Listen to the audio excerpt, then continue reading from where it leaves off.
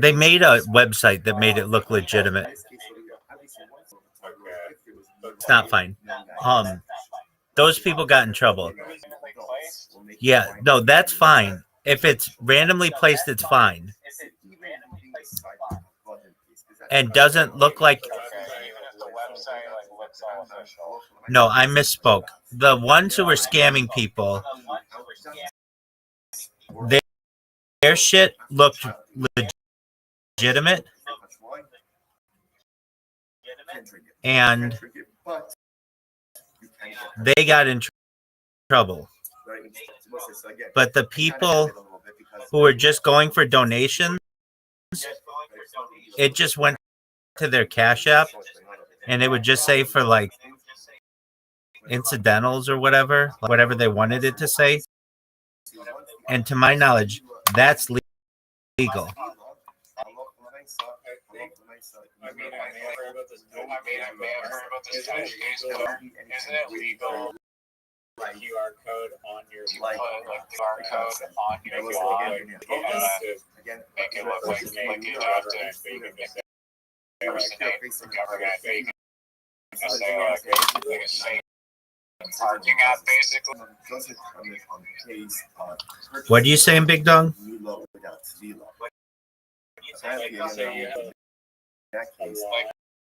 Say you have a lawn, like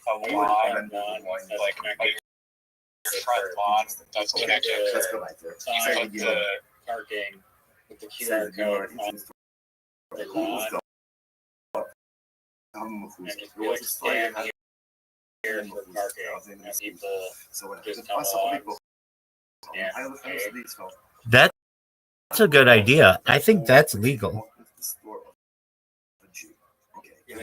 That's legal? I do think, so long as you don't make the sign look like a government. That might be a business kind of just going to people's lawn. Like go to like a neighborhood, ask them if they want to join for like free parking revenue, and then just place the code on people's lawns. Stuck his hand in the bucket and started moving around the wall. I mean, it's kind of scummy, but apparently said my work is a bucket of money right? Stuck his hand in the wine, moved around the wine a little bit, moved on a little bit and said, hey, this is wine. This is wine. Small fine.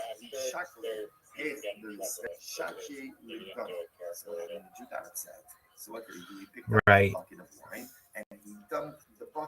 I mean, you're probably going to get on some kind of list if you do that, where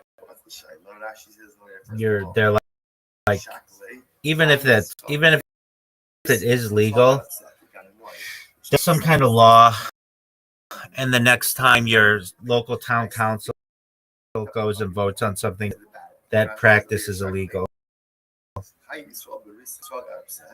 And what happened? He dumped the bucket of water. Just say, obviously,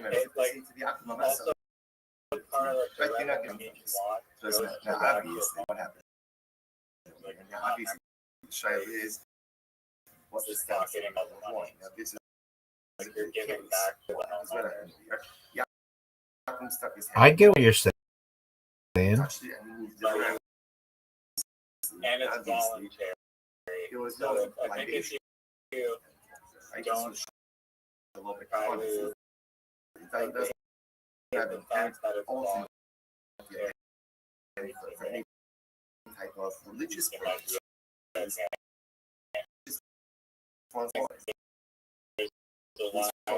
no law that takes what it's talking about. It's wine right over. You can't he saw the wine into the palace. What's the status?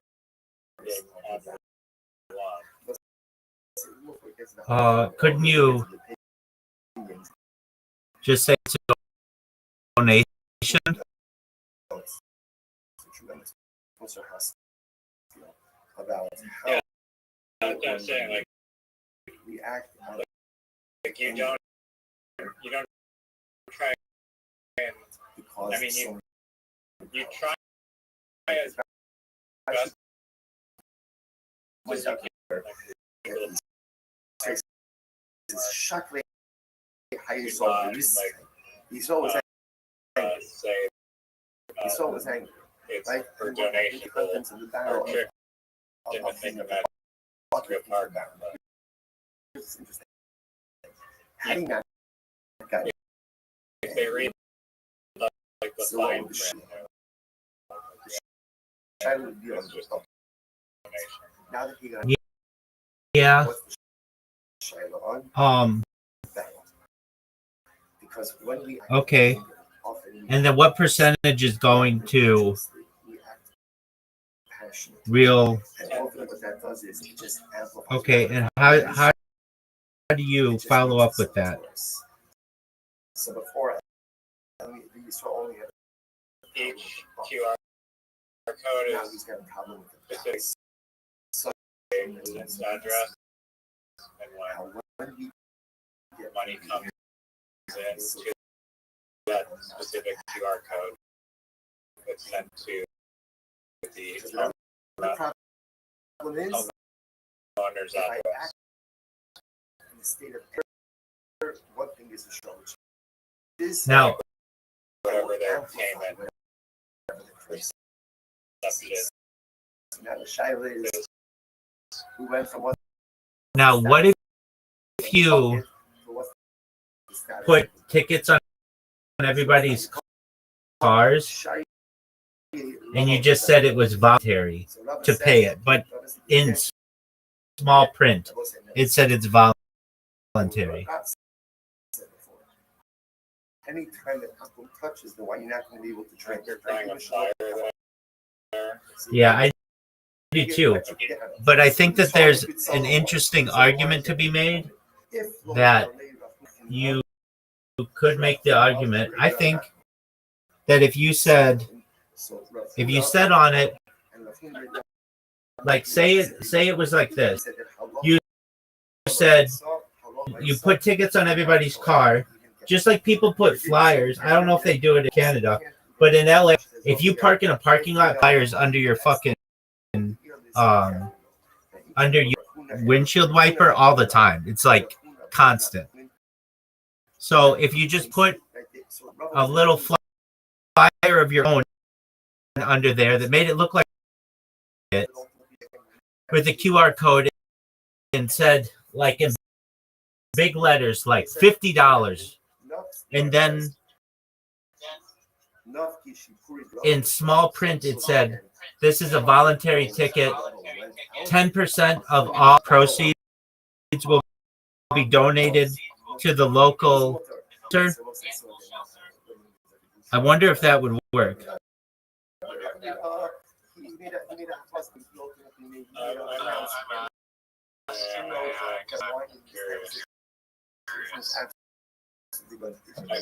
I feel like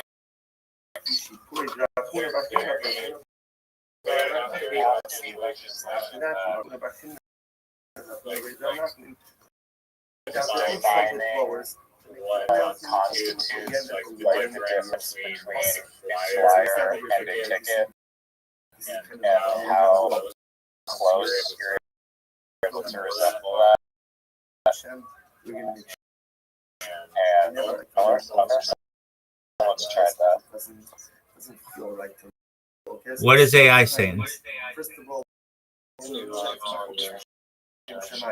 that is my focus. Again, focus that is really not there for ego, but it's there to get to the MS. Any my focus, the shame self of this kind. It's gonna be okay. It's going to be okay. So again, we'll stop there because the story actually goes on to the bottom of the What is AI saying? But again, What is AI saying? Just Dog. All right, you do that. I'm doing the prompt. Once I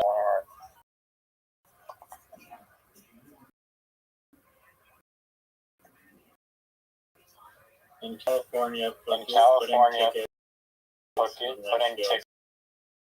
on windshields that resemble official parking tickets, but are actually solicitation for donations can be a gray area. There's no law banning voluntary donations on several factors can make it problematic. The practice, if the flyer is designed to resemble an official ticket or notice, they can be considered misleading under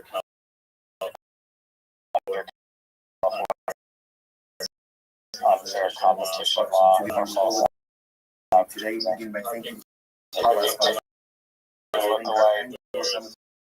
There is a vehicle code section that prohibits notices on vehicles official parking tickets or solicitation regulations. Some cities Los Angeles have ordinance regulating avoid issues flyer as solicitation avoid designs that resemble tickets, donations. Doug. Flyers, consult with it and make sure Doug, here is just put on that it says like solicitation attempt in small print, and then just litter a major city with that, with those things that is like can't necessarily. They can trace the QR code to you, but it's going to take a lot of work. And you'll get random ass people who are just like, okay, I'll give to this. No,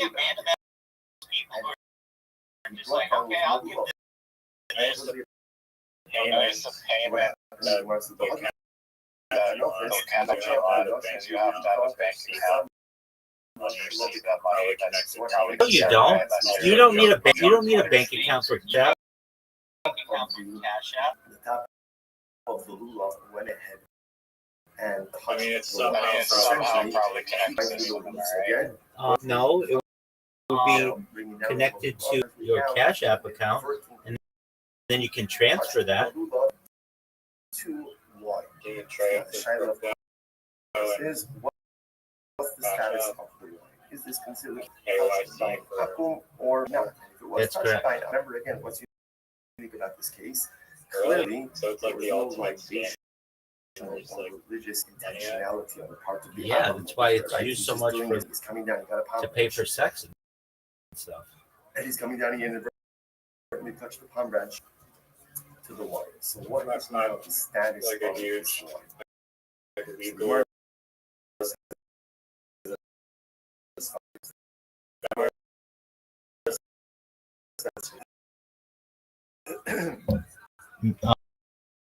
Not currently. Now, I wanted to point out something interesting, which is, and Tosis brings up this point.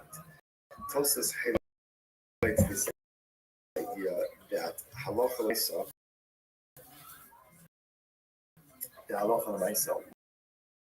I mean, that the akum touching the wine with his lulav, or the akum touching the wine himself.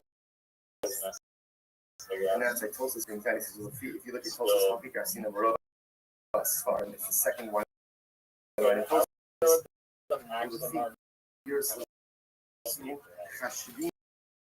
Yeah, it's probably a misdemeanor. They have stupid. They have You get jail. You go to like active prison. That's They're what like, I order you which and is the one that is love, and that's the equivalent of the aqua battery, the one directly like robbery. now it happens to What are be you in close for? over here, I put close over here, against all over California cars. the mention That of were the voluntary donation here was the aqua went up the tree. Well, that's the power of the QR code. Again, I right now we could just used to have QR codes on all kinds of advertising when I would run advertising for the startup and like billboards. I always wanted to get one on a freeway billboard, but they were always reluctant, the billboard, because they didn't want people grabbing their phones while traveling 75 miles an hour and hitting a QR code. But I think they do it nowadays. I see them on television commercials. So what's the halacha? What's the halacha? So the Gemara says, "Shai Rav is a fellow." And a So Rav is a $25 seller. fine. Wine to an uncle. Actually arrested. Like I said, you can sell the wine to an uncle. So the Gemara says, what's also interestingly enough indicates that Rav holds that halacha reminds. I think that's You can't very drink the like wine. You can't consume it. But for you can get the benefit. maximum I'm really Rav. Rabasi, Rav. likely because the animal shelter involved, the judge would probably be off Actually, this is yesterday. jail. I think even Maybe it would be on the restitution, so that's Takes the one battery. first. Now again, what does that tell us? I think you could get away with it if you just put in small letters at the bottom. This is an attempt to. This is a solicitation attempt. Like I'm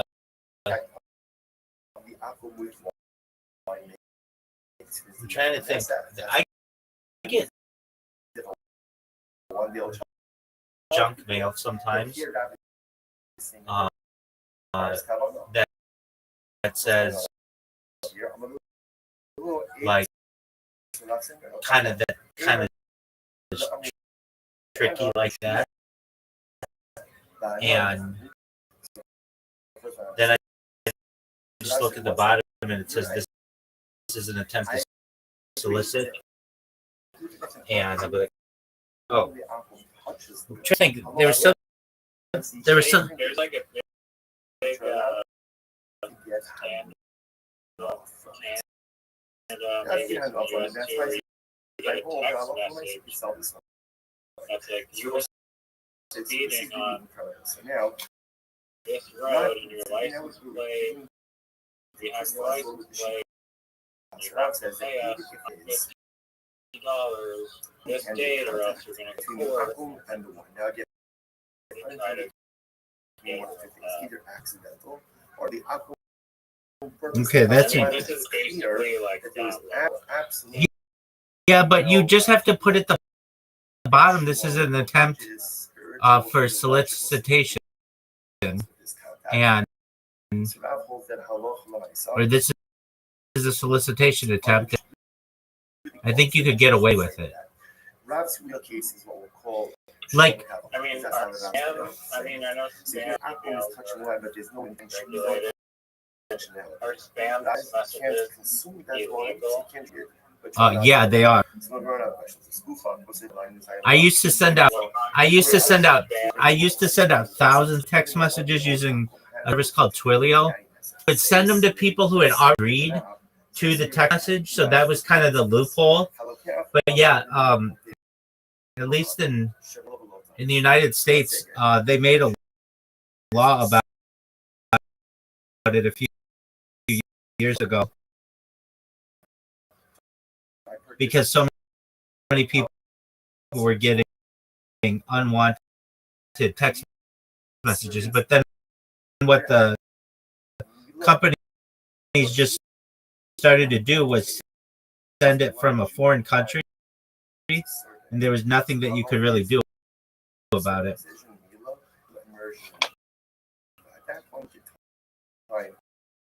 The servant effectively Is that still happening? So what's the halacha? It is, but what happens is with the emails, they go to your, just go and start up with another one. Purchasing non-Jewish servants. What happened?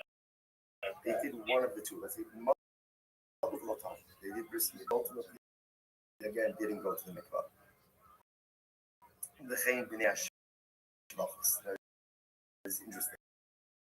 So B'nei Shvachos, what's the case here? So this is where I own a ship. Now what happens? That ship of a non-Jewish over gives birth to children. Those children Scan the QR code and it's just but didn't yet. No, the way that you do this. Oh, yeah. Now I remember what it was. Okay, so they have these advertisements on the radio that say something like, what is the closest to sun? Text 1234 to, or text the answer to 1234, and you will have a free 4-day, 3-night cruise in Cabo San Lucas. And so you'll be like, oh, cool. But what you don't know is that like tens of thousands of people who are texting that, and they're just and then at the end of the commercial, they say by texting 1234, you are enrolling in text message supply, and so you're basically giving them your approval by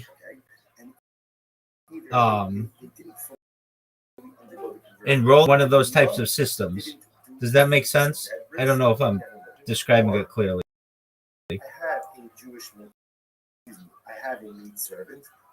So basically, they have a really easy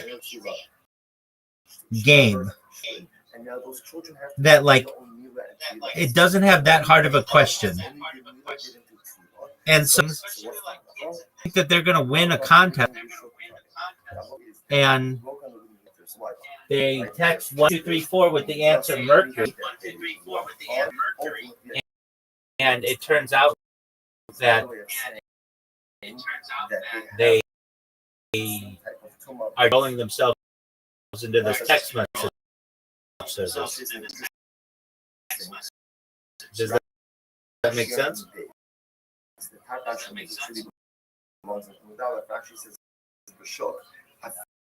Now, what does it mean when it says that your saliva and your Thomas Magic? You're muted. What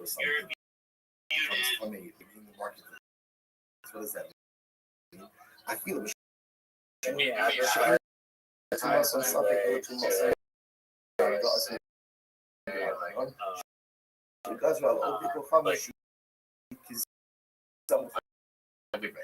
Whatever is like line about like your Korean this thing or Strange. It's like a loophole where that is strange.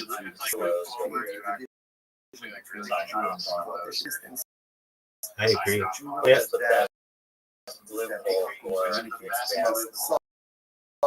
Exactly. They also do one on the radio, and I know this one specifically. I used to radio company about it. Their iHeartMedia, are the biggest radio audio company in the world. They used to call it Clear Channel. They own like as many stations in the United States as they can legally own in every metropolitan. Yep. And they had this where every hour on the 20s, so like at 6:20, 7:20, 8:20, 9:20, all the way to like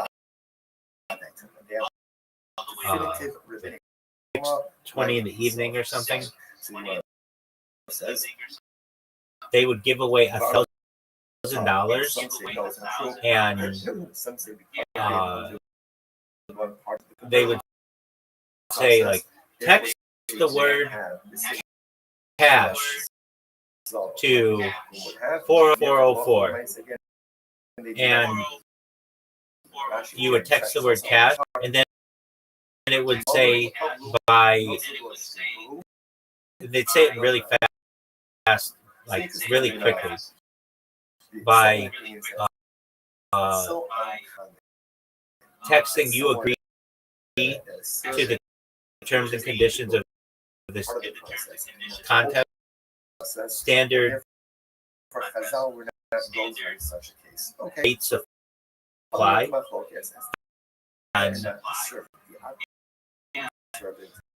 all the people in Southern California, I think they also say this is a national contest. They had some things that they had to say. Remember our representative from iHeart came in one day, and I was like, what are you guys doing with all those numbers? And he laughed, and he's like, what do you mean? And I'm like, well, you're getting like tens of thousands of numbers. For what? Is it just going into a database? And he said, I don't necessarily know exactly, but I think that we sell that data to other companies, and it's seen as really valuable data because all of these people have already enrolled in text messages from our company. And so while all we have to do is give away $1,000, and in exchange for that, we get $10,000 in people's agreed, their agreed upon data. And what they would do is say to a company, okay, you're gonna give away like $10,000 a day on the radio, $1,000 at each of these increments. We will do a read. We'll read about your. It's called a live read. We'll read a little like pitch about your company right beforehand. So a lot of lawyers, and they'd be like, oh, sponsored by Sweet James Bergner or whatever the big lawyer, superlawyer.com. There are some lawyers in LA who are featured on these, and so 10 times word, and then a bunch of text in, and then all that information, already pre-approved text messages, and then they can sell that to people. Does that make sense? not. Why is there no law that Why is this says that you can't? Why is there no law telling that us says that you you can't? Like don't something on figure like you're attempting to come here and look again. show text. You're not sending text lawyer or anything.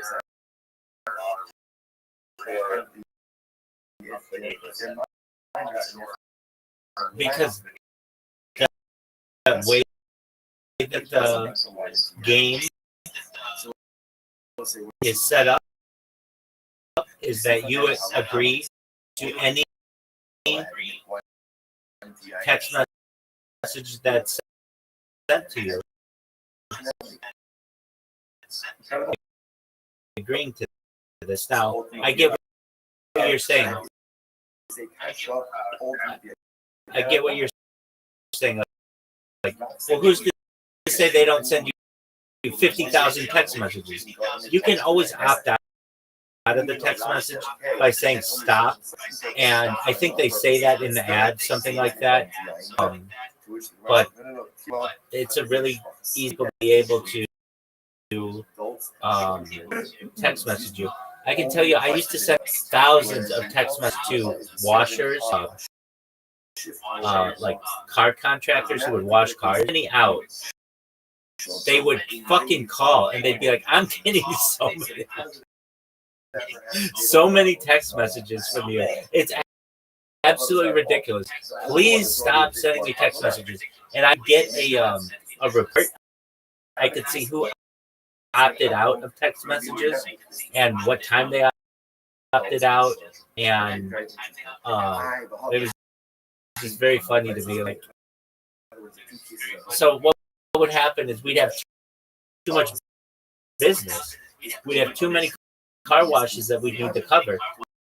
And we needed people to cover them, and we wanted to make sure that people would cover them. So we would send out text messages all of the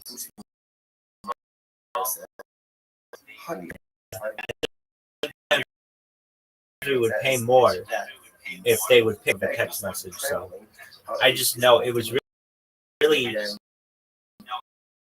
there's like a programmable system. You put in what text you want in there. You can do up to oh man, I forget what it is. I think 120 characters. It used to be 64, maybe it's 128 now. And you could put emojis in there, and I would do a test one to like one of our office phones, make sure that works, and then once it works, you just send that bad boy out, and I'd send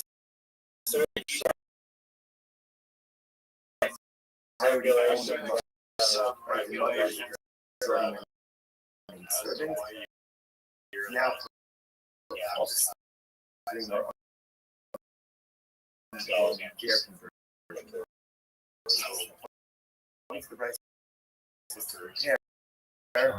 I don't know about that, but I can.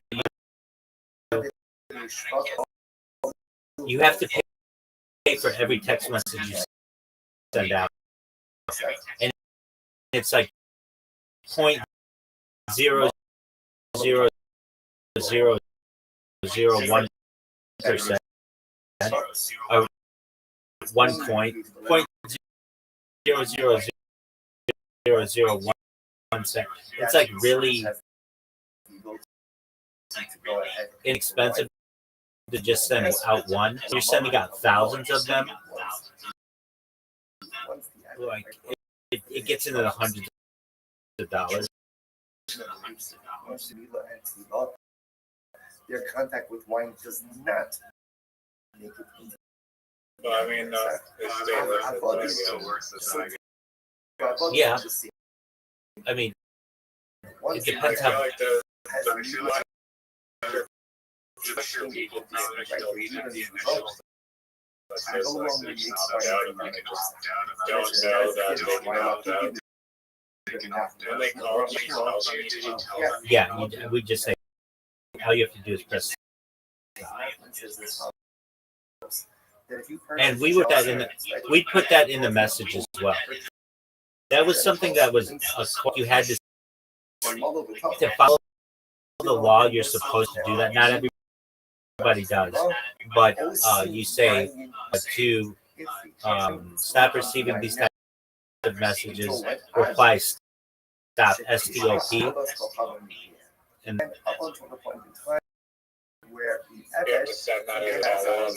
no, it's no. It's all in the same message. But somebody would send out. Yeah, so sometimes we would send out. I think you just say to opt out stop, and that's not that many. That's like TO space OPT space OUT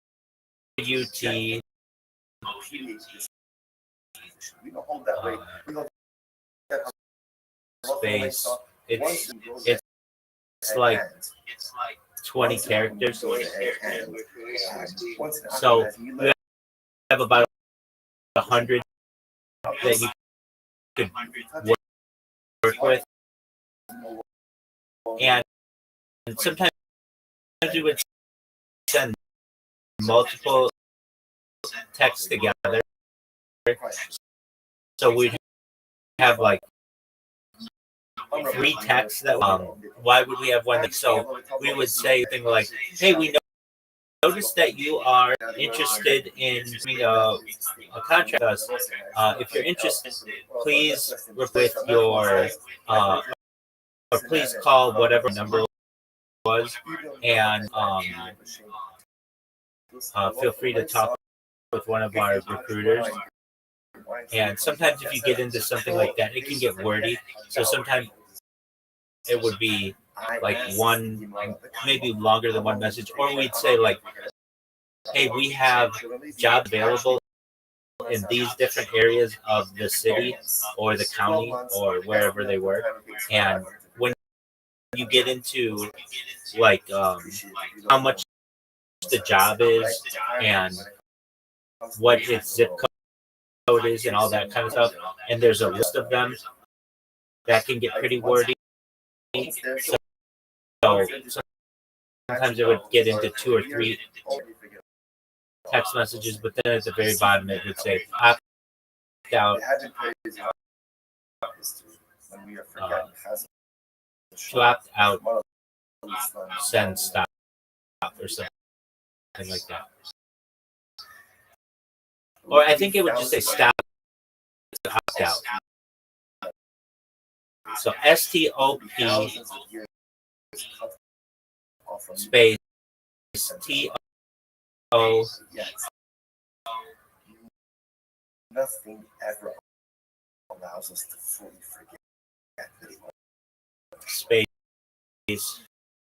sometimes our behaviors look like we forget. Sometimes stop to OPT space UT. So it's 20 characters. Now that's the legal way to do it. That doesn't mean that you still couldn't just send it out and nobody was going to do anything. No matter how far There was a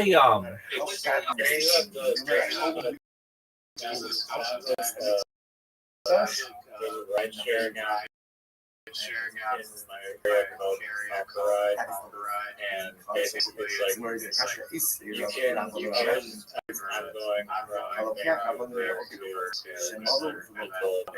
I purchased picking up from and again get a ride. So it seems like so again It's a different model where you're like the model, like Uber really owns the driver and takes a big cut of the big thing. So this one, the website does take a supports their connecting the driver, but the driver is really like autonomous and they're dictating to other people what are doing those independent drivers rating, which is just, it's not like Uber where a driver reflects on Uber where it's like if you're a driver, you're getting bad reviews, people see you want to get you. So it's like you're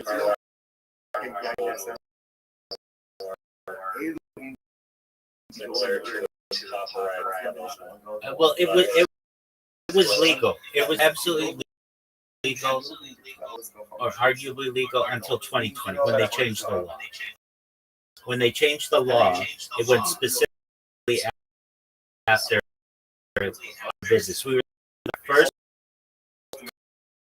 company to do this law, and the reason why Uber and Lyft weren't sued, they were sued as well. But then they got an exemption, and we weren't able to get the same exemption. You can look at it if you want. It's called California AB5. But it said it's how you defined an employee and a contractor in the state of California, and they made it much more difficult. Yeah, like Assembly Bill 5. This contradicts the Brexit before, because our Brexit said, as soon as they have Mila and Tavila, they no longer need to now, you're just a platform connecting independent contractors and you're like not necessarily That's true, but you do have control over them, and that's what the state of California didn't want. It was really pushed by unions, and it was the first company in the state of California to get sued for $45 million, and I think they were very settled for something like.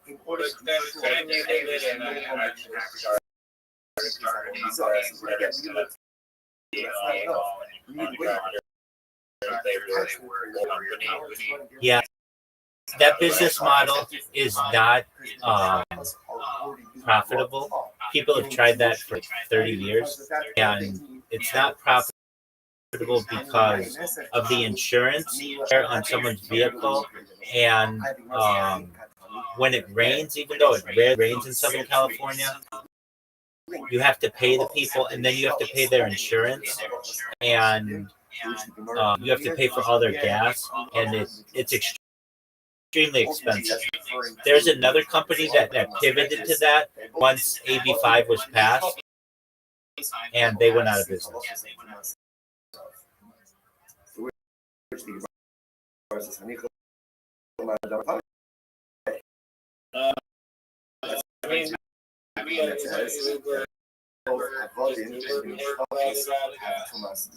No, Uber pays for none of it.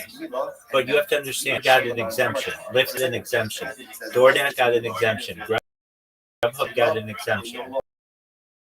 They were operating illegally, just like we were operating illegally once they passed the law. They were able to get exemptions, but car washing was not.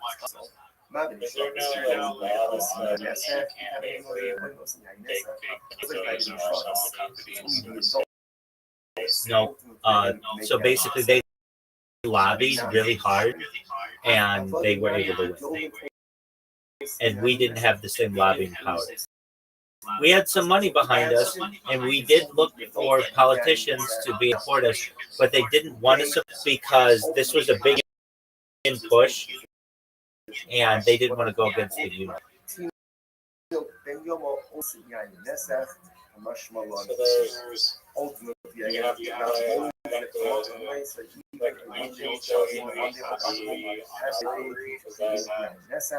but I thought typically like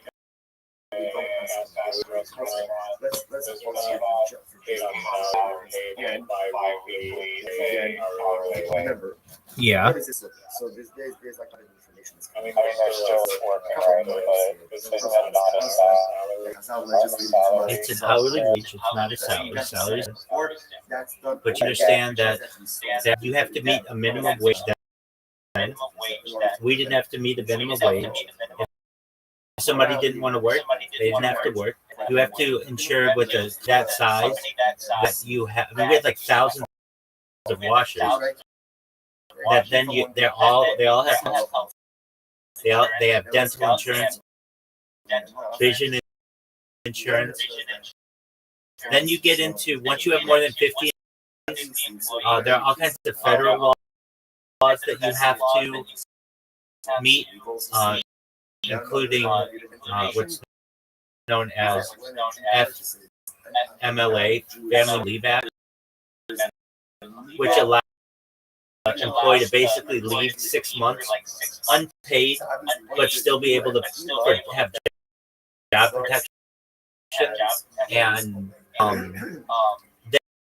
then you also have to buy them all vehicles. That's a lot of vehicles for them to be able to. I mean, that alone would put a place out of business. You'd have to have.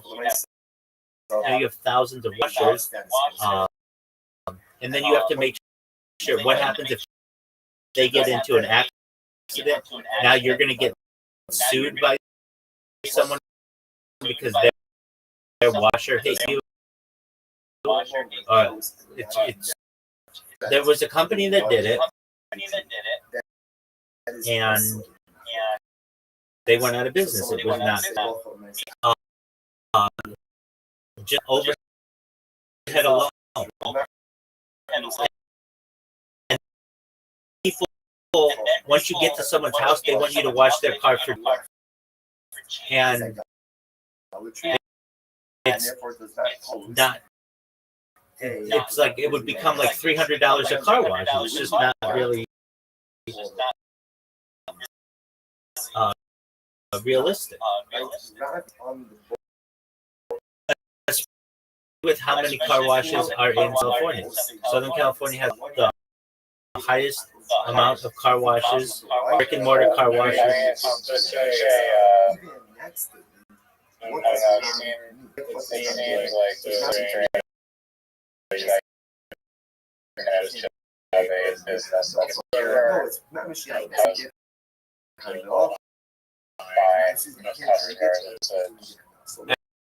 Absolutely.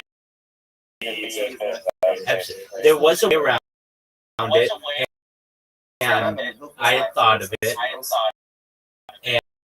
and we just couldn't pivot fast enough. And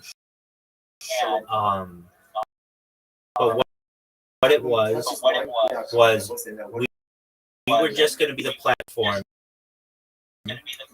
And let's say you wanted a car wash. You could name your price for the car wash. So you could name your price as like, I don't know, you'd have your car wash for $30. And if somebody wanted to, they could wash your car. But basically, it was an issue that the state of California had that we had fixed pricing for cars. Basically, like $20, and $50. So yeah, exactly. But basically, you want to give the independent contractor as much independence as possible. So one way that we do this is by allowing them to choose what price they wanted to be able to work at. And so that way, and yeah, but then nobody would wash their car. So then they'd have to raise it to $15, and maybe somebody might come wash their car for $15.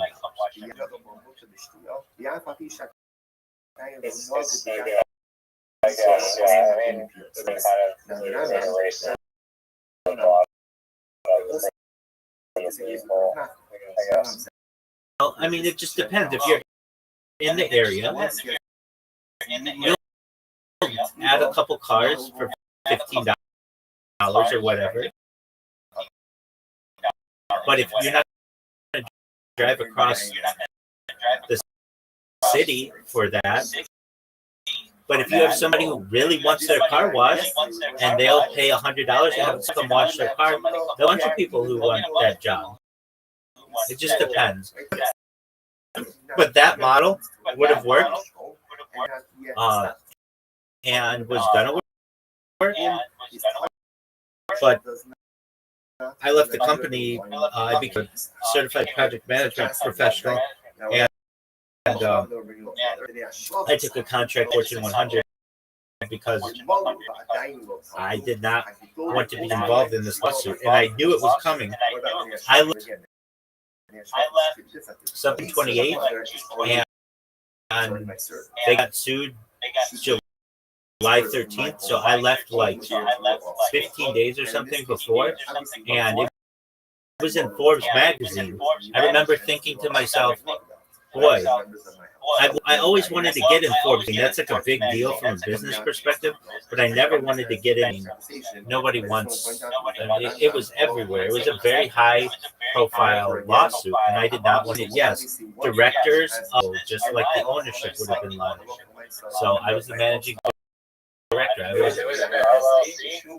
It wasn't an LLC, but that doesn't necessarily mean that I can't be at fault for that. That just means that they can't go after the ownership's personal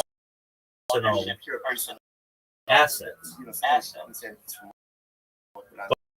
But I could have gone to jail for a year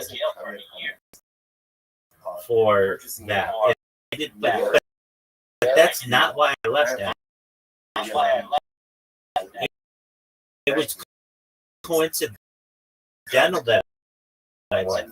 The reason why I left in actuality was I got a call. There was it was in May. So we have a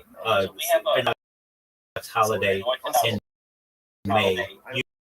Usually falls in May. And I needed 2 days off. Now, I know I've told you the story like more than you'd like to know, but basically, I had arranged by coming back to business that I would get all of my days off paid, and I turned my phone on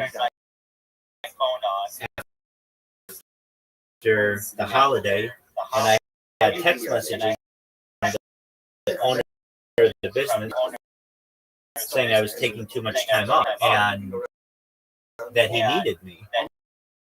And that wasn't true. He didn't need me. He could have certainly. It's not like I banned the business by any means, but I recognized that this guy was going back on his word, and he money than any of his employees too. And he, the first year that I worked there, I worked 6 days a week. So I worked Sunday through Friday, and I did the Sunday for free, just to get the business off the ground. And I knew he wanted me to go back to that schedule because he felt that if he's going to be paying me over $100,000 a year, he wants to get every dime in his pocket. And so in a month, started looking for another job, like immediately started looking for another job. And that's why I left. And in my letter to him, why I left, it was I had my lawyer look at it, I had my rabbi look at it, a rabbinical colleague, and they it was something that I felt in my heart was right move for me. And so in my letter, I left because of religious reasons. And why would you go to Jogo where you know operating the company knows doing illegal things? yeah, so it was arguable. Yeah, I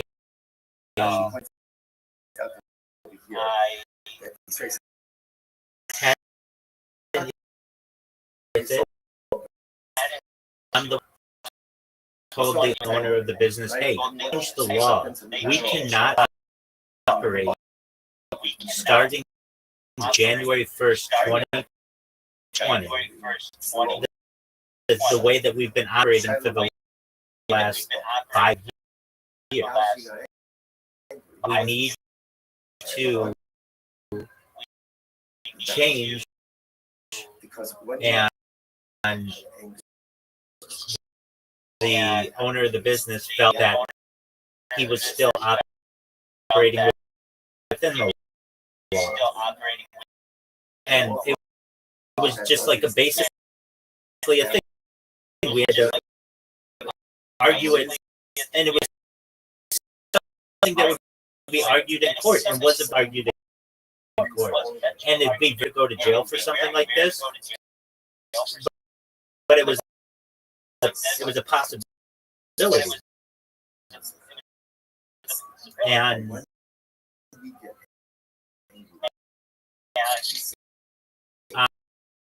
I recognize that once the law changed, that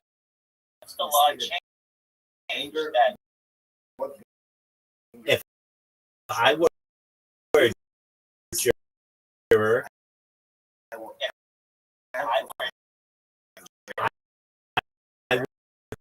probably side with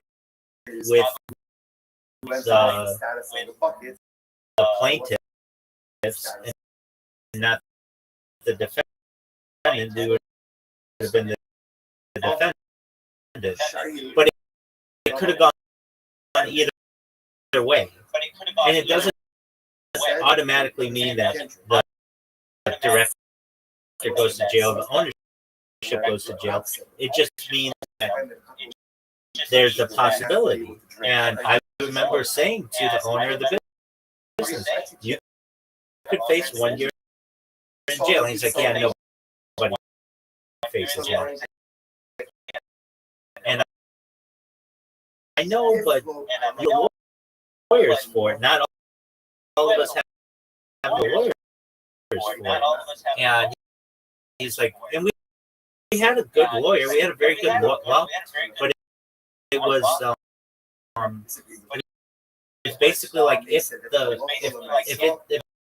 this case is decided against us, then the punishment is definitely going to be there's going to be a lot of money involved. There are going to be damages, and there were $45 million in damages, and also we were facing a year in jail. Yeah, but that's not why I left. Nobody ever threatened threaten me with that. That was just something new could possibly happen, and but I left for religious reasons. And that's if in the big scheme of things, when my life is dissected like I anticipate someday, it will be seen that I did not leave because I thought we were doing something. I knew we were doing something that I didn't feel comfortable with, but the second that I felt pressure for religious reasons, that's why I left. But I was also recognizing that I could not continue to work in this environment much longer because we were already by the state of California maybe operating against their new AB5. And so I got up just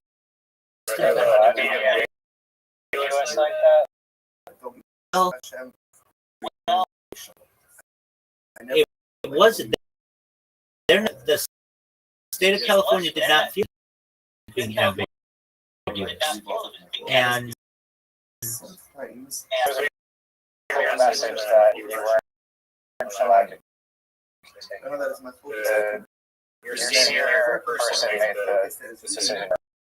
well, but we were changing our business.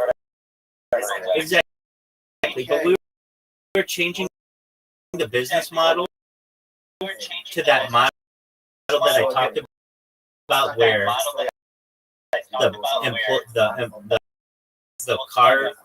person who wanted the car wash could name their own price, and if we could have pivoted faster from an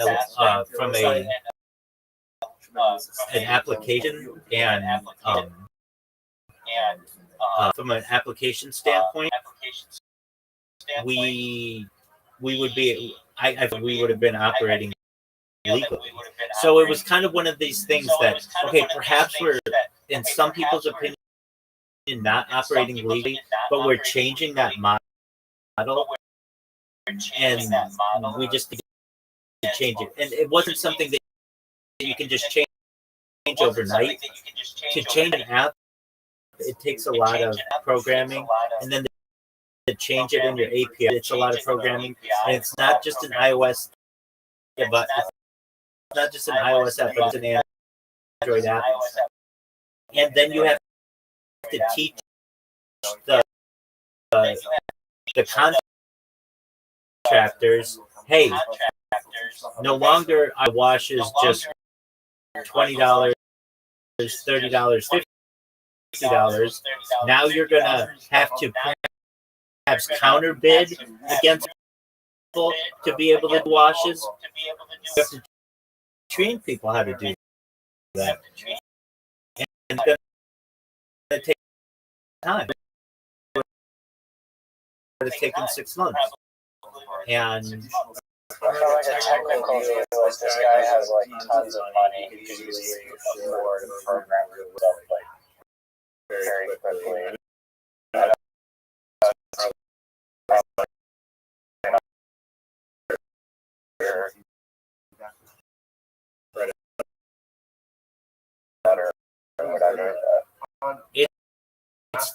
It's really not that easy. You would think so, but it's not. Even just one built apps, but I mean, I'm not saying it. Riser. I mean, have you programmed an iOS and published it? Goes through essentially the pipe. No, not on the App Store. Okay, so right there, you don't know what I'm talking about. You have to make sure that it meets the App Store's criteria. The App Store reviews your app to ensure that it is not only properly programmed, but there aren't any security with it. Android does the same thing.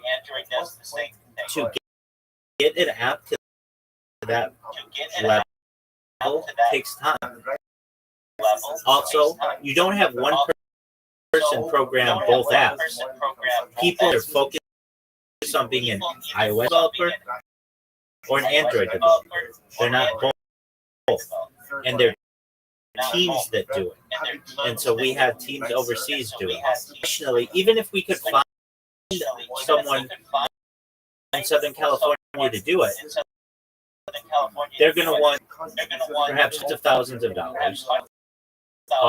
They're going to want vacation time, benefits, they might equity. These are things that the owner of the business want to give up. And even still, we couldn't. That person doesn't exist. There wasn't one person who could program API, an iOS app, an Android app, and be able to test these things. That's another major issue, is the testing. It's just too much work for one person. We had international teams that would provide us with the apps overnight. And those were teams of at least 6 people from both platforms. And then we had someone running the API as well. So that's like 13 different people at least. That's Was there a rumor of hope, like you're actually trying to make progress to try you got cut off by the lawsuit? well, I mean, once he threatened me of not being able to take off religious holidays, I was done with it. I took the employee, and the other thing too, this is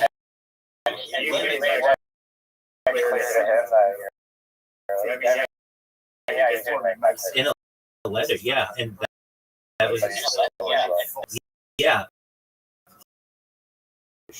There were some other,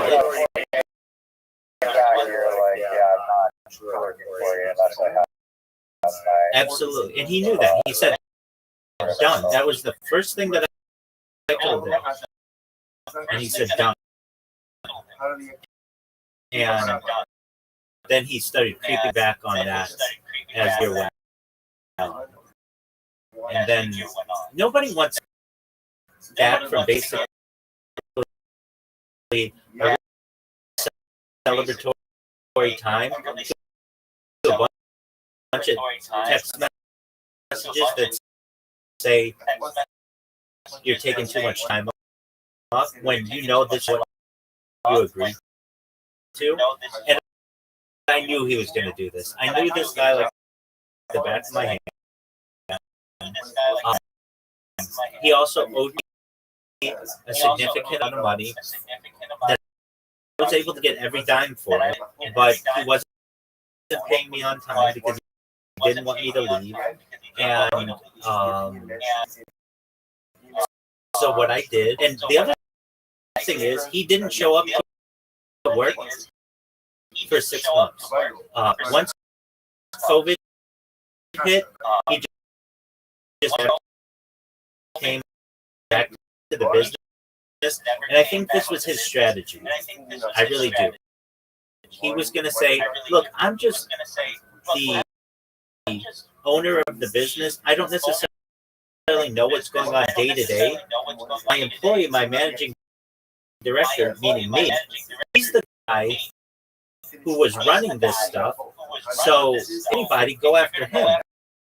And I could have seen that happen because he didn't show up to work for 6 months. This is a guy coming at least a few times a week normally. He went from that to nothing once the pandemic. Oh, absolutely. And so his strategy is, if I don't show up to work and I get sued, then I can just say that employees doing this, and it was during a pandemic, whatever, and I didn't come into work. But I had no idea. I didn't think about this. So don't come me, come after. And I was the director, and I could see this happening. And you know, yeah. I mean, I dealt with this guy for over 3 years. I knew his personality. I knew how he operated.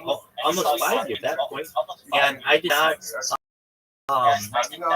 not trust this guy further than I could throw him. And so it was at that point. There was like the month of June where I had basically been prepared to pass the project management professional exam, and I'd been studying for that for a year. And I took the employees, each one of them individually, and I trusted them. And they were really good people. And I said to each one of them that I was going to help them to develop their resumes, cover letters. If they needed me as a reference, they could use me, but that there was a very, very high chance that this business could get sued. And if it is, then I don't know what's going to happen to them. They all knew how this business. They knew he was having. They knew as many ways as I knew how bad he was. And I said to them, we're going to go through your contact information. Look, where I think you could be the best position in the future. And I explained to them, you shouldn't be working here. You should be working for a doctor. You should be working at a bank. You're all bilingual. You're extremely competent in customer service aspect. And I want to help you get another job. And so I rewrote their resumes, and I talked to one person after I left, and I asked, so what happened? And she said, once the company got sued, the owner fired everybody because he didn't want any connection. He didn't want them to be able to be witnesses, basically, to what was going on. And fortunately, they all found other work. But I wanted to make sure that they were prepared as possible to be useful because I knew what would come down. And it was a very strange time. This was in the middle of the pandemic. This was early 2020. The guy hadn't come into work. Also, a thing that changed in Southern California was they made the brick and mortar car wash. They shut them down. So we had far more business than we ever had. Far more. Can you imagine?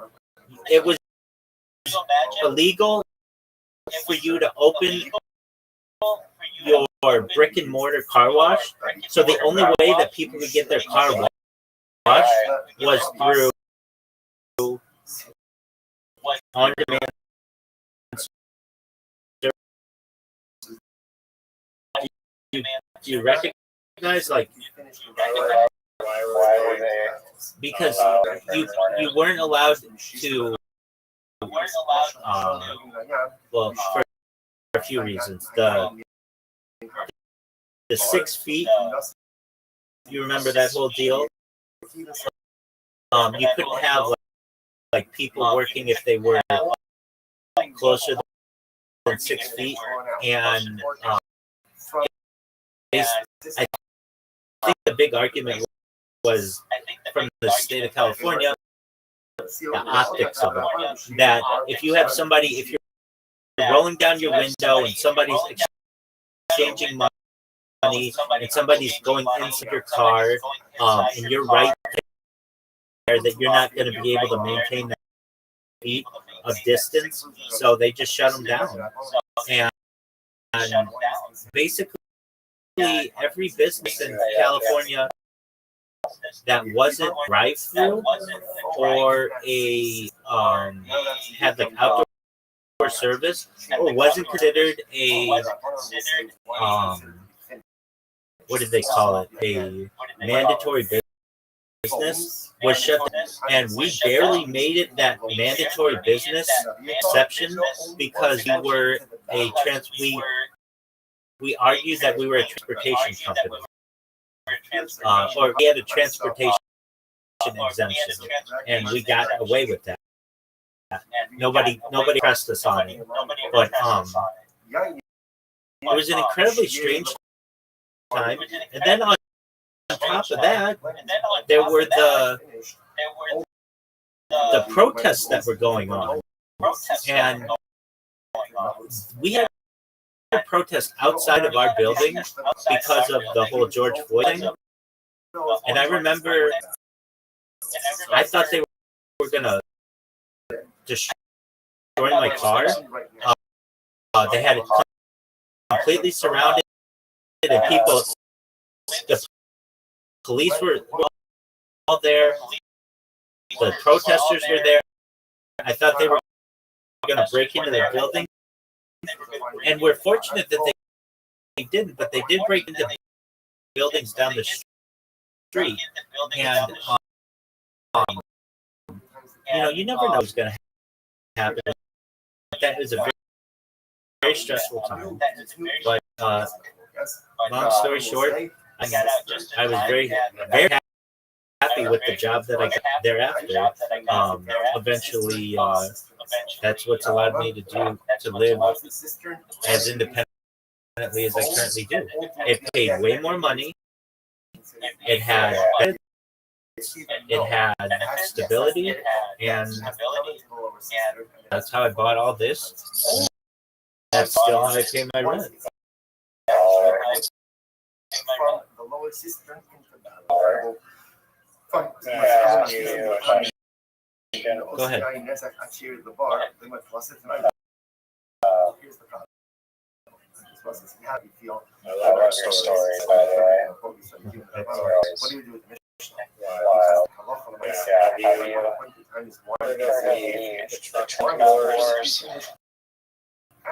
Oh, please don't invite me. So I want you to evaluate whether this idea is better than the professional legal. And also, I looked up the pod course on YouTube, like the pro league, but the whole, like, they all look like a traditional golf holes, but they're like slightly curvy, like they have wonky, like undulation. It's not like a medium hard, like windmill type of course, Like for main pod is like the whole point. It's like, why are we not? So like this. Do you know what truck nuts are? They're like this little ornament that you hang your truck and it literally resembles. Yeah. Like decimals. So I just find this story so fun. And I feel like it can be into essentially what happened is in Texas in like the early 2000s, there was two guys, and they basically at the same time. Allegedly, like one guy was at sand duning in the desert, and then some guy yelled like, "Hey, throw some balls and fucking give her or whatever," and then they had this like light bulb moment, and hang from that on the truck, and then this other guy also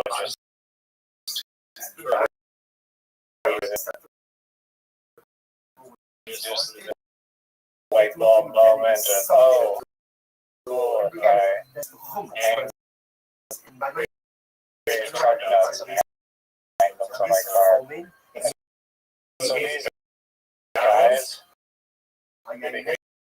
here's the same idea in the way at the same time. And then as they started to become aware of each other and build business, they just turn into like total nemesis of each other. And as like they each think that they're the real creator, and they each are like, one guy is like worse than the other, but they're sabotaging each other's businesses. They're doing every like equivalent of like the parking lot, like shady legal like to make each other's businesses fail. It's just this hilarious story to these two guys that both happen to truck nuts at the same time in Texas, and just go on this like crazy battle of like hatred and destroying each other. And I feel like we're going to be amazing.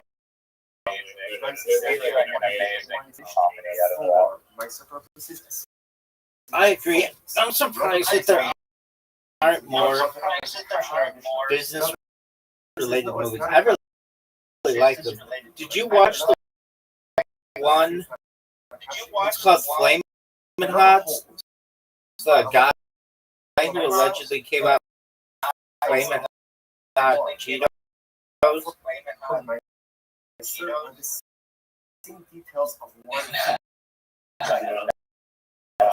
So Ava Longoria, you know who that is? She's like from Desperate Housewives, a super hot lady. Directing a new movie with Kim Kardashian and Nicki, a $1 billion revolution. So what it was he was a janitor. I think they had something like they had the Cheetos that were not like they considered like maybe they made too many Cheetos in a given week or something. You could buy the excess for like cheaper if you're an employee of Frito-Lay. Are you following me? Okay, so what this guy would do is allegedly he would buy the excess and then take it home, and then Latinx man, and felt that Cheetos were just not spicy enough, and so he added like some spices to it, and really liked it, and he gave them to some people, I think associated with Frito-Lay. Now, you should know Frito-Lay was owned by Pepsi-Cola at the time, and eventually the CEO of Pepsi-Cola came to the plant, just like visiting it, and met with the employees, and the the janitor guy allegedly said to the CEO, "Hey, I have a really good idea here, Cheetos." And the CEO was like, "Okay, well, talk to the plant manager or whatever about it, and see if they can do anything." However, there isn't any evidence that conversation ever happened, but this is how it kind of goes in the movie. And so they do all kinds of pushback on this. They're like, "No, you're just a janitor. You don't, you know, you're not like in the process of this." But he was like, "No, like I really think this is a good idea." I think that the job eventually as like a quality assurance person, and he didn't know what that meant. Basically, they were just like, "Look, you could be doing more here than just being a janitor." And he got a job as quality assurance, and then he would bring Cheetos in like these plastic bags, these clear plastic bags, and have people try them. And then I think also they were like selling them to people almost like their friends or whatever. And people really liked them. And then the people at the company were like, "Okay, we'll give this a try." And they test marketed it, and they test marketed it in like a bunch of different places, and amongst the American public, they didn't do really, but amongst the Latinx community, they skyrocketed. They were super, super popular, and the people at Frito-Lay said, "Hey, have something here." And then eventually they started selling it. And now there's Flamin' Hot everything. There's Flamin' Hot pajamas. There's Flamin' Hot Doritos. Flamin' Hot, like onion rings. Like they put that Flamin' Hot shit on all kinds of stuff. And it's a movie about that. And the guy who invented the Flamin' Hots did not make any money off of that idea, but he did become like a motivational speaker for the Lay company, something like that. It's a really great story, right? It's a really great story, right?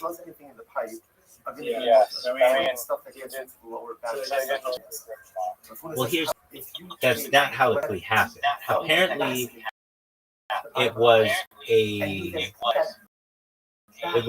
executives at Frito-Lay who came up with the idea, and their marketing partner felt that this was a really good story, that they could basically say that this, like they could go along with this guy who said that he invented them, but apparently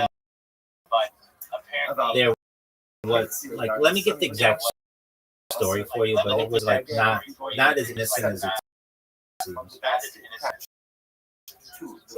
Yo, what's the deal with the Frito-Lay company saying that they developed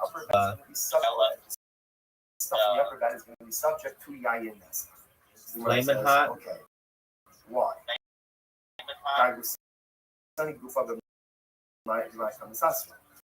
Dude. Yo. Yeah. No. he turned into one. Why is that It's so fucked. right? Why is that Something so is fucked up with this phone. to the bottom of the pipe? Why is that? Why is The that? voice detection. Yo, yo, yo, yo, yo. Yo. Slow to the bottom of that.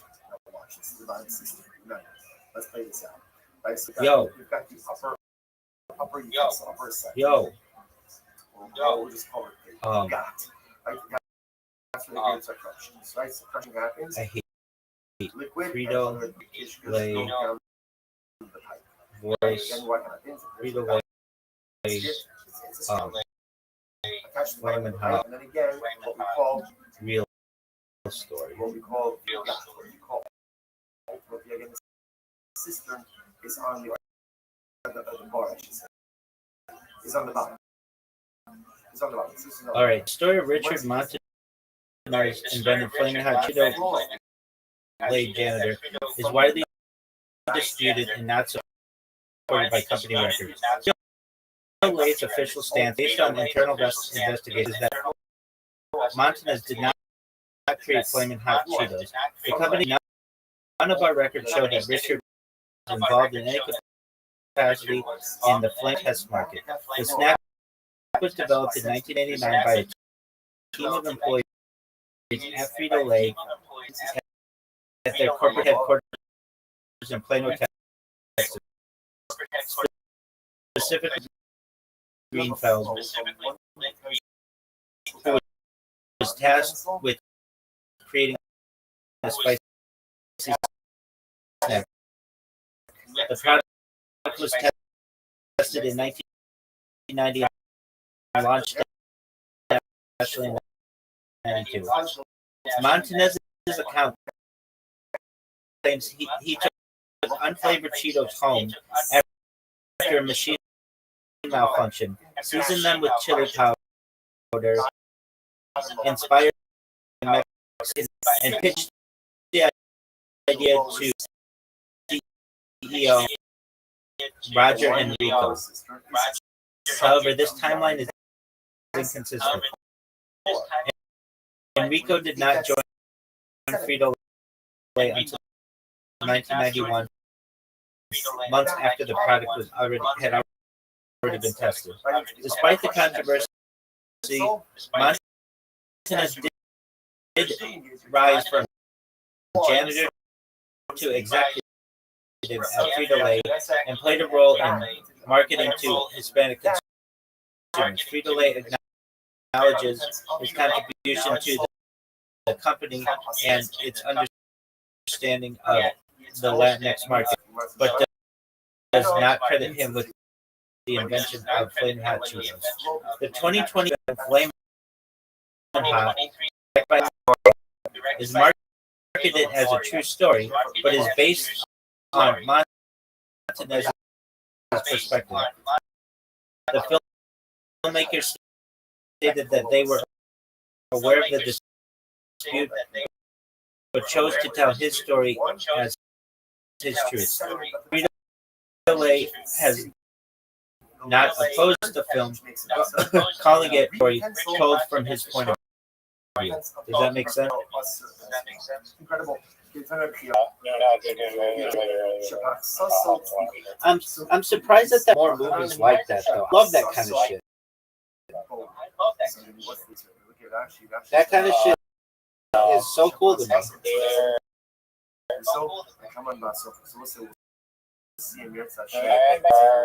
We'll talk about she was smelling how so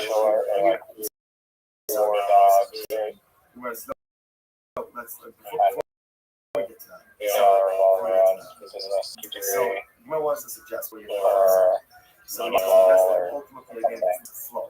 So there's a flow again from the basket to the lower center.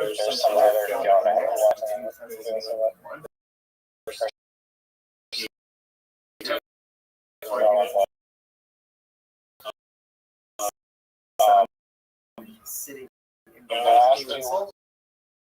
lower center. You know how you say like knocked off, you say like problem or you might like this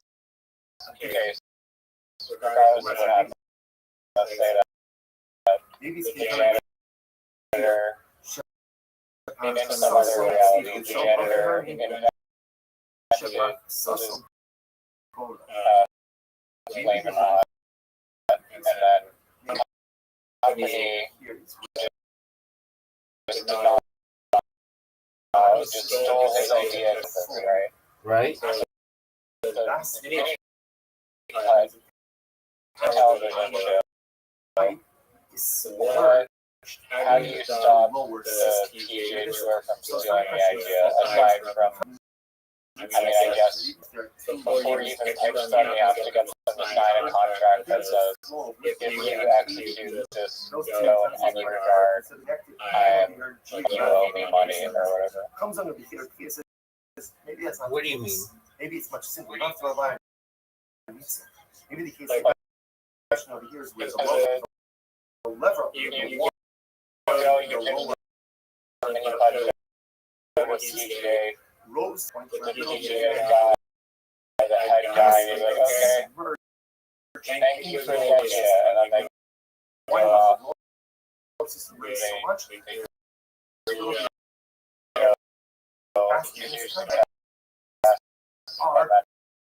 I end up losing zero money. And so it's like protection for how do they not rip me off. I have some contract that forces them to give me payment to pay the go through it. They have to like basically deal on my terms or something. Okay.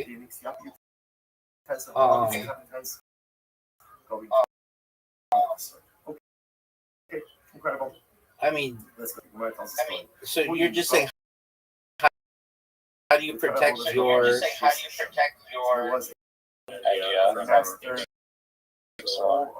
right? But you're saying, how do you? She says that yeah, I mean, it's just an idea, right? At this point, it's just an idea. She says no. She's trying. Then she's Okay. 6 years old. 6-year-old child. So how again? Master good? Okay. Ask yourself why tell me this. Was a high school. Beautiful was high school. You accomplish whatever you put your mind to. There are things in life that seem impossible. How do you get people to sign a contract before they hear the idea of like, if they steal the idea, I can type all of the money for it. And overwhelming just how would I? scale before we even try. And everyone's thought that the mark is like kind of like sprinkles. Dude, I feel so useless. They tell us we apply ourselves. Why the fuck? How would I protect myself? Really? A child 6 years old, almost again, master. Oh, yeah. How would I protect myself if I were to? You wouldn't have said. You know why? Because there's no great mastering something beautiful. Let's say I have a really good idea for a business, and I take it to another business, like a really good mini golf idea, and I take it to ESPN. How do I stop them from not ripping it off? You really must have done something amazing at your success. That's probably I don't get on. You know what?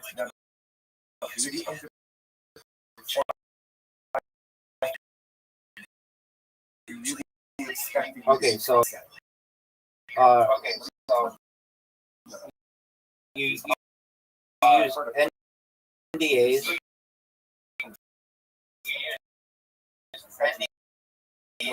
Document your prior art. Timestamp everything. Formats patent. Email the proposal to yourself. It provides a third-party timestamp.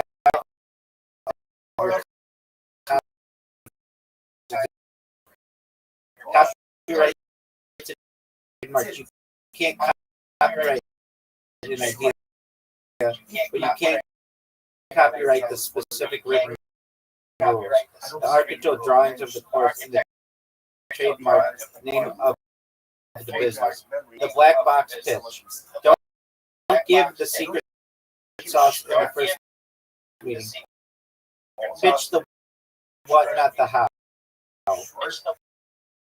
Sell the execution.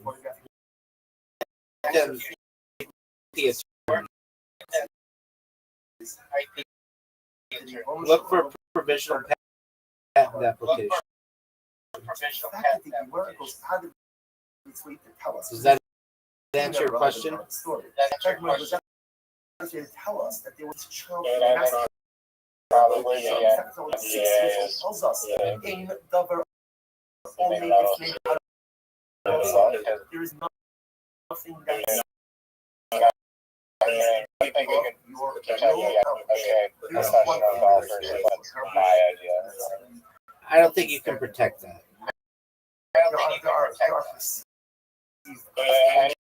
Wouldn't that, if they sign it, What if they don't sign? well, then they don't hear the pitch. Okay. We have to recognize that more often than not, the reason we don't Basically, some contract that they have to sign before doesn't reveal the idea at all.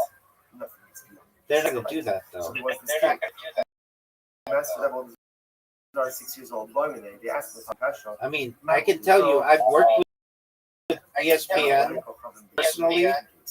personally. They've taken me to lunch. And I know I say it, but biggest, their highest paid employee on television, I signed to a very, very,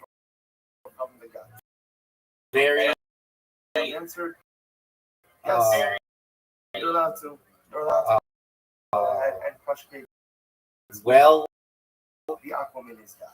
negotiated contract. And in order to do business with them, you've got to sign a lot of paperwork in order to just get in the door. So they may say to you,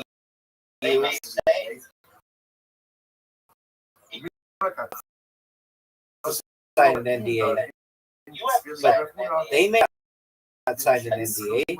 I know that they check your credit.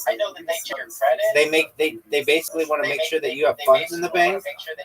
So if they're going to do anything with you, they want to make sure you're vetted.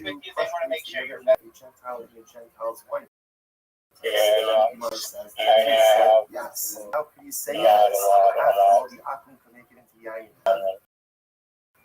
No, I mean, you don't have to be a millionaire, but basically, like, they're gonna want to know what you have. If they want to, The concept of a show that could be worth money. oh, so then you would do what I just said. You get an NDA. If they want to sign it, great. If they don't want to sign it, they don't have to. But then you just wouldn't have them sign it. But then you make sure that everything is time stamped, and you don't give everything away. It's all the stuff that we just said. How do you not give away the thing without No, that's not the ultimate. it's a activity with professionals that makes money through advertising streaming. You know, like, how do you not give away many pies for a dollar? That's the thing. That's the thing. You can't patent or trademark that idea, but your rules. So you would have specific rules. So you could go in there and you'd be like, "Hey, we've got this celebrity golf. I know that it's already been done, but I have better rules than the other guys. But I can't tell you the rules right now. If you're interested, then let's get to negotiation. I already have the rules patented, and then you give them whatever your special rules are." Does that make sense? Yeah, like trying to patent one, they just twist the rules a little bit, and you don't have to deal with it. Well, then they're gonna themselves up to a lawsuit. But then they didn't sign anything. If they still take your idea and steal it, then you can sue them for it. Yeah, they just twist one rule in the patent that's like, okay, instead of having a bogey on the board, just close par 5, or we get a free stroke, they just use like some business little, just like Chinese people knocking off products lately. Yeah, I mean, it's the idea is if they change it enough, if they changed it enough, then it's a different game, right? Then it's a different game, right? Yeah, I mean, fans, here's like one distinction is like anyone in the world can submit their proposal for the whole. That's a unique kind of element. What else would you include in this? Okay.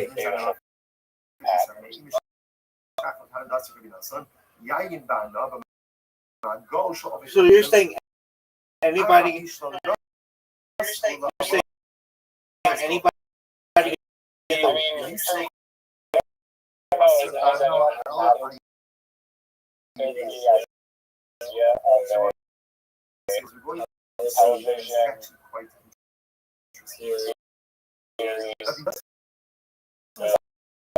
fans.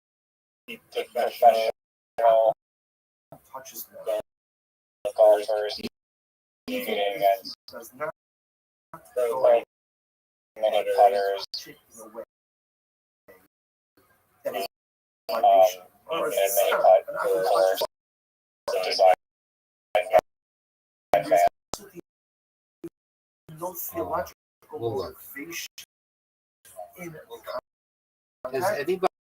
I mean, patented the idea of having professional golfers play against professional mini golf players, and also allow fans to send in course ideas?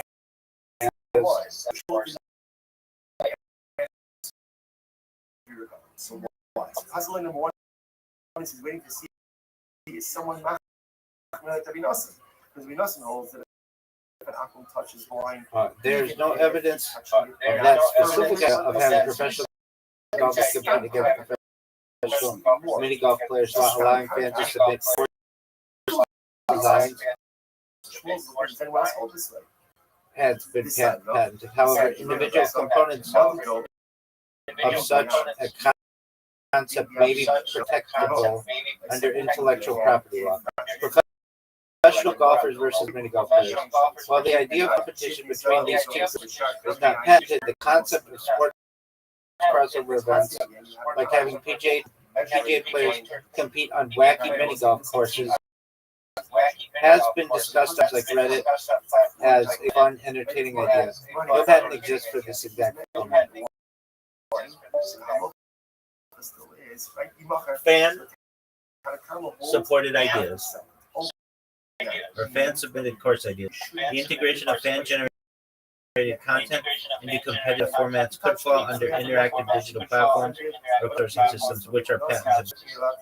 For example, patents exist for interactive text platforms, design and user-generated customs used in gaming and entertainment. Patentable elements. While the overall idea may not patentable as a concept, as rules and formats of sports competitions are generally not protectable under patent or copyright law. Specific technologies involved, such as a digital platform for fans to submit and vote on course designs, a dynamic course generator using AI to assemble holes from fan output, from fan input, a real scoring and broadcasting system, a hybrid golf or mini golf events, or a virtual reality simulation of the course could be patented. Does that answer your question? Let's see what Reddit does. This is what a pro mini golf competition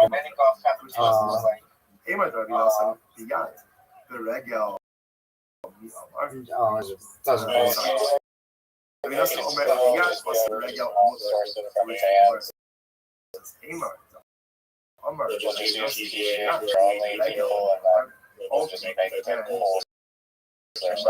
Well, here's the thing. Let's say you crowdsource this idea. Who's going to say that? Like somebody submits their idea and you read it and you steal their idea. Who's to say that person can't sue you? Anyone else is going to be master here, like Rabbi and us.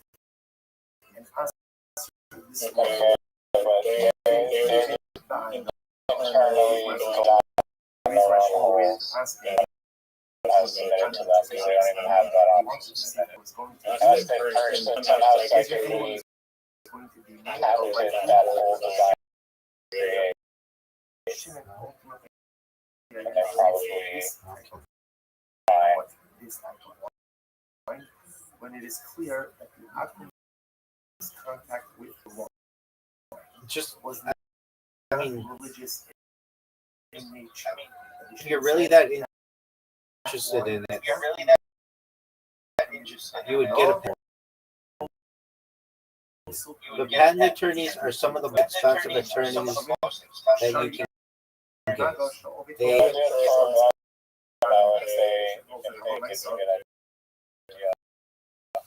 They might, but they usually don't work like that.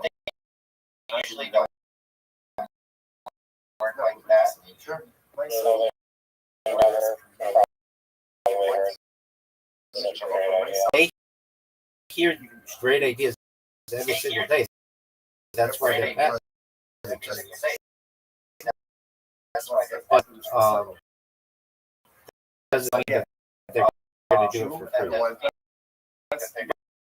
But it's not out of like you probably could get all the paperwork done for $5,000.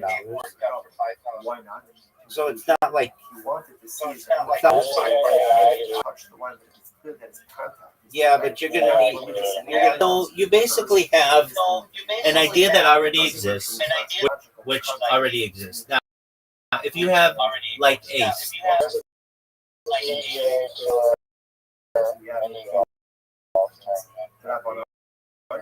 I mean, they don't have one every year, but they've done it before. can't drink it. Get hana, and women can get hana. When did the people host some kind of event, a mini golf event? Stop over here for today. I'm great to learn with all of you again. Okay, the PGA Tour official developmental tour.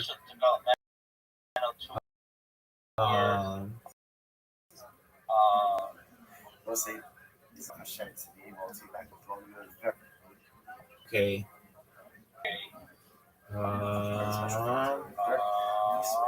When has there been a crossover event between professional golfers and mini golf? Engaging again, learning again, checking again, and growing again, making our way through yourself. I think how responsible I'm how responsible for teach about events. All the projects this year. All right. Wait, hold on.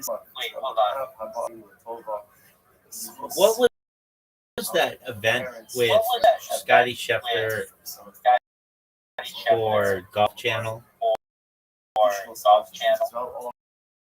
where they did all kinds of things for like they were like skills challenges? Today on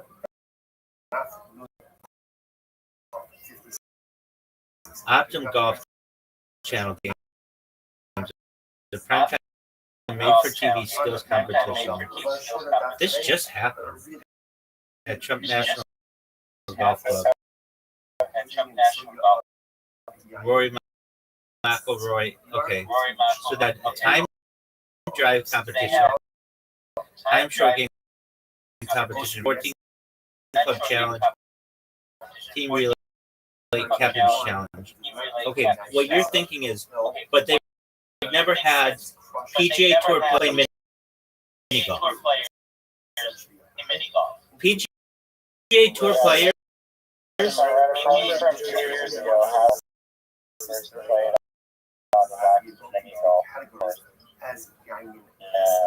so the US says as follows. Now, interesting. The US bringing up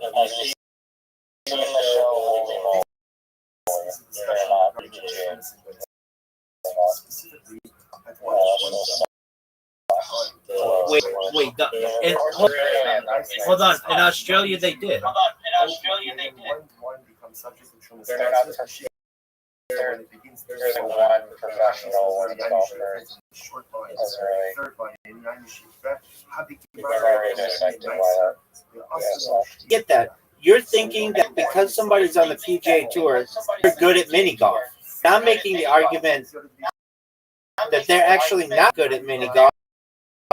They're probably a little bit better than average.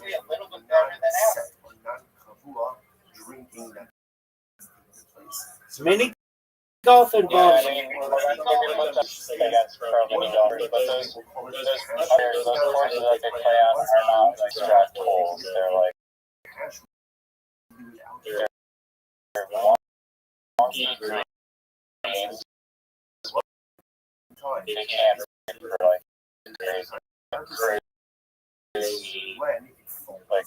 Discord, like many golf shit with like fans.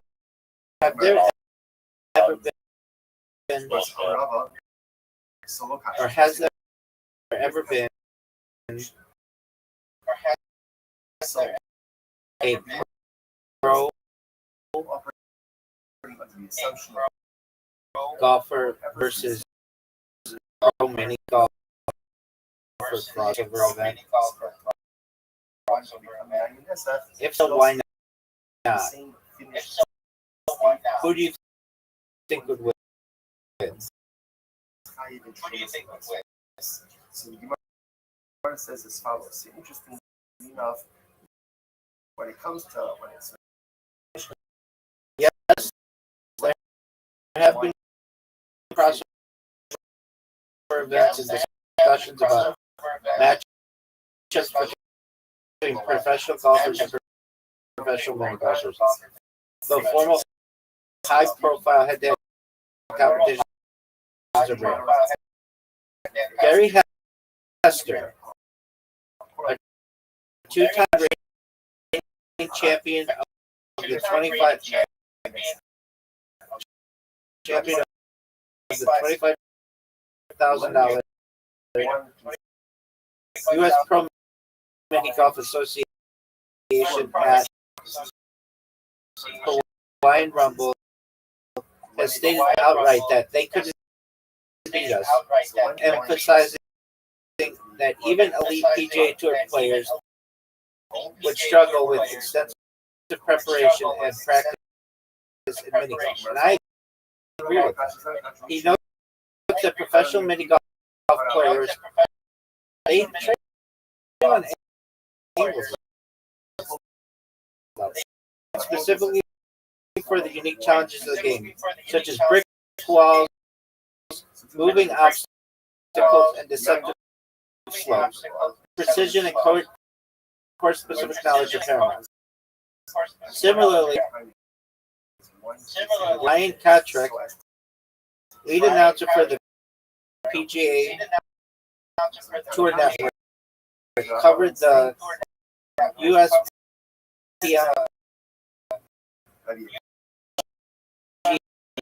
Masters, observed that even skilled scratch golfers who play at or near par were kicked ass by the pros. He noted that Jordan Spieth or Kevin Na would likely struggle against the top tier mini golf competitors like two-time champion Olivia Krikopova or Matt Mill, who holds the record for the lowest sub-30 average in tournament history. While no official PGA Tour versus mini golf showdown has been held, informal events, pros versus pros mini golf, suggested for streamers like Ludwig Augen, highlight the growing interest in these matchups. These would likely involve handicaps and best ball formats to balance the skill gap. In a direct matchup, professional mini golfers would almost certainly win due to their specialized training, deep familiarity with the course design, and ability to handle the randomness and obstacles that define the game. Elements not present in golf. What was saying?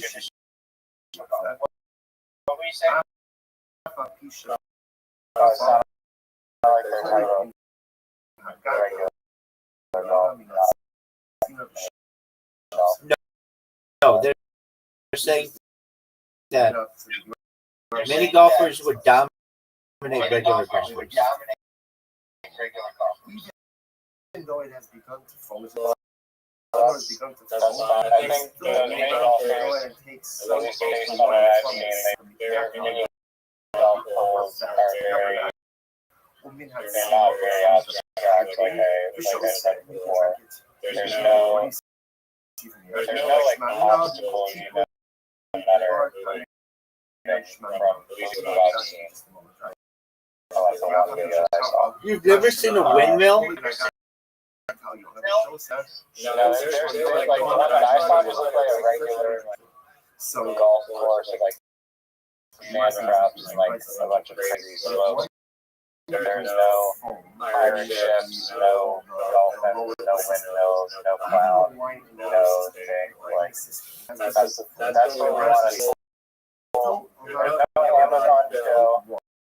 That has existed where the pros are battling the mini golf people on very interesting holes.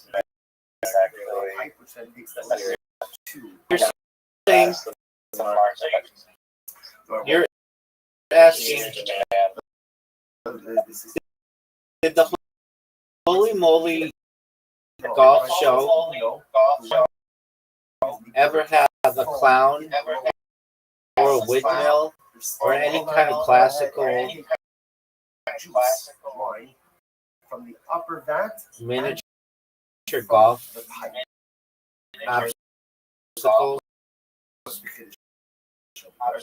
that even though the lower Okay, so yes, Holy Moly prominently features clowns, windmills, and other classic miniature golf obstacles. It has windmills, clowns. It has slippery slopes, slip putts, water hazards, zip lines, guillotines, glacier climbs, and moving platforms. All designed to test both skill and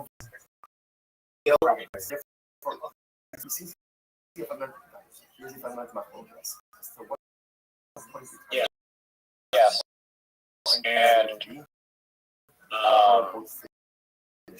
now, that question the problem was not the whole problem was that a bunch of non-golfers are trying to make golf entertaining.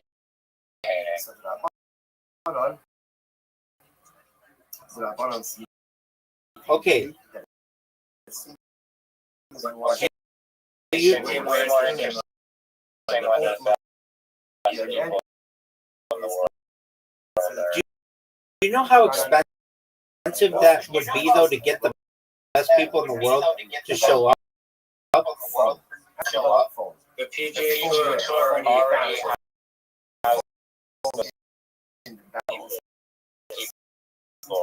like they're But that doesn't mean that they have to show why NHL players go to the All-Star game? because they have paid incentives to do so. Okay.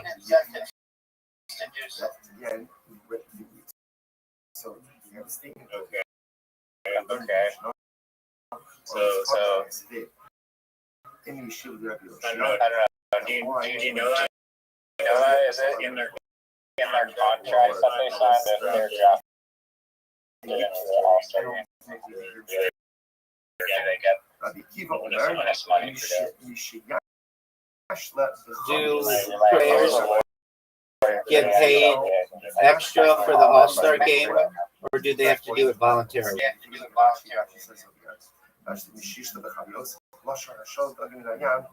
No, professional players do not receive direct payment or league for simply participating in the All-Star game, but they do earn it through various bonuses and perks. All-Star game bonus. Players on the winning team of MLB All-Star game split an $800,000 pool, which averages to about $25,000 per player. This bonus is awarded only if they play and are on the roster of the winning team. Then there are fan vote bonuses where they can get $15,000. Here's the big one. Some players have all-star selection clauses in their contracts. For example, they get one guy got $100,000 for making a team. Other people get $1,000. And then there's the home run derby and skills competition. The home run derby winner receives $1 million. No, only once it's put into the barrels with its foam. So we have a problem.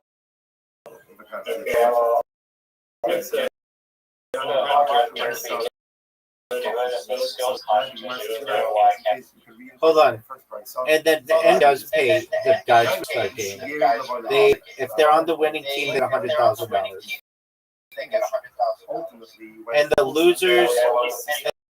And the losers get the losers get the losers get $25,000. If nobody's gonna watch it, Unless you market it. Here's my focus.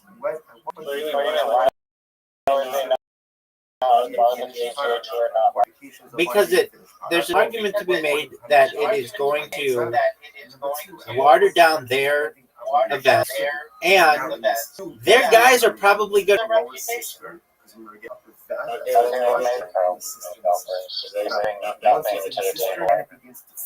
Oh, so now you're talking about guys who are PGA Tour players, so you have to pay them. So what's the purse going to be?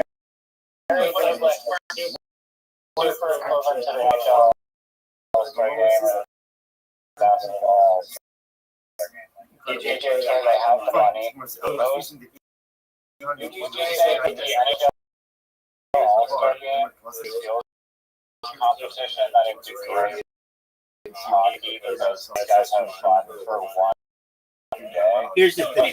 Here's the thing. Here's the thing. Here's the thing. The skills competition. Here's the thing. The skills competition are hockey skills. The skills competition in golf are golf skills. Mini golf isn't really the same. There's not a single time where the guy off a brick or hit it in the clown valve. That's not a skill that the PGA Tour promotes. That's a different sport.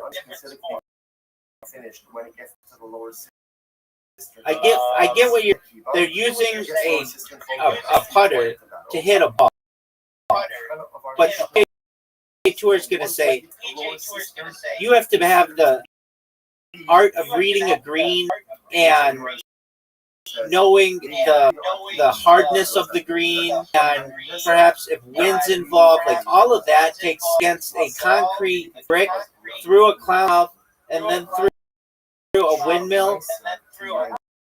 That's not as much skill, and we don't want to water down our project. On top of that, we don't want people to perhaps like this more than our own sport. Our own sport is based on the with country clubs and all of these really high luxury brands and stuff. We don't want to take that and then water it down with a clown, a windmill.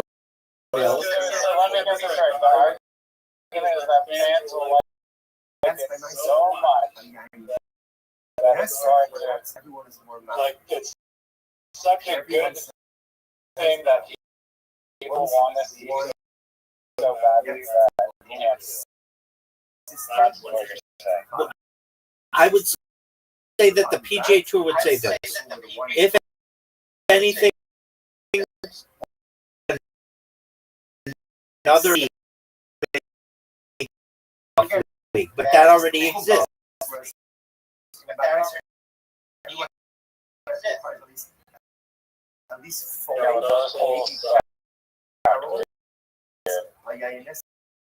Well, wait. Now you're saying that you just need better holes,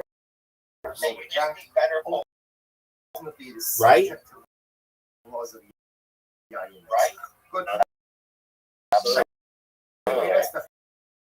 Okay, so it's not going to be PGA Tour players now. It's going to go back to professional mini golf players.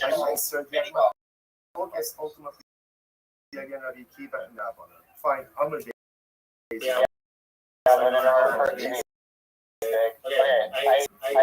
understand the point that you're making about it not being a one-to-one deal. for the All-Star game, for the field competition, anyways, in the NHL. The team moves in the shootout, which is the number one event. And then also, how realistic is the hardest shot competition? You should from like the blue line to like the hash mark, to like the top of the circle. You just have like you just tee off with the puck, which is just so unrealistic to the pace of like having another real hockey game that it's just it's so unrealistic that what also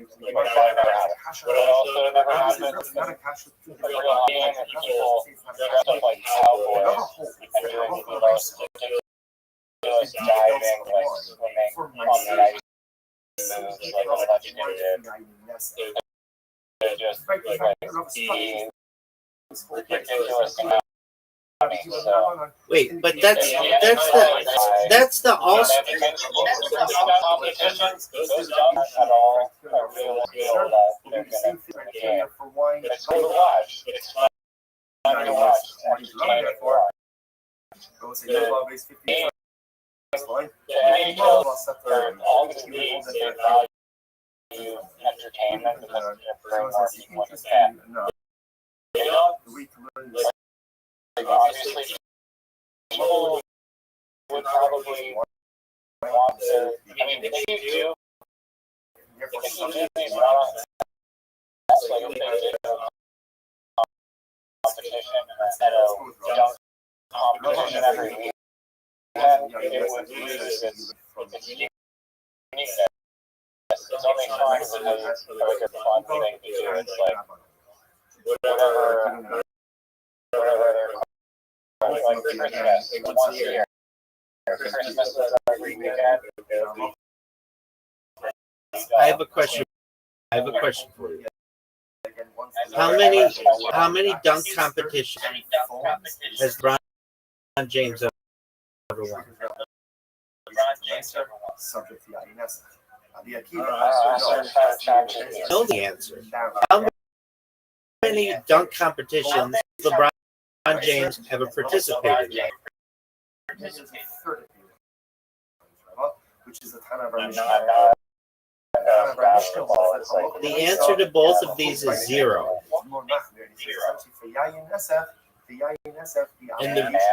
And a major reason is he says he doesn't want to get hurt. But a major reason is he doesn't want to lose. And many of these guys don't want to lose television because they're clowns' mouth. That they do. They would much rather lose on the 18th hole under normal conditions because they were one shot and they just weren't good enough than to lose because their ball hit the windmill. So remember, whatever. There's a better shot if they're so good. I get that, but that's what they practice. That's what they do. That's what they practice. They don't practice hitting it through a clown shot. Okay, so how could you get? I think your players would be really taking the aspect about it, and it would be fun for them because they know how much the fans Here, and there's like a rivalry between them. Here's where I think it would work. If you could get really big purses, then So basically, You have the PGA tour. We just have to convince the PGA tour, and then the whole thing is okay. I don't think you convince the PGA Tour. I think you convince the mini golf league to do more advertising and see if they eventually get a television contract. And then once they do that, then Good alternative. like basically make the mini golf league bigger than the PGA Tour. I'm serious. I think you could. I really think you could. If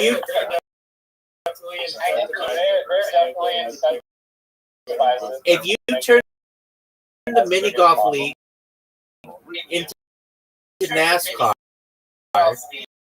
where you sold every square inch of everything for advertising, you could make a lot of money doing that. You could make a lot of money.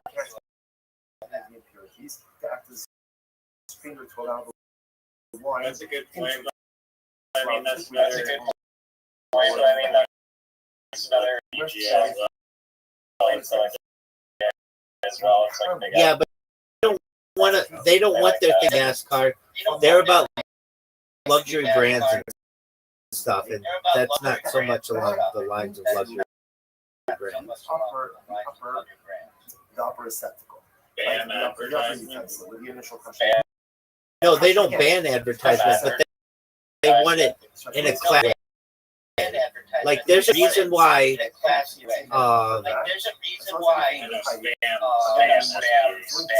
There was something about Augusta. Yo, dog, what was the thing with Augusta National that they would limit advertising because they just how they are, and they don't allow advertising on the course or something? Like what are their rules? They like limit. They used to even say on their commercials, we limit the amount of commercials during the Masters to like 12 minutes an hour.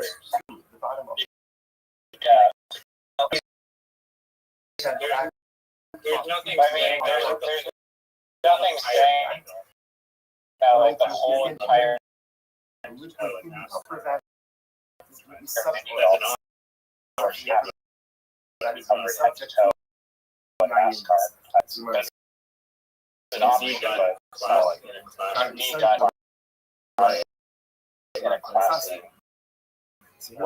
I agree. I think it could be done in a cool way.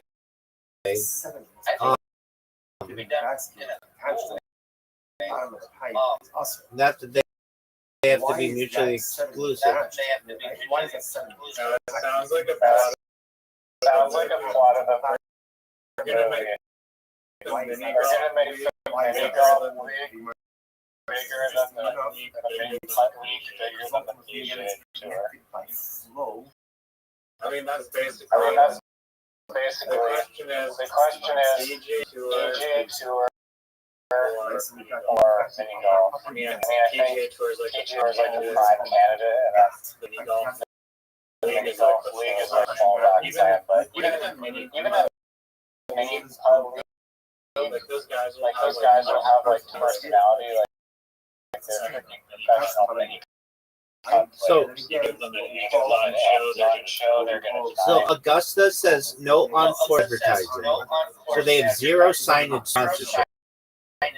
Now you have to understand, and I know you do. Augusta National is filled with billionaires. They don't want limited TV commercials.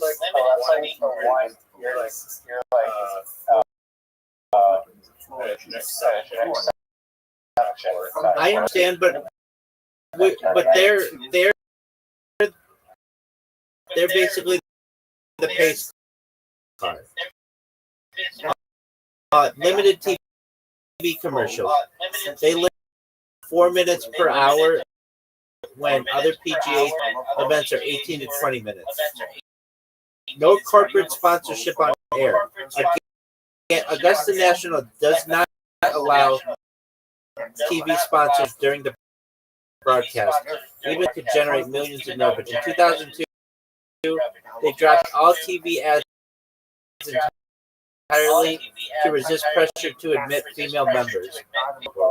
Control over broadcast rights. Augusta National allows CBS and ESPN to broadcast.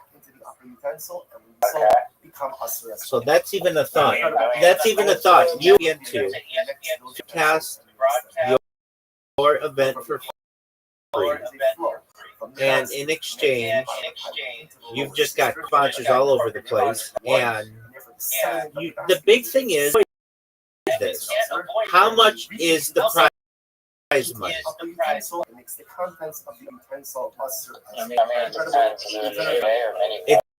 It's not a PGA. I'm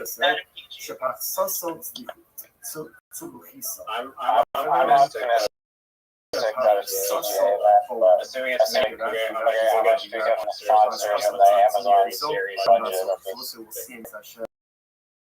This particular case right here, we'll talk about. I mean, look, to get okay, want to be PGA, let's say it is PGA. To get a PGA player, you've got to offer $1 million. You'll probably have to offer a $15 million purse, and the winner might get $1 million or two.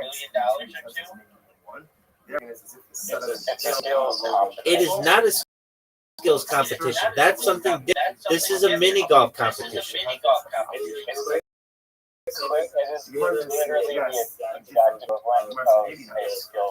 We're gonna ask because I think that's different. That's like sand traps. Is a mini golf tournament a skills competition equivalent for the PGA Tour? The actual basket that is attached to the bottom of the pipe is submerged. Mini golf tournaments are not skills competition equivalent for the PGA Tour. Instead, they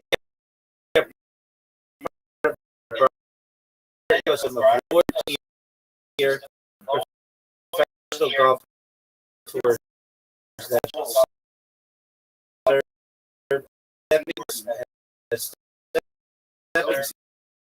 for aspiring players aiming to reach the PGA Tour. Skill level, mental competitive pressure, developmental pathway.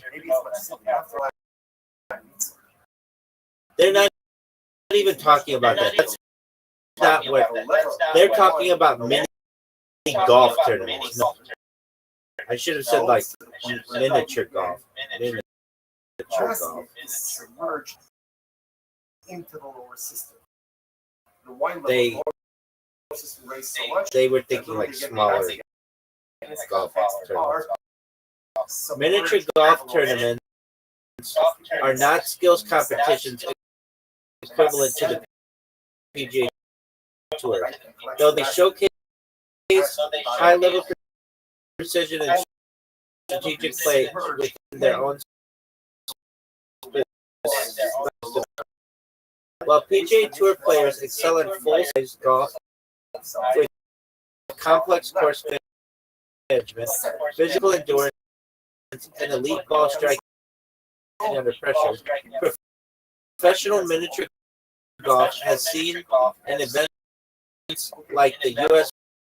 Pro Mini Golf Association's Masters demands a different, highly specialized skill set.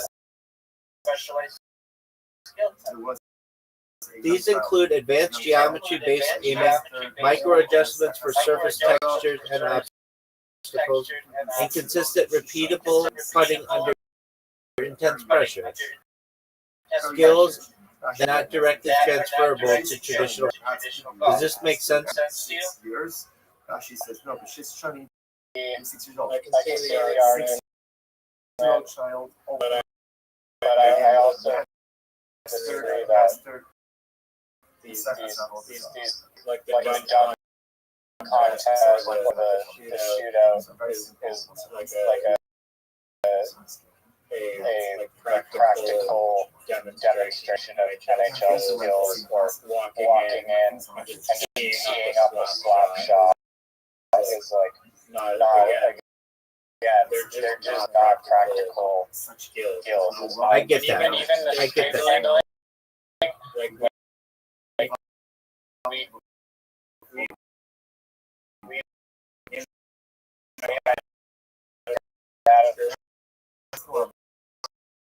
can handle competition too, like same problem. It's just not like that.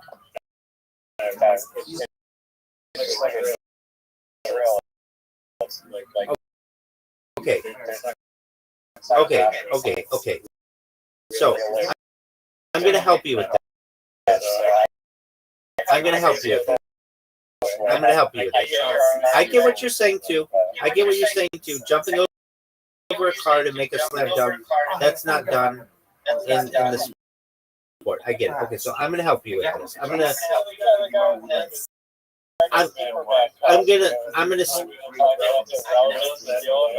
not.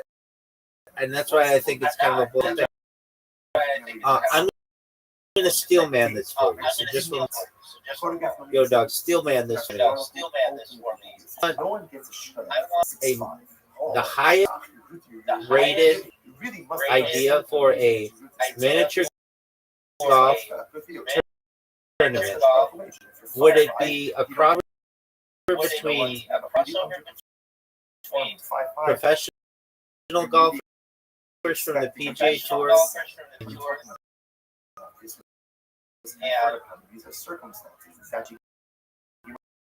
miniature golf professionals, or would it be celebrities? How much of a prize would we need for first and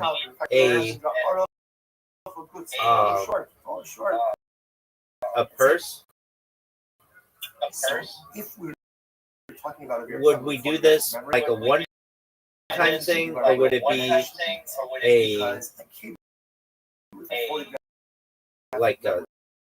a series? Maybe even like its own like league where you do this annually. How many would you have? Where would it be on TV?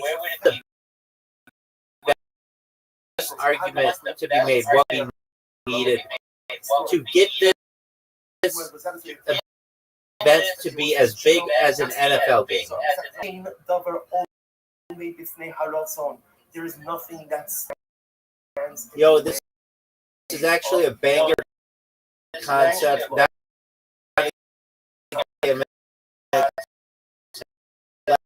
idea refined. Elite mini golf becomes a new spectator sport, not novelty, not charity, not a joke. Think poker on ESPN plus UFC production plus top golf vibes plus March Madness brackets. The mistake to avoid: LOL, famous people playing putt. The win, skill, stakes, personalities, and drama. So who plays?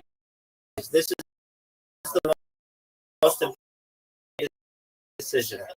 Not celebrity equal short-term pop, zero legitimacy, dies fast. Not PGA pros only.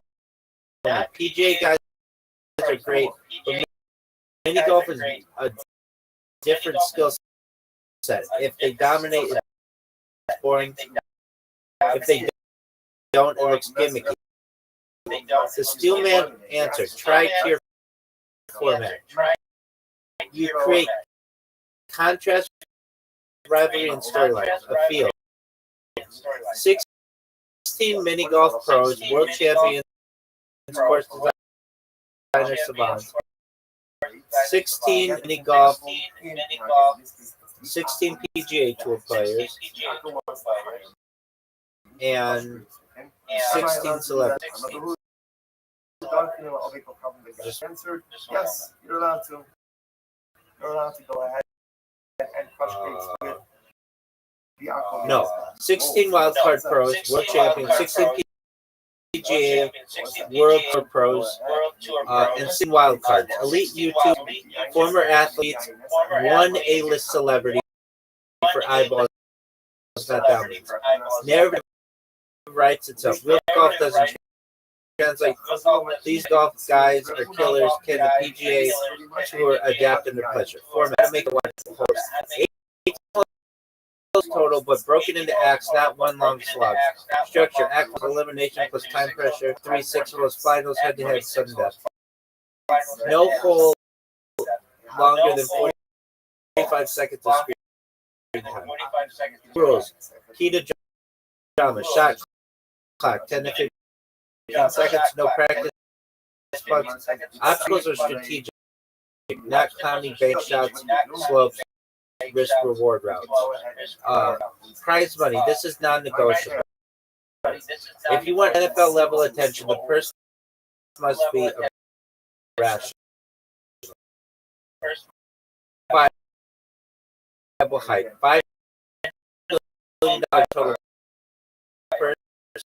$1.5 billion the first page. Why? It signals legitimacy. PGA guys take it seriously. Mini golf pros become overnight stars. Media respects money. NFL comparison. You're not competing with salaries. You're competing with stakes per minute watched. One-time event or league. Steelman answer. A season league, not a one-off. Year one flagship event like the Super Bowl equivalent. Year 2, 6 to 8 events per season. Point standings, championship first doubles. This is how UFC formula survives. Where it happens, underrated. Not a random mini golf course, not outdoors. A custom 5,000 to 1,000 seats, 5,000 to 10,000 seats. Indoor modular course that changes every year. LED screens, overhead cams, ball tracking. Think the Sphere meets Augusta for putters. Vegas, Dallas, Orlando, or LA. Broadcast strategy critical. Simulcast or it dies. Primarily ESPN, Fox Sports, Amazon Prime. Secondary Amazon Prime. Secondary YouTube plus Twitch. 3 holes, alternative commentary. Third screen lighting overlays, real time odds per hole, fantasy golfers. Mini golf is perfect betting because high variance, best outcomes, easy to understand. How it becomes as big as the NFL, real talk. It won't beat the NFL, but it can become Super Bowl adjacent in event gravity. What it needs: characters, loud mouths, loud mini golf villains, ice cold PGA killers, narratives, traditional golf fails here. This guy never lost or felt. This guy's never lost unfelt. Money, no joke purse, production, shot clocks, mics, graphics, instant replay. Consistency, annual ritual, same weekend every year. Think the masters of chaos. Final verdict is take. The optimal version is a professional mini golf league with real money, featuring elite mini golfers plus PGA pros, broadcast like a concert sport, marketed like poker plus F1, and treated with zero irony. There you go. So it looks like you're going to need at least, to put asses in the seats, $5 billion for a purse, That doesn't. That's just the payout. You also have to make sure that these guys are paid just to show up, and gotta build the like a. You've got to build the course and have like people. Does that answer your?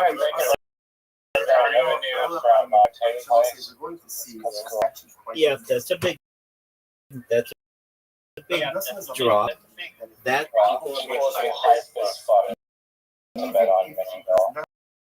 I agree with you.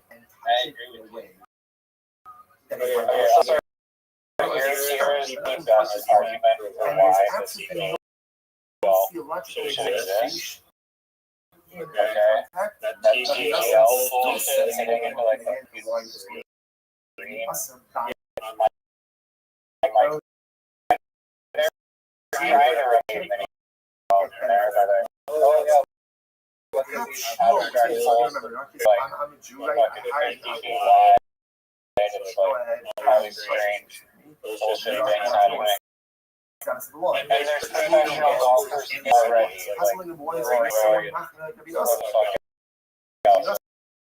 They're already PGA tours are branching off and doing that bullshit.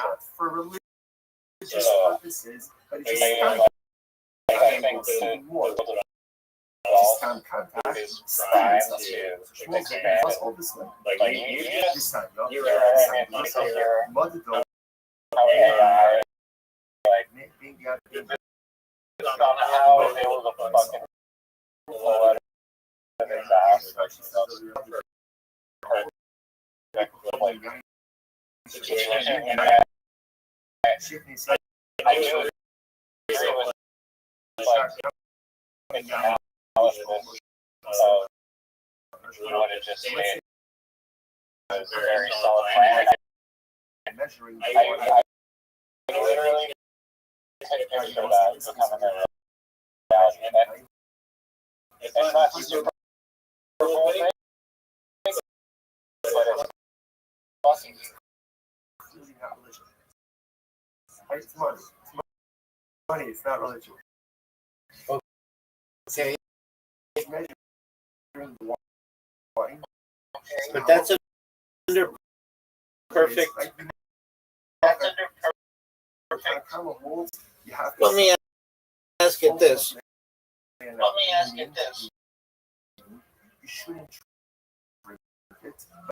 Why would the PGA Tour be against this and not allow its guys to participate? But ultimately, you're forgiven us. You should sell it, and you're allowed to keep the proceeds. So, Omar. Great question. And this is exactly the landmine you hit if the idea got real traction.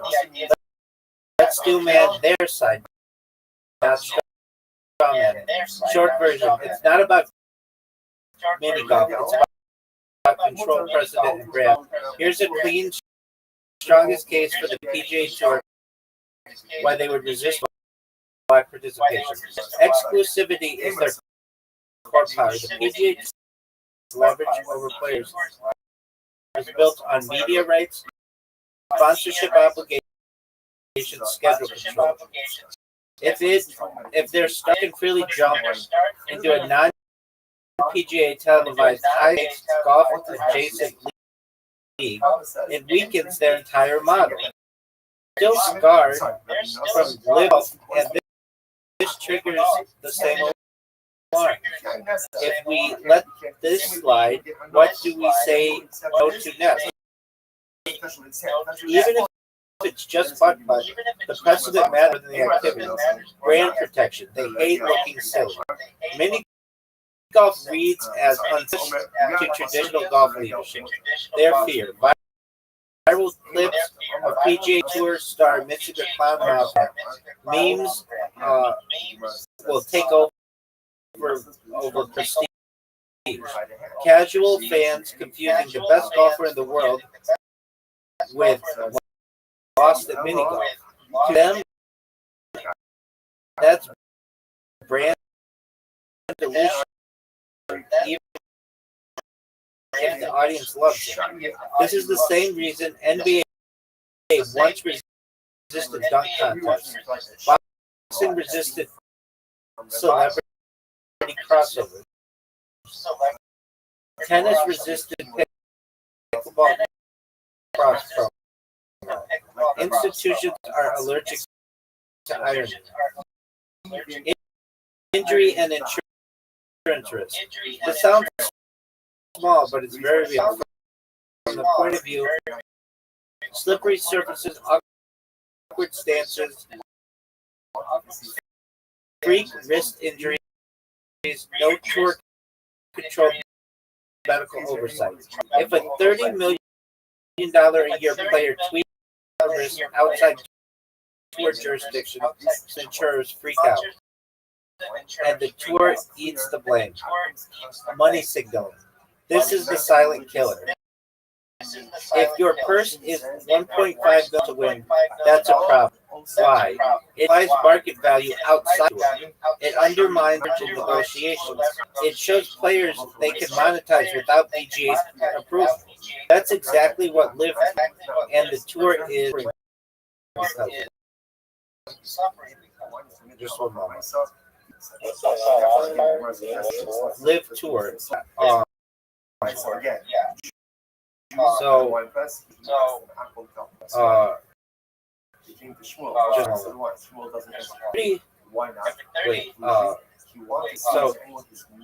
It shows that players can monetize without PGA approval. This is exactly what Live proves, and the tour is now hyper defensive. Media rights conflict. If this airs on ESPN, Amazon, YouTube without PGA, it competes for eyeballs, ad dollars, narrative space. Even worse, if it's fun, fast, and clips well, because the highlights, because that highlights how slow PGA broadcasts are. They don't want that comparison. Player autonomy is the real fear. The tour does not want players to realize, wait, I don't need 72 holes in 4 days to be valuable. 90-minute high drama, high purse event is essentially threatening to this format. The key insight. This is important. The PGA Tour would not oppose this because it's bad. They'd oppose it because it might be too good, and that's what I said too. How you beat this without any war? If participation, you don't fight them, you reframe it. Option A, position it as an off-season skills exhibition.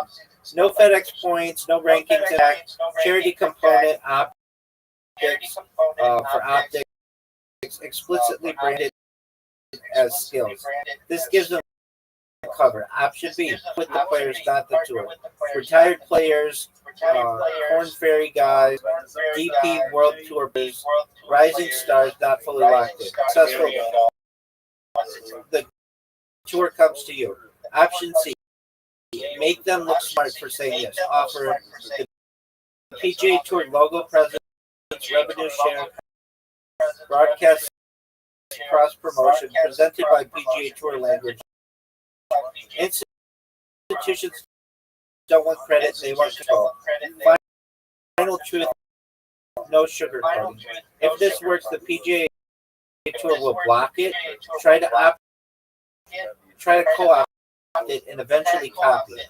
That's not a flaw. It's the signal you nailed. It's the signal you nailed it. So,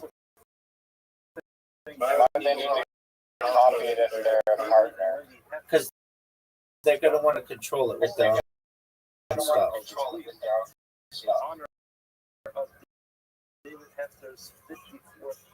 Yeah, but it's already been broadcast, and we have yesterday to cancel the contract or whatever, and try and rip it off.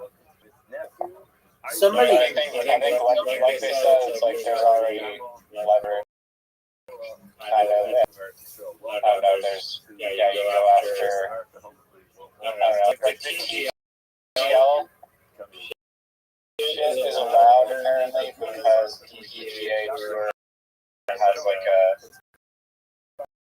has a stake in the TGL and owns like 18%. So the TGL is a unique format combining golf with simulated indoor golf and is designed to appeal to the audience, which I think this TikTok format also does. And so the league founders aim to broaden golf space and create a more engaging experience. So I think this is just better DGL golf in every way in my opinion. And it's, you can do it live in the stadium.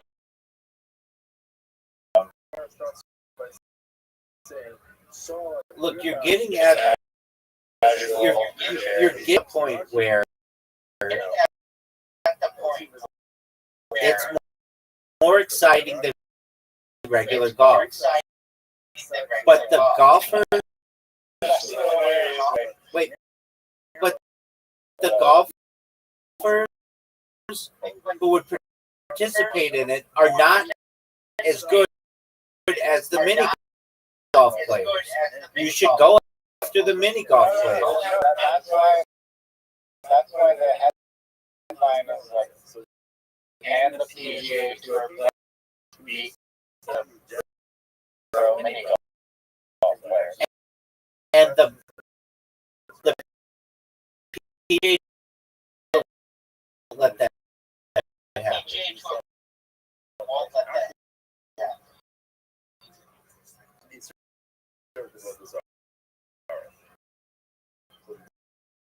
He asked the following Still ex-pros or whatever that are famous.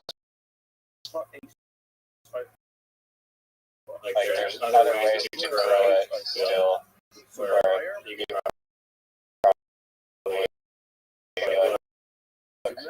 our first season, like I don't know, they allow the TGL to exist because they earn money from it. And like you can look at your next generation of like TikTok consumers, like do they have the attention span to watch 4 days of like Monday, or do they want to just watch exciting action golf on like a goofy LED course that's like a bowling theme course, and I changed to another theme. Yeah. I get what you're saying. I think that instead of trying to get the PGA guys who aren't even good, you did get them. Nobody's gonna watch professional golf, professional mini golfers outside of sports fans. You're not gonna get some lady to watch who watches cooking shows all day. That lady's not gonna. But if you could get either on the all the money is with the DJ Tour. yeah, that is not necessarily. There are a lot of opportunities to market this outside the PGA Tour. I mean, the advertising, it's opening up the market. I think they're getting Amazon there's all the sponsored money. There's like a profit producing. So you're gonna run into you're gonna run into an issue where the PGA Tour is gonna say to ESPN, if you show this, then we don't want you showing us.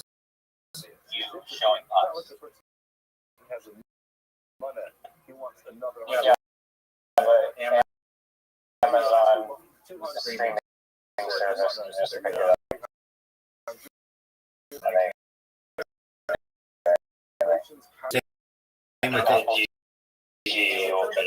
Same with Amazon. They can fight you. They can say we won't have any PGA Tour programming on here ever. Why? Because there's a mini show with no PGA Tour players on it. Yeah, like I just read, they don't want the competition. They don't want 90-minute, really exciting golf when theirs takes 4 fucking days. They don't want the competition. Seems like he's probably jealous of something. It seems like there's something there. Yeah, but if it's a valuable thing that people want, I mean, you're saying they're just the thing that, I mean, you can make the argument that golf is like dying out. 65. It's actually dying out now because of the expense of. There are. Sure, but I mean, like a live mini event, golf event, like people are still going to events, concerts, and like sporting events. Now, think about the mini golf aspect. People are going to bore with that unless you make it really exciting. Look, the best thing you could do is just go to the current people who do mini golf and say, look, you have a really great product. You're not marketing it correctly. You need to put more advertising everywhere, which will get you bigger pots, which will get you the ability to maybe get on ESPN. They're already on ESPN. And on ESPN too. But that will give people more like they don't advertise for it. And there's an opportunity that they might be able to advertise for it. You know, you'd really be able to blow this out of the water through so if you get some really cool shots on social media. I mean, I can tell you, I don't think I've ever seen mini golf on social media hype. You don't mini golf. It's kind of seen as a kiddie thing, but if you could get some influencers hyped about it, that's where you're going to make a lot of money.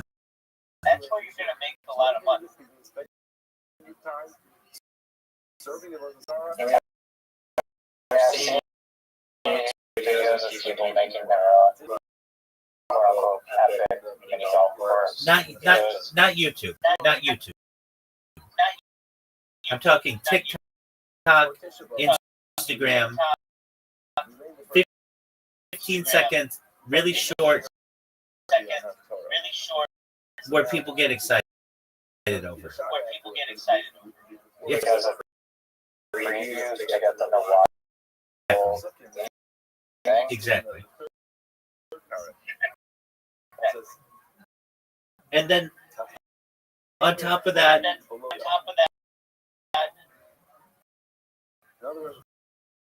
if you've ever seen these events, the real ones, I've seen them, they have like 30 people who are in the crowd.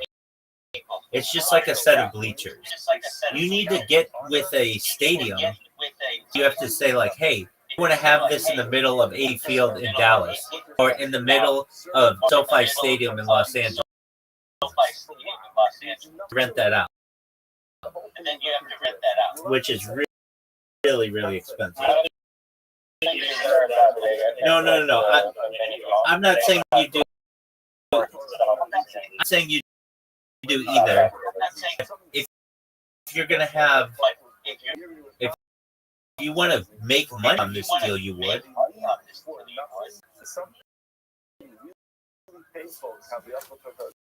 I mean, it's possible, yeah. If there's an influencer behind it, let's just sell it out.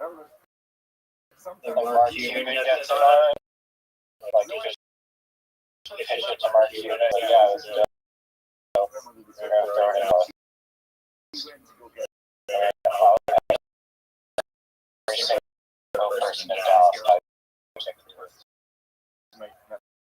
understand what better means.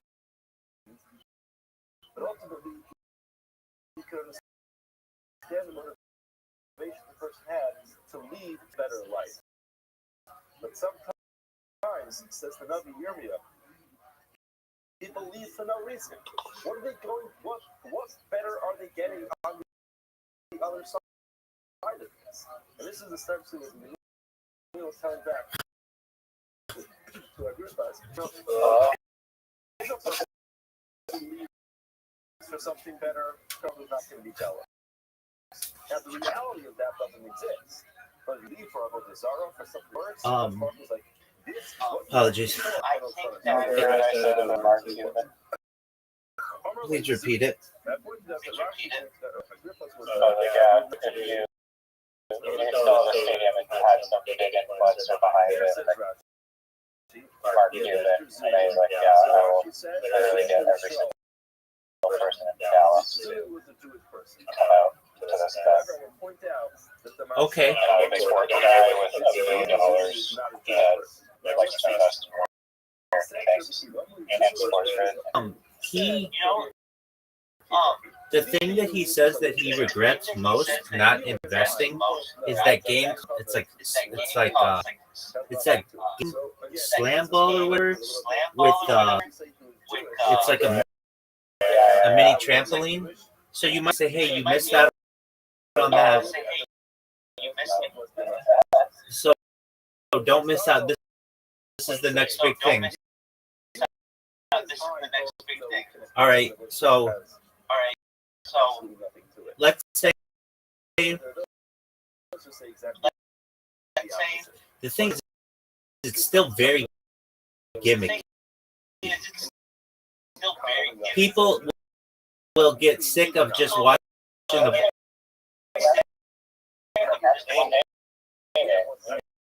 It's entertaining, and it was entertaining on ABC for 3 seasons. They showed 45 different holes.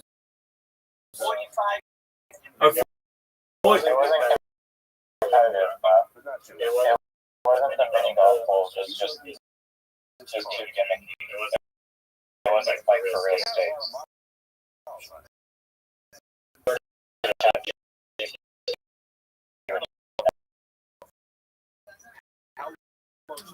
I mean, why don't we just watch what the things look like?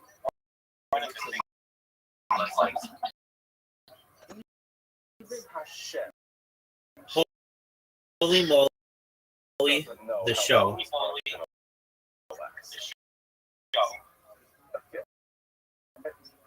As soon as he said It that, sucks because it's Australia. It's like the comedy scene.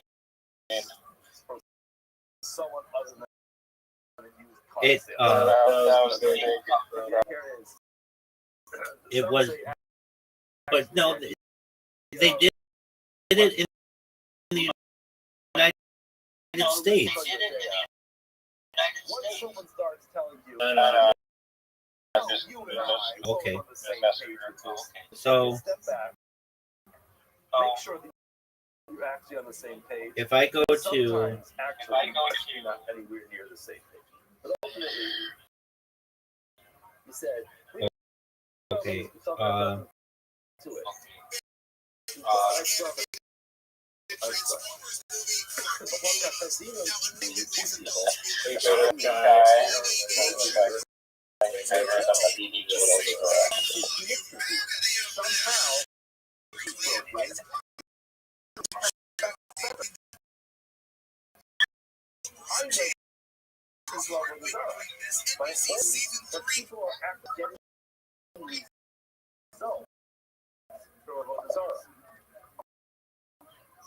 So nighttime up. yeah, but I just don't. Let me give you a little pep. Okay, if I look at the Australian one, I'm looking at the junior one.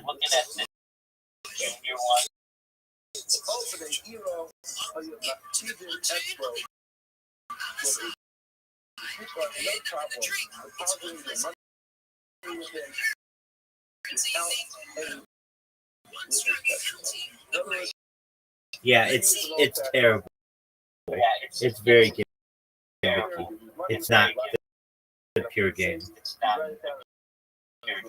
But I think people will not find pure mini golf to be that exciting.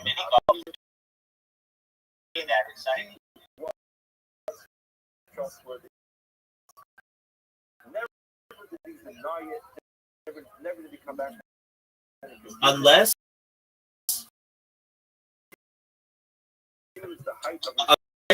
you really go with the heart of the game, which is just really good mini golf players.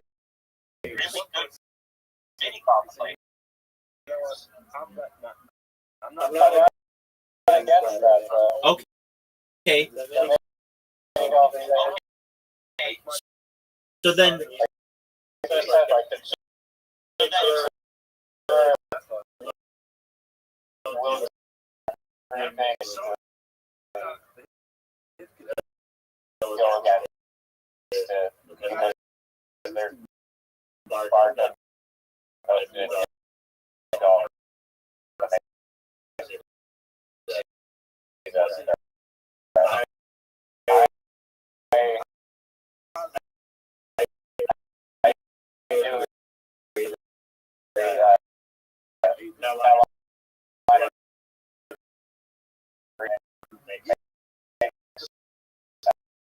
yo, dog, Steel Man this for me.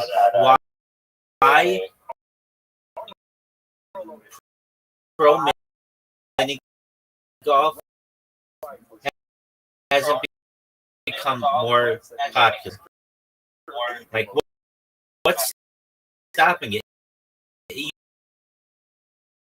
used to be on ESPN. The Putt Championship used to be on ESPN. But, like, why hasn't it become more popular? Is it boring?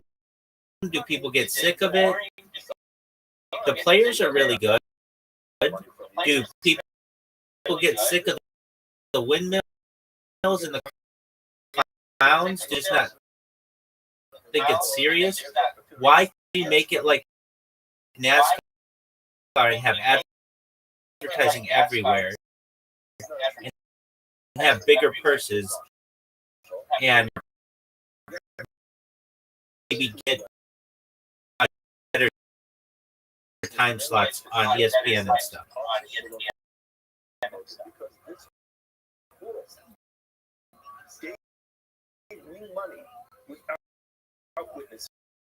All right, here you go. Yo, this is a great question. The strongest case for why pro mini golf never broke through. It visually codes as serious instant.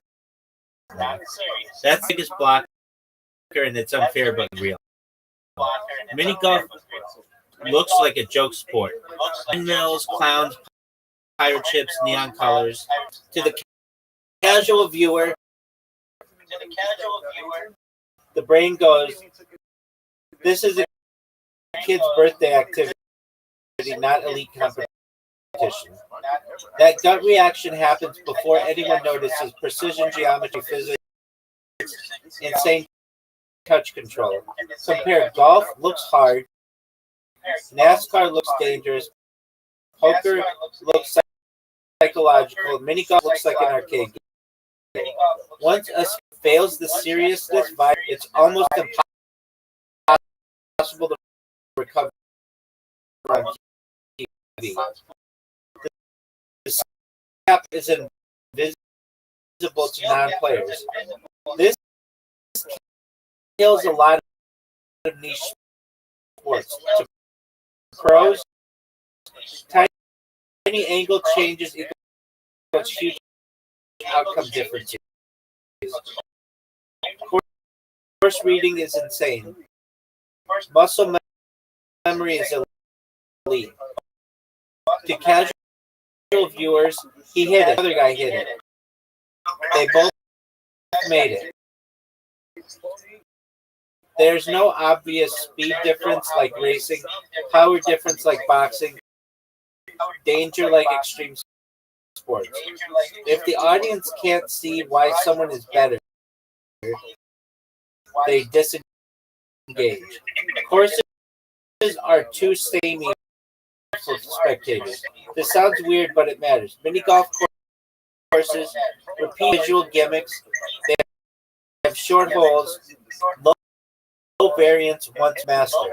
After about 15 minutes, the viewer feels, I've seen this. Compare it to golf, which has weather, terrain, and pressure, which has crashes, drafting, chaos.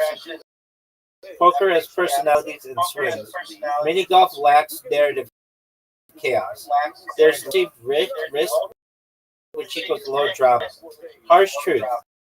Danger sells. Not because people are evil, but because risk takes tension. Mini golf has no risk, no physical exhaustion, no visible strain. So there's no will he on. Can his body take it? One mistake ends it. It's technically tense, but not emotionally tense. There's no heroes, villains, or lore. Sports grow on stories, not alone. Mini golf never built rivalries, dynasties, villains, redemption arcs. ESPN can sell. This guy came back from an addiction. This team hasn't won in 40 years. Mini golf marked another excellent shot. That's on TV. It living uncanny valley. This one is sneaky. Mini golf is too goofy for hardcore sports fans, too serious for casual fun audiences. So it misses both markets. Don't care about rankings. Adults want to invest emotionally in a windmill. Now here's the important part. You're right that it could be when NASCAR worked in mini golf didn't yet. NASCAR need hard and spectacle, embrace sponsors everywhere, sold personnel first, racing second. Mini golf tried to appear respectable, downplay its weirdness, act like normal golf but smaller. This was the wrong move.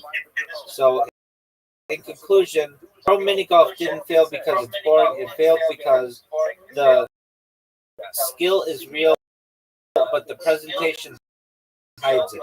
The drama exists, but the format buries it. The players are elite, but the branding makes them invisible.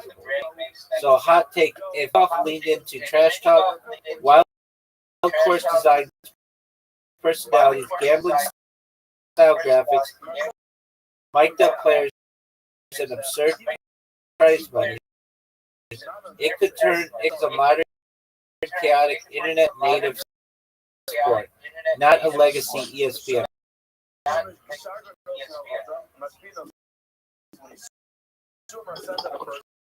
Honestly, it might thrive more on YouTube or Twitch than cable ever again.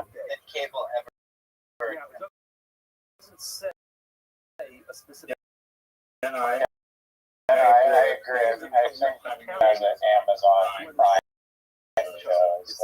It's a 24-hour period. It would work on YouTube. It would work on We'll take it to the young play in a particular day. The sharp opponents had Yeah, but it's not. If it were on YouTube TV and they did some advertising for it, and you got some influencers that talk about it, and you even got ESPN to do highlights on it. I mean, that's the big thing. That legitimizes you as a sport. If ESPN does highlights on what you're doing and takes it seriously, that legitimizes you. If they don't, then you're not legitimate.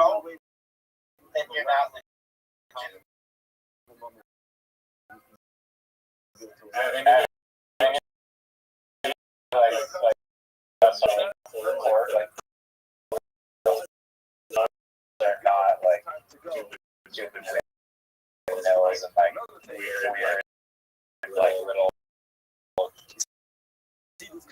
things that has like a lot of movement parts. It's more geared toward serious or aspects that I feel like that detracts from the entertainment value. You either want it to be holy, where kids are jumping in pools and stuff to be able to get their golf ball, or do you want it to be very, very serious? If you want it to be very serious, which it sounds like you do, then you. I want it to be really interesting. It doesn't have to be like you get wet, but you want to see interesting holes, but good many players playing really cool holes. I kind of don't. I kind of want it to be very plain. Have you ever seen a putt-putt golf course? Like the actual, like, company putt-putt? No. All right, well, their shit is, like, very plain. Like, I've been to, it's got all kinds of shit, and they got waterfalls and stuff. That's cool, but that gets old fast.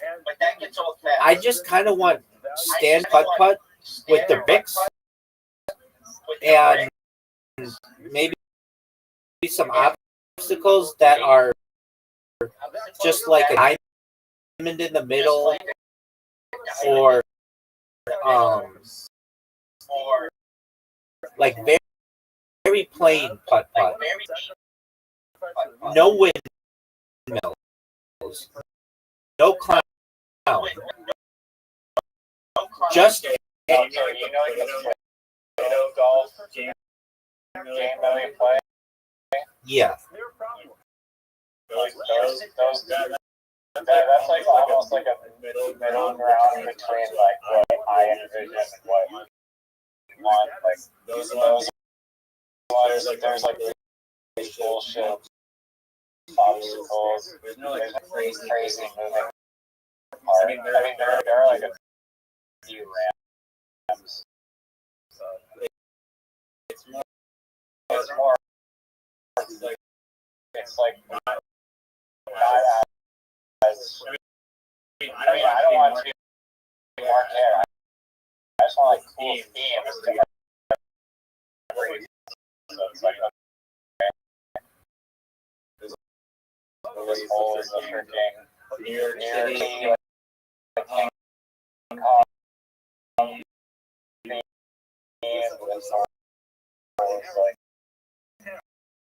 All right, so you could do that.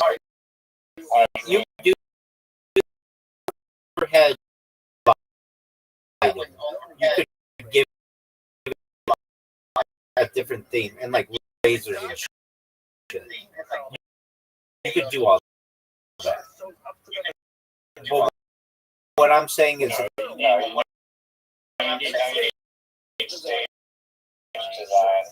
no, you don't. I mean, you well, here's the thing. The more you do that, it's going to get really expensive really quick.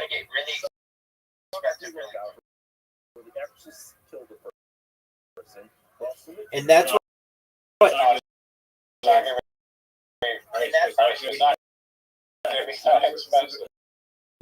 okay, I mean, it depends. I'm saying that I don't want that shit. I want really good players playing on standard holds. And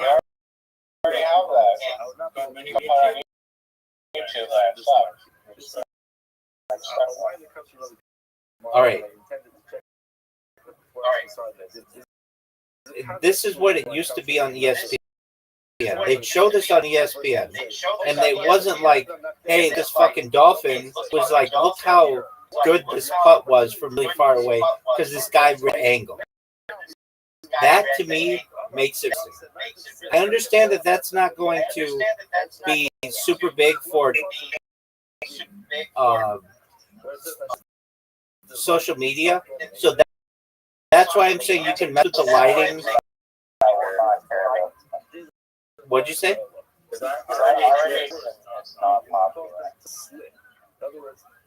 Okay, so you think it's going to be popular if you add a dolphin and a windmill?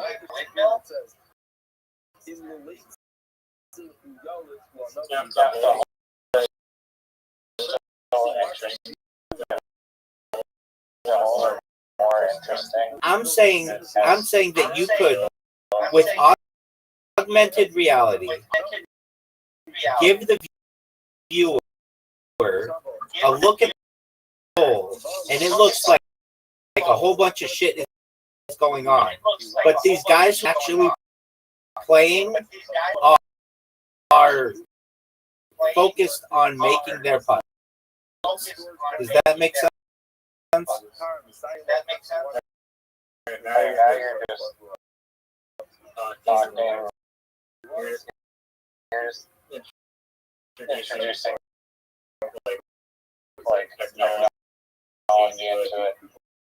That's a good point though, because they have golf courses that are like pretty like abstract already.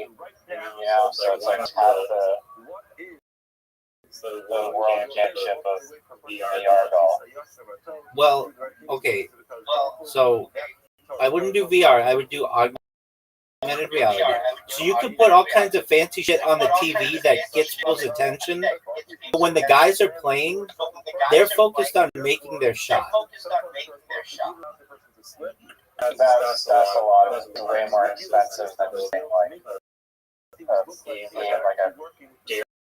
dairy cow. I disagree. And we're going to look this shit up right now. I bet it's 10 times less augmented reality. Because augmented reality can be everything. It can make these guys look like they're playing in space.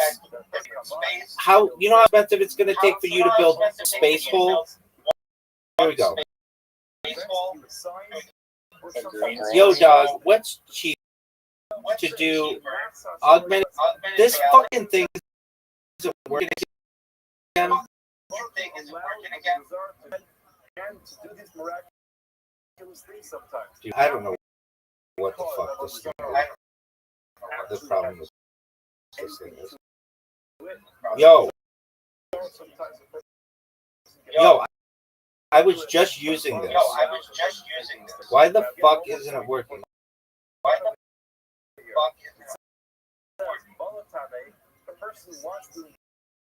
Yo, dog, can you hear me? I think you can. Not you. Okay. What's cheaper? Creating a golf course that is augmented reality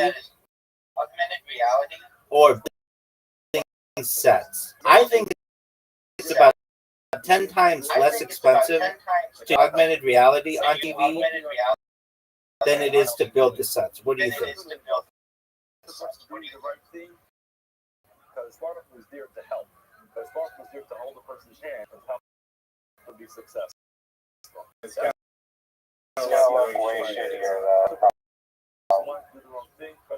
Yeah, I loud and clear, and you're cooking here. Short answer, you're basically right. Done correctly, augmented reality is dramatically cheaper at scale than building physical mini golf sets. Not always cheaper on day one, but over time, absolutely can be. Now let's break it down cleanly.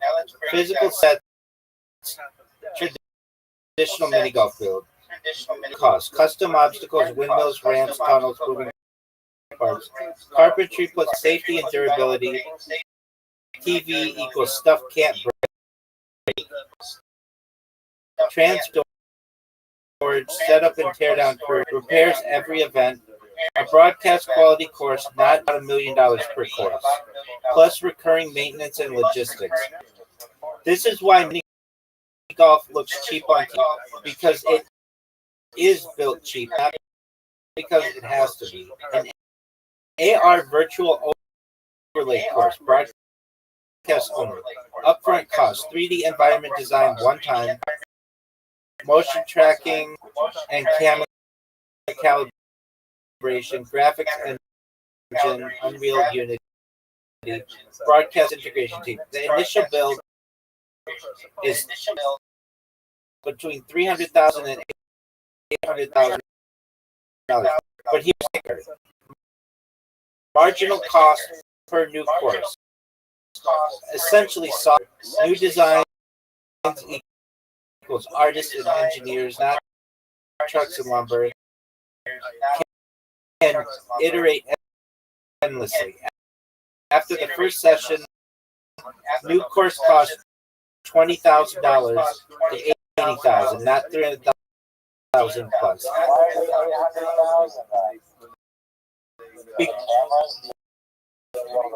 Exactly. You need to build a 3D environment, motion tracking, the camera calibration, the graphics engine, the broadcast integration. So new courses would be $20,000 to $80,000. So it's even more than 10 times less expensive than building a set like you want to do every time. And I'm going to tell you what, it's going to look cooler. It's going to look way cooler. You can have an underwater course, and you can have a space course, and you can have a jungle themed course. You're not going to be able to build that shit. You're going to have, it's going to take you a lot of money to be able to build that shit. And you can't change it right away. You could change something from being an underwater set, solar system set in the press of one click of a button. With your shit, that's weeks worth of work. Some kind of grip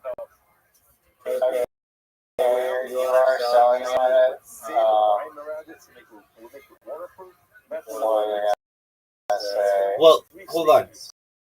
Also, your shit breaks. And these guys are going to complain. Like, hey, the course isn't staying like rigid. I'm under different. I'm under a different.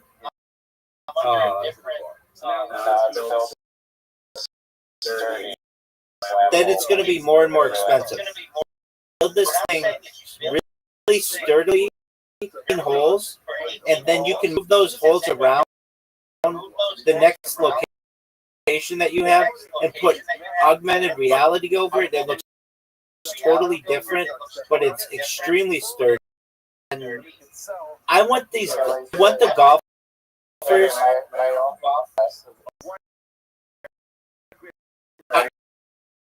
It's gonna have a window AR and not actually air resistance. So someone's gonna watch some guy fly and the ball goes through the wind, through an invisible tunnel that like water.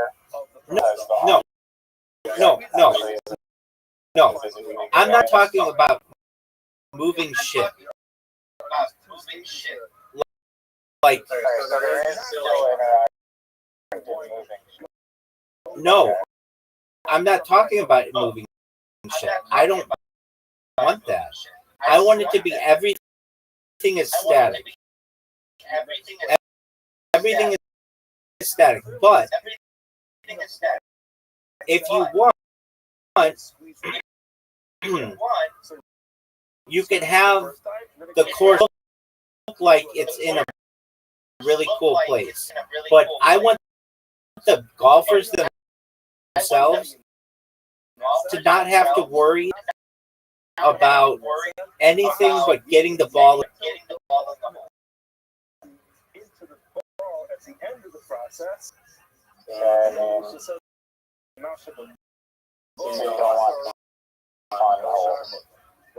Fun holes are really expensive. Now remember, there That's it. If you want to have even in this, okay, so you have one fun hole that costs $50,000 to build. Fine, that's cool. So you get the best of both worlds. You get really fun holes, or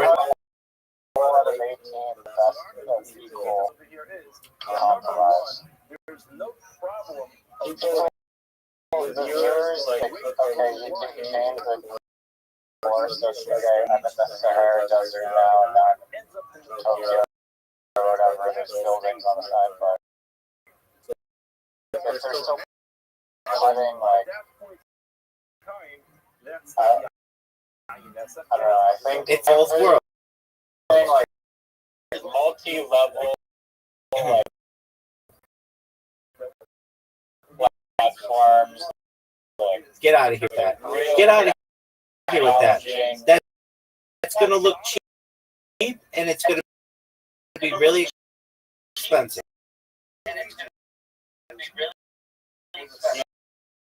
Amazing. Okay, that's fine. What I'm saying is this. You have somebody look like they're playing golf in Tokyo, and that satisfies your younger viewer who wants this to look really cool. But for your older viewer who wants this to be a real sport, and these two guys or women or whatever competing at each other at a high level, it's going to satisfy that as well. It's going to satisfy the angles of everything. It'll be very, very cool. It's like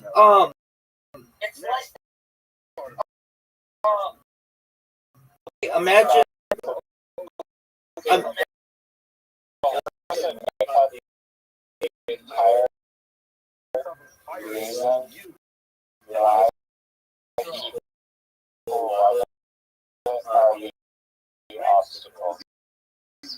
in my opinion.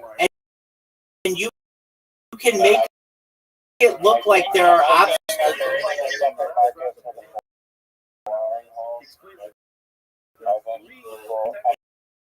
If you're watching and spectating, or you want to see Okay. So if you want that, then Riser, how about this? So that we have an agreement. You use lighting to be able to create the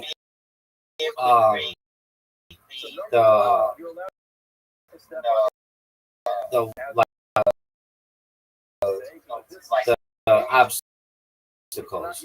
So like when an area is green, you can hit, but if it's red, then you can't hit through it. And if you hit through it when it's red, then you have to take a penalty. I'm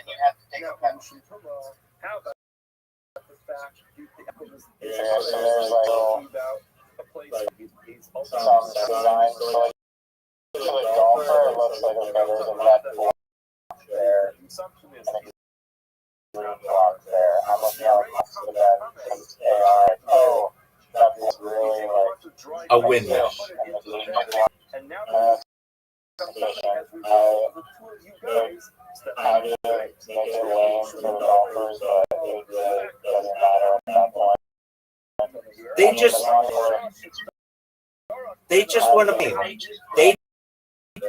They're going to be really focused on scoring low scores. They don't care if it was a monkey that came through, or a tree, or a rushing river, or whatever. They just care that they are able to play this game in an efficient manner. That's what they're going to care about. Now, I have a question for you, Riser. And what do you think that you should? What in the fuck? I know he was. I was just gonna give him shit. That hey, everything's on Zoot's time. Where he could come in and not be funny when he's the number 2 funniest person in South Australia, arguably, and then just interrupt the conversation.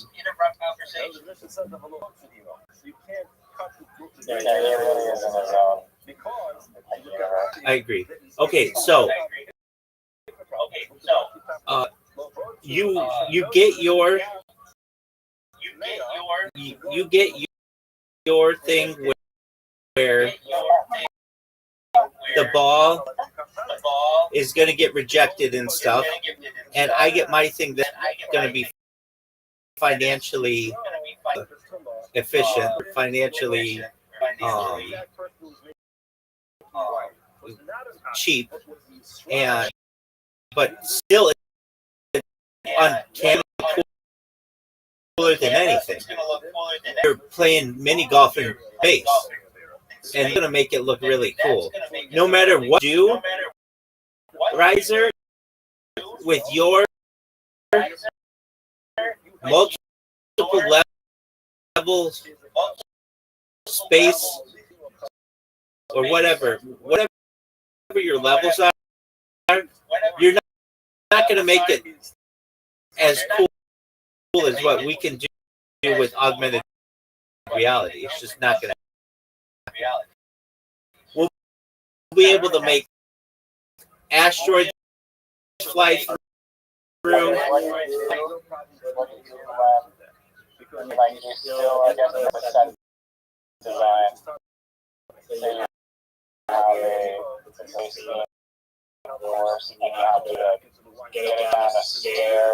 staircase of status, right?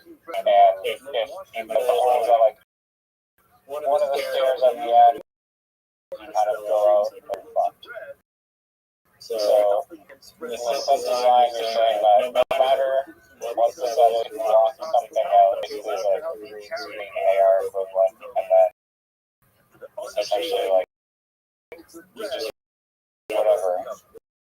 We insert whatever, like we have like these permanent blocked out satellites, and then in the thing is just augmented reality to actual satellite. In the sense, there's still the design is very like minimalist. Yes, that's the best for the players because it's about the game for them, which is what they want. And then for the viewer at home, it'll look like the thing went downstairs.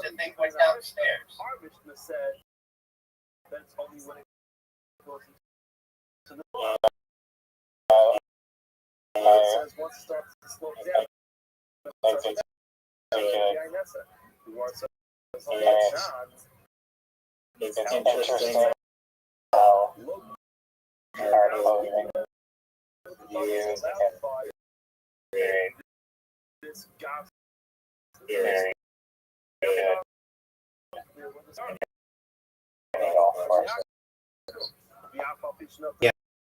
Yeah, but you still have to get the money to. Well, on top of that, the idea that it's just everywhere on this pitch. Busy, I think people would like it even more. If you had it, and you know how like in hockey, they have like goals, and just you'd be able to set.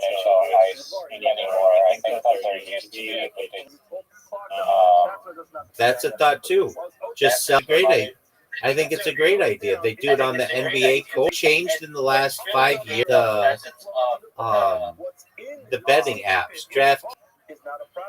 I agree, especially because like how it works. No, I'm with you. That would work beautifully, and it would like. I mean, I would say that you could like you basically and sell that. Yeah, there probably need to be some way of this business in your mind. I think that Would you personally invest or join this company? I would need really good the team element, and teams are important on dynasties and traditions and things. Major cities of North America, like what do you have? 5 or maybe 10 guys per team. The reason why I say that, think of the NHL, the MLB, the NBA, is because they're team oriented and almost become religious. Individual sport in America, it has ebbs and flows until the next guy comes along. Same with something like tennis. It's all about 1 or 2 people. But if you can make it league, then you're pushed for in every major city in the United States. Here's the thing, though. They have to play each other. That's too many games, like the top 10 cities in the States. Maybe New York City, Los Angeles, Miami, Atlanta. People would compete. And you all 32 though, but it's smaller. And then as it gets bigger, you just have the people, and then and the mascots and then merchandise. But I think is lucrative. Would I watch it? No. I say that because I know. I say that because other people started to watch it, then I would watch it. Social to me. If it becomes like the UFC, where that kind of stuff. You need the culture around the sport almost more than a golf, competitive mini golf. Yeah, if it got really, do I think it could, especially if you got into the teens? I understand your point, but it's like you can't score in the golf game. Like before. Well, I mean, no one says Just that having two winners is if you only have it, you're very much breaking the rules. if you have this or golf, it won't have lasting power. You can't name one speed skater who currently be able to name anything. It's 100 Americans, one freestyle skier who currently skis. 0 people would be able. You asked 1,000. If you asked 1,000 Americans, and if I can't name them,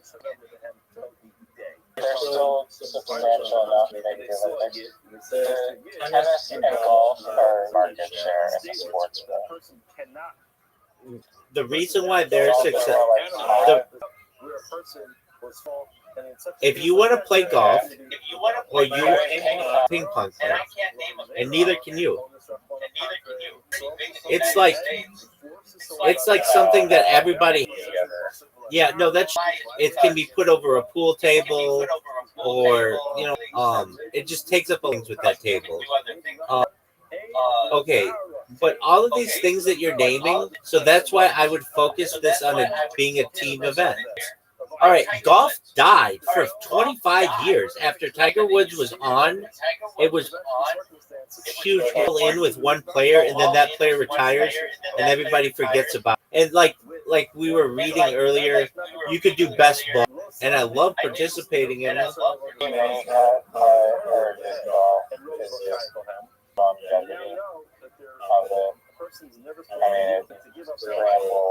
No, I didn't be able to.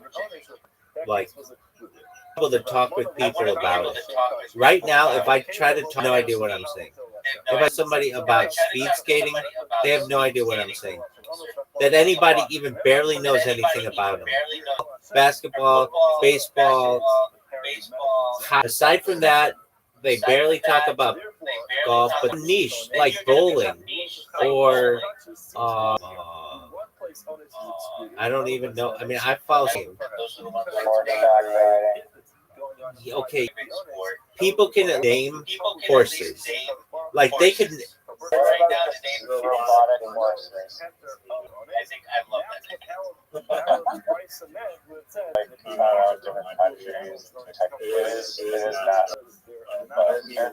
Do you remember the show? It used to be on.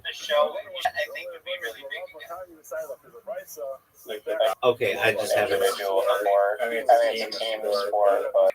And Las Vegas last month, they had robot. I agree. So as well, and I think that could be really big. Exactly. Eventually, and also how if it's properly calibrated, which they would be able to. Intelligent and agile robot, they'll make it every time.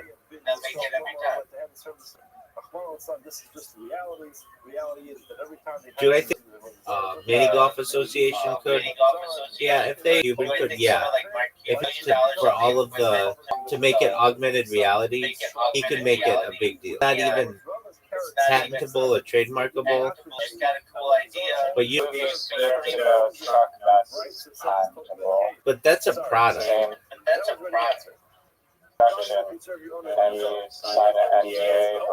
You could patent the golf. You might be able to snag it already, but I don't know how.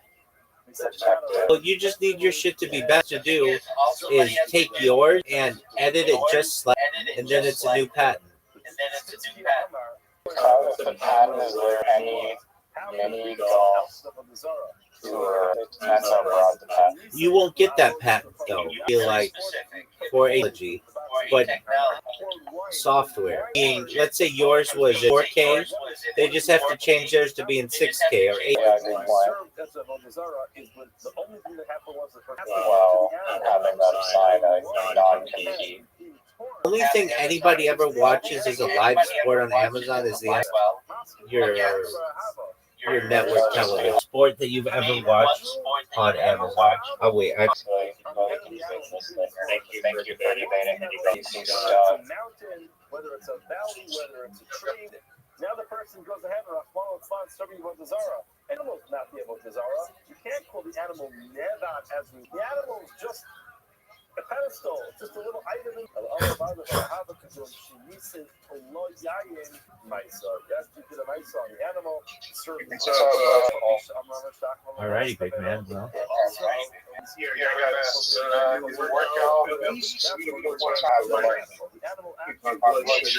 physical results of his So far, amazing progress. all right, big dog. Did you sleep well?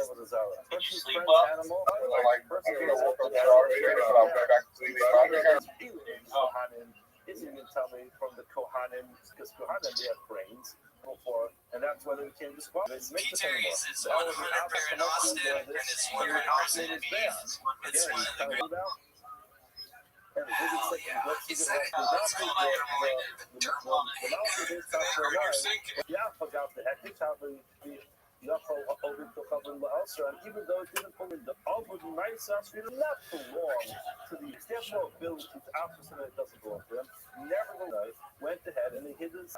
Mar says, no. You can't prove from there that you have the ability to our shoe. She also flew the economy over the Katavan, the office. In other words, in that case, there was a public remote. They consecrated, they designated Caleb in their place. Israel. Now the Gemara asks, More said, keep the other for the Nisa, since the Astro. Once the action is taken in them, it does become a funnel and slide. The halakha is the person's animal remains permissible, does not become asr. However, the person damaging the animal now becomes prohibited. The asr of Dimi Omer B'Yochra, to the ground, to the earth, no asra. Hafar Baboros is into the ground, with the person down to the ground, essentially does nothing to the ground. If there's any problem with the ground, then indeed it will have an effect, it becomes asr. It does not become asr. However, asr talit is the John, I just got the cherries. I literally have one of the greatest I'm talking to my manager.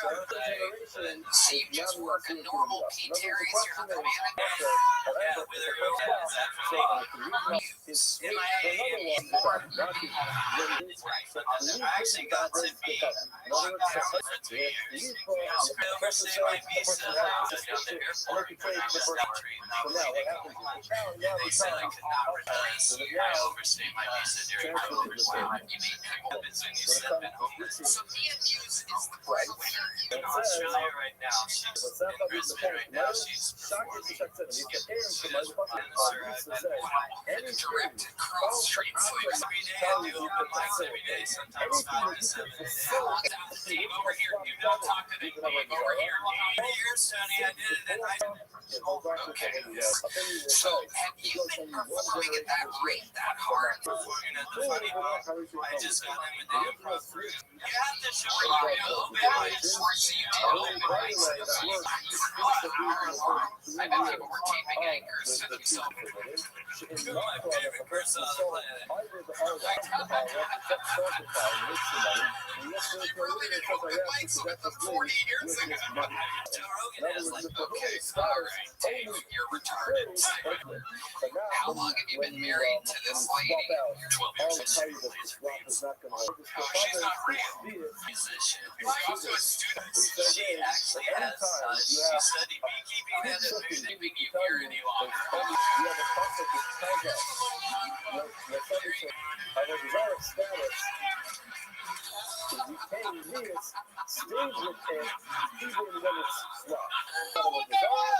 Like, what's the biggest gig you've done in there 30 decades plus. I don't think stand-up comedy, the biggest thing he's done is something that fucking Tina Kachina could do. In my experience, black people are. I used to drive DoorDash in Mesquite Town, and DoorDash is a true story. I pulled into a busy parking lot. I'm in a silver Nissan Rogue. And he said, he was being helpful. In 500 years, this is incredible. Not a single diagnose or depression or any guilt. None of these things. You don't have a dipshit. Bones are pierced. Yeah. I couldn't stand up. What? Bill Deflins. I've been doing it 30 years until tonight. 27. Amazing, Trevor. After college, I wanted to be an filmmaker, and I was grinding away writing a screenplay. And you've been working hard at it? Oh yeah, really hard. Oh, yeah. I write tables. Nice. That's really no, Nina Simone. No, do you have energy stories? Okay. Everything you DoorDash is 5 years of it. nice. I had that my son. I've been on for a long time. I got a couple times with her parents. She just moved here. Then we went to a show, and then we came.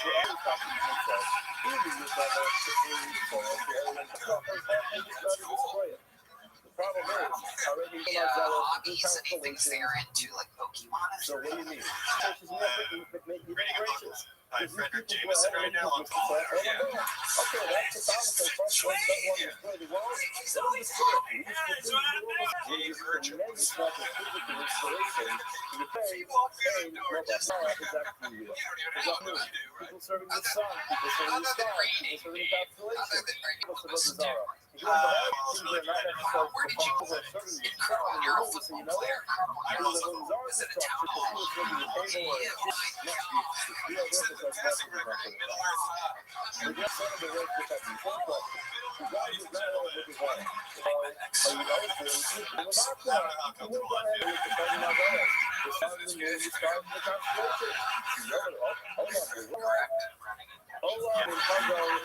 Today, was there a backup quarterback?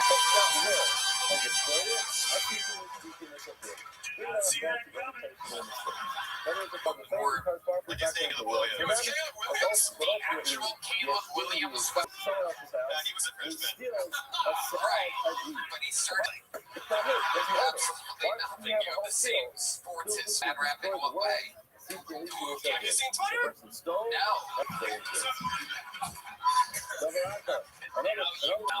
They'll say nothing when your girl's in Thailand for 3 weeks. Nothing can stop a Trevor Lewis, ladies and gentlemen. This podcast is sponsored by Super Creamery. You may need people to help you achieve your goals in 2026. If you want to eat healthier, find top talent so you don't waste time or money. You can find out right for all your roles. 4 out of 5 employers who visit ZipRecruiter get a quality candidate within the first day. See for yourself. Just go to this web address right now. We love it there. Alright, we're not supposed to be up there, and we are not religious, but when that plane starts verbalizing, nigga, I believe it. That's my first little flame. We're not supposed to see the captain. Alright, that's supposed to be wrong. It looks like, cause you know, and I looked and I saw you can agree to rip me back.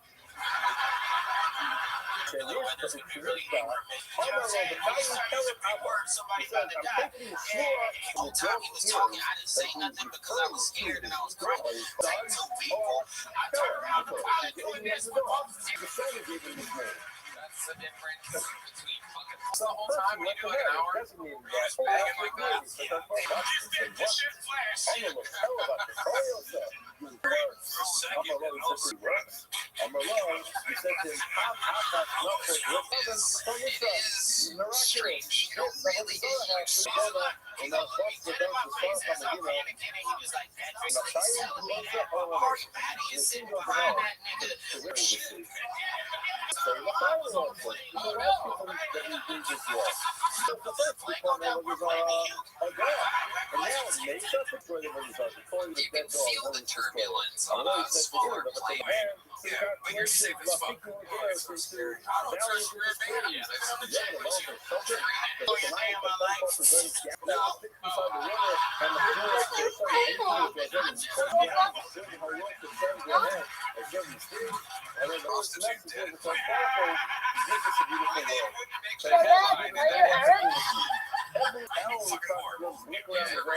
He was on a flight back from London. It's like I couldn't handle 10 fucking hours. Suicide history first class. Kendrick, what else is going on? You just made your Netflix debut. Okay, it's that motivation. And that's why this is my new hometown. There he goes. Everybody. I've heard that spilling the beans from a hot tub. I just want to turn your head left and right. Until I learned I never have color on the street. Also learned that in America we don't trust one another. Because I come on, putting the other into likes. Always one power. To me that shows that even amazing. Even on the show once before, comedians that blend in with the black brand. Tonight in the other amazing set. How's life been going for you here for 1 year? And what do you do for work? What exactly is the sort of beyond me? That's the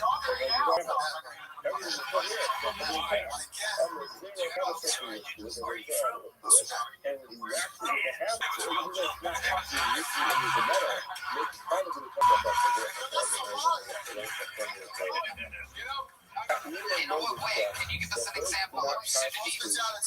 Stereotype. What's that mean?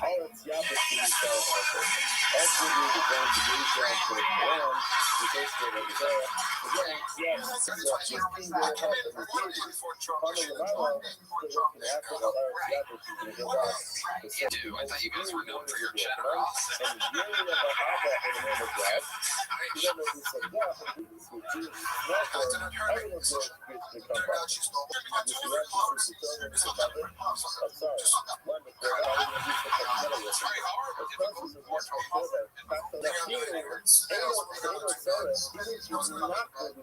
try to deal with your Latinas, the whites, what are we going with now? There's other types of tall whites here in America. Say all whites here. I'm saying now. I think you might enjoy yourself. That's an interesting thing. In America, incredible Laker story. I'd like to see you fucking absolutely have it.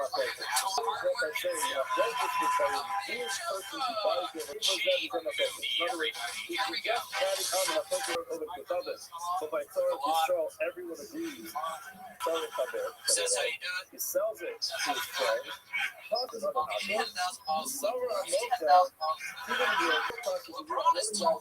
Just makes me wonder, like the Oscars, Grammys, one of these parties.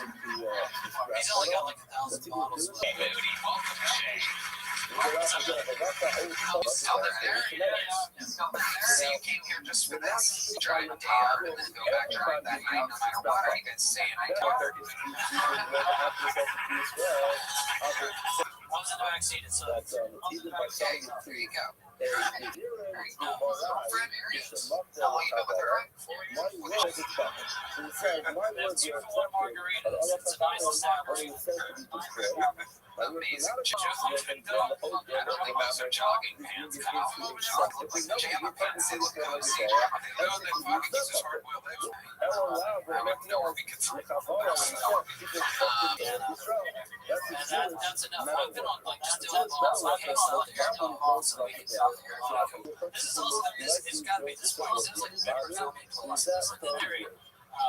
But in the years, well, this would all really help out.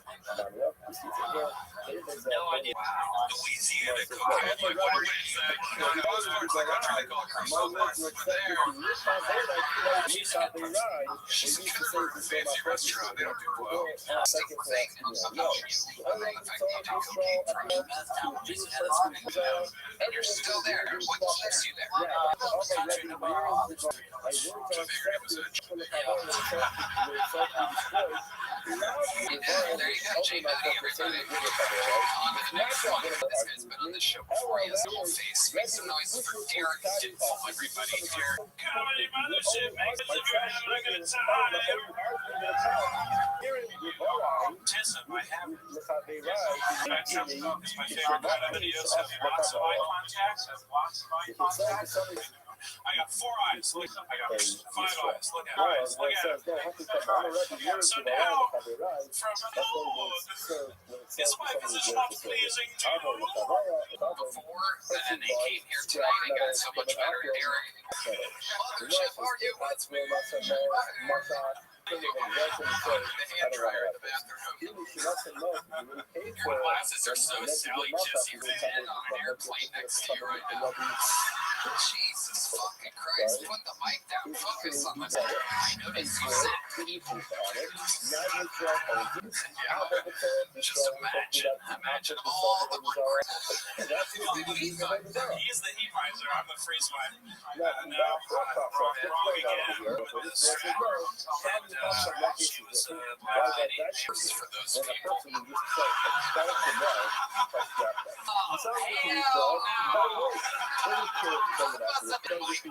Tell us about this experience with a black woman. You were doing a show and she's like, oh, thank you for refugees. yes. It doesn't matter. She invited you back to her hotel room. She doesn't know what time of the night is this. What's going on? She has the room to herself. Black women in the room, am I correct? Okay, there's 1 black woman and Derek wants to know how the fuck you had sex with a black woman. Kind of get cozy. Let me answer questions are.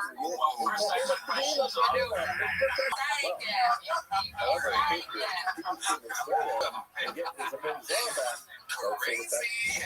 Those are prescribed by a doctor.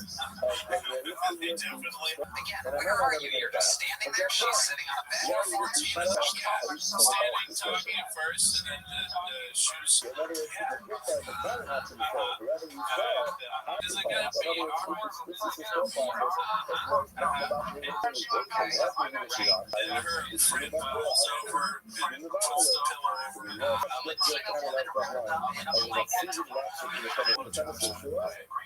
Interesting. You say blowjobs.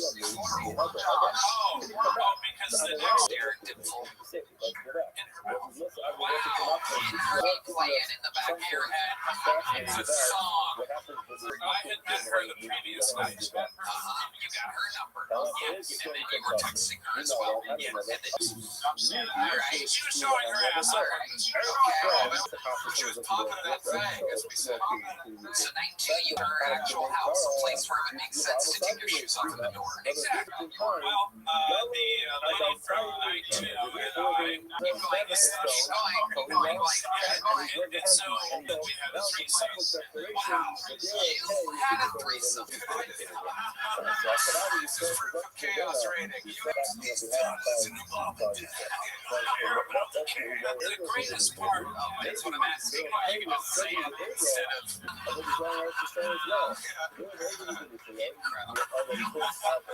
on 3 days of sex. You're leaving here with a little jump book. Congratulations. One of the ugliest human beings on planet Earth just out there just fucking shot.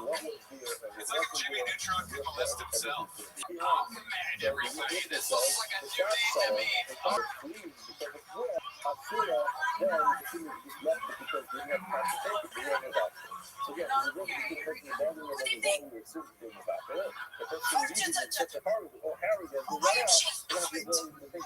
I teach in 1 minute workshop incidents how to treat your virgin.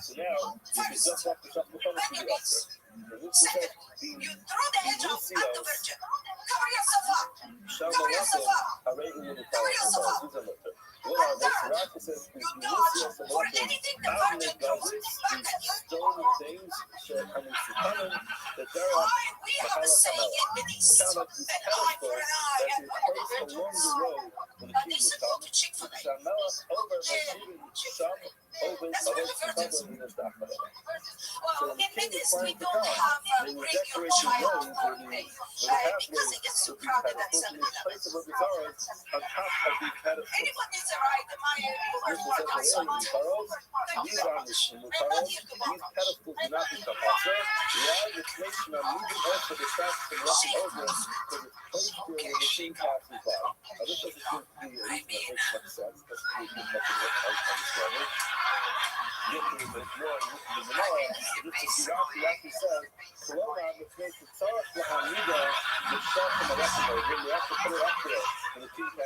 Aren't you a funny lady? You're a funny lady. She's the funny. What's your name? What made you want to be? What made you want to do this?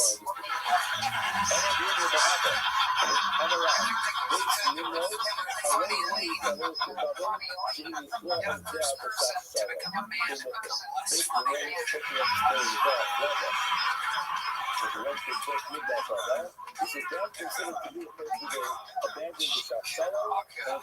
It's like I died on the drive here. Everything's so surreal about this show. And then you come out in this insane great outfit, you know, it's very authentic, very candid, but just all the effort put in without the jokes is insane. It's great. It's a lot of like a buzz. Wait, I love the word Globetrotters, you know, but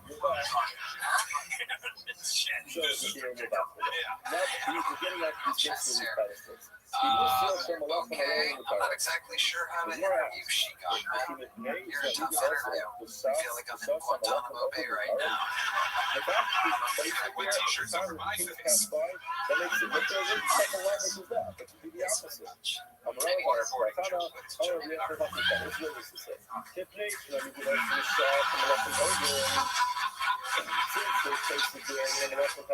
lot of Middle Eastern viewers now. I want to make sure the joke translates. What made you want to experiment with this character, Sheik?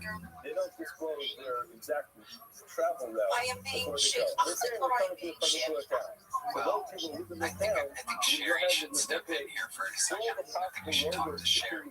Very funny. Well, I write jokes about Mommy Stepdad and Mommy Stepdad and whatnot, so I thought, let me give those a call. It's funny hearing you talk like a woman like that. It's actually much funnier. On air. It's just experimenting. Yes, yes. I love that. Have you done this other places like open mics and stuff like that? I just did this at How'd it go there? Okay.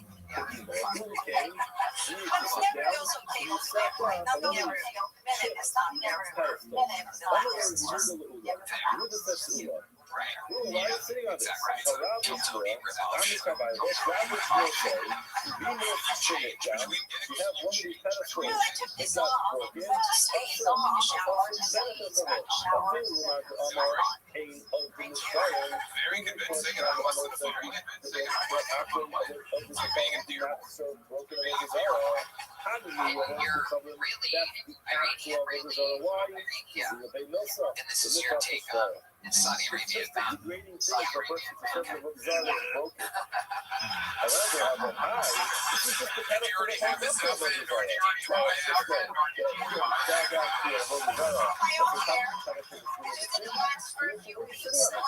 Read between the lines, Rabbi. I like Sherry. I miss Sherry. Here's a little jump up for Sheik.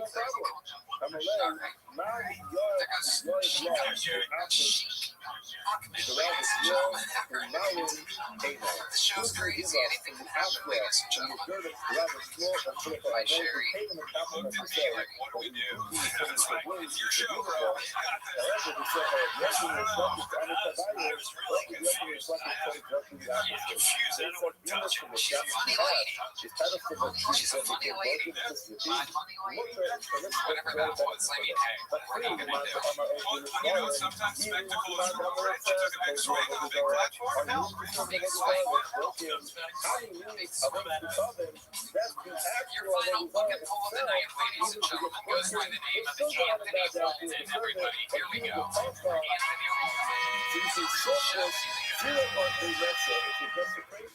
To go ahead and be the just be about this is I just moved out of my parents' house for the third time in my life. What are these things? Just a pedestal to hold it up.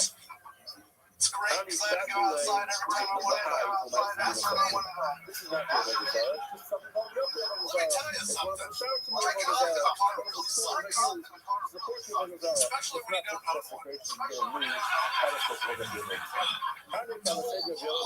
Carjackle Indiana. No meaning the carjacking.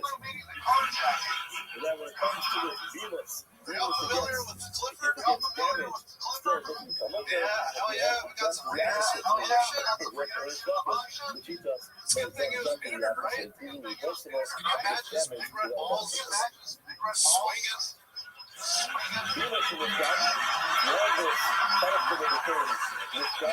Strike City is up there catastrophic. I just lost my father recently.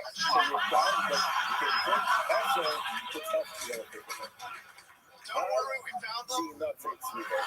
It was just an extra dead. Fuck yeah, Anthony. You've been on the show before. Numerous times. My third time at the mothership. It's been a year. Yeah. Awesome. Much better than ever before, correct? That's it. Yeah, and that's, they've been solid. Oh, wow, okay. I guess we remember them differently. Well, the thing that seems to me, this time I'm like way less nervous. I'm like fucking ready. I'm like, Yeah, that's it. So you agree to this, man. That's very good. There you go. All right. This has been Very Uncountable. Is it really true that you're going to lose your father? yeah, so yesterday, almost 3 years. What happened to him 3 years ago? He was like 80. He was 84. He was ready. Awesome. How do you know he was ready to go? Just one time, there was like going out my mom's house and he was like,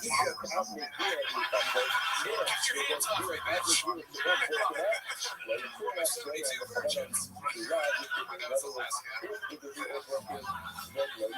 So Anthony, it's been a year since you've been on the show. What's been going on with your life? What have you been up to? Man, it's been a roller coaster of like breakups and getting back together and breaking up. And then right now it's just like this depression phase where it's just like the world's still hurting. People are loving the people outside the show. Making people laugh like I'm back to it. Guitar broke out, then I got a new guitar broke out.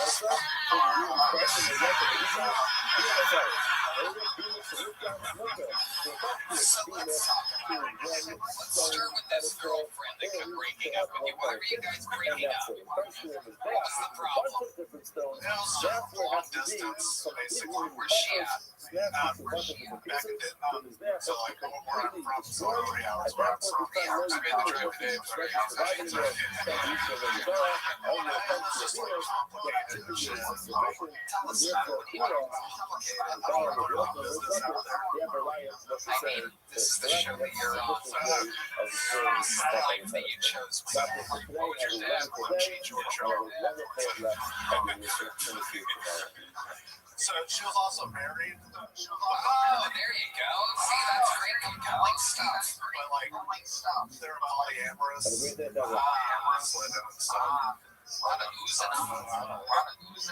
So, did he know about you? Yeah. Okay. He was cool with some fucking Eskimo banging his wife.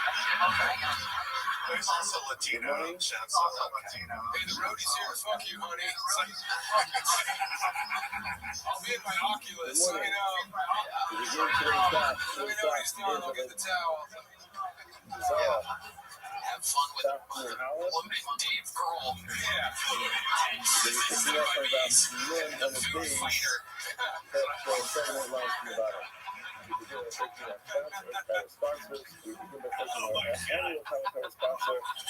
So just anyone can get laid now, dude. Yeah.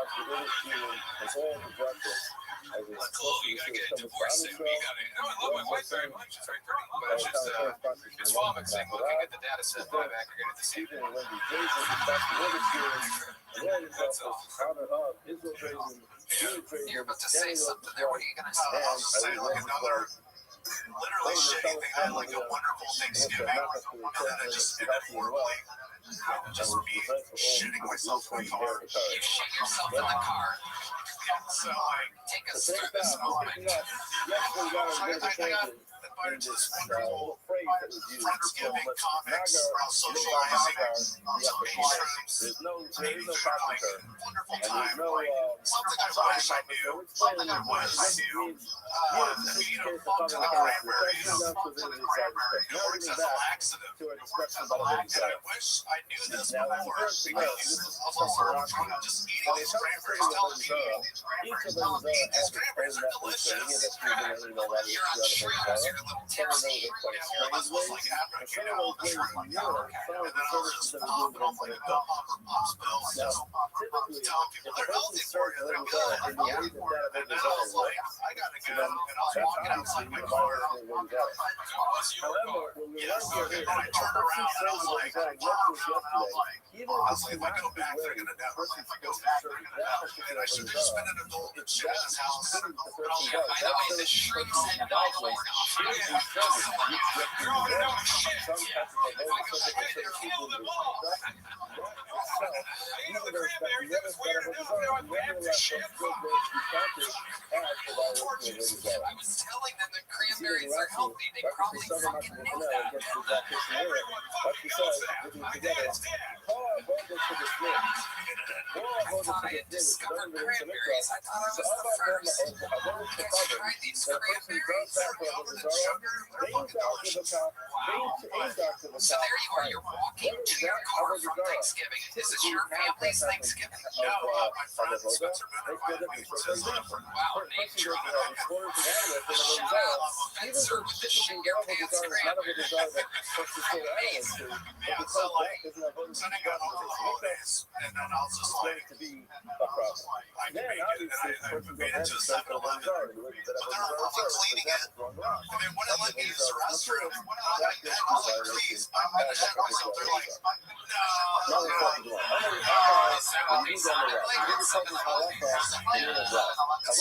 she's cleaning it, and I was like, they won't let me use it, and I was like, fuck this.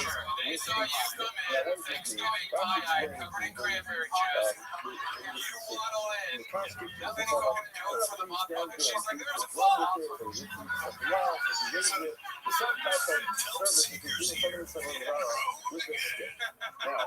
So I was gonna take a shit behind the 7-Eleven, but there was a fucking cop car chilling, so I was like, like, I can't get elected for this. And I was driving and I saw a Circle K, but then I was too late. They just let me go. And I was like, Circle K, Circle K, Circle K in your car. Like, as soon as I saw it, I turned and saw it, and then I started crying. And it was like, the first few seconds felt okay, bro. So yeah, so like,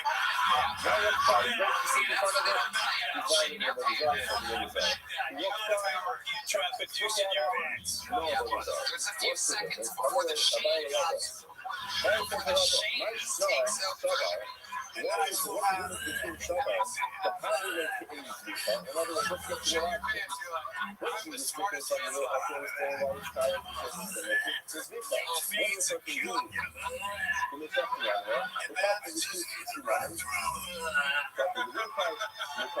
then I still had 30 minutes to drive back home. I got cold. And then it just went 2 more. I was like, it's already too late, so I just myself 2 more times.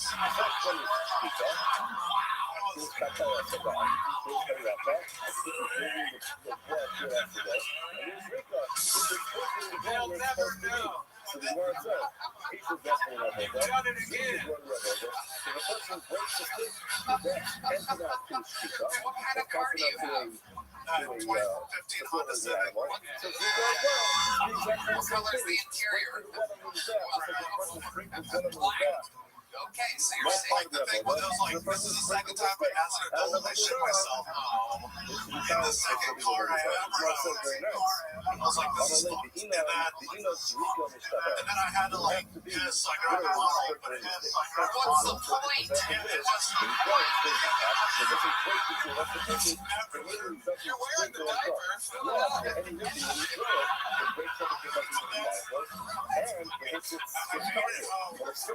I live in the 3rd floor, so I just had a bottle up. Pissed in a bottle with your pants full of shit. Putting on airs, man. It's like taking off your shoes in a hotel room. Yeah. You took your pants into your socks and took a photo. And like, good question from a professional. And you're pushing your pants just prior and man. You tuck your pant legs in your socks, but it doesn't fall out in your hallway of your apartment building. It's a metro black belt of brown belts. Right? The sultan of shit. Prince of food. Yeah, it was a fucking mess. Everywhere. Like, it looked flood, right? Because of the cranberries. What kind of pants were they? Were they jeans? Were they, please tell me they were khakis, please. So, wait a second. Nobody's eyes, man. Those are the pants.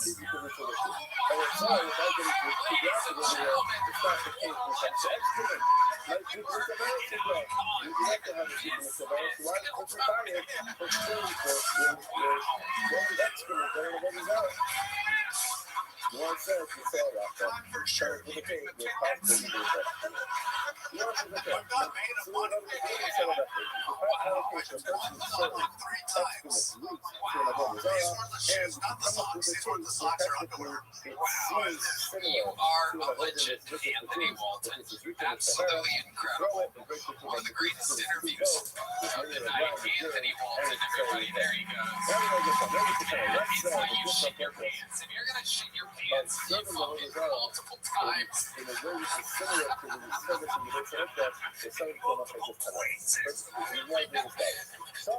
Shit his pants in different area codes. Oh my goodness. Alright, he might be shitting his pants right now, ladies and gentlemen. There he goes, Anthony Walton, everybody. Wow. There he goes. He's still going, everybody. He's still there. Still there, ladies and gentlemen. There he goes.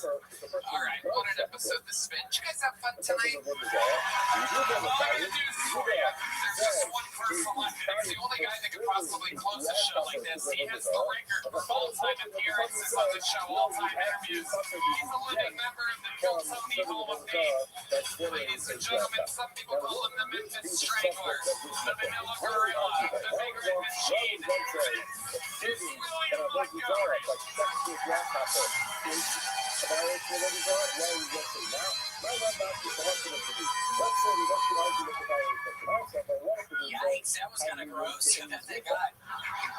Mattel Toy Company has just come out with an autistic version of Barbie, and luckily this version still has those great tits. Okay, this next joke is for the ladies. You're like, hey, if they don't have Monostat 1, just get Monostat 3. Yeah, that's like saying, hey, if the video store doesn't have Godfather Part 1, just bring Godfather Part 3. Are you kidding me? One of them's a pharmaceutical masterpiece, and the other one, it has its flaws. Okay, the ladies are laughing at that one out there. Somebody was telling me how much ice was in Minnesota, and I was like, yeah, it's January, you dumbass.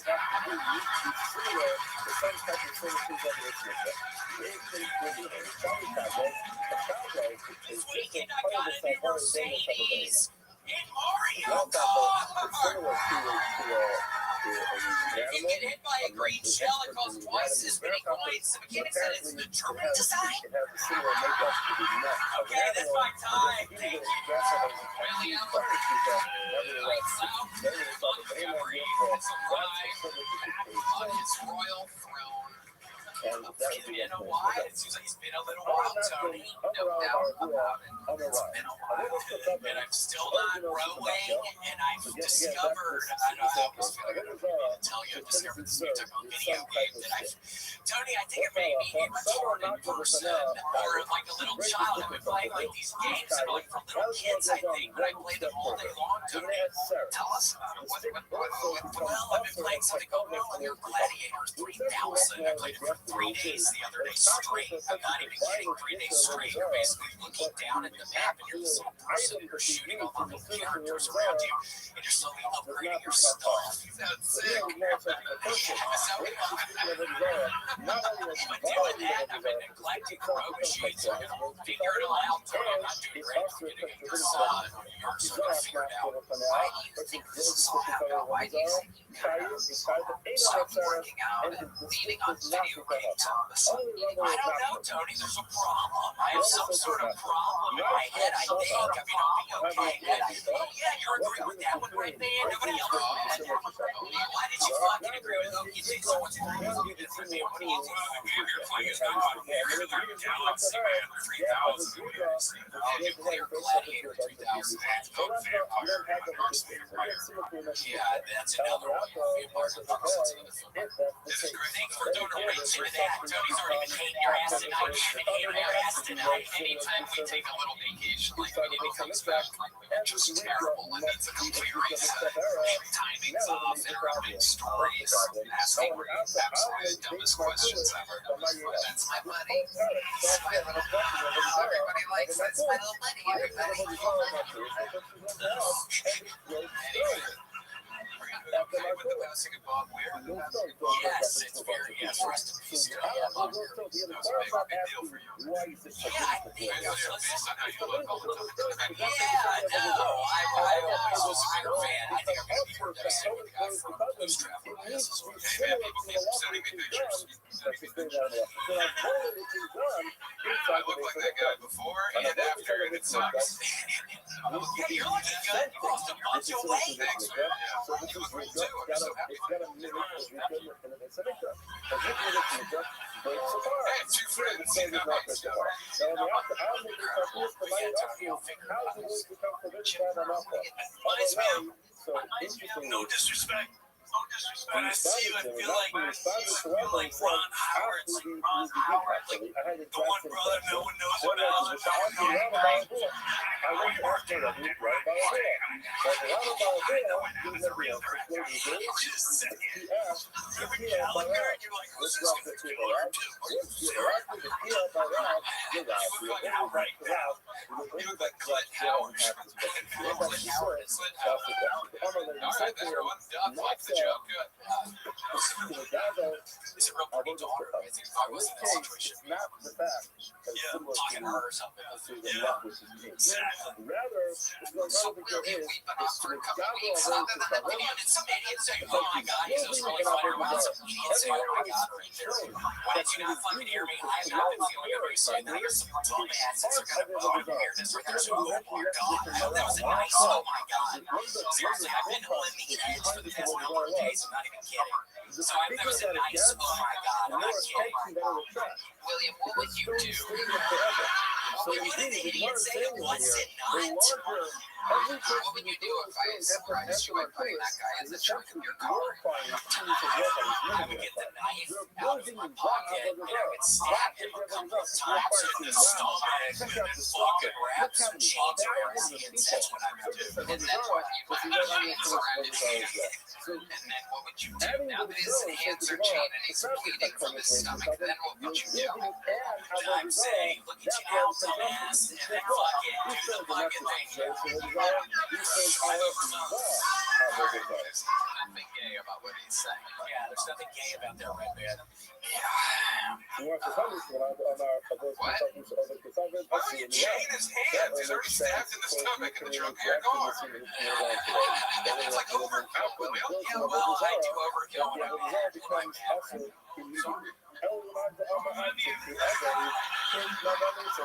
Poltergeist 6? What was that? What do you think would bring you some joy, William? No, I need to get back on the road machine. I start exercising. Have you been doing any puzzles?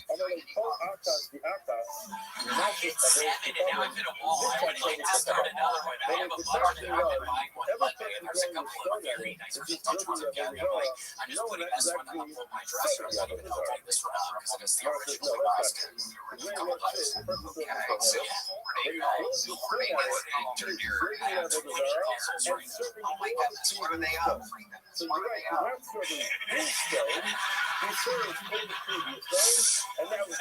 Specific type of puzzle that you're buying. I know the next one I'm buying. Well, they actually it's fucking Joseph. That is the main scene. I'm gonna do that one because that's nothing better than a major scene like January. So I think almost my birthday, almost 39. Wow, when's it next one? When's your birthday? January 26th. Wow, when's his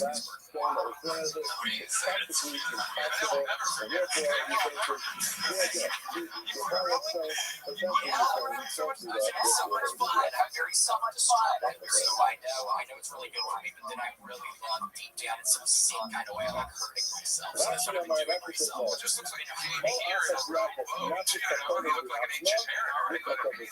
I know, me too. I'm doing it again. I almost went today, and then I didn't. You wear the Gretzky jersey when you were tying up our kneecap on the back truck. You wear the jersey, Gretzky jersey. Yeah, fucking wear the Gretzky jersey when I was beating this fucking ass. Wait, what did the fucking idiot say again? He said, oh my God. He said, yeah, you're really going to be that cool. I'm fucking hitting you, and I got the fucking Kings jersey, fucking Gretzky Kings jersey. Can you imagine that? Really? I'm beating his fucking ass in the fucking. What would be the last thing that you would say to him as you're watching the light sweeps? It's watching the light sweeps. Dwayne, hurry up, breathe again.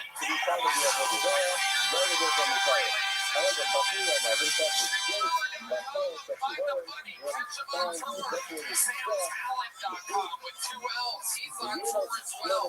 Thank you guys so much for being here. So much fun. Thank you. Mention Jim Brewer, everybody. Dwight Jim Brewer.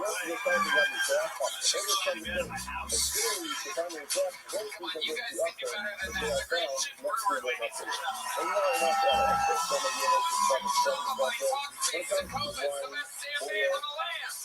You're like a Brian Denny. Let's see what Chris is over there. Oh, look at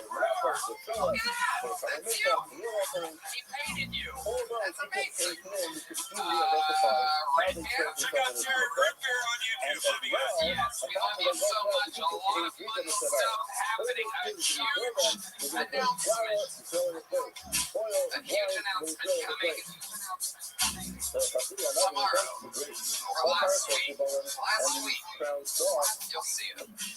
All right. We love you guys. Thank you. Good night, everybody.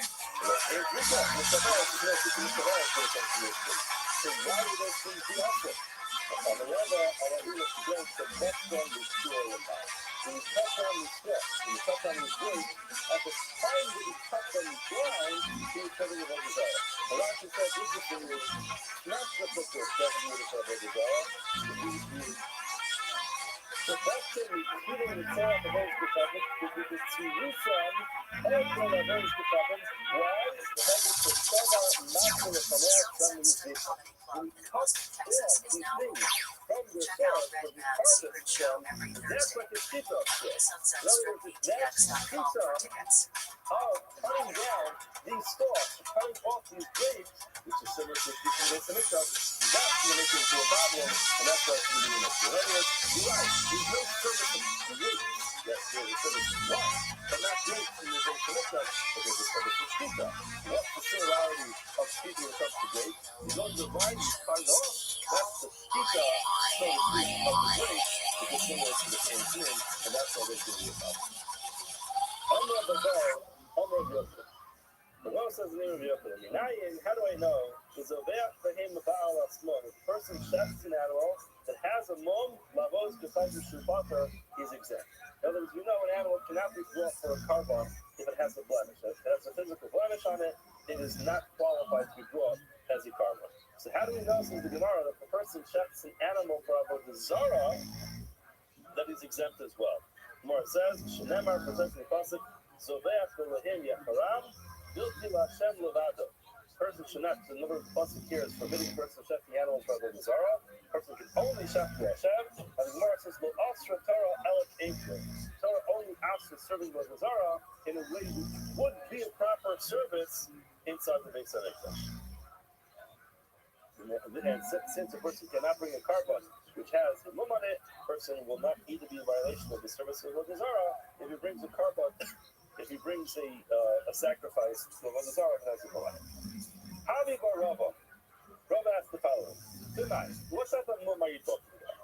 If you're talking about some type of blemish on the membrane of the eye, so you have to understand the house of the Noah, Chazia, Ligavoa, the moment the Baba Dizu, Lavos Kasavim Yibayim. It's interesting, it's not getting into all the halachas of Bamos, because we will discuss a little bit soon. But ultimately, when it comes to an akum, bringing a carbon on a bama, which is a personal altar, it's not the altar inside the Mishkan or in the Mizbeach, they're allowed to bring a carbon that has the mum of Dukin Sheba'ayim, but it has this blemish on the membrane of the eye. So now, telling the Biden, you have to say that they would be able to serve a relative, in other words, they can even bring a carbon to Hashem that way. So it can't be a Dukin Sheba'ayim. Ella, rather, what are we talking about? The Mechutzer Eiv. Must be that it's talking about such a significant mum that it is missing a limb. Rabbi Lazar, and we're following the Stam Rabbi Lazar, Minayin Mechutzer Eiver should also with Noah. How do I know that if Ben Noah cannot bring a carbon, a sacrifice that is missing an Eiver? Shenemar, for it says in the pasuk, Umikol Hachad. This is referring to Noah, literally Noah, when he was bringing animals into the table. Now, Hashem knew that he could go into the Beis Hamikdash. Sorry, when he's going to go into his table, he was eventually going to come out and he was going to bring carbana. He was going to bring some animals as carbonos. So again, he brought every type of animal into the table. And on his way out, he was going to bring those animals as carbonos. Now, understanding the pasuk says the following: Shnemar mikol achai, mikol basar, shnayim mikol. Comes to anything that's living, take two of every animal.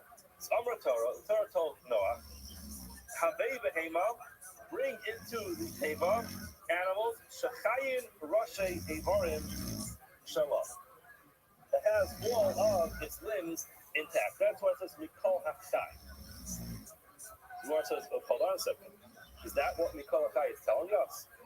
I mikol hachai mubarilei. We need the word mikol hachai to teach us something else. Limit we say to exclude treifa. They say that Noah could not bring into the table animals that were deathly ill.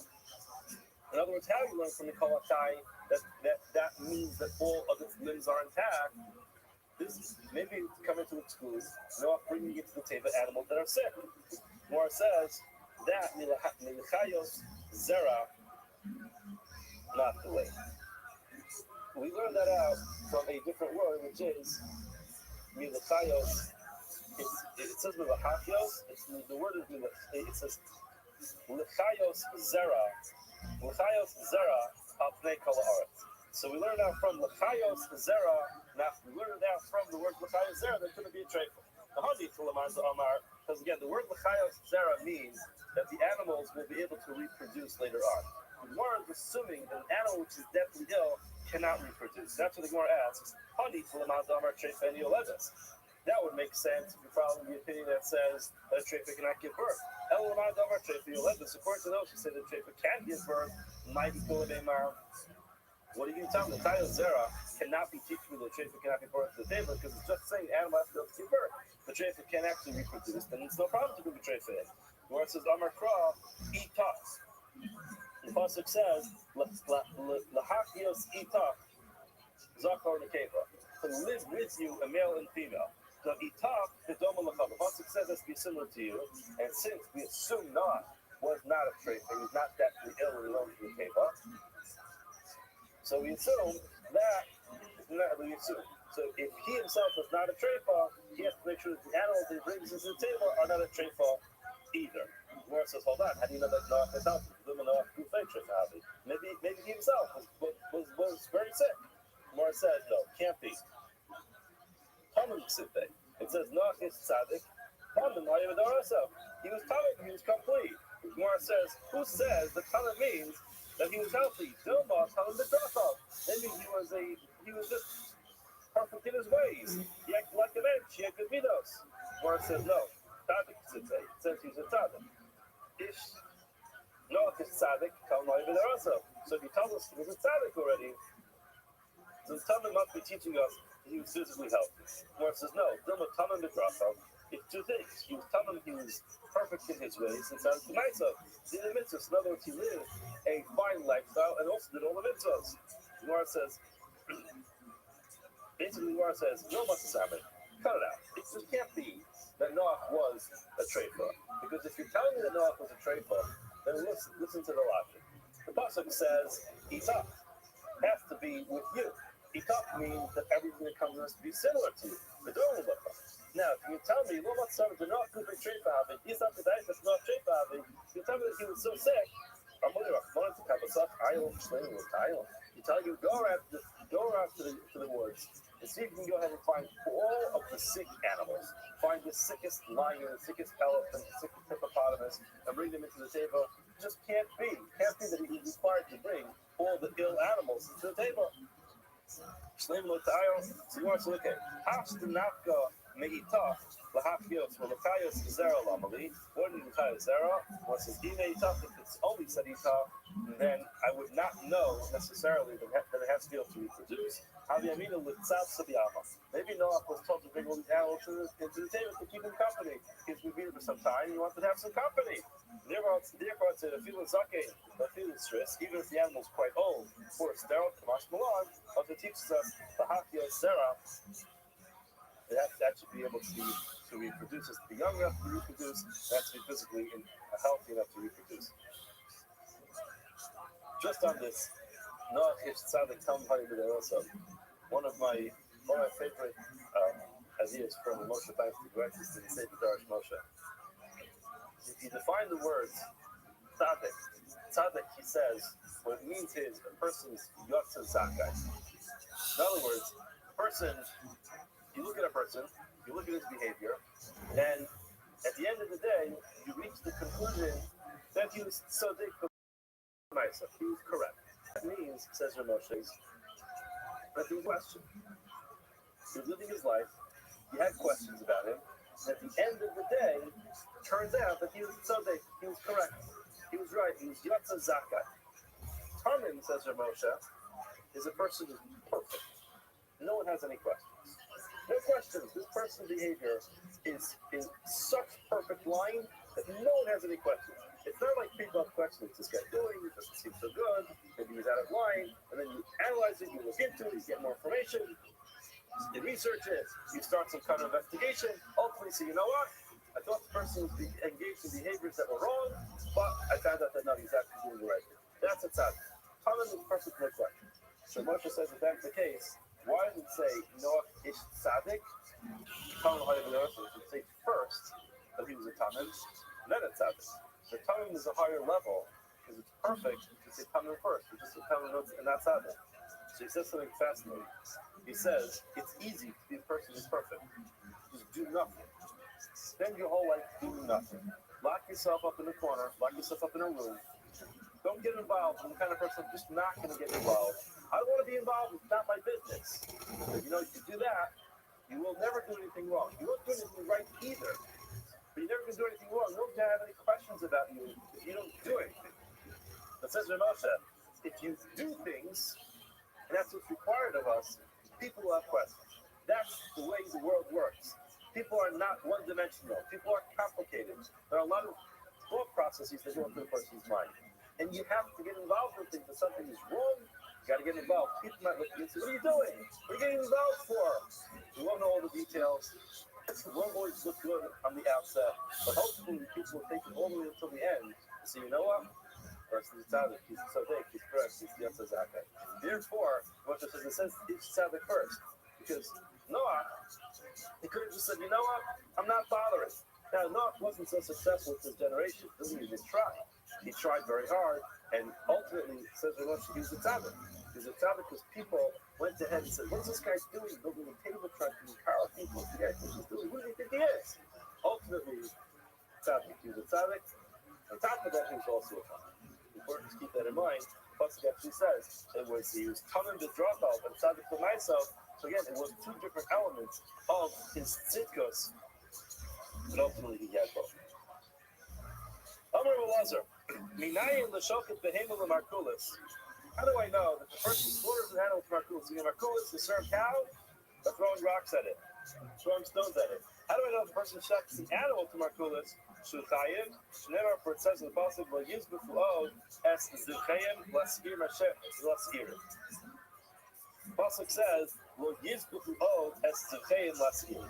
Now, we will see very soon that these psukim that we're going to analyze in the next couple of minutes have nothing to do, for the most part, with Avodah Zarah. These are psukim in practice akimos. The pasuk is essentially instructing us not to shech karbanos outside of the base of Mikdash. In other words, we mentioned earlier the concept of the bama. Before the Mishkan was erected, there were various different bamos for the bring karbanos. It's called shach heter bamos. Once the Mishkan was erected, bamos became outlawed. So when the pasuk says we'll use the od lasirin, so it's a description of shechting outside of the Mishkan, and ultimately it's described as Avodah Zarah. So Amar Belazar, I don't know if person slaughters an animal to markulis, never protest the pasuk. Well, use the quote this the pain last year. A person should not slaughter the animals to the seir to the goat. Now, if this is not teaching me the typical normal way of serving Avodah Zarah, the Sid, pasuk already says how these people serving the Avodah Zarah. Now, Indian we should walk to that. In other words, it can't be teaching me not to serve Avodah Zarah in the normal way, because the pasuk get out that already. So what is this pasuk teaching me? It's that teaching. It teaches me that a person who does a typical avodah in the Mishkan for Avodah Zarah is even though it's not the normal way that Avodah Zarah, it's still a problem. Or say, hold on a second, is that what's coming to teach me? Are you boiling to the Tanya? You need this for what we learned elsewhere, which is Adkan.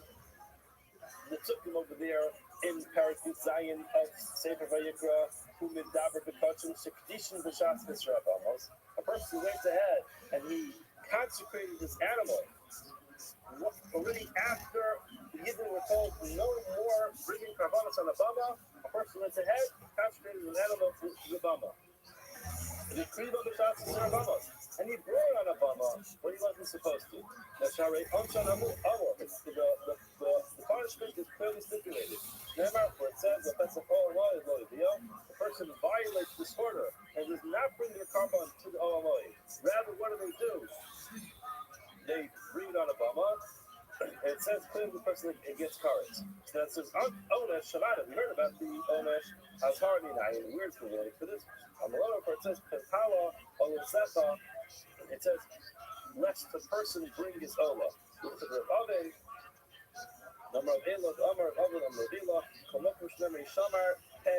Anytime the pasuk uses the terminology of Yishaner, 10 for the owl, and any of the cases, Eino Ela Belos Asay. That implies a Belos Asay. So now we can be able to, in other words, just to clearly explain what's going on here, we have an Ashara because it says pen.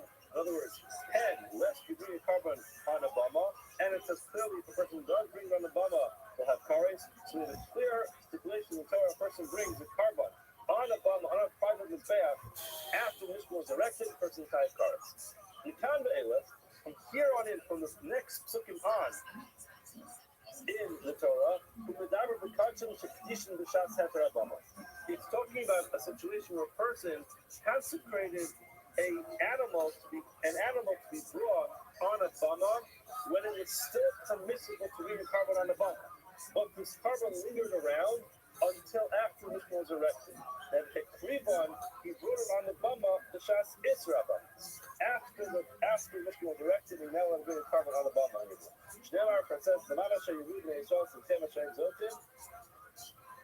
So that the Yidden will bring their karbanos that they go to Shach, and the Gemara says, which I already previously permitted to. The person who brings the carbon on private is there. The Shach Isra Bamos, the time they're not allowed to do it anymore. It's as if he's bringing the carbon to Avodah Zarah. Now, when the pasuk says we're being Hashem, we bring it before Hashem. The zoom mitzvahs outside. Who mitzvahs out? Mitzvahs los outside, and mitzvahs los outside. You know that from Tamlim of Yis before the Zekas. You have a mitzvahs outside of being Hashem to the carbon into the Mishkan, and mitzvahs los outside of Yis before the Zekas. So now, the Gemara says, you might think that a person is going to have an onish of kares if they bring this particular carbon. In other words, this unique case where a person was knocked into consecrated an animal as a carbon to be brought on a bama, and at the time they did it, it was perfectly permissible. Why was it permissible? Because it was shas heter abamos. It was a time of permissibility to bring a carbon on a private mizbeach. But that animal lingered around till the mishkan was erected, and then somebody gave the order, no more bamos. Now, how do you know, says the Gemara, that a person who brings that particular carbon on a bama, that there's not going to be kares? On the kares. You think a person gets kares for that? And the Lomar because Zos Lahem, they're going to be in violation of the mitzvahs asay, and the los asay, the law of kares Lahem, they're not going to get kares. In other words, what was the point of bringing this whole rice in? The point of bringing this whole rice in is to show you that the pasuk of Lord Yizbuk the Od as Zitayim, La Seirim, is not talking about a person slaughtering a carbon to Markulis. It's talking about a person slaughtering a carbon on a private mizbeach when that carbon was consecrated, when it became hektish, when it became dedicated as a carbon to Shas Heter Abamos. Again, not our sugya, but ultimately the Gemara says, I'm sorry, you can't use this possible or use before others who came last year to teach you that a person who shafts a carbon or Markulis is going to be in violation of the Zara. The Gemara says, Amarava Kari Bevo Yizbuchu, Kari Bevo Lo O. The pasuk did not need to say Lo Yizbuchu O. The pasuk could simply have said Lo Yizbuchu La Seirim. The person should not shaft. The Seirim, why does it say Ode? The extra word of Ode teaches you both things. Number one, if a person shafts a carbon,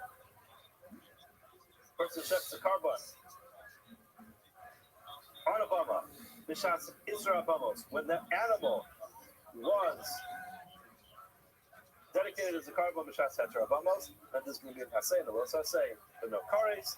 As well, the word "oh" teaches you that there's a problem of shafting an animal to markulis. New Mishnah. This is the mission we learned earlier today. Rothschild, a person finds on top of Markulis, on the head of Markulis, and we described yesterday, the way that we viewed this was top rock was its head. So these Motzah Barosho, you find on the head of the Markulis, moves, money, silk, clothing, or kalim, or vessels, harei mutarim. We do not assume that those things are part of the Zara. Rather, a person must have put them there for some reason or another. Not exactly sure why, but they put it there. If you have these grapes, Atara Shoshibalan, these stalks that are crowned, Yenos, Shmanim, and you have these Yenos, wines, Shmanim, oils, Slatos, and flowers,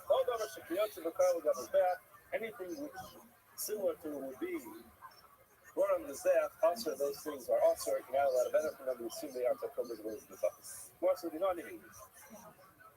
And you see what this Binana really means. I didn't really get into it because I figured I'll allow the Gemara to go through it. But ultimately what happens over here is, what we're saying is if anything is none, it's there to beautify the Avodah Zarah, that becomes Aser.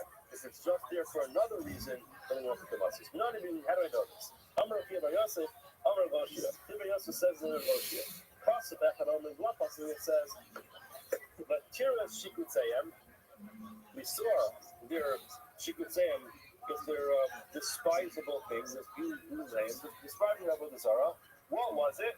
It was 8 wood, the evidence stone, Kesef, silver, Vizav, and gold, Asher Imahem.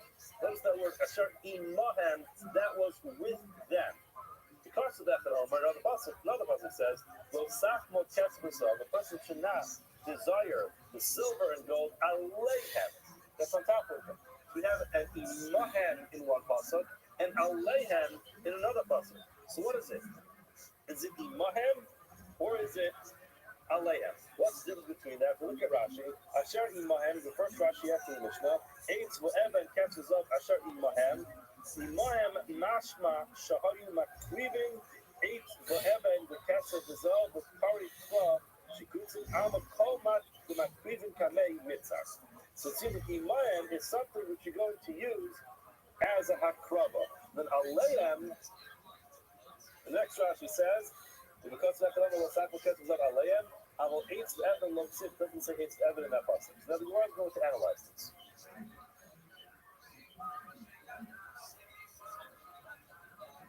Okay, Tzad, Imayim, Dumi Nadaleya.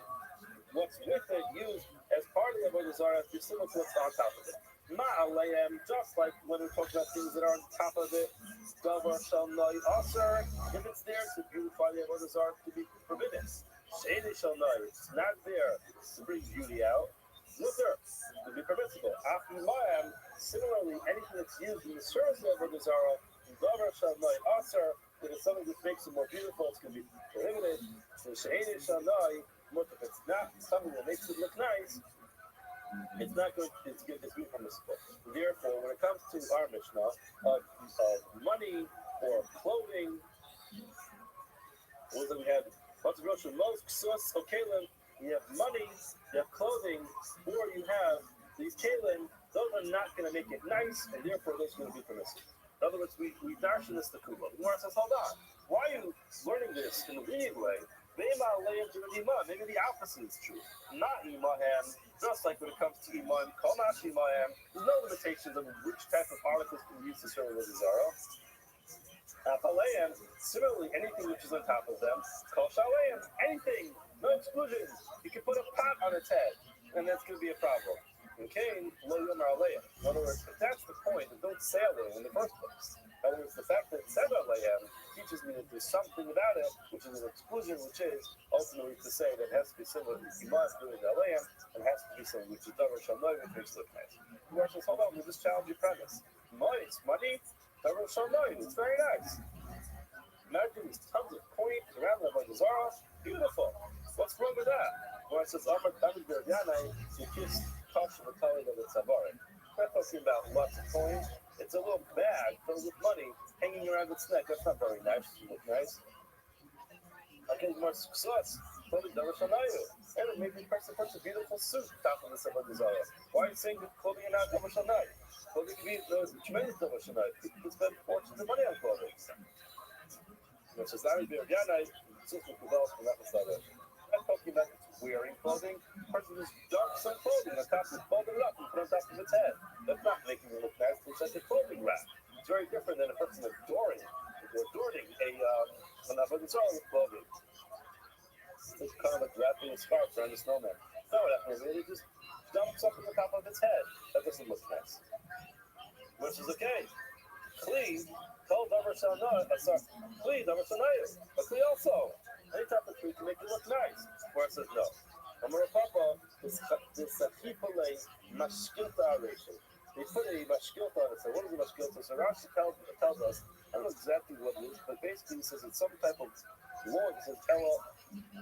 It says it's not something that can be viewed as a hat. And a kli arach, it's a long type of vessel. says at the end that he washed their hands with it. So it wasn't very nice. And that's what they put on top of its head. And that's why it wasn't nice. Okay, Amar Basi, Barkia, Kosher with Lim and Kilkulim, anything which is inside the curtain of the Zara, the word Kilkulim is a play on words of play. We don't use the same words that we have in the Mishkan. And so apparently around the Zara they have this curtain.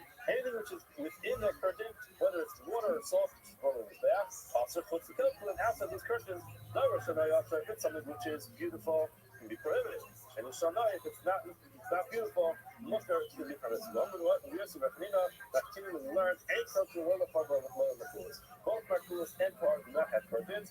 Lamai. With regard to what more to do, if you're telling me even inside is treated like outside, the Shari is permissible, more so the can't be. Actually, the Uri with fire kind of people who leave themselves partners about the Zara.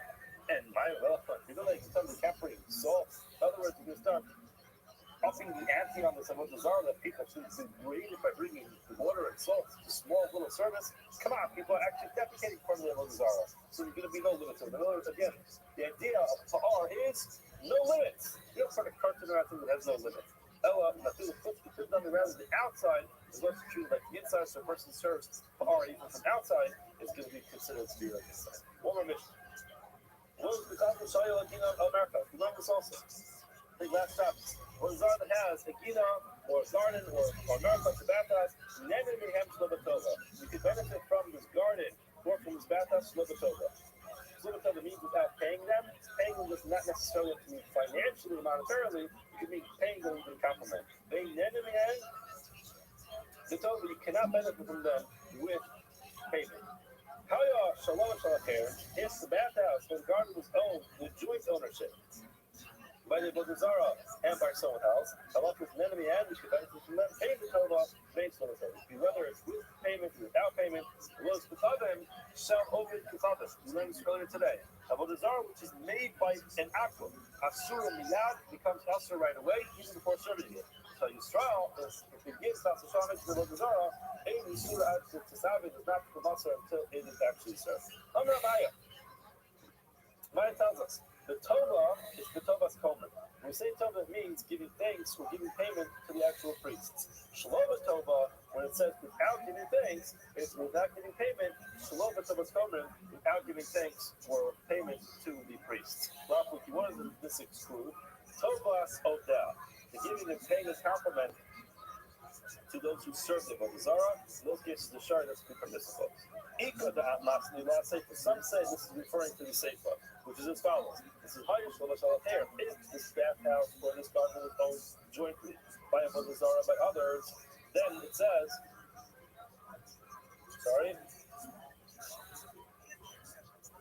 Hayash Lavashalater, then we have, if you benefit from it, B'Tova V'Shlo B'Tova. I don't know, Abaya, what does that mean? B'Tova, when it says B'Tova, you're allowed to benefit from it. B'Tova Sacher, you give thanks for payment to the others.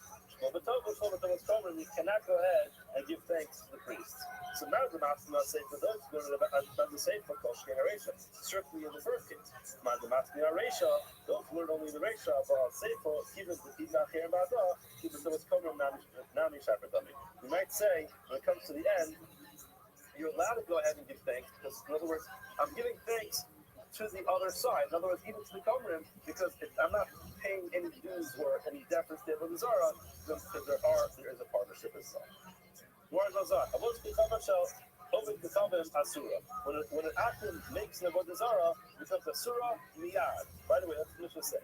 Masnisa Nani. Who is the author of this Mishnah? Giving. The time it says in the Brisa, Abed to Abadunas Kamakomas Sha'abu Shamagayan. The person shall destroy all the places. This is when the Yidden are talking about to destroy all the places where they serve the Avodah Zarah. The Caleb should establish the Elavos become the Kasadaber. Plus, he was talking about things that were used for what he's covered. I would think Asum of a low Gamrum or Gamrum Lohibium, Hevium will establish the hand. Yafi Asurim. I would think that all these cases where they were made, but they weren't finished, they weren't actually brought, or they were brought, they weren't actually served. I would think Yafi Asurim. I don't think that they're also in those cases as well. Come along, no.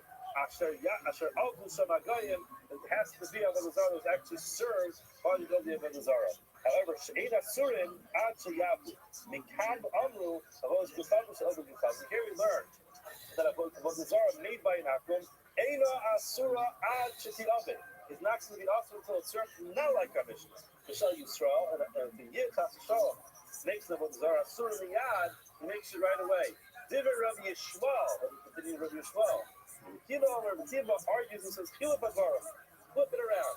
About the coverage of it to coven asura miyad. The avodah zarah that's made by an akum is also immediately, as soon as he finishes making it, it becomes also the avodah zarah, and it's done even if he doesn't serve it. So Yisrael, if the Yid makes the avodah zarah, then this ave is not going to be asur unless it actually serves it. If someone serves it, in that case, it becomes asur. And clearly, it's using Kiva is the author of our Mishnah, not like the Rishma. We'll stop here for today. Everyone have a wonderful day and a wonderful Shabbos.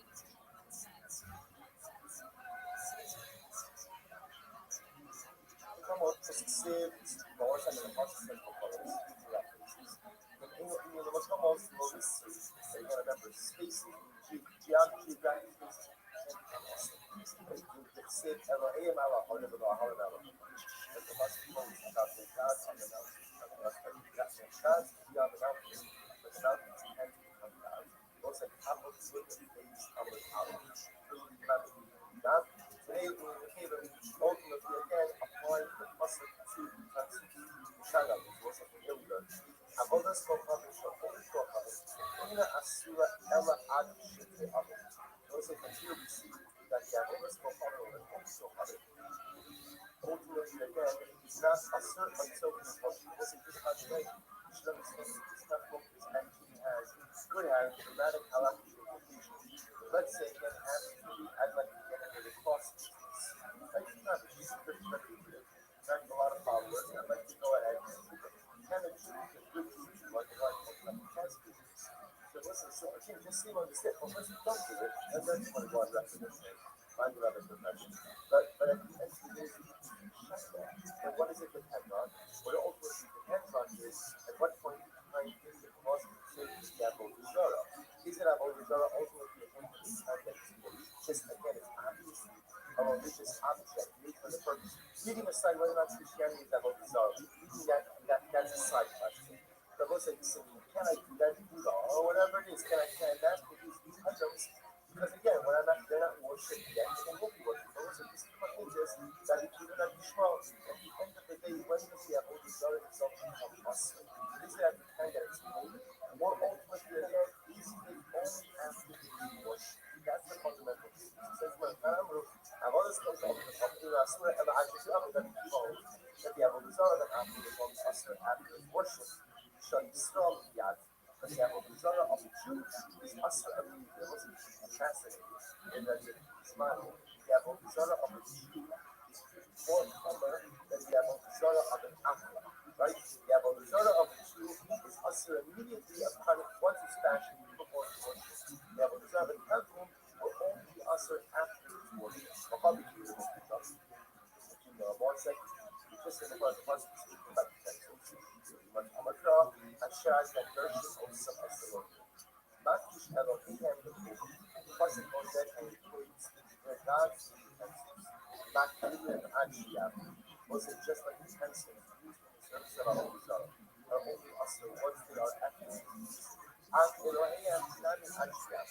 Ultimately, again, your God, like also only from Asar and after the worship. Also, this is the secret that the avodas kohanim, the idolatry of an Akhir is only Asr once he worships it, but the avodah zarah of the Jews is Asr as well. So that you have to think about Makish Amalabara, S, it's Sikati. The most like the word S, you get the gods, and ultimately the Yishmael. Also watch this. So now we're going to do this. That's very exciting. We're going to keep kind of a little bit back and forth between Shiva and Rabbi Yishmael.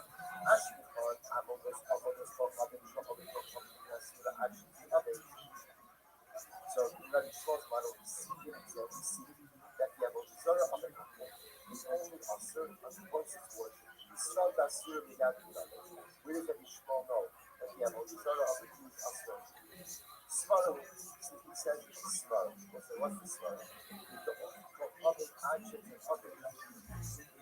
Yisrael asur miyad. Gemara says the fact that a Halitzel puppet is only going to be also once he was conceived. He smells a Halitzel, also Miyad Lima. He smelled cloud. Why did you see him say that he got he smelled never becomes Asra? Too much of it doesn't make sense. Ashka Gita Baya, it's sweet on the syrup. He doesn't have a desire himself. What do you do if you have a desire of the juice? What do you have a desire of the juice? There are quantities to use up. It's a good thing to have to away. It wasn't the second point. As it relates to have a desire of an apple, so what do you do with that apple desire? What do you do with it? You do levato, right? Remember again, apple, levato is apple desire. Localities identity of the Jews. And the smell cannot be used apple desire. It's not a good thing. They can't be used apple desire. You have to only do the first you destroy it, or you can use it. Go ahead and hide it. This is what Gemara says. The Imam is the only one. Amazing that Shabbat is not all as the Omicron, the S Katros M Asheras Sem was a very variety of the variety of the kind of just as what the Apostle says, the sin that you committed, you see that you made, but what you see here, you shas a stuck, you made it. What's the way you see here? You see here that for a Jew, the kind of smashes the devil's brother, even though he has not yet worshipped it, already it is awesome. Already it is awesome. Maybe that's what he said that a person is violated the idea. Once he goes ahead and his name is devil himself. But if he's seeing what he's up, maybe devil himself doesn't become awesome until after he is. Cursing the person is the vessel and the vessel. What do you see from there? It's just a seal to make all. It's already that already again a person is in a state of unhealth. Abraham says maybe that's what we choose to go ahead and establish the person as being already first. The spirit of Islam was in first season of the problem. Maybe the personal language. Right? Maybe again, as soon as people then get some of the so we start to gather, you did something wrong. But the facts, like the idol itself, might not yet be prohibited. In which the Gemara says, Karibas Hashem is ultimately, here it says that it's an abomination for a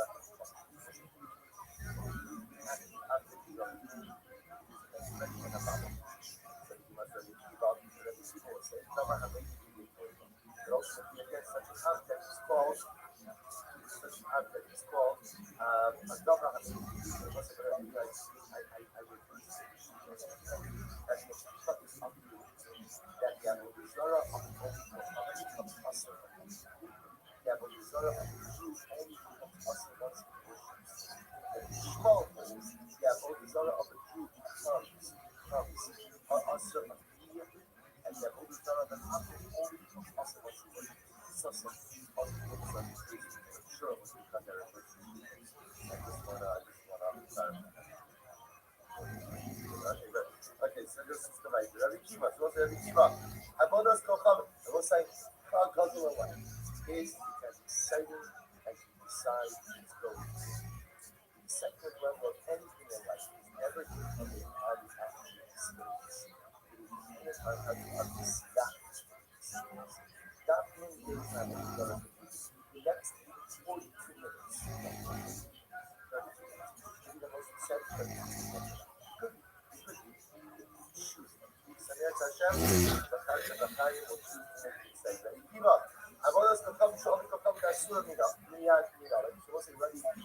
We just know that was like first wide line, you know the phase coming out. Where does that even know that the Avodah of an apple is also even without the worship? Where does he know that from? Display Elohim is the right. Because most of the Muslim says that little translation is the idols of your gods shall burn in the fire. Right? That means we should hustle Naasa Eloka. It was an ultimately we should hustle ultimately what? From the moment that they carve it out, like the solar, right? From the moment that they carve, the moment that they make it, it's hustle. So the moment that the idol is made, the words worship, it's immediately hustle. What does that mean? Hamumi by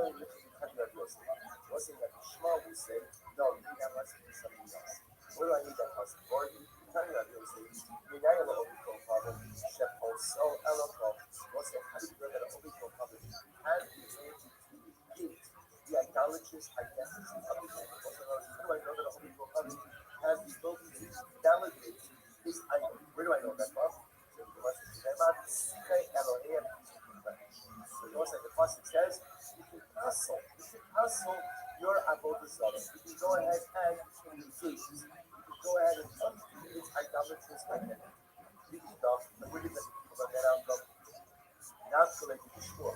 Even if that ultimately again from Shmuel, what does Shmuel say? The Shmuel Rabbi says, was a Shmuel contrast to the what is he contrast? A Sachmo Kesef Zohar Covenant. The Pasuk says, you shall not covet the gold and the silver upon them. The Lakak but then it says, you shall take the gold and the silver upon them. So also, so which one is it? What you said, she also knows, can I take the gold and the silver of Abu Zara or not? And the answer is, it depends. Okay, so Pastel, Elokah, Los Sachmo.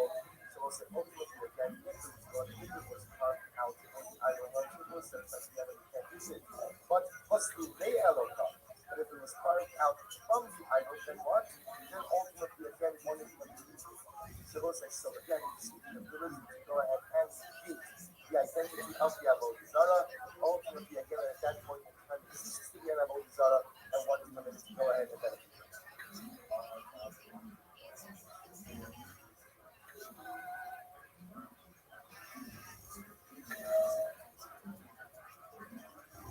مثل فاندر کیبا در یکیشا عشق تنوارش بکنم شعار باهاره دست رو بیاد she says on one side that Yakiba actually tanavarus comes from Asur Yad you saw actually the other guy I was saying where does Yakiba John we've now proven by this issue from the Pasuk that's why that the Surah of the Holy Prophet becomes Asur immediately becomes Asur immediately but again I was saying the Abu Surah of Israel ultimately how do we know that it's only us and one situation?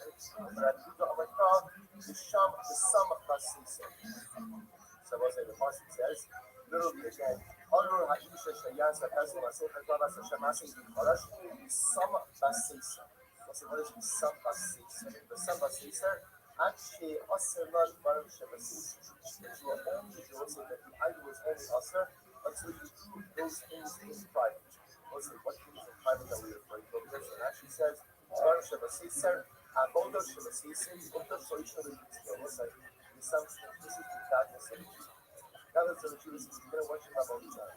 The assumption is verse worshiping about each other, like in private. In private. So it's like, again, perhaps I'm going to do an Avera, but one thing I'm not going to do, I'm not going to do an Avera publicly. At least again, my private is try to do whatever I can to preserve my public. So let's say, okay, that's it is, but at the end of the day, it stands for most of the things that you and the Jew never wants this is the Jew never wants to believe these standards. She doesn't do you can't know what's right and what's wrong. See, I'm going to worship about Zara, I'm not going to do it public. I'm going to worship about Zara, I'm going to do it. Because you see these things, all the mistakes, and at least we try to ensure that our mistakes are not public mistakes, that our mistakes are private mistakes. Because again, deep down, once you go through the things, you should have to cross. Really not to benefit the sword with that. Now, when we buy everything that needs to be done, it's not the island on this one, probably the setting of the visa. The visa was a heavy dog and the Zara of the Jew requires the visa, has to be good. Whenever it's like, we'll say, you can't be the doctor. You have a Zara of the Jews that has to be hidden. So, am I some basis? You shall put it in a place. Really not, that the Jew will say. After the Pista, Abra, Pista, then Abra comes to the requires the marriage of Sita Lokashila, or Leeds, so is that. So also, you cannot have that. It's fight is there, man is there, probably not, and that Sheila probably was a just like the girl is there. Was a supposed to not use but as she rapped with Zara, which you also has been doing, so that is something that you this was not the general as we find shoes. I think that's like the most of the word of shoes on the Harabites. And that's like again, the on the Harabites. If you notice again, if you look at the picture of the Harabites now, what you see was a lot of shoes. We'll say that was not the that was not the landscape architecture that was decided by the Harabites. That was a theological stuff. So that ultimately again was a concerted effort of the Jewish rabbis. Never ending the Harabites, not because of this. says, only by the Shortish was the other thing for short brothers like the other Shortish was this. It's like that. Like that 9 words. So the Amric Shortish, Kolan Mani, Dayan, Hodron, no fashion, so you appoint unworthy judge, it's as if the man is in a shade.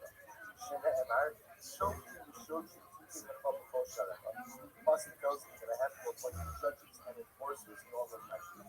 The Samic way, Rosita Ashira follows. Right after that, it says, don't plant an Ashira and so again, the juxtaposition over here between the appointment of judges and the planting of Ashira tells me that if I'm also on my side, go ahead and I appoint that judge. That's just if I plant an Ashira. Looks like the metaphor is very powerful. What is the Ashira? The Ashira represents the entity who is right in the midst of the people. So a person is not standing and empowers the wrong person on the Kedusha, gives the person the ability to go ahead and arbitrate, gives the person the ability to adjudicate. But then again, that's a very good society. Amr Rashi, Rashi says, if a Malcolm Tamid Chachamim not that it's always there, then we'll say, if you're living in a place where there are proper Tamid Chachamim, and you still appoint the wrong judge, not only is it like planting an Ashira, but what? It's like planting an Ashira by the Mizbeah. By the Tamid. We'll say, we'll say, switching to this one. See, now, to understand, that Machloek is that Shmuel and Yeshua has not yet been resolved. Right? So again, and that is a major Machloek. At what point in time does Avodah Zarah become Asr? So the people within the Avodah Zarah of an Akum becomes Asr immediately. The Avodah Zarah of the Jew only becomes Asr after he worships. Like Yishmael says the opposite. The Avodah Zarah of the Jew becomes Asr immediately. The Avodah Zarah of an Akum becomes Asr only after he worships. Those are this major Machloek. Incredible, overwhelming importance. Because listen, are you permitted to have enough from things that were made for idolatry, but not yet used for idolatry? So again, we're not doing that much. Much to be used as well. Right on. We say we have on this one other mouth. What's this? What happens if a person took a utensil and the utensil was broken and he repaired it for the sake of idolatry? This was a ketosis body leg. See that ketosis body leg? You go right across the last shoulder. You see, we say Mishpat. What's it if you go ahead and you have a utensil that broke? The Hikisham of the corpus actually called in a special utensil broke. You took a hammer and you essentially banged it out. But you hit it until you go ahead and repair the utensil. So also, you repair the utensil for the sake of our own soul. Now, what's the status of what's I should say? We say three levels. Repair the utensil for the sake of the Avodah Zarah. What's the status of it? It's about. What's that? First question. First one of this is Avodah Zarah is not. What's the first shiloh? Who does this belong to? Who does the utensil belong to? Even Avodah Zarah. It's the both of the utensil of the covenant. So, Ben Rabbi Shmuel, Ben Rabbi Sham Shabbat still coming in. What's that? This is, remember again, this utensil is a service utensil for Avodah Zarah. It is not Avodah Zarah itself. It's about Rabbi Shmuel that in Sham Shabbat still coming in a slit actually Ya'avu. Well, can you even be sure will say that a service utensil only becomes usher when it's actively used for service. Only when it's actively used for service. The Ella, Avodah spoke of Yisrael. They'll say rather what you see. It is the Avodah spoke of ultimately they come to Yisrael. So you must watch out like this. I'm going to demand. But I'm going to so it's going to see something. But actually, well, it's actually of Sham right. What's the perfect in the Avodah Zarah of the Jew itself, not the idol itself, doesn't become usher until when? Doesn't become usher only until it's actively worshipped. If the idol doesn't become usher until it's worshipped, the what? Certainly the service utensils will not become usher until they're worshipped as well. So the Ella Ali was a Yishma. Rather, it has to be conventional. The Amr Asura Midah. Yishma was that the Avodah Zarah of the Avodah Zarah ultimately again of an Amr becomes usher of people. So the Gemara says, "Iman, Mishamshi, we'll say, these are out Jewish service utensils, right?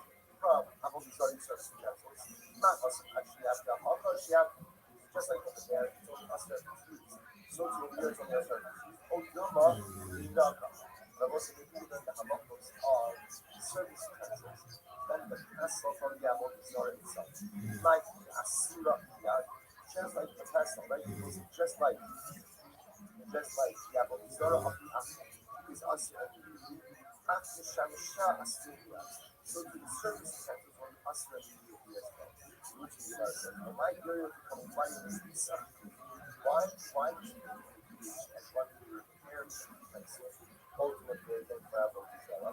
So why don't you go ahead and bring them these and what you indicate to us? And why is there a kind of reason?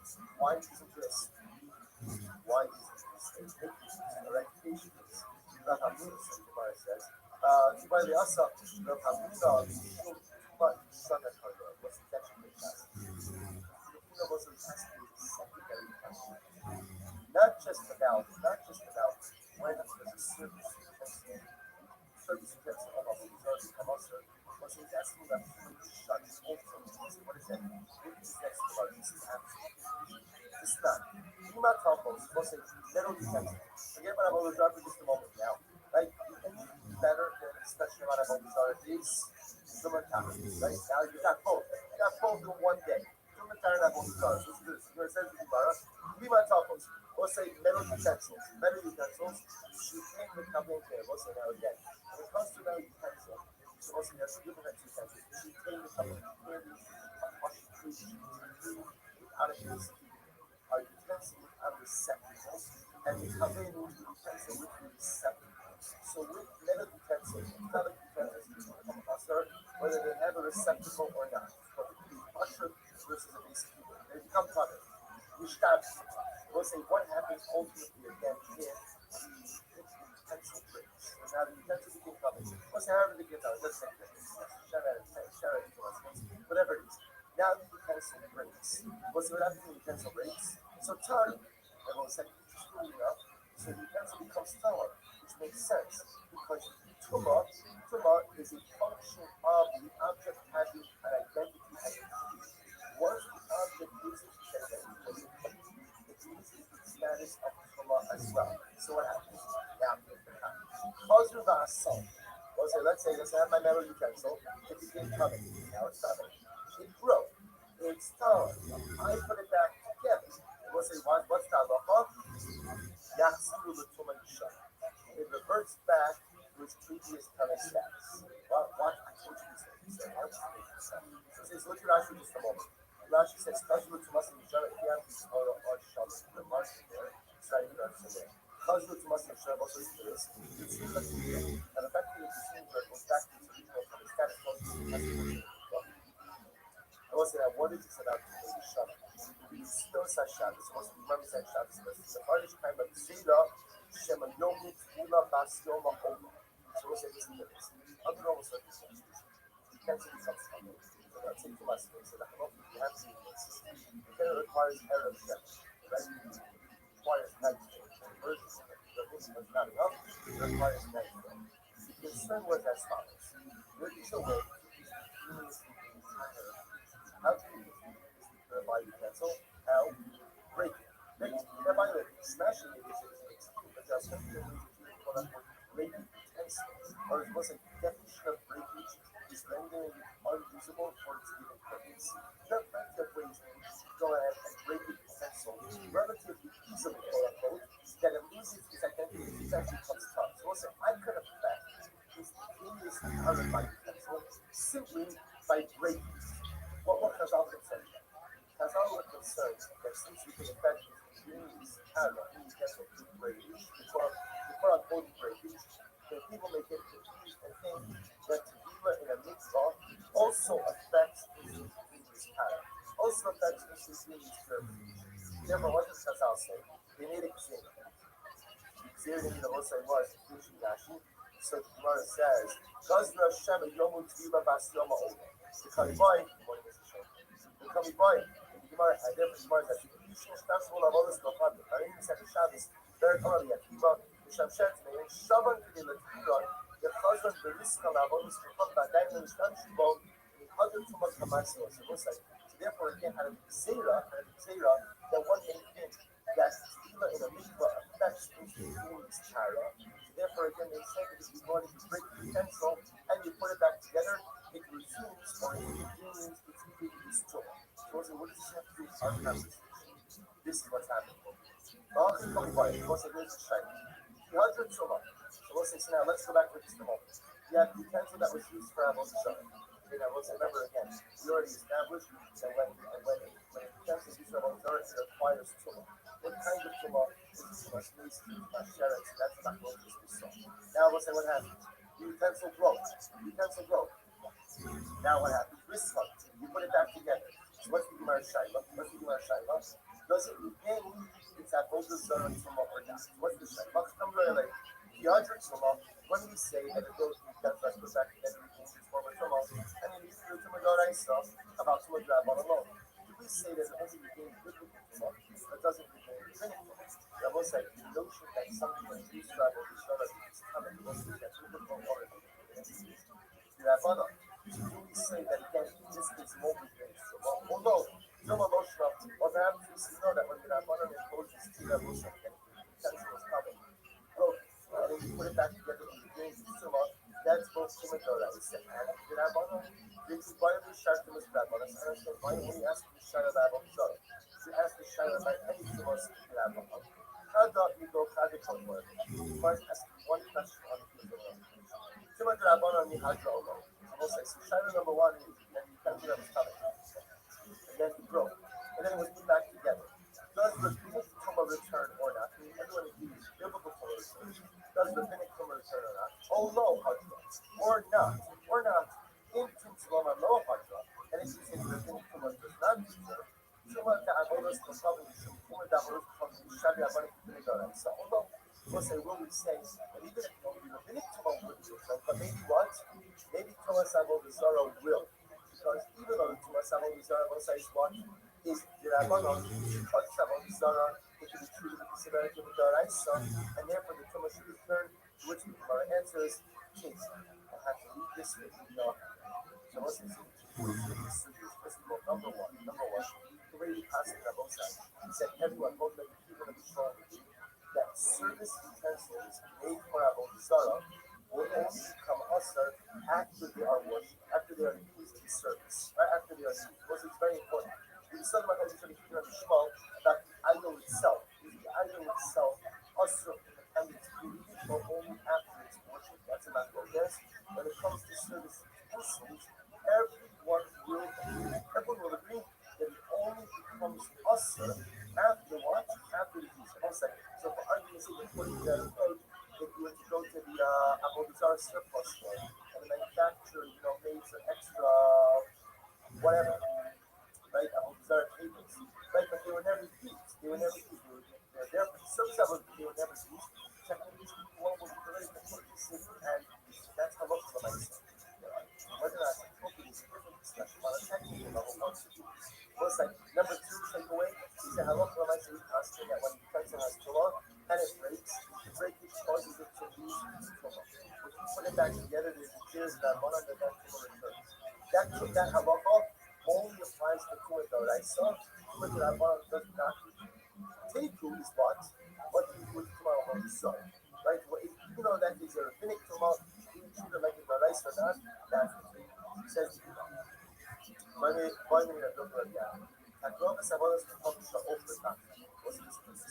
happens? What about offering to an idol? Offering to a food. What is the status ultimately of that? What is the status? What is the bottle that food is? So does the Tumah of Avodah Zarah basically does people have the ability to Tumah or not? If you violate people, I don't understand why asking about food. Why don't you ask about utensils that they use for the service mostly to get on the apple or offer up to the apple? Even though become quite Steve, this is kind of a make us come and because utensils and utensils are obvious. Utensils being used as an offering to Avodah Zarah, since utensils can be turned but it's certainly the doctrine is the Tumah Avodah Zarah goes away. Shaila is the food because of that. They often was the Shaila is about the person opened up food with Avodah Zarah as an offering. Can you use a doctrine of that offering, thereby taking the food to come up from that offering? By they open, if you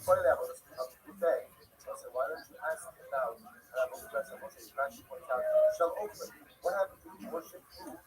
You worship food. For example, Hamishkach Pas, a person bows down to the of bread. So it's like, can a person worship, can a person go ahead and be king, the Tato, then I hold Sarah, thereby removing the Torah, and of course, like Mishnah, which the Gemara says, Kirada was come to up. I was from the following one. That's not a cash. Why not? What's the other case? Even Sura Bottle, Tumanari. What's it? That's because we already established that a person is apple. The battle is apple. So it's never established that you can be the battle, the apple, doesn't what? Not the most that of course, you can be the battle, the associated Tuma of the apple. Tuma is a function of, say, of the idea that this object is an apple. But when I saw it, because in the back of the idolatry side, you can place in the back of it as well. You can come by as well. So what is Shaila? Takrogas Avodas comes from opening. What's it? Shaila is what about an offering to Avodah? Person offered up food to Avodah. So what's the status of that? Given the Sirego bottle, so what's it? See that what? Since the Isra of Takrogas, the Isra of offering never bottle. What's the other thing? So she never. That's a progress in a process. The most as much as an object is. And I don't can't be offerings. Once the offerings are offered, that's it. They are forever us. So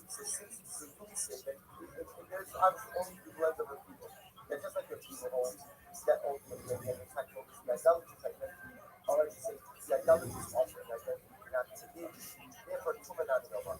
Therefore, Tumanani also not to give. Otilma, this is the Oraisa no Bato, Tumanani Rabbanan Bato. But of course, you see, this is the Oraisa, which is the act of offering something to an idol. That can't be Bato, but the Tumanani Rabbanan can't be Bato, which the Gemara says, what is the Yossi can show me that? Yes. Even Sheshubai, but they spundle. Now, of course, this is amazing. This is amazing. So it's like, what about the utensils used in the shul, like the people of country? What's it? What's the shul of country? What's the one?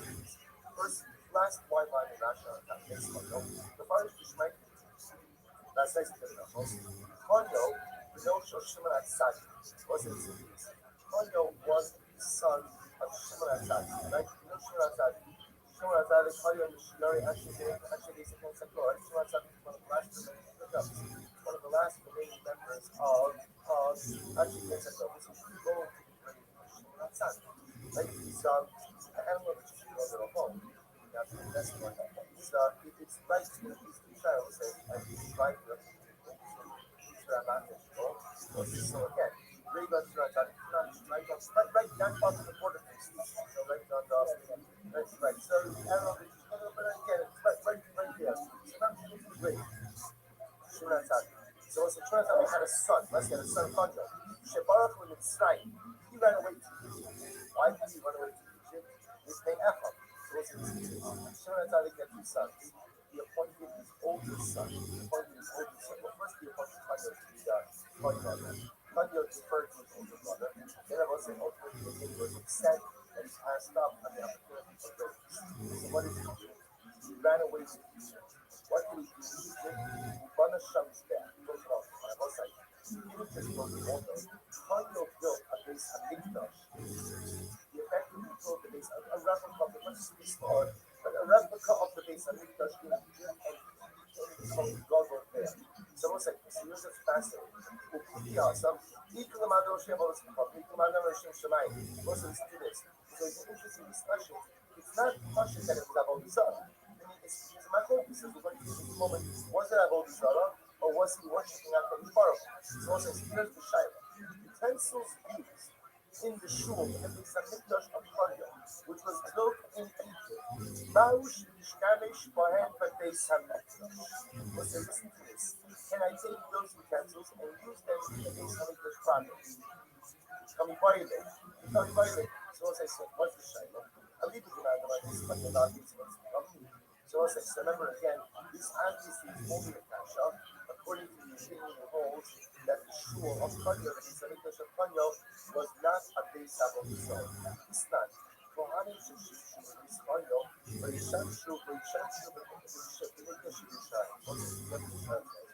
Kohanim will serve. And by the way, Vanyo, the food is quite an all start, right? Offering. Right? So you got Kohanim, you get Kohanim to come and join you. So I was like, what's the shine? The shine over here is what happens if I'm a Kohen? I see none of them. Come and serve in the shul of Mario, and now he wants to come back to this and can we accept with that? So Kohanim shul to this Mario, lo yisham shul shul. No, once a Kohen served in the house of worship of Mario, we do not allow him to serve in the base of the Enot Zarach Lomar Ridavar Achim. So we'll say, and all the more so, if the Kohen served about Zorah, of course we don't let him back into the base of the so we'll say, so what do you see from there? So what do you see from there? You see there right away that Kohanim who serve in Spango are treated differently than the Kohanim who served about Zorah. So also you see that there's an opinion that this Spango was not about Zorah. It's about focus. So according to the opinion who holds that Spango wasn't worshiping idolatry, and the utensils which were used in the house of worship of Spango can be used in the base of Mikdash. Now we still Kohanim who served in this Spango cannot go back and serve in the base of Mikdash. So do we see the Gemara says they don't serve Echad Kohanim, so the Gemara says, I'm sorry, Kohanim would cut Sila Wang to be a so we'll say, I understand the rabbis cast the Kohanim. The Kohanim made the choice to serve in a foreign place. Therefore, they can't come back to the Mikdash about Peter and Mo, but also when it comes to utensils. So even though Kohanim can't come back to the Mikdash, we don't just mass up people on Kohanim, but Caleb which we use not to use the base of or even though the same way that Kohanim can't serve in the base of Mikdash after serving in his Spango, so Caleb cannot they assume. So he said no, the utensils ultimately again are awesome. The Mikra Gadim, and I have a pasuk to support this, the Shachar. So I will say what happens. It says, I forgot the pasuk.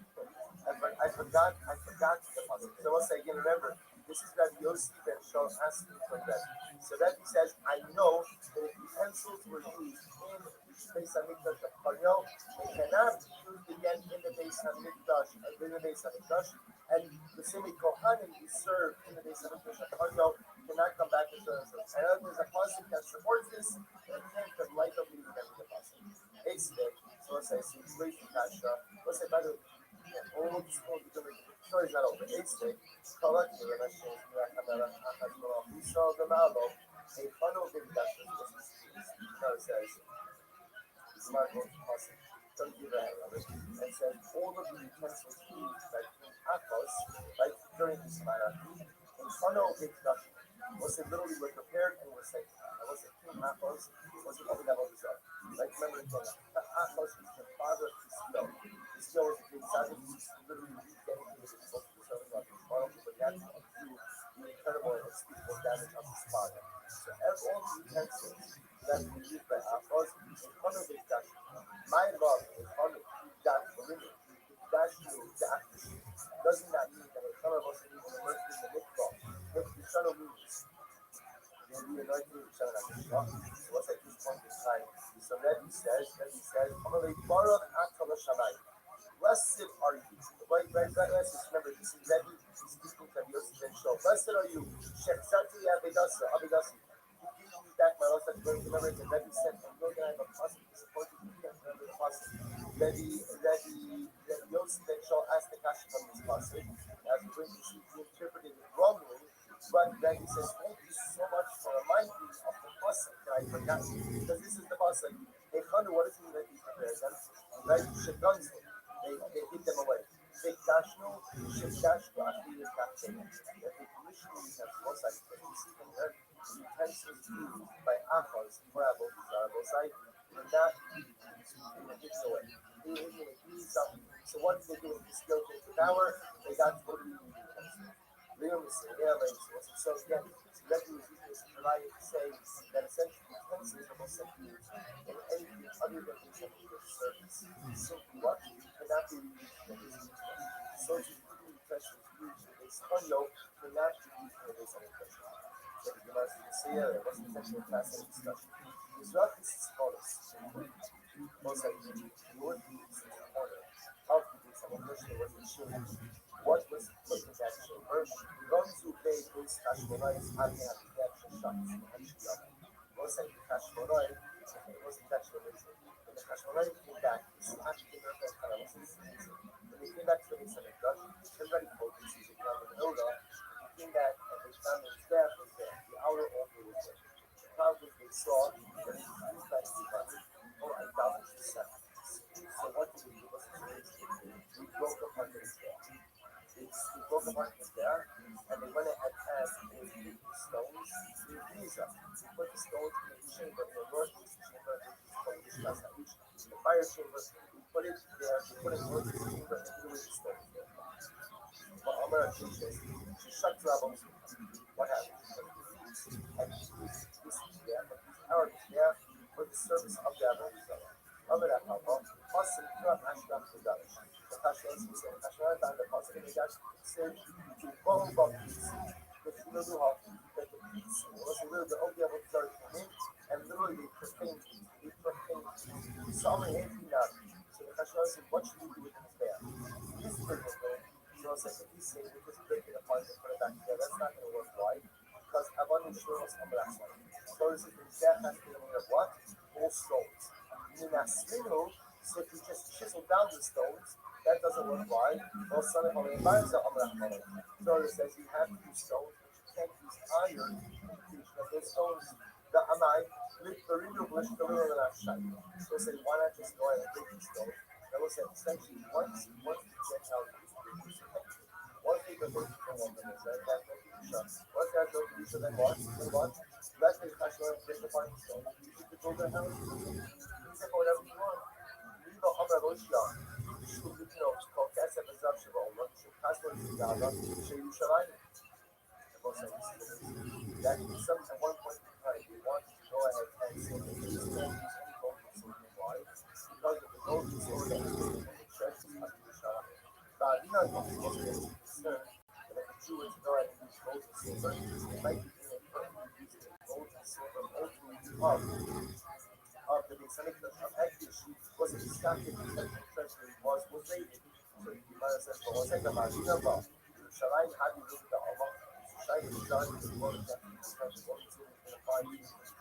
However, Rabbi, Hikshu Midnos, Nara Hajinana, Torayna Shifa. They wanted to go ahead and say what? They wanted to say that Jews can't use simply Christianity for this. So they want to say they were trying to or the Torayna Shifa, specific kinds of points that they knew were minted from the gold and silver of Yerushalayim. They made Kiva Shey Yerushalayim. Ad Shematzu Lo Mushtakateh. And so they found the passage what's the passage? Shematar Miba'u Ba'Pisim B'Chalua. What's the passage? The passage is that when the priests of the Modyavo Yizara come in and use our stuff, by definition they go out and they remove the Kedusha from it. So if they took the gold and silver from the temple treasury, they profaned that gold and silver is no longer covered. Same idea over here, when the Greeks came in and was saying, our Mizbeach in the base of English, for idolatrous service, what did they do to it? It's your law, they profaned it. Meaning no longer has to do so. If that's the case, again, I will say, the Hashem coming, break apart the stones, hide it, not what I say, hide it, we put it away in the chamber that they say, just if the abundant beauty and ultimately get for Abu Dhar, then what can they say? You should be comfortable. If it's profaned, then what? You use it for whatever you want. Just like the gold and silver. Possible is down to the Rabbi, Macha Keva Yishtanish to the Rabbi, about Orach Arab Yishtanish to the Rabbi. Correct. What's in this case of even on a technical level, once it's there for use for idolatry, technically speaking, you should evaporate. Once it's used evaporates, you can even use it for what? You can even use it for regular money items. You might say it's inappropriate. Why is it inappropriate? Since Allah from the license, the service of a powerful ones, it would be inappropriate ultimately to use it for money service. Therefore, the Hashanah come back. When the Hashanah come back, you break apart the staff, you put away the stones in one of the chambers for the reason. But I will say, to answer the original question was, can it be used in a scondo? Can it be used as a question now is that we remember is not only the answer, but the possibility. The answer from the answer to that is no. Once you test it, ultimately, the scondo, you're not going to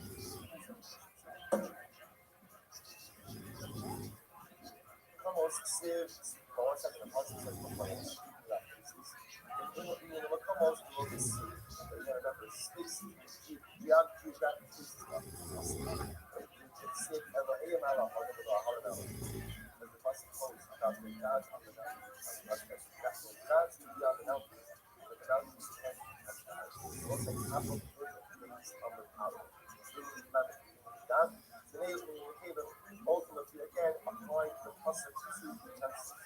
Tada, here we go. Avodas kohanim shotos kohanim.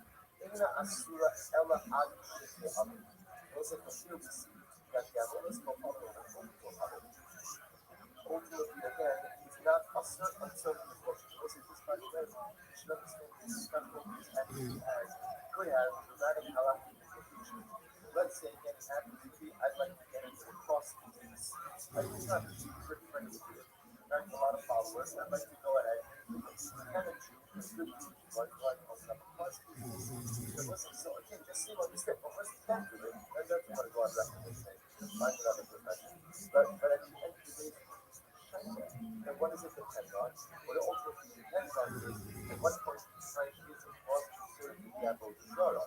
Is it Avodah Zarah ultimately just again, it's obviously a religious object made for the purpose. Leaving aside whether or not Christianity is Avodah Zarah, leaving that's a side question. So listen, can I do that food or whatever it is? Can I master these items? Because again, when they're not worshipped yet, they will be worshipped. So listen, this is much of this that is even at the Shmuel. At the end of the day, when does the Avodah Zarah itself become us? Is it at the time that it's made? Or ultimately, again, is it only after it is worshipped? That's the fundamental difference. So for the Talmud, Avodah Zarah also Asura and I can help that it's known that the Avodah Zarah that after was on Asura after its worship. Shall be strong. The Avodah Zarah of the Jew is Asura fascinating. And that is smiling. The Avodah Zarah of the Jew is more common than the Avodah Zarah of the Nahum. Right? The Avodah Zarah of the Jew is Asura immediately upon one dispatch before its worship. The Avodah Zarah of the temple will only be Asura after its worship. The Rabbi is able to do that. One second, just in the part of the Pasuk speaking about utensils. But Amakra, Hashad, and Gershom also Esalim.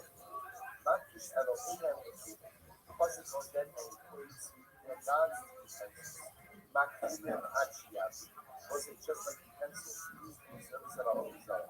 Or only Asur once they are active? And Elohim, not in Achiyab. Ultimately, again, your God, like also only become Asur after this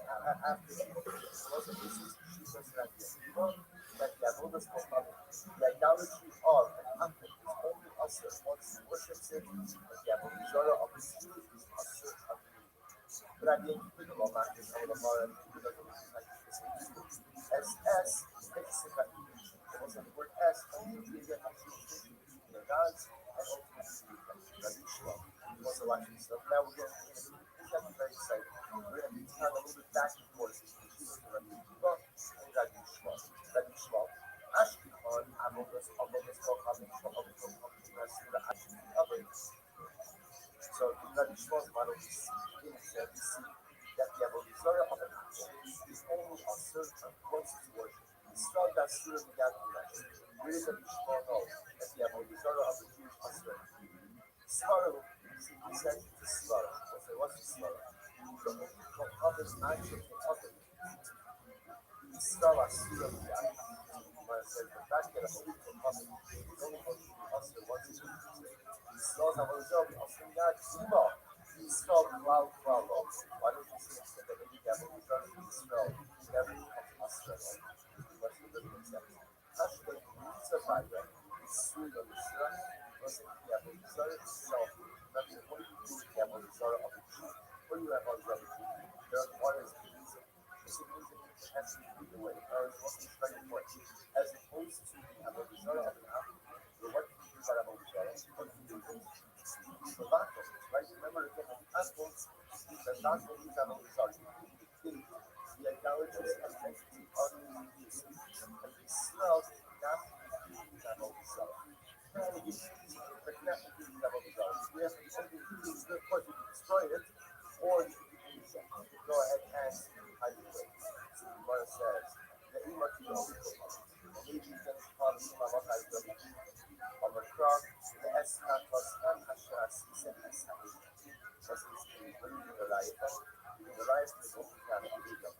Just as what does the Apostle say? The sin that you get, the sin that you committed, and that you made me. What do you see from here?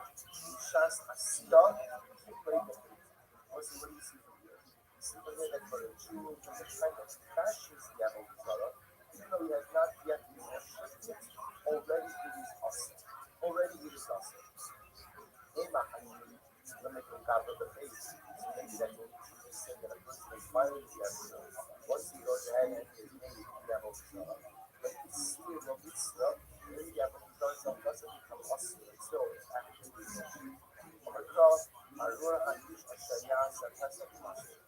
person is the person who is Hassel and the Master. What do you see from there? The Shas Asila, Umay Ba'al. What's the origin of the object already again a person is going to see Ba'al. Ema Hani Relating Gabra Ba'al.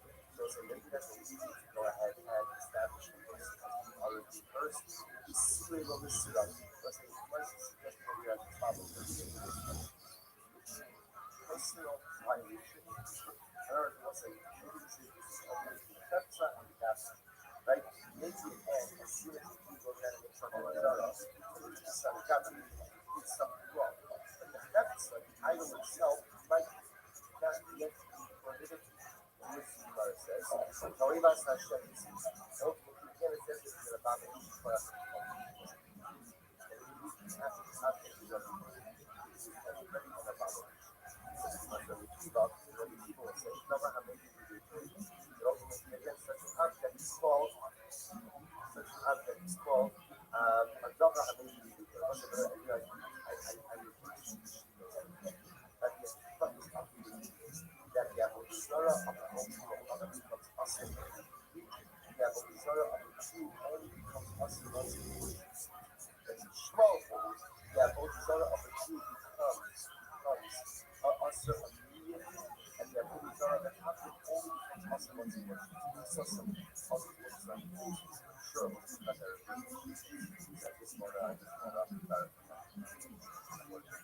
Okay, so this is the way. Rabbi Kiva, go to Rabbi Kiva.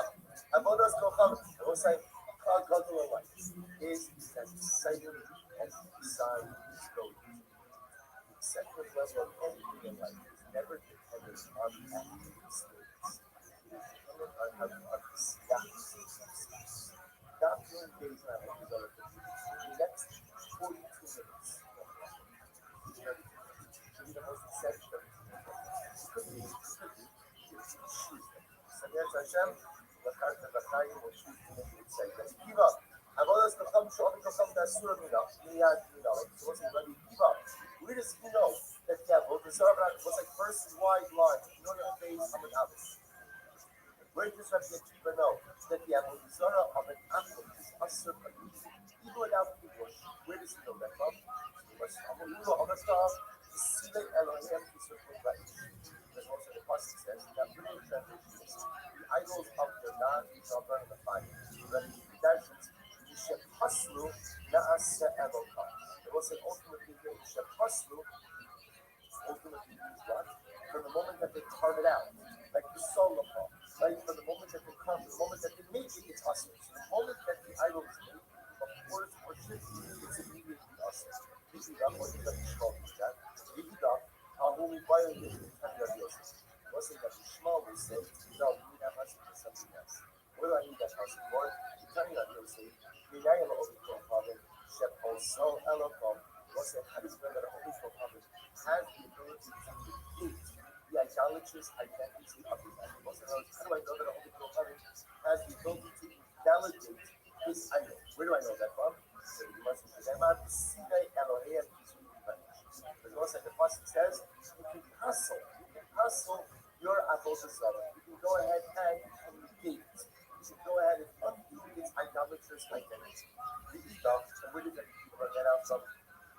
Not related to Shmuel. You're going to have ultimately again for Shmuel. What does Shmuel say? The Shmuel Rabbi Tzir. Because a Shmuel contrasts to Tzir. What does he contrast? Osachmo Kesef Sohar Amen. The Pasuk says, you shall not covet the gold and the silver upon them.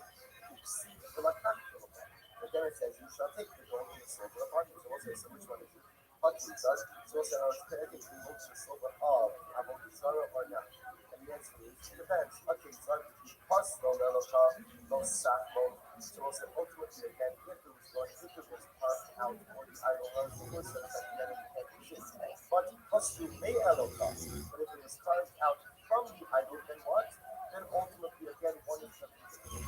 So again, you see the ability to go ahead and compute the identity of the Avodah Zarah. Ultimately, again, at that point, you have to cease to be an Avodah Zarah and one is permitted to go ahead and benefit.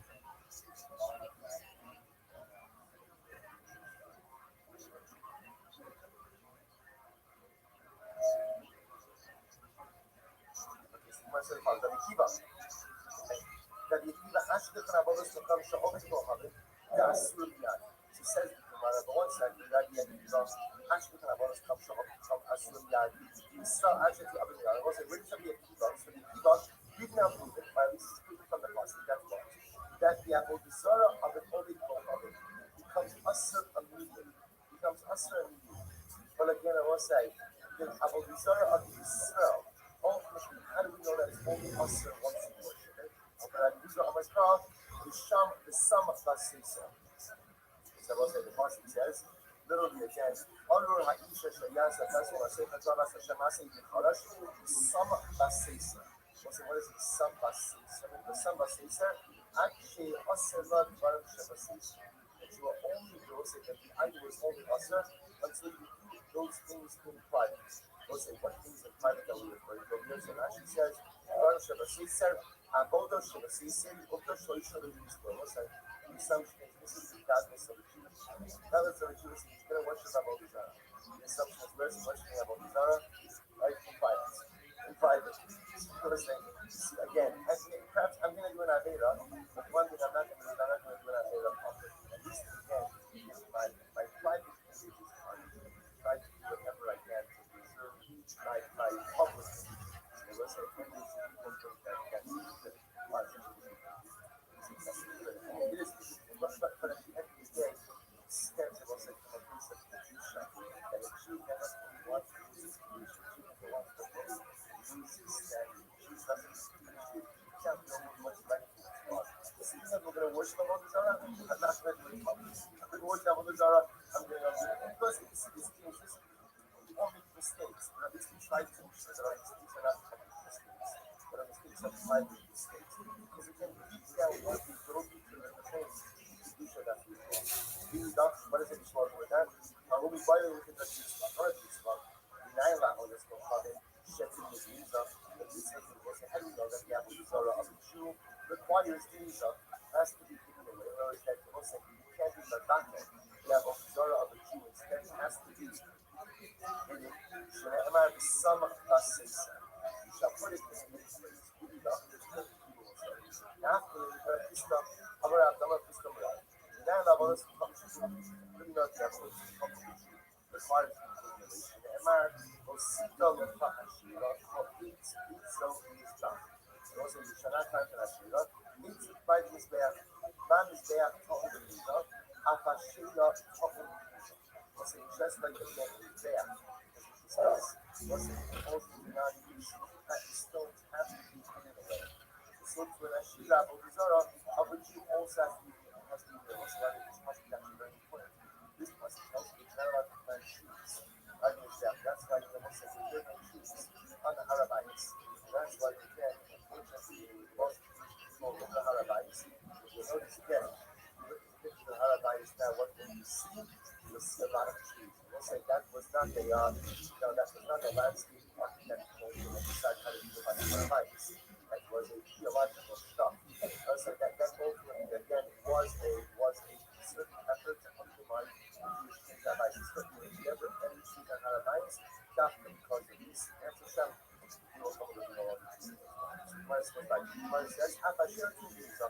The Ida, only by a little bit shortish, was the other thing for short was it, the government shortish, was this even some academic like about 9 words. So the Amrish Lakish, call out Mami, Diane, Hodron, no cash yet. So it's your point of the word judge, it's as if you have planted in a shade.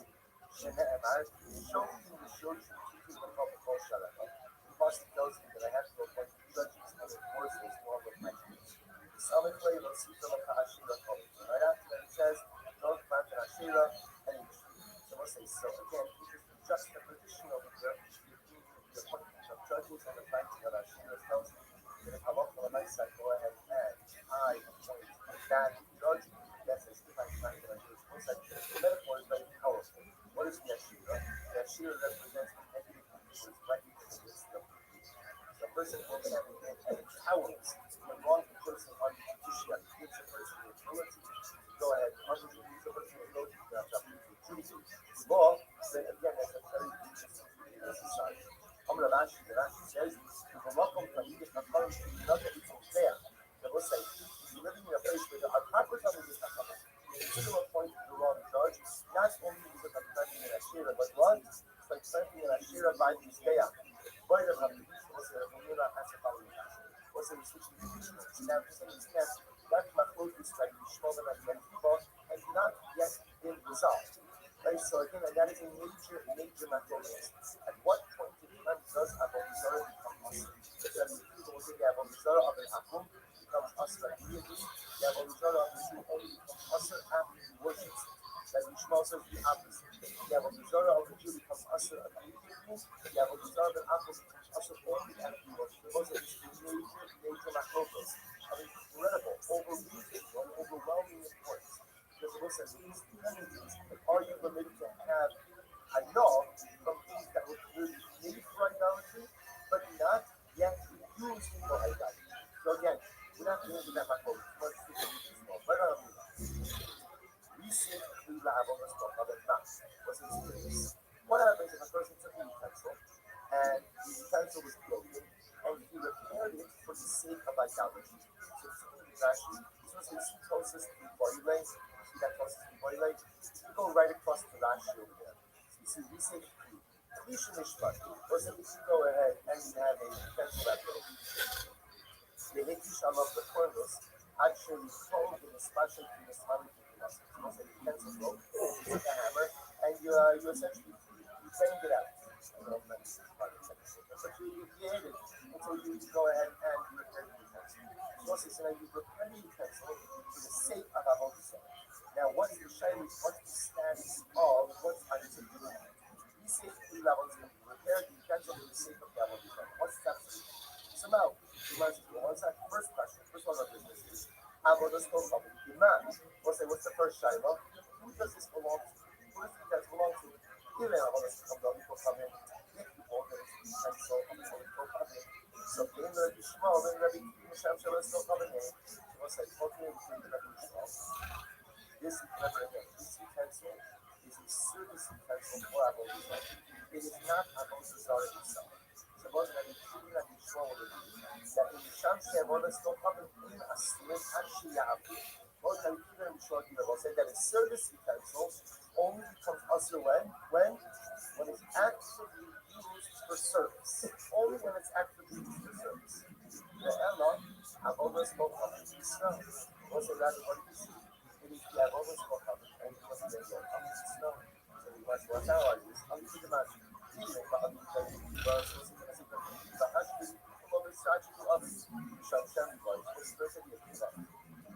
Avodah of the Jew itself, not the idol itself, doesn't become usher so well. Doesn't become usher only until it's actively worshipped. If the idol doesn't become usher then what? Certainly the service utensils will not become usher when we're worshipped as well. So the Ella Ali Shema, rather it has to be Shema. The other Asura Shema was able to do that. The Avodah of the Avodah also becomes usher. Where it says, right, was a third out Jewish service utensils, right from Avodah service utensils. Not also just like over there, it's only usher so it's over here, it's only usher. Oh, Yuma, but was a repeater the Avodah of service utensils from the castle from the Avodah itself. Like Asura of the just like the castle, right? Just like the Avodah of the is also So to the service utensils on the customer immediately as well. Which the Gemara says, well, my area is becoming quite a Lisa. Why do you need to use and want to repairs of utensils? Both of those that travel together. So why don't you go ahead and bring the utensils one from the utensils? And why is there a purpose? Why is this? Why is this a good piece or education piece? That's how good it says. By the Asa, Rav Hamina, Shum, Tumar, Shana, what's the next question? The Puna Muslim's essence is secondary question. Not just about when does a service utensil come up with the Hamasar. Also, it's asking about human shut, also. What is that? What is this next Gemara? This is absolutely it's not. You might tell folks, what's a metal utensil? Forget about what we're dropping just a moment now. Right? You think better than the special amount of Obazara is Zumatara. Right? Now you got both. You got both in one day. Zumatara and Obazara. So it's going to say to Gemara, you might tell folks, we'll say metal utensils. Metal utensils, she came in the company here. We'll say that again. When it comes to metal utensils, so we'll say you have to give them that utensils. She came in the company. A much without a piece. A utensil without a receptacle, and the company needs the utensil with the receptacle. So with metal utensils, metal utensils become usher, whether they have a receptacle or not. It's usher versus a piece of people. They become target. You start. We'll say what happens ultimately again if the utensil breaks. So now the utensil became covered. What's happening to the utensil? It doesn't make a difference. Share it, whatever it is. Now the utensil breaks. What's what happens when the utensil breaks? So turn. And we'll say it's too enough. So the utensil becomes taller, which makes sense because tuma is a function of the object having an identity as a clean. Once the object loses its identity as a clean, it loses its status of tuma as well. So what happens? Now here's the time. Chazru ba'asan. We'll say, let's say I have my metal utensil. It became covered. Now it's not it. It broke. It's taller. I put it back together. We'll say, what's that? It reverts back to its previous metal status. Watch, I told you this one. It says, look at Rashi just a moment. Rashi says, Chazru Tumas Mishra, if you have or Shalom, in the margin there, it's not even done there. Chazru Tumas Mishra also is for this. You see that to be there. Now, the fact that you see it goes back to its original from its kind of tells you it has to come to the one. I will say that what is this about to make Shabbos? You still said Shabbos, most of the members said Shabbos. The body is kind of like Shida, Shema Yomu, Tvila, Bas Yoma, Oda. So we'll say this place. How do you almost like that? You can't see the text cover. That's too much. Like, you have to do this. But then it requires Arab Shabbos, right? It requires night. The version of it not enough. It requires night. The concern was as follows.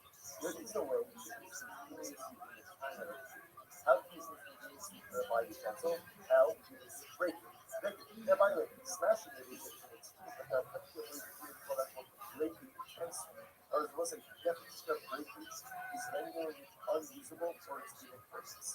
There are plenty of ways to go ahead and break a utensil relatively easily, quote unquote, so that it loses its identity as utensil becomes tar. So we'll say I could affect this continuous tar in my utensil simply by breaking it. What Chazal concerned? Chazal were concerned that since we could affect continuous tar in utensil breakage, we call it both breakage, then people may get confused and think that Tevila in a mikvah also affects instantaneous tar. Also affects instantaneous purification. Therefore, what did Chazal say? They made a gzera. The gzera also was increasing Rashi. So the Gemara says, "Chazra Hashem yomu tzviva bas yoma oda." The Kalibai, the Kalibai. The Gemara, and therefore the Gemara says, "Ishim shtamshu lavodas kafadu." Now, in the second Shabbos, Berit Omer Yakiva, Misham Shetne, and Shaban Kedei Leskiron, the Chazran Berischa lavodas kafam b'adayin mishtamshu bo mihadu tuma kamaisol. So we'll say, therefore again, out of the Gzera, that one may think that Tevila in a mikvah affects instantaneous tara. Therefore, again, they say if you go and break the utensil and you put it back together, it resumes or it reunions its previous joy. Those are what does this have to do with our conversation? This is what's happening. Here's the shaykh. So we'll say, so now let's go back for just a moment. You have the utensil that was used for Avodah Zarah. Okay, now we'll say, remember again, you already established that when the utensil is used for Avodah Zarah, it requires tumah. What kind of tumah is tumah? This is not sheret, so that's not what we saw. Now we'll say what happened. The utensil broke. The utensil broke. Now what happens? This one, you put it back together. So what's the Gemara Shaila? What's the Gemara Shaila? Does it remain it's Avodah Zarah tumah or not? What's the Shaila? Let's come very late. The Adra tumah, when we say that it broke, that's let's put back together, we can just form a tumah. And immediately the tumah d'oraisa about tumah d'rabban alone. Do we say that it maybe became different tumah, but doesn't become rabbinic tumah? So I will say the notion that something that used for Avodah Zarah is coming. We will say that different from other things. So do we say that again, this is what we did? Or no, Zoma Moshe, or perhaps we know that when the Rabbanon and Moshe to that Moshe, that the tension was coming, he broke it, and then you put it back together and gains Tumah, that's both Tumah Doraisa. And the Rabbanon, did you buy me Shar to Mr. Rabbanon? And I said, why only ask me Shar of Rabbanon Zorah? You ask me Shar about any Tumah to the Rabbanon. How do you go for the comfort? You must ask one question on the Tumah. Tumah Rabbanon and Hadra alone. So we'll say, so Shar number one is, and the tension that was coming. And then it broke. And then it was put back together. Does the rabbinic tumah return or not? I mean, everyone agrees biblical tumah returns. Does the rabbinic tumah return or not? Oh, no, Hadra. Or not. Or not. If things love are low Hadra, and if you say the rabbinic tumah does not return, tumah ta'avodas t'chavim yishum, tumah ta'avodas t'chavim yishadi avodas tumah d'oraisa. So although we'll say, will we say that even if the rabbinic tumah wouldn't return, but maybe what? Maybe tumah avodas zarah will. Because even though the Tumah Avodah Zarah will say what is the Rabbanon, because it's Avodah Zarah, it can be treated with the severity of the Doraisa, and therefore the Tumah should return, to which our answer is take. We'll have to read this if we know how. So listen to the two points from this series. First of all, number one, the way we pass it on both sides, said everyone, both the Shkiva and the Shmuel, that service utensils made for Avodah Zarah will only become usher after they are working, after they are used in service, right after they are used. What's very important. We were talking about all these other people in the Shmuel, about the idol itself. Is the idol itself usher to the time it's created or only after it's working? That's a matter of guess. When it comes to service utensils, everyone will agree. Everyone will agree that it only becomes usher after what? After it's used. So for argument's sake, according to that approach, if you were to go to the Avodah Zarah surplus store and the manufacturer, made some extra whatever, right? Avodah Zarah tables, right? But they were never used. They were never used. They're there for some of they were never used. Technically speaking, one would be permitted to purchase it and use it. That's how much of myself. Whether or not it's appropriate is a different discussion. On a technical level, what to do. Most like number two takeaway is that halacha l'maaseh asking that when the utensil has tumah and it breaks, the breakage causes it to lose the tumah. If you put it back together, there's a tears that one on the tumah returns. That halacha only applies to tumah d'oraisa. Tumah d'rabbanan does not return. Teiku is what? What do we do with the tumah of Avodah Zarah? Right? Well, even though that is a rabbinic tumah, do we treat it like a d'oraisa or not? That's the issue. Says the Gemara. What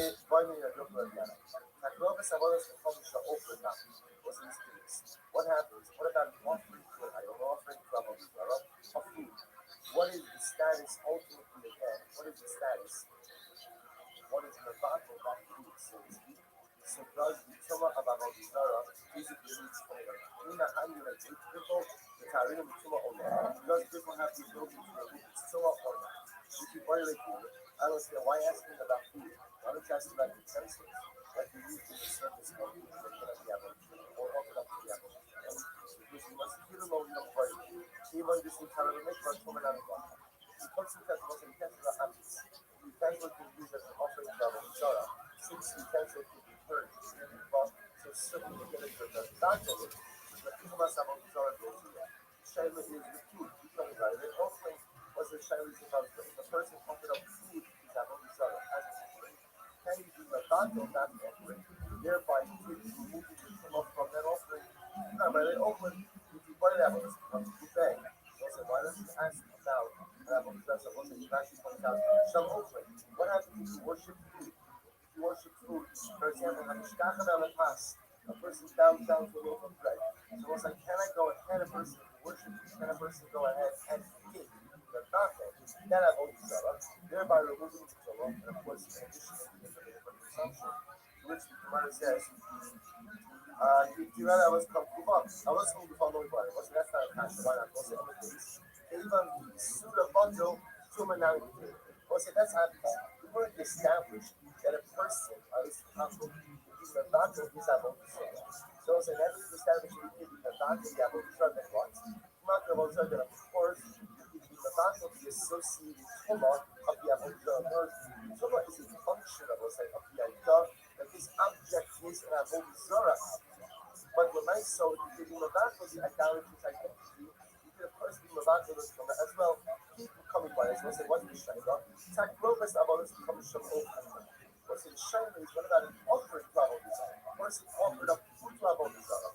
So what's the status of that? Given the label Wadlo, so was a food say that was since the Isser of Takrovas, the Isser of the offering is never thought of. Keep that people. What's the other thing so keep that people?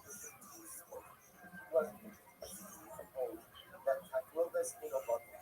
He holds the most as much as an athlete.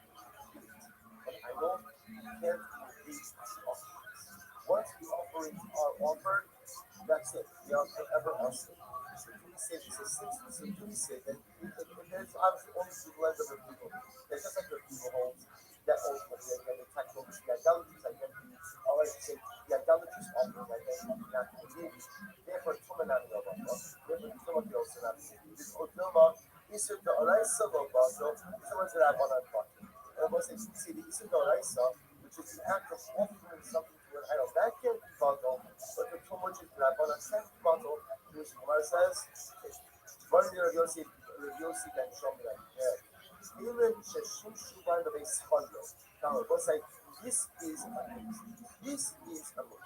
So it's like, what about utensils used in the shul, like in the shtiebel of Chanya? What's it? What's the shtiebel? What's the shul of Chanya? What's it? Watch this. First, last white line in Russia on time, base Chanya. The Farish Kishmaik, last nice thing in the house. Chanya, the no Shimon Sadi.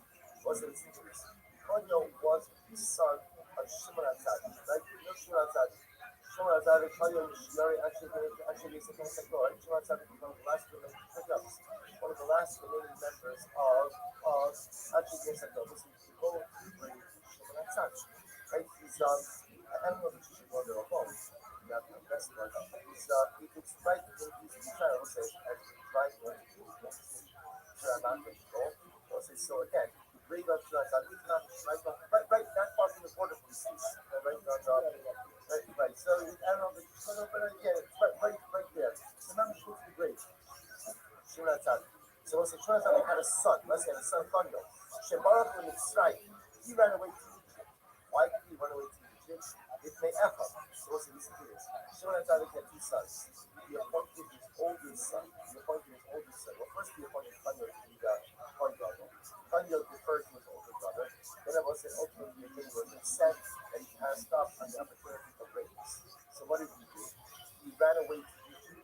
What did he do in Egypt? He won a Shem's death. He didn't just go to older. Chando built a base of Mikdash in Egypt. He effectively built a base, a replica of the but a replica of the base of Mikdash in Egypt and the Kohen Gadol there. So what's like this? This is fascinating. Completely awesome. Equal Shem was called. Equal Shem Shemayim. Also, listen to this. So it's an interesting discussion. It's not a question that it was Avodah Zarah. It's my focus. As we're going to see in this moment, was it Avodah Zarah or was he worshiping HaKadosh Baruch Hu? So here's the Shaila. Utensils used in the shul, in the Beis Hamikdash of Chaya, which was built in Egypt. Maush Ishtamesh Bahem Beis Hamikdash. Listen to this. Can I take those utensils and use them in the Beis Hamikdash properly? Becoming violent. So as I said, what's the Shaila? I'll leave it about this funny about this. So as I said, remember again, this obviously is only a kasha, according to the opinion of holds that the shul of Chaya, the Beis Hamikdash of Chaya, was not a Beis Avodah Zarah. It's not. Kohanim Shishim is Chaya, but Yishamshu the Mikdash Yisharim. The Kohanim who served. And by the way, Chaya repeated quite an awesome start, right, with his offering, right, you offer tithes, right? So you got Kohanim, you get Kohanim to come in to join you. So I was like, what's the shine? The shine over here is what happens if I'm a Kohen? Kohen served in the shul of Kohen, and now he wants to come back to the base and Krishna shine. Can we accept him back? So Kohanim Shishim for this Kohen, lo yishav shul in Krishna shine. No, once a Kohen served in the house of worship of Kohen, we do not allow him to serve in the base and Krishna shine. The inroads are of Roma Rudava Aka. So we'll say, and all the more so, if the Kohen served about Zara, because we don't let him back into the base. So we'll say, so what do you see here? So what do you see here? You see here right away that Kohanim who served in Spano are treated differently than the Kohanim who served about Zara. So also you see that there's going to be who holds that this Spano was not about Zara. It's about focus. So according to the opinion he holds, that Kohen wasn't worshiping idolatry, and utensils which were used in the house of worship of Kohen can be used in the base Hamikdash. Now, still, Kohanim who served in base Kohen cannot go back and serve in the base Hamikdash. So here we see the Gemara says, they don't serve Echad Kohanim, so the Gemara says, I'm sorry, Kohanim who can see Rabbi to be anything. So we'll say, I understand the rabbis can ask the Kohanim, because the Kohanim may be supposed to serve in a foreign place. Therefore, they can't come back to the base Hamikdash about Kilim Kol. And we'll see when it comes to utensils. So maybe so you don't want to come back into the base Hamikdash. Maybe that's just a pass on people on Kohanim. Or Caleb which we use, perhaps it's really to use the base Hamikdash. Or do we say no? The same way that Kohanim can't serve in the base Hamikdash after serving in the base Hamikdash, so Caleb cannot be used. Amale Asuri. So he said no, the utensils ultimately again are awesome. And I have a pasuk to support this to Shachat Moon. I won't say what happens. So he says, I forgot the pasuk. I forgot the pasuk. So I'll say again, remember, this is Rabbi Yossi ben Shol asking from Rabbi. So Rabbi says, I know that if utensils were used in the base Hamikdash of Kohen, they cannot be used again in the base Hamikdash, and the same Kohanim who served in the base Hamikdash of Kohen cannot come back to serve. And there's a pasuk that supports this, and it can't the light of reading into the pasuk. Ace day, so let's say, please catch up. Let's say, by the way, the story's not over. Ace day, Kalati, when I say, we saw the Malo, a funnel big yashes was it says, from Iran, and says all of the utensils used by Atmos, like during this monarchy, and Kono big yashes was it literally was prepared and was like, it wasn't Atmos, wasn't only that was up. Right? Remember, Atmos is the father of Sio. Sio is a big tzaddik, literally he was everything, what we saw about his father, but he had to use the incredible and unspeakable damage on his body. So all the utensils that were used by Atmos, the Kono big yashes, my love in Kono, that eliminated. Does not mean that a color wasn't being immersed in the mikvah. The Shana means when we anoint you with Shana Mishah. So what's at this point in time? So Rabbi says, blessed are you. Right, remember, this is Rabbi speaking to Yosef ben Shol. Blessed are you. Shechzatu Abidasa. You gave me back my last verse. Remember again, Rabbi said, we don't have a pasuk to support you. You can't remember the pasuk. Rabbi Yosef ben Shol asked the question from this pasuk. As we're going to see, he interpreted it wrongly. But Rabbi says, thank you so much for reminding me of the pasuk that I forgot. Because this is the pasuk. They wonder what does it mean that he prepared them? Right? Shagunzu. They hid them away. Mikdashnu, Shikdashnu, Achli, Kafka. They most likely what you see here, the utensils used by Achos, or Abosai, were not used. They were hidden away. They were hidden with ease up. So what did they do with the skill to the power? They got totally new utensils. They were missing airlays. So again, Rebbe was using this variety to say that essentially utensils are most likely used in anything other than this service. Simply what? Cannot be used in this service. So to use the utensils used in this konyo cannot be used in this service. So the Gemara say there was potentially a class in discussion. The result is as follows. Most likely, the word is order. How the examination was in chamber. What was put in that chamber? Those who paid these Hashemonites have to have the extra shots. also in Hashmonai, it wasn't Hashmonai. In the Hashmonai came back, he see after the miracle of Chana, when they came back to the base of the Mikdash, everybody focuses on the menorah. He came back and they found that his gas was there, the outer altar was there. Probably they saw that it was used by the Kohanim for idolatry sacrifices. So what did he do? What's the solution? He broke apart the Mikdash. They broke apart the Mikdash and they went ahead and they threw the stones. They put the stones in a chamber, in a northeast chamber, which is called Mishkas Haish, the fire chamber. They put it there, they put it in the northeast chamber and they threw away the stones.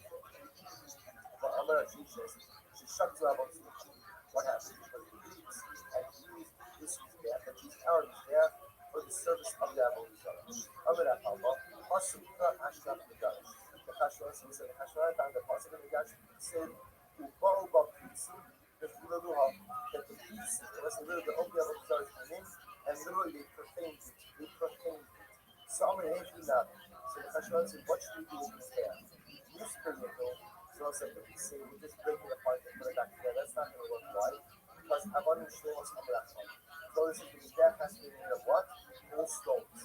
Minasvinu, so if we just chisel down the stones, that doesn't work. Why? Well, some of the environments are Amrachmana. So it says you have to use stones, but you can't use iron in the creation of those stones. The Amai, Lishvarinu, Lishvarinu, and Afshai. So say, why not just go ahead and break the stones? And we'll say, essentially, once we get out once people think it's not what right? They have no kedusha. Once they have no kedusha, then what? Let the Hashmonai break apart the stone. Use it to build their houses. Use it for whatever you want. Leave Amar Rothschild. Big Shul Lignos, called Kesef and Zav Shalom, Shul Kasper Yava, Shei Yishalayim. People say this is amazing. That at one point in time, they wanted to go ahead and say that Jews can't use any gold and silver. Why? Because of the gold and silver that was taken from the treasuries of Yishalayim. Rabbi was concerned that the Jew were to go ahead and use gold and silver, they might be using gold and silver ultimately of the Beis Hamikdash. That issue was exactly the temple treasury was needed. So the Gemara says, but one second, Rabbi Yerushalayim Hadi Ruben Da'ava, Yerushalayim the more than chapter 50% of the gold and silver is going to find in Yerushalayim. Elo Amar Abaye, Bikshul Lignos, Dinara Hadriana, Torayna Shukha. They wanted to go ahead and say what? They wanted to say that Jews can't use specifically humanity stones. They also said they were trying to predict before the Torayna Shukha, these were specific kinds of coins that they were made from the gold and silver of Yerushalayim. They Kiva Shei Yerushalayim. Ad Shematzu Lo Mikra Nachayah. And so they found the passage was that what's the passage? Shemata Uba'u Ba'Prisim B'Chaluyah. What's the passage? The passage is that when the priests, the Avodah Zarah come in and use our stuff, by definition they go ahead and remove the Kedusha from it. So if they took the gold and silver from the temple treasury, they profaned that gold and silver, it was no longer covered. Same idea here. When the Greeks came in and were saying, our Mizbeach in the Beis Hamikdash for idolatry service, what did they do to it? The law, they profaned it. And it no longer has Kedusha. If that's the case, again, I will say, Chasharon come in, break apart the stones, hide it, when I say hide it, put it away in the chamber of the Beis Hamikdash. If the abundant Jews, they ultimately get for Avodah Zarah, then what the Bible says. You should become if it's profane, then what? Use it for whatever you want. Just like the gold and silver. Possible Ishtam Shmuel Gavah, Macha Keva Ishtam Shmuel Gavah, Lav Orach Arab Ishtam Shmuel Gavah. What's an excuse of here, even on a technical level, once death was used for idolatry, technically speaking, the Kedusha evaporates. Once the Kedusha evaporates, you can use it for what? You can use it for regular money transactions. The man says it's inappropriate. Why is it inappropriate? Since Allah from the lifestyle, since Allah from the lifestyle is used for the service of Allah, who wants the inappropriate ultimately used for money in the service of Allah. Therefore, the Hashmonai come back. When the Hashmonai come back, we bring apart the staff, we put away the stones in one of the chambers for the reason. But I will say, to answer the original question was, can you use a sponge? Can you use them in the Beis Hamikdash? Now, for a second, that you remember is not only the answer, but the possibility. The answer from the answer to that is no. Once the question is ultimately a thing, the sun you're not able to use it.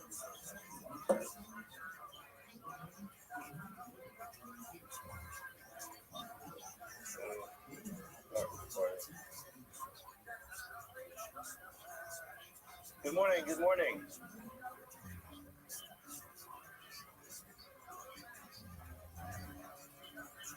Today's daf is Avodah Zarah daf nun.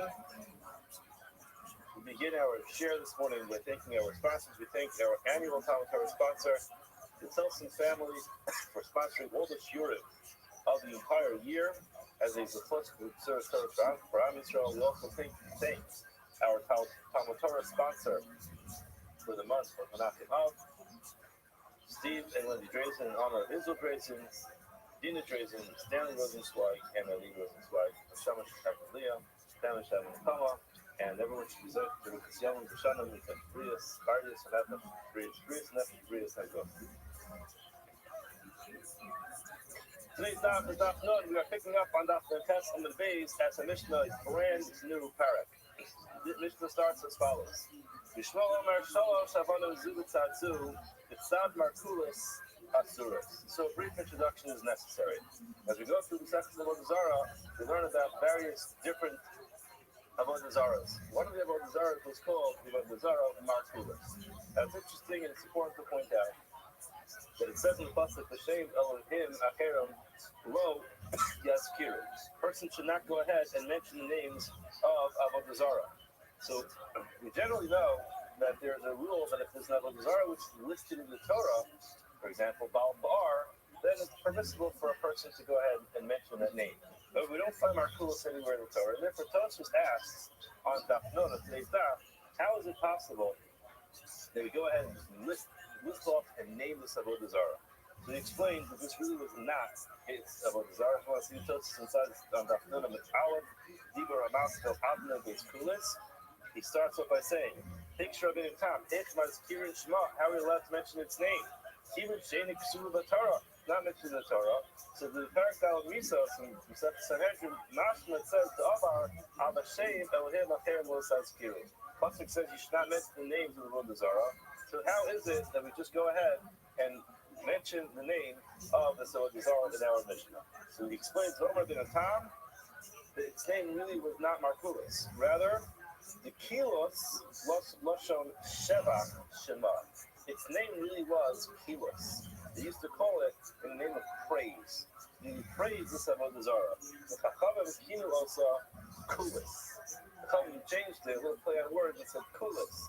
Like what happened, like he says, Loshon Lag Vokalis. Like we say in Passover, we say today, Tiayinu Lag Vokalis Bagoyim. We're just like scorned by the other nations. So they changed the name to Kulis instead of Kilos. The Zeo Markulis, Kilos, and the Lashon Mar, the Shtucham Perkilanasha Mar the Campus. They added on the bitter beforehand. So in other words, they gave it the name of Markulis. Definitely those who serve this Avodah Zarah. Now referred to this Markulis, they have another name of praise, but this is how the Chachamim refer to this particular Avodah Zarah. So now, how was this Avodah Zarah served? What did they do to serve this Avodah Zarah? They served this Avodah Zarah by throwing stones at it. So the Zarah was set up with two stones on the bottom, another stone on the top, and people would come by and chuck stones at it. Again, strange practice, why people would do something so silly like that. But again, people did it. Maral actually explains that, I think it's actually the Meiri who writes that this Avodah Zarah in their mind, the way it worked was that it had a vision of like a person giving direction. With the head on the top, and an arm this way, and an arm that way. And they felt that people were able to find their directions as they were traveling through the power of this Avodah Zarah. So why throw rocks at it? My understanding from morale is that they felt like the more people who serve this Avodah Zarah, like the more powerful it gets. So they wanted to attract people to serve this Avodah Zarah, and the only way to actually show how popular this Avodah Zarah is, stones at it. The stones stay. Stones are hard; they don't disintegrate. So you throw stones at it, and a massive pile of stones passes by, and everyone's like, you know what? We did that one too. Typical Avodah Zarah, a person bows down to it. Nobody has any idea how many people bow down to the Avodah Zarah. It's just a statue. It's a statue. This one, there's evidence to how many people have served it, and that evidence stays forever. So that's how they used to throw. That's what they used to throw their stones at it. Interestingly, Rishonim write that the way that they would throw the stones was kind of like a snapper in football. Like they would spread their feet apart and they throw the stone between their feet. they would maybe that's where the snapper got it from. It's wondering why they have to throw it that way. But either way, that's what that's how they serve the Avodah Zarah. They would throw between the feet behind them, and they would serve Avodah Zarah and stay there forever. Now, the Shmuel says, Shalosh Avodah Zarah, if you had 3 stones next to each other. So again, not set up like the Markulas, which is 2 stones next to each other and 1 on top. Rather, 3 stones next to each other. Where are they located? The Tzad Markulas, next to the Markulas. Asuros, those stones are forbidden. You're not allowed to have any hanaf of them. I'm going to leave everything very vague in this Mishnah because the Mishnah is vague. The Gemara is going to immediately address what's going on over here. The Shtayim, if you have 2 stones there, then the Taros, they're permissible. You use them for whatever you want. The following disagree and saying Shemiros imo, if they appear next to this Avodah Zarah called Markulas, Asuros, they're forbidden. The She'ain Niros imo, if they do not appear to be near this Avodah Zarah, Taros is permissible to benefit from these stones. So now, even before the Gemara asked the question, the obvious point is that Chachama make a lot of sense. Chachama makes sense. Why? Because if there are stones near the Avodah Zarah Markulas, what is going to be your conclusion? One of 2 things. Either these stones fell off of the actual Avodah Zarah Markulas, or these stones were used to throw out Markulas. In either way, if they fell off of Markulas, so then it's Shivrei Avodah Zarah, and Shivrei Avodah Zarah, we'll see soon. But again, if you remember, people search for it. So therefore it makes sense. So what's the qualification of which stones would be usher? The ones that look like they came from the Avodah Zarah, they'll be usher. There's something else called takrovas of Avodah Zarah, which we're going to analyze today as well, which is not the actual Avodah Zarah, but the tool that's used to serve the Avodah Zarah. So in this case, the actual Avodah Zarah is the structure of Markulas. The tool that's used to serve the Avodah Zarah are the stones that are being thrown at it. So either way, it's going to be a problem. So that's why it makes a lot of sense. Whatever's near the Avodah Zarah will be prohibited. Whatever's not near the Avodah Zarah will be permissible. However, the difference between 2 stones and 3 stones seems to be very difficult to understand. That's what the Gemara begins by saying, it makes sense. The Chachamim's opinion makes a lot of sense because what do they think? People go ahead and they serve broken pieces of Avodah Zarah. Now, Nero's, if these little broken pieces are found near the Avodah Zarah, then it's logical to go ahead and conclude that they must have fallen off of the Avodah Zarah. Asuros, it's going to be Asur again. People serve the broken pieces of Avodah Zarah, and these stones are right near the Avodah Zarah. You can add 1 + 1 = 2, which is you have a stone that fell off the Avodah Zarah. It must be that it's part of the Avodah Zarah. However, Shein Erasimo, it's too far away. Doesn't look like it fell off the Avodah Zarah. The Torah should be permissible. Rabbi Shmuel, but we analyze it. Rabbi Shmuel, Ma'ika Savar, what is his opinion? He owns in the Shvarim. It is of the opinion that people do serve broken pieces of an Avodah Zarah. Even if there are only 2 stones, there's no reason to permit it. It should get usher as well. 2 stones are just as forbidden as 1 stone or 3 stones. He ain't in the Shvarim if he's of the opinion that people only serve the actual Avodah Zarah while it's intact, but they don't serve the Shvarim, and therefore the broken pieces of Avodah Zarah are, by definition, Batal, I think it's Klas Nami. So say the same thing comes to 3 stones. 3 broken stones from Avodah Zarah should be permissible. But the difference between 2 stones and 3 stones doesn't seem to have any explanation that makes any sense. It would seem at this point in time that the only qualifying factor would be, do you believe that people serve broken pieces of Avodah Zarah? If the answer to that is yes, that everything that's near the Avodah Zarah should be a problem. If the answer to that is no, that everything near the Avodah Zarah should be okay, should make no difference if it's 2 or if it's 3. Gemara says, Amar Rabbi Yitzchak bar Yosef, Amar Rabbi Yitzchak bar Yosef, said in Rabbi Yochanan, then no, you misunderstood what's going on here. If we're talking about a case where you know that these stones fell off of the Avodah Zarah, everybody's going to agree that those stones are going to be prohibited, and there's no reason to differentiate between 2 stones, 3 stones, 1 stone, or half a stone. It's always going to be a problem to the Avodah Zarah. Even according to the opinion that says that people don't serve shvarim, broken pieces, having really avodas kasavim, the law of kind of forfeit. That's by a normal, typical avodah zarah, which is the person has a statue breaks. The person says, I'm not going to serve a broken statue. The statue can't protect himself, so then I'm going to do a service of avodah zarah. But that's because it's not normal for the avodah zarah to be broken. Avodah hata, in this case, to make kara to worry mitzvah. That's how it works. It's constantly breaking. I mean, they're throwing stones at it the whole time. Kind of okay, it's normal, and therefore they would agree that in this case people serve the shvar. And again, that's what's done in this case. So in other words, it says in Yochanan, everybody agrees when it comes to avodah zarah markulis, everybody agrees that people serve the broken pieces of markulis. What is the what? And again, everybody also agrees that if you know that these pieces fell off the avodah zarah, then it's going to be a problem. Where is their machlokas? Keep pligi. Where is their machlokas about the halacha of stones that are found near markulis? This stomach, top of nunamala. When you don't know if it fell off of markulis or not, then the kuravais, if it's close by to the avodah zarah of markulis, and Rashi says in the top of the amma bakatsi amma, within an amma or a half an amma, it's pretty close, about 1 to 2 feet. If it's that close, she have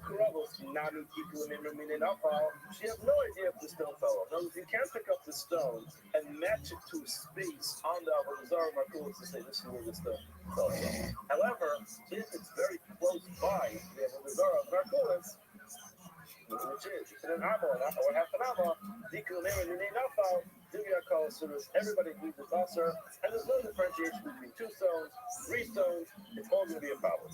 Keep the weird machlokas between Rabbi Shmuel and the Tanakh, then the Rufakos, when they are farther away than this amma that we mentioned before.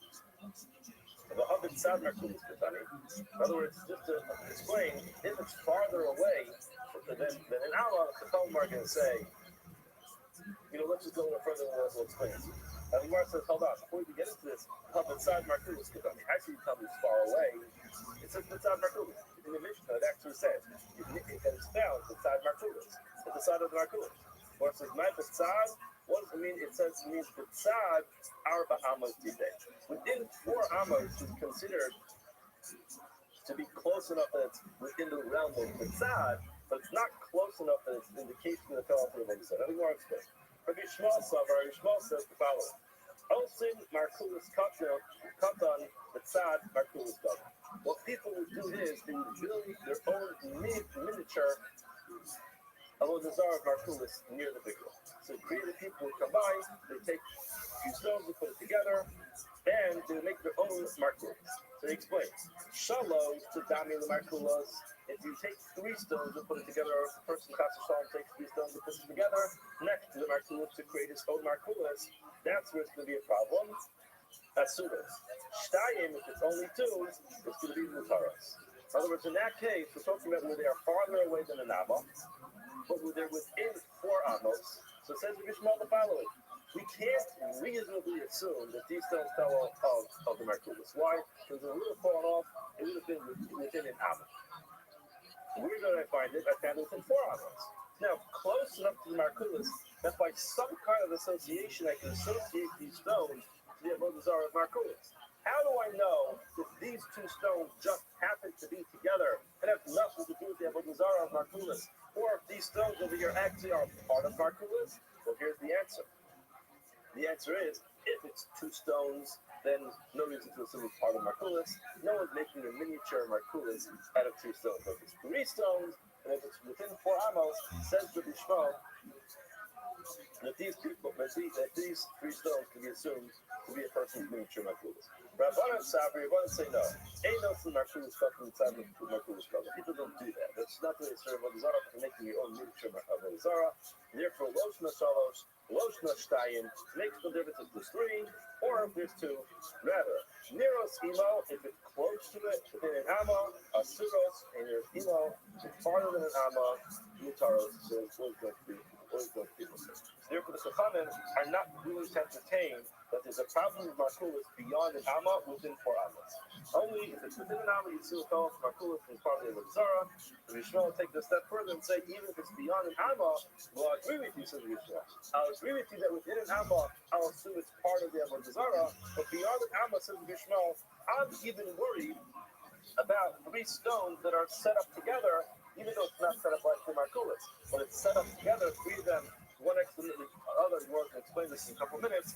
Then says the Yishmael, I am worried that perhaps the person erected his own Markulis over here, and therefore 3 stones together within 4 amos are going to be a problem. Omar Mar. If you want to go back to analyze this, if you know that a fellow did a desire of Markulis, everybody agrees that he fell off, that the Zara has to be us. But that's not true. We're admitting that the steer is really a contradiction. It says very clearly, Avanim shenashru min hamarkulis. Focus on that word. Avanim stones shenashru min hamarkulis that fell off the Zara markulis. What does it say?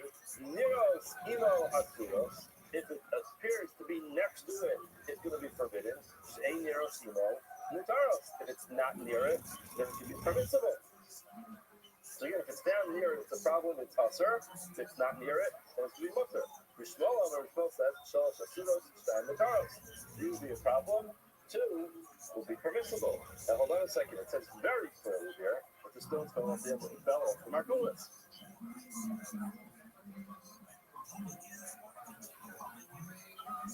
He wants to say, Rabbi, lo tema not true.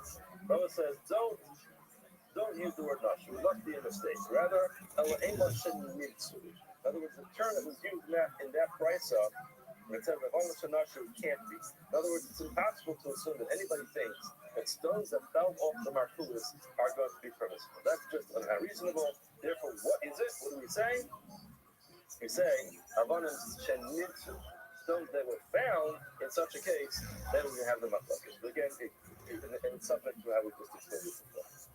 Or it says, Vatanya, we learned in the right, so Rishmael Omer, Rishmael says, Shtayim K'tfisalo Asuros. If we have 2 stones that within the grasp of the Bodhazar Markulis, it's going to be Asur.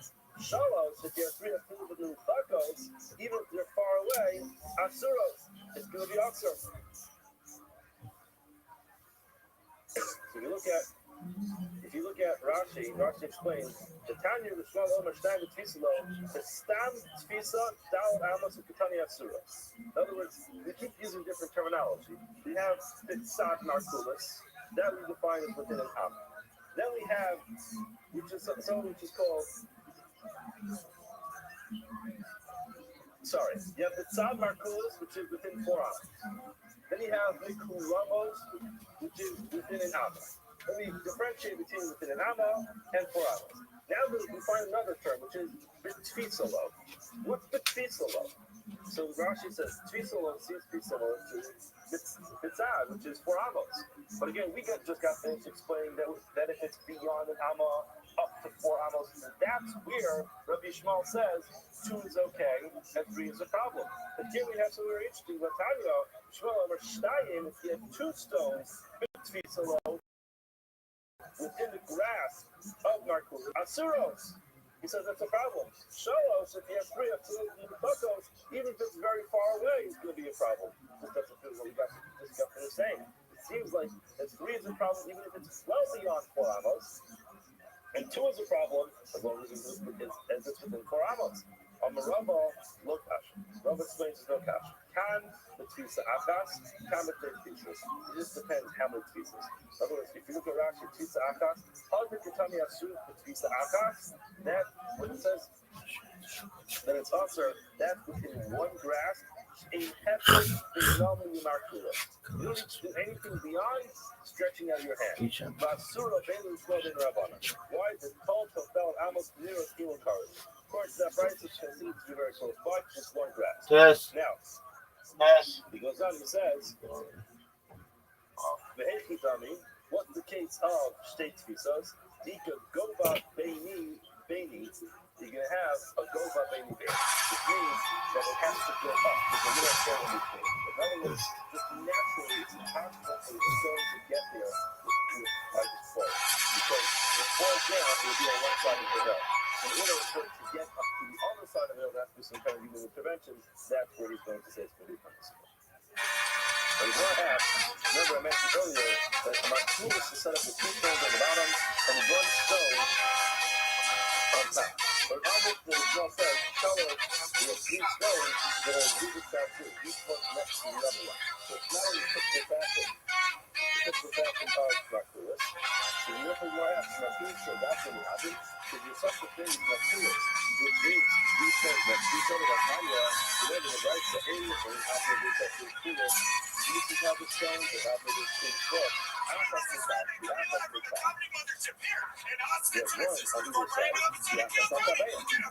attack. And the one that's two Hanya are really the other stone of the actual picture, the central point of the Zohar of Martinez is built 2 stones in the bottom and 1 stone on the top. However, when it comes to a person assembling his own means to Martinez, he didn't have a requirement for us to look like that.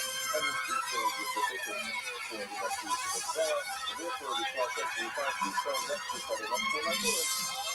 You have to assume the person assembled the person of the Martinez, even though it's a different. That is not a story. Carlos Sosa, Michael Gonzalez, Nachos Belgrande, Huevos Rancheros, the great Matt Mueling on the electric guitar, John Bees on the keys, and this is Steve Madness live in the flesh.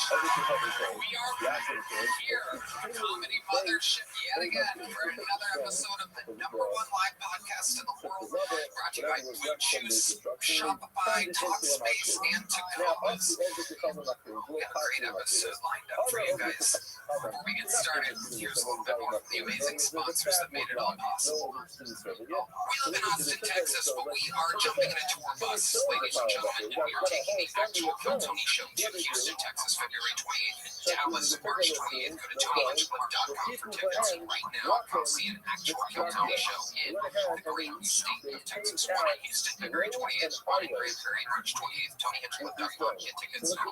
You guys ready to start this fucking show? I mean, what can I say? Every single week I book this Mamma Jamma, and I don't think it gets much better than this. One of the guests, I want to take him on this show for its 13-year existence. He is all-time one of my favorite comedians since I was a kid, and to this day. The other guest is one of our best guests in the history of the show. I present to you, ladies and gentlemen, for the first time, and the other guests for multiple times, make some fucking noise for the great Jim Brewer and Sam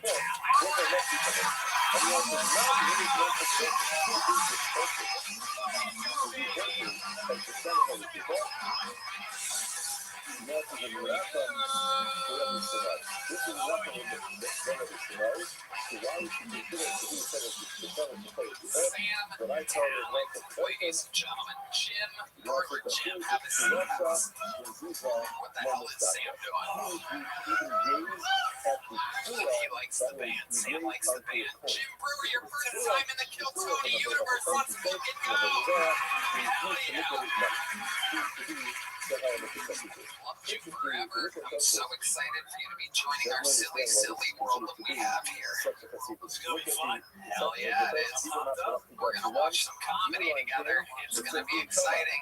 Sam Talent is back, one of the best in the show's history. I'm very glad to be back. Happy New Year, Tony. Tony's friend. Sam's got his book, his tour, everything. And It's every weekend. Please come see me, Sam. It's my job. SamTalent.com for tickets. JimBrewer.com for the brand new Find the Funny tour. It's just about to get started here. JimBrewer.com. We are, and we are about to have a goddamn blast. Jim, this is your first time, so you might not know, but over 250 innocent souls are stacked in a disgusting bar next door. And they're all crammed in there together, and they're all hoping that this guy with the red hat and red glasses, famous for yo-yoing and having finger skateboards, comes over and says, "You're next. You're going to be on the biggest show in the industry. century. The way pull their name out of the bucket, they get 60 seconds uninterrupted. You do that century. That's it. This is what they're waiting for. This guy. He's here to bring Red Man more vapes. I've been hoping this guy. He's got the headset. This is what it looks like when the ball boy wants to pretend to be the head coach of the football team. You're a gatekeeper. It is. Here's what we're supposed to see. That's incredible. Look at him. He should be coaching Indiana in the national championship right now. Anyway, I pulled their name out. They get 60 seconds uninterrupted. You know their time is up. You hear the sound of a cannon. That means they have to wrap it up that story. I think I heard this Hollywood Bear. Red Man created his job. It was so good.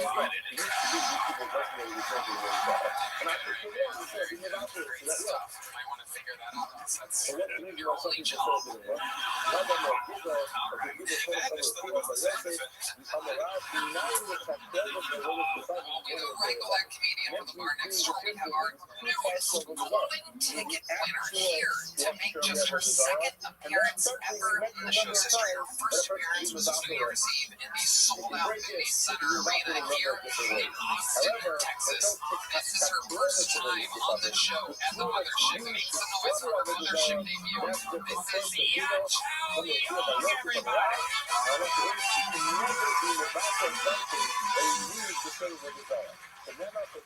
Thank you. How are you doing?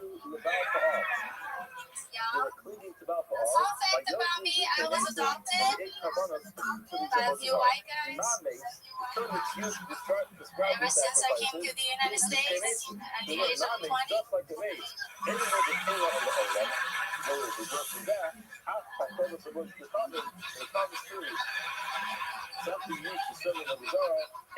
Most comedians call themselves comics.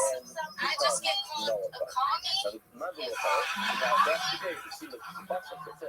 As an immigrant, the first question I would ask me is, hey, I hear also you have family here. And when I tell them, no, I don't have family here, they also imagine and also here alone. Yeah, that's exactly why I'm here. You think I flew 13 hours all the way across the world so I can see all the games like I'm here to get away from it. Hello, America. Thank you.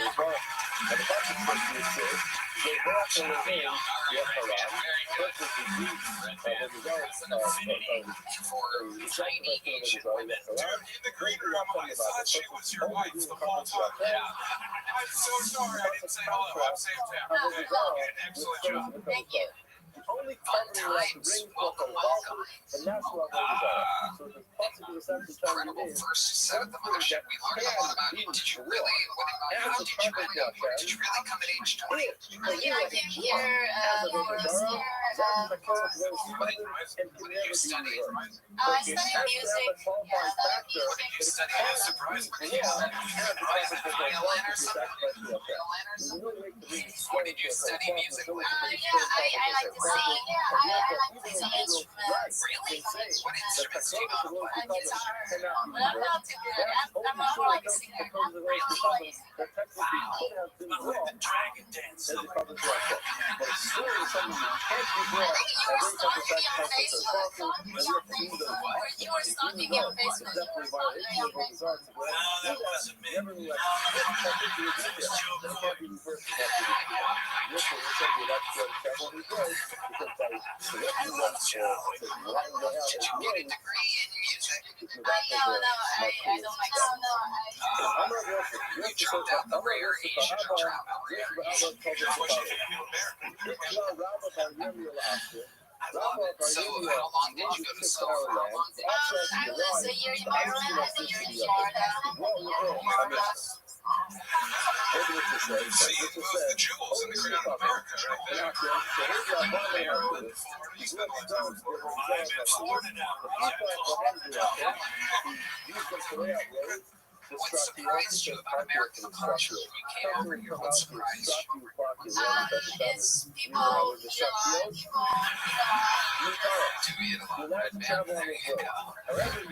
they need people in the Walmart that need wheelchair just because they're overweight.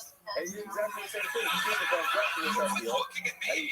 went ahead and you went out the roads and highways. You just need Sure, 50 more pounds you and just you're in a walk in the wheelchair. car, you just run up the road, you just out the Wait, road. which way, huh? So you end up looking like You look like you could be in a wheelchair Yes, now. Naga, a little by Naga. You go talk with them, or the son of talk with them. However, this context That's what the lady at Delta said this morning. there's no talk on the Delta. There's no white person. So your parents are in China. Yeah. They Yeah, don't know it now. They don't They know. really Now, don't we didn't know. explain what the problem is. Really? Yeah, because they're broken. They don't know. It's okay, you should try about that. Why are they broke? What do they do for work? They're just teachers. You can't try about that. And you should have a major problem with this. Like, And nobody can figure out Chinese printer shop. I'm not a particular comic author. I'm not a very big comic author. I'm definitely not a comic author. So now you still live in Florida. I just moved here. Oh, congratulations. It's really Johnson and hit a button this whole time, just scrolling, and then he hit that one. I thought ICE was here. I was like,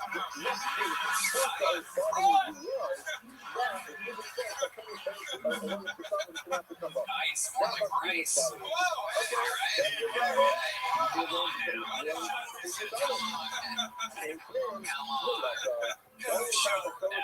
We're keeping you here. We love you a long time. So you really know how to sing? Can you sing us something? Let's hear something. Something not YouTube copyrighted. Any like originals or something like that? No, it's not. What do you have a traditional Chinese folk song? Oh, Chinese song. Yeah, can you sing a Chinese song? That's what we like. Do you like the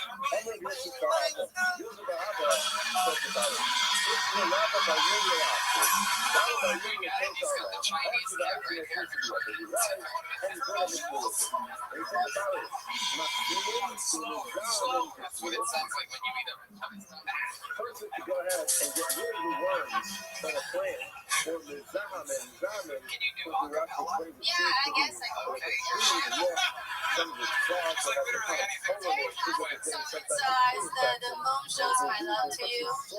fertilizer inside the hole, and then you wrap it up. Panty dropper. You want to sing or not? It says now, Steve, you You're the take second the red worms, band here. or just exercise, or the daughter to do the treatment to repair it. The Steve, you may do the first. The aim of Steve is I wish I had a knife and I could smoke it. No, that's Japanese. This is the damage, the technology, the money. But I would have known that if I was red band. So, ladies and gentlemen, I'm making her singing debut keynote solo song. This is Yao Chao Yang. So when it comes to protecting things that they shouldn't die, you can go ahead and use the worm, and you can go ahead and use the disinfection that it has. However, you can't do that at home, right? How's the kind, whether it's here or in the color light, namely God's name, you can't put it. However, the sucking semen leaves God's name. So that's the Buddha on the table. Everybody is good. Whoever it was,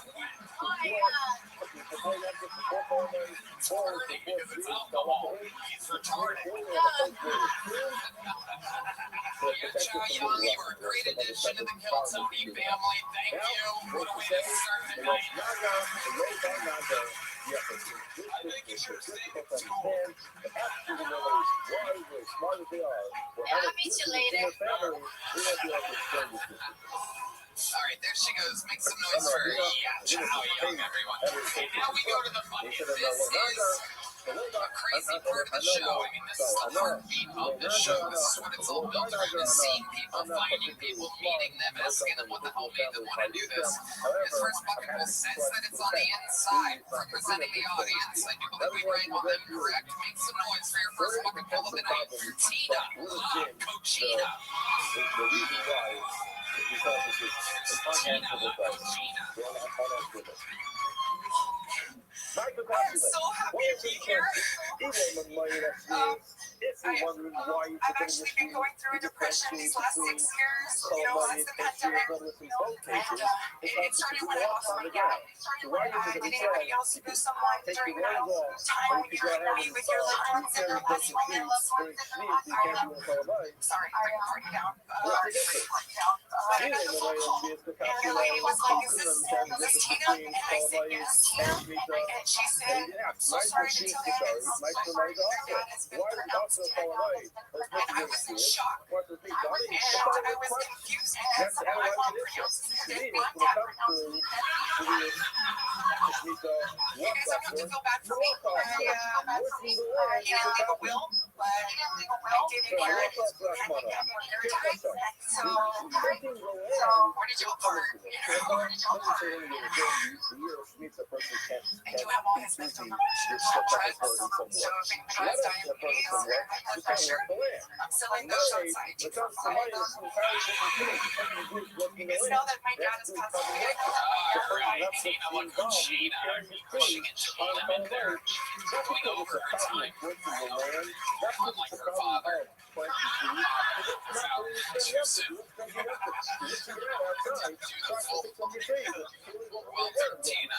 How long have you been trying stand-up comedy?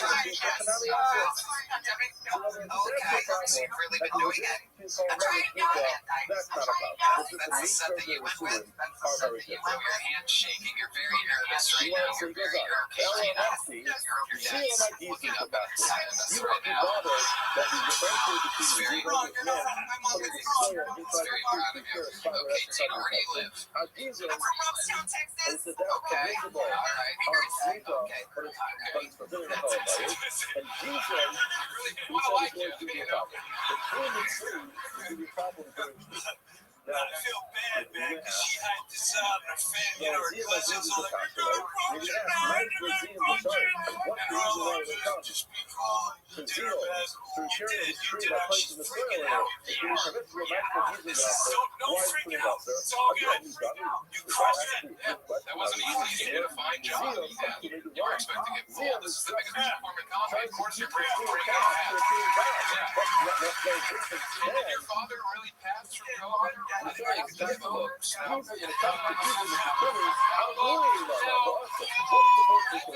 can have that. You can come down here. Yeah, for sure. I can't use a fake gun. Hey, child supporting. Okay, now we're cooking. Yeah. How many brothers and sisters do you have? I have 2 sisters and a brother, All from the same dad. No, they got their own dad. Oh. Was your dad present in their lives? Their dad is alive, deadbeat to them, but still alive. Yes. I'm wearing that. Who knows? Wow, your mom's a real whore. Bad taste in people. She's alive and she's watching right now. Okay, Tina, play some songs for Tina. Okay, Tina, your mom's OnlyFans? What do you do for work, Tina? I'm an educator. What exactly does that mean? An educator? Are you a teacher? Okay, you call it an educator? Does that make it sound smarter or something? No, I don't know. Who are you educating exactly? I work for a school. I teach Oh, every time I ask a question, it gets worse and worse. I'm an educator. Cosmetology teacher. I killed my own father. I visited him in the hospital. I put the pillow over his face and suffocated him. Wow. Well, that explains the confident lipstick choice. I like that. Thank you. That's all I have going for me. It's great. Thank you. I love it. Tina, what's your love life like? I don't have a love life, but I did bring 2 friends with me. They're out there. They love Three-way. Oh, she's famous. Shout out Caitlin and Mr. Wondershot.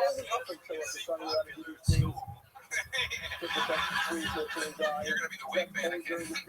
Cosmetology's full of women. Let me ask you this: the women that want to learn how to do cosmetology, what are they like? They're all strippers, very recovering strippers. Yes. Okay. So what are they like? Tell us about it. Oh, my students are bitches. There you go. Yeah, I'm trying to get out of the industry, so I'm gonna get out of the industry. Okay. Oh boy. Uh-oh. You don't seem like you're afraid of a jab. Thank you.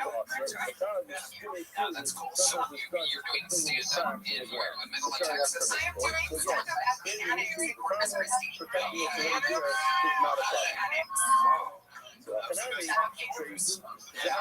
It's above the pizza place, right? No, below the pizza place. Down the street.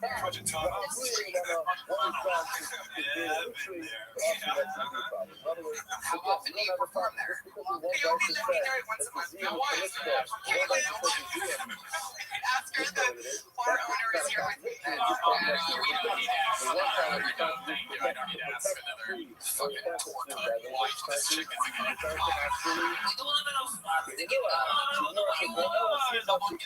Stay in your seat. Tina, look good, Gina. Give us one more crazy fun fact about your life before I get you out of here. Oh my goodness, a fun fact about me. I can say the 50 states in alphabetical order. All right. Okay. All right. Just when you thought you couldn't love her more. I wouldn't ask you to do that, but what's last? What's last? Last. There's nothing fun about me. There's fun facts.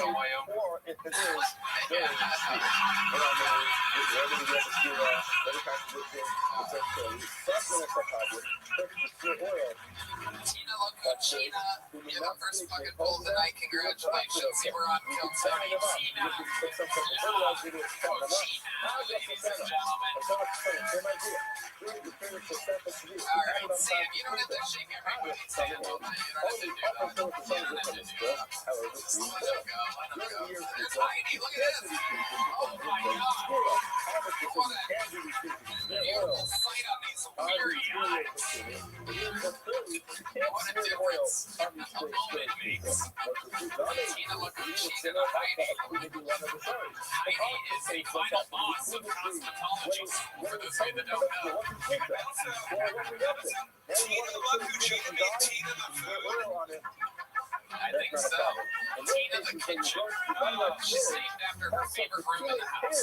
Hello there. This podcast is sponsored by Prize Picks. The big game is almost here. There's no better way to cash in during America's biggest sporting event than Prize Picks, where it always feels good to be right. That also means it's your last chance to get into football action for this next season. So close the season out right with Prize Picks by getting $50 instantly in lineups when you play your first $5.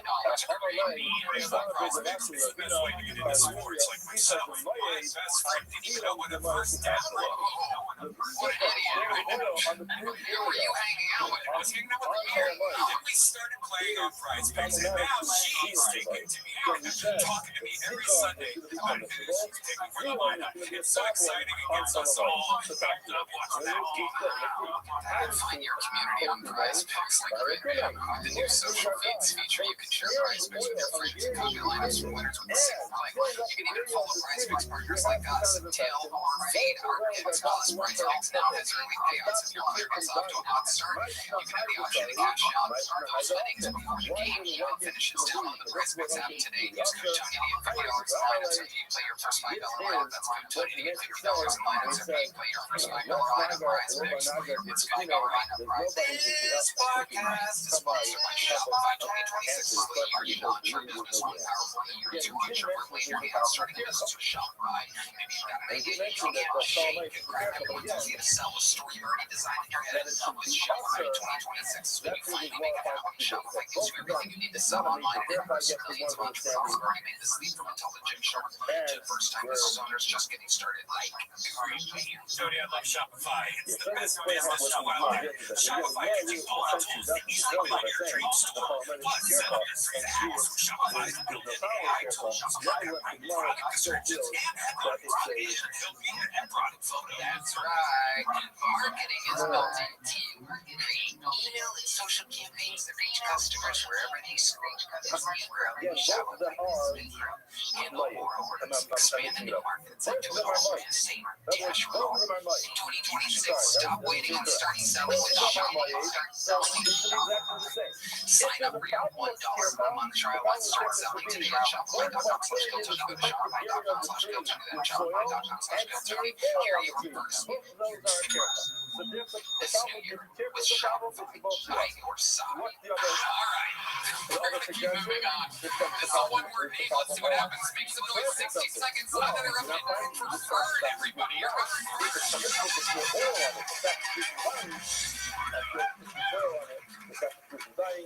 do female groups and that's why he said, yes,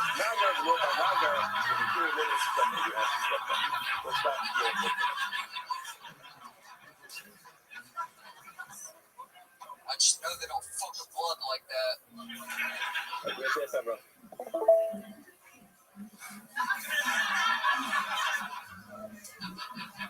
My girlfriend has the daddy dom little girl kink. If you don't know what that is, it's where she pretends she's a little girl. Good morning. I'm not into it, but I just want to be a supportive boyfriend. But I don't got kids. I don't know what to do. So let's do it my dad. Get drunk and beat the shit out of me. We begin by thanking all our sponsors. We thank our annual comments, our sponsor for the year. We thank Custom Families across the whole stream of the test for the first time with the test. Our commentator sponsor for the month of our pets. Thank Stephen and James, Dr. Willis, and Wendy Johnson, Connor, Elizabeth, Julie Jason, Sarah Rothschild, and Irene James. We also thank our sponsors for the film today. Jacob is in the room with all the sponsors of today's staff. Have you ever came Have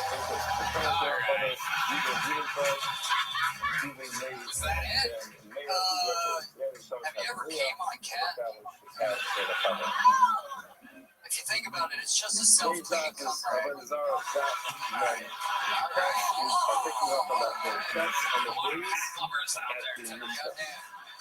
You don't do a pussy one right there?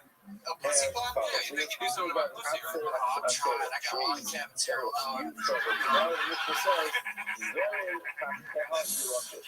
that. I thought the jokes were solid. I like the quiet confidence, letting out anger. It was nice to see some jokes here. Yeah. By the way, big white splotches on those pants. It's like the cat's returning to fever. Goddamn right. I got some cat hair on the end. Those pants are doing white face trim, okay?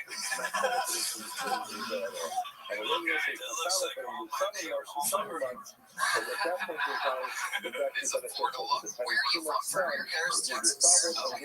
How long have you been doing stand-up? 5 years actually. Okay, you've been on the show before, right? Yes, sir. It's my third time. Okay. How's it been going for you? Good. Well, it's going great. Just on the grind mindset. 78 hours a week, 5 nights a week. My cat is right now. It's called pork bacon on cow. The show is huge hands. Cat hair falling off your body. So very good.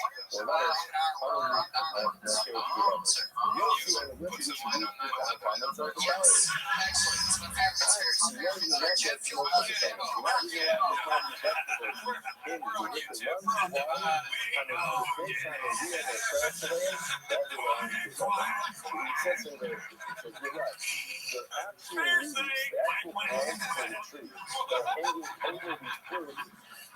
Tell us something crazy we don't know about you. From 0 to 17, I could not pronounce the letter R. Yeah, so it's a little bit hard to describe yourself. How would you pronounce it? With the fertilizer on the leaves of the actual shale, they're going to receive the nutrition and the substance through actual shale. So how did you learn how to pronounce it? Speech therapy. I go to the Air Force event. And I knew I couldn't say sideways, so I was get away with it. So I went to speech therapy, fix that shit right quick. How long did it take? A week, actually. Yeah, if I could teach you, all you gotta do is pick your tongue up to the roof of your mouth. I had the same thing, dude. I also could not say my arse was that boy.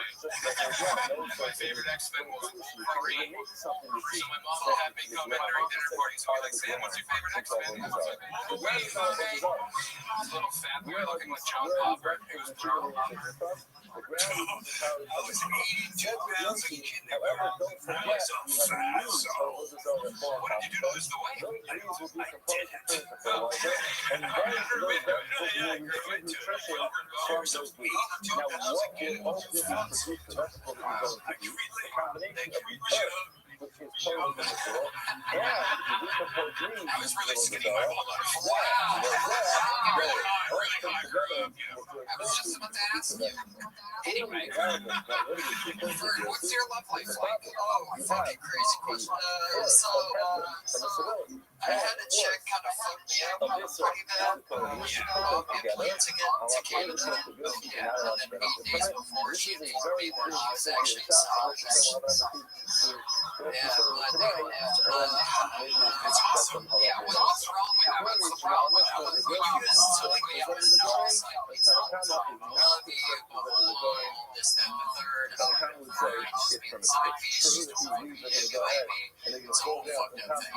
So what, you didn't end up going to Canada? No. But you talked to her like a lot or something? You like had feelings for her before meeting her? Yeah, she flew down 4 times and we just basically had sex all day. Everything's great. Yeah, 3 times a day. Just fucking kidding. I heard that from Tyler, goddammit.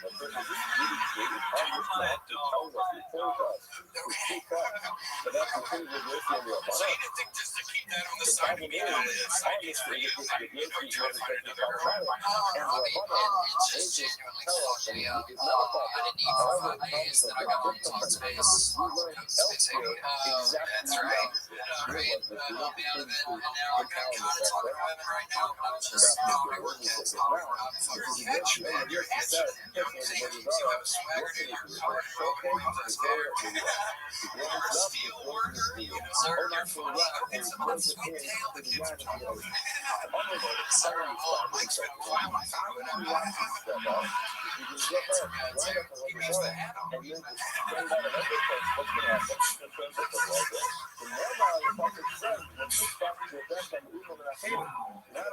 See, she really damaged this Canadian catfish. How long ago was this? So 8 months ago. Have you been on dates since then? Yeah, 2 catfishes. It's an internet term for being lied to about his company. They know, and I'm pretty sure it's one of the big girls from Corpus Christi over there. One wild table of tortas over there. We've quieted them down. They're still chiming in. This is the big city to them. Corpus Christi people. So they're having a real dandy tonight. I'm sure they had margaritas and the iron cactus before this. Questions. So, give us an example of one of these recent catfishes. You're on like an online dating site, and what happens? Which one is it?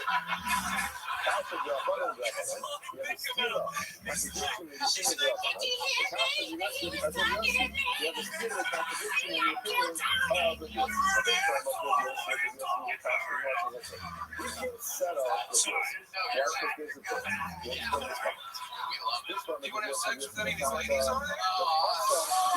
I wasn't talking to you. Jesus. We have to troll off for some So it was like it was just a girl with a filter, and she had a big, he's 80 pounds plus. Are you going to their house? Are you meeting them for coffee? Where are you realizing that you got catfished? Yeah, or I was actually starting to think now where I'm waiting in my car. You're just watching them enter. Like like a fucking Italian lobster.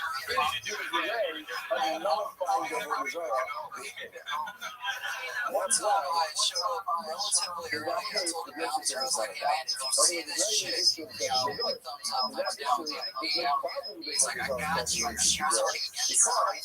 I was like, shit, alright, so I walk inside. She's like, God damn, so. And it's a problem. So I'm debating, do I just leave or what the fuck do I do? So I go to the bathroom, I call Bobby, I'm like, Bobby, what would you do? And he's like, I don't have the place to leave, but if you do, that's a problem. I was like, so I like walk out the other way, try to get in the door, and like as soon as I get here, she's like, hey, oh man, so I'm sitting down chit-chatting with her, trying to be polite, and then this man calls me, I'm like, oh hey mom, I gotta go. You used a free call from your mom to get out of your house looking for hours. When you said it was a spam call, did you say spam? Crazy food. Sam Taylor Doctor says a problem on our mix now, which is Seriously though, dude, I worry for what you are. My father's a nightmare. Thanks for having me.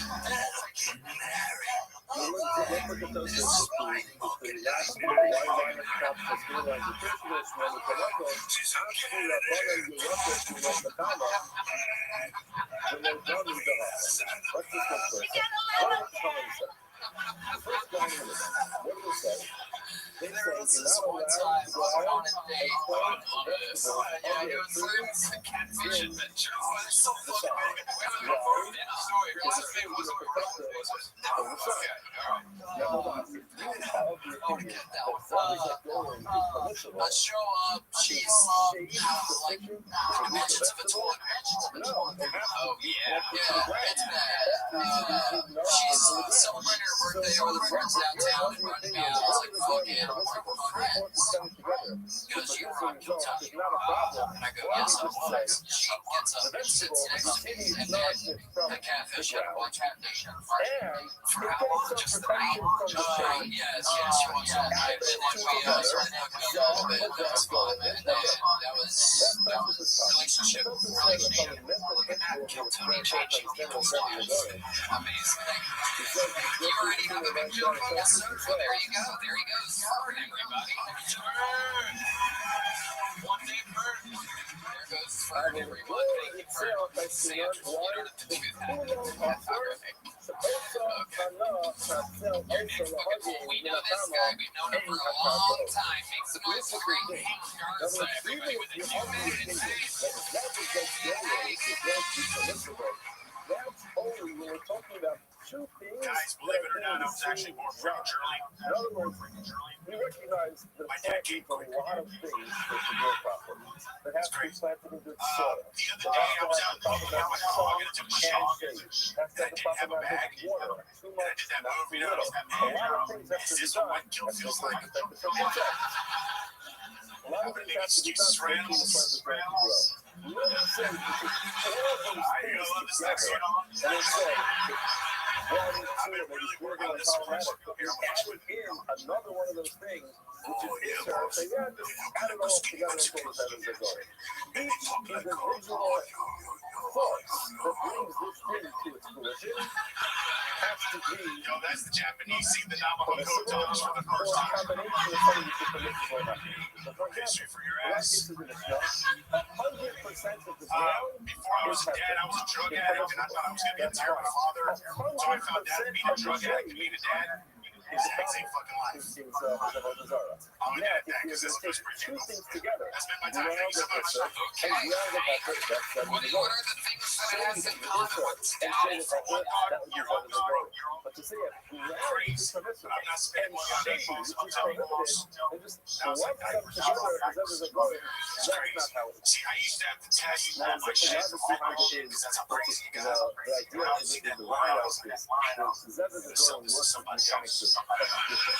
You're familiar with the concept of multiplication, and when you have a certain, when you have something which is going to be added together, you say something. That's exactly how it works. it's my kid's diapers, bro. It's like it has a blue line, and it's like a piece of shit. You don't know which one it is. And I'm like, fuck, bro. I wish it was fentanyl. What's up, Tony? Hi, buddy. I love it. You should have done that, man. That's it. You get it, man. My bad. Rock solid. Rock solid. Soccer best performance, I think, ever. Thank you. You started staying in the world there when you started 2 years ago. How's it been going? It's been going great. It's been going great. Just chasing this shit. I lose our kid to anything else. So I'm like, I cannot feel this. So I'm just shooting up. You know, I'm just showing up. I'm just running for you guys. And just trying to get better. That's it. I love it. I love it. See you happy. Kids are good. Kids are great. Yeah. Kids are great. Prices now not on my head. It's great. How did you, what helped you quit drugs? I got addicted to Santa.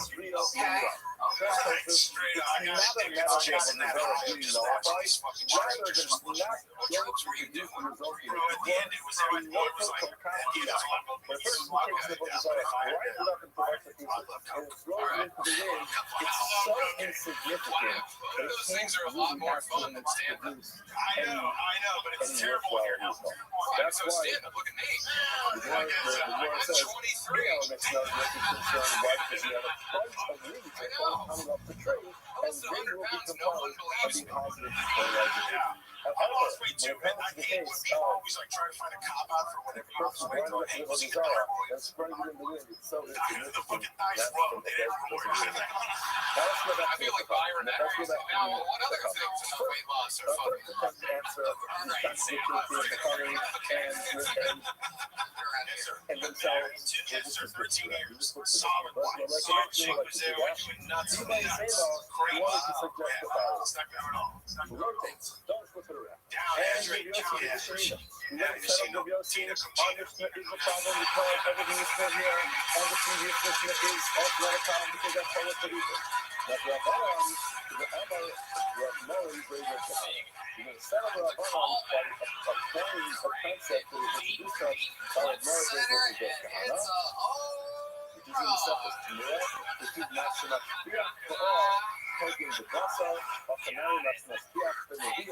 What else is going on in life? Anything else great? Yeah, man, huge shout out to the Wyatt River Club. The poor guy there, they took a chance on me.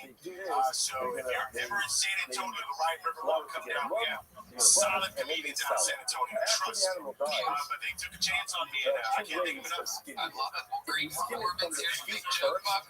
Big ball. Great. Hey, there's everybody. We're going to keep it moving along here. This podcast is sponsored by Jacoby's. Anywhere we're going is we're going. It's for your perfect pair of Jacoby's. Jacoby's scraps Western goods for everyone. From generational ranchers and lifelong cowboys to harsh down new boomers. Start the year off right with a new pair of Jacoby's Western goods because wintertime is bright good season. Jacoby's has you covered with timeless, tasteful blend silhouettes. No stiff break-in period, just instant out-of-the-box comfort. Right, man? Yogi, I love me my Tacobas. They're the most comfortable boots I've ever owned. Did you know they have other apparel too?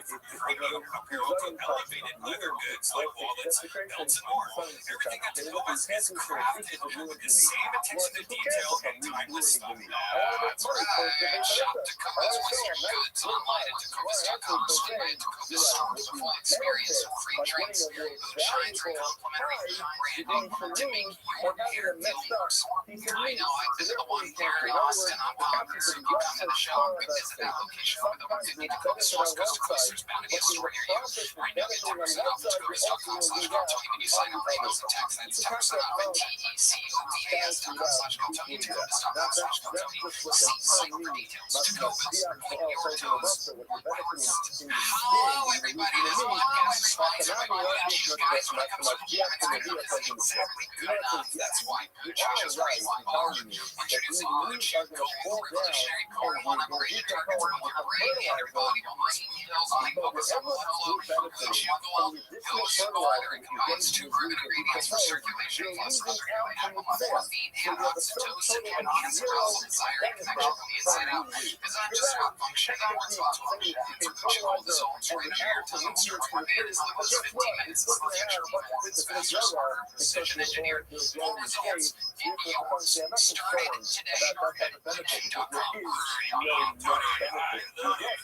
I think they're providing the best entertainment out there. Choose turning measures of performance into an always spoil. So go for the gold. That's right. Life easier by getting harder. Discover your options at BlueChop.com. And we've got a special deal for our listeners. Get 10% off your first month on Chew Gold with code Tony. That's promo code Tony at BlueChop.com. More details and always save the information and leave the relationship with sponsoring first podcast. We're on to the next song. No, it's fair. Ladies and gentlemen, it's Dean Collins, everybody. Hey, everybody, welcome. Nanu. In its existence, you are My not allowed to mother-in-law benefit from survived the stage fruit. 4 However, you're pancreatic not cancer by having her pancreas for cut out.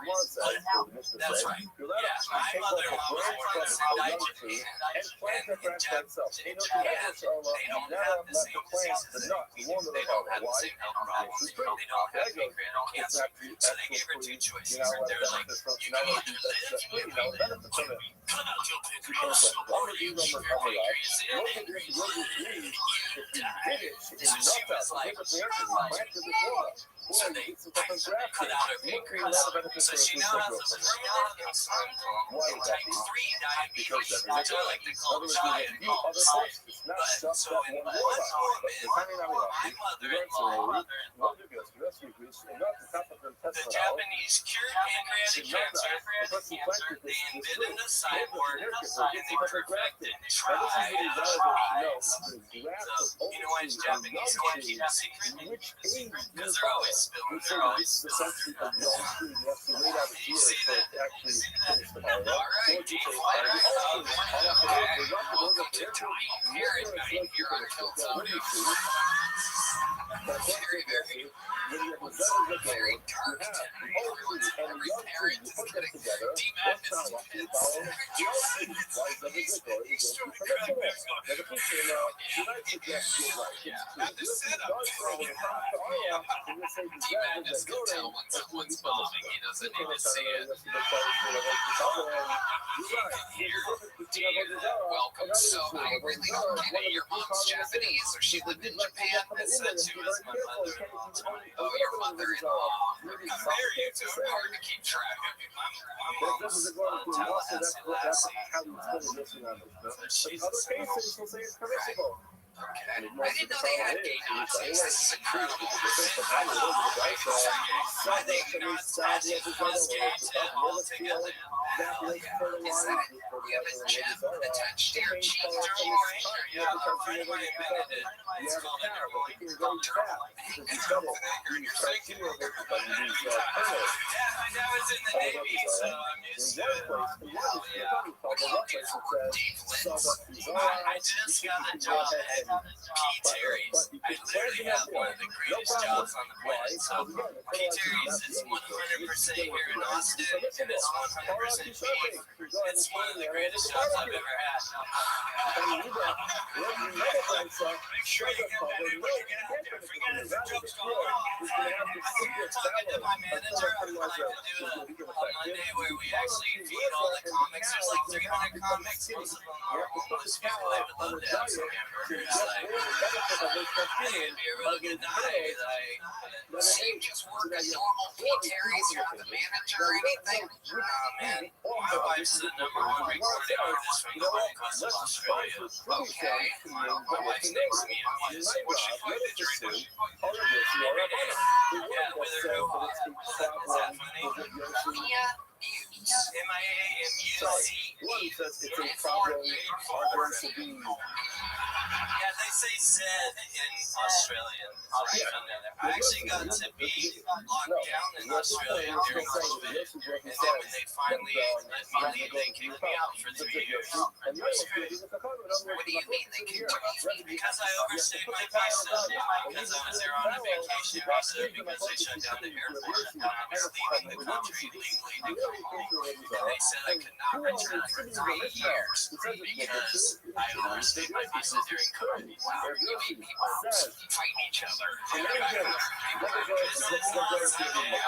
don't make anyone fight here. They just do that. That happens when you set the goals. So me and you is the breadwinner, and you are the hamburger winner. 100%. And what does she think about you working at a fast food joint? She's in Australia right now. She doesn't have to worry about it. In Brisbane right now, she's performing. She does a lot of radio. She has parts that too. No, I'm here. I moved here. I live on in my Bannister. I've been Direct across the street footage of my video be looking tired nameless just take a megaphone to walk downtown every day and do open mics every day, sometimes 5 to 7. How long have you been doing stand-up? Almost 30 years. 30 years? Is that what you just said? Stop. See, this is not Dave over here. You don't talk to him. Dave over here. Hey, that guy, like, handsome. Hey, shut the fuck up and look at me. Dave, 30 years, Sonny. I did it in high school. I actually got suspended from school for doing the joke. Okay, stick with me, Dave. Over here. I need you to focus. So, have you been performing at that rate that hard for that long? You've been working hard at this for over 30 years. I got here from St. Louis, where I was performing at the Funny Bone. I just got on with the improv program. What were you doing at the Funny Bone? Featuring for somebody? Trying or something? What do you mean trying? You have to do like open mics. So you did open mics at the Funny Bone. Okay. At the Funny Bone.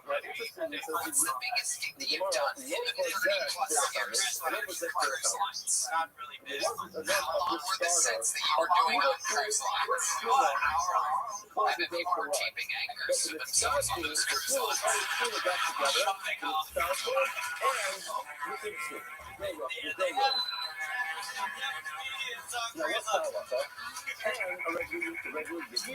You're my favorite person on the planet. I can't believe I'm this close to you. You're the best. If you're doing stand-up at the same time, you've probably been open mics with them 40 years ago. I've never done one with you, Tony. You be careful. I could bleep that chip right off your cheek. Don't get that close. You're not Joe Rogan, bro. I don't know what that means anyway. So, you have ninja skills. Joe Rogan has like, Okay, alright, Dave, you're retarded. How long have you been? Dave, stop just yapping. Listen, focus on me present. You're rambling over there. How long have you been married to this lady? 12 years. And you got married in Australia? Where'd you meet her? Colorado Springs. Even one of her shows. I was shooting laser beams on top of the nightclub and she was performing. Oh, she's not real. Yes, she's really a famous musician. Also a student of beekeeping and medication. She does. She actually has, she studied beekeeping at a Buddhist temple. And she has her own beehive. She actually, Well, I'm not going to be keeping you here any longer.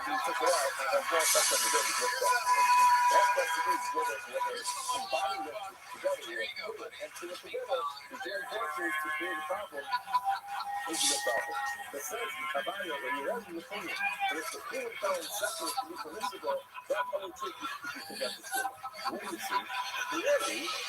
Is that a declaration? There's a problem with the Eliezer. But that's the opinion that says you have to put the cow on a diet. You have to leave the field cow. Oh my God. A freak, man. Now, you want to say, hold on. What the hell? Where that was going. I don't know what that was. I'm like, what's the biggest gig you've done in your 30-plus long-year career? He's like, I did the funny bone recently. What'd you do? He's like, an open mic. And you can do that night. You can start that day and do an open mic in a funny bone that night. Nothing for biggest gig, 3 decades plus. Attempting stand-up comedy is the biggest thing he's done. Is something that fucking Tina Kuchina can do. It's unbelievable. Alright, pull another name out of the book and let's see what happens here. Who knows? This guy's been doing it for the last 19 years. He's a vampire. Make some noise for Trevor Lewis, everybody. Here we go. So you want to get so that really has to clearly have nothing to do with Judges. We had a nice discussion about Sarah's over but it has absolutely nothing to do with what we talked about. So now we're again trying to figure out who's going to be less uptight about race than white people are. Feel how tense the white people are. I used to drive DoorDash in a ski town, and let's be honest, not a lot of black people ski. So I was driving DoorDash, this is a true story. I pulled into a busy parking lot at the base of the ski village, drop off an order, and I called up my guy. I said, hey, I got your food. I'm pulling up. I'm in a silver Nissan Rogue. And he said, all right, I'm black.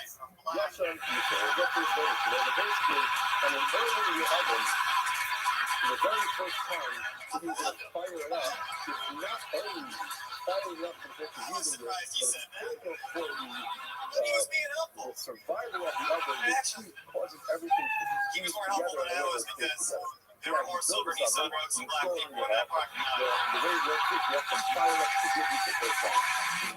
When you put it in the oven, You must have been doing Santa 500 years. you put out to a food, but it was very to oven. For the very first time, Written guess what? material, Your oven from smart, here on in is topical, going to be well in survival executed, mode. Why? edgy but not sad as fuck. Not a single dying family member or cancer reference or depression or pandemic or white guilt. None of these things. You don't have a dipshit haircut. Yeah. No gems hanging off of your feet. Yeah. Your bones are pierced. Yeah. What the hell? What a relief. Welcome, Trevor. How long you been on stand-up? 1 year. Oh my God. One day, $5? Okay, take $5. I think Dave's gonna do it. He's been doing it 30 years until tonight. Good work, Courtney, man. That was good. Thank you. How old are you? 26. Amazing, Trevor. Wow. You've been doing it 1 year. What made you want to start stand-up a year ago? Okay, Well, honestly, I moved here after college. I wanted to be an independent filmmaker, and I was grinding away writing screenplays, days writers block, I was going to shows around here, shows at the Rothschild, and I was like, I do that. Working hard at it? Oh, yeah. I love it. You're addicted to it now, and you're doing it. It's kind of incredible. How are you making money to survive in the meantime? I wait tables. Nice. Absolutely. Doing what you gotta do. What you gotta do is great. Terrific. Anyway, it doesn't matter. Was it Sugar? No. Nina Simone? Do what you gotta do. Yeah, I know how well. Nina Simone? It doesn't matter. Okay. Did you really do DoorDash at a ski town? I did. Okay. Ski town was that ski town? Did you go to school there? Were you doing that? During COVID. Ski boat. Nice. Hell yeah. Sure. What's your love life? What's your love life? Right now? No.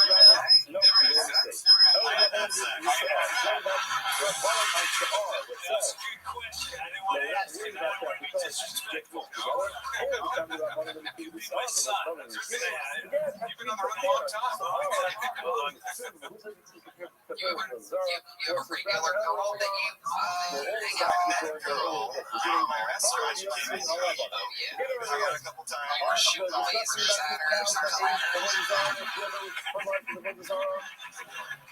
Keep going. Just came in to eat. Parents. He just moved here. House. I was asking me all these questions on Austin, and I became like the guy who answers the questions. Look at you. And then what happened? Exchange contact information. Just like I think you're cute. You want to go out. We went to a show and then we were having sex. She spent time with him. It was great. Getting the surgery.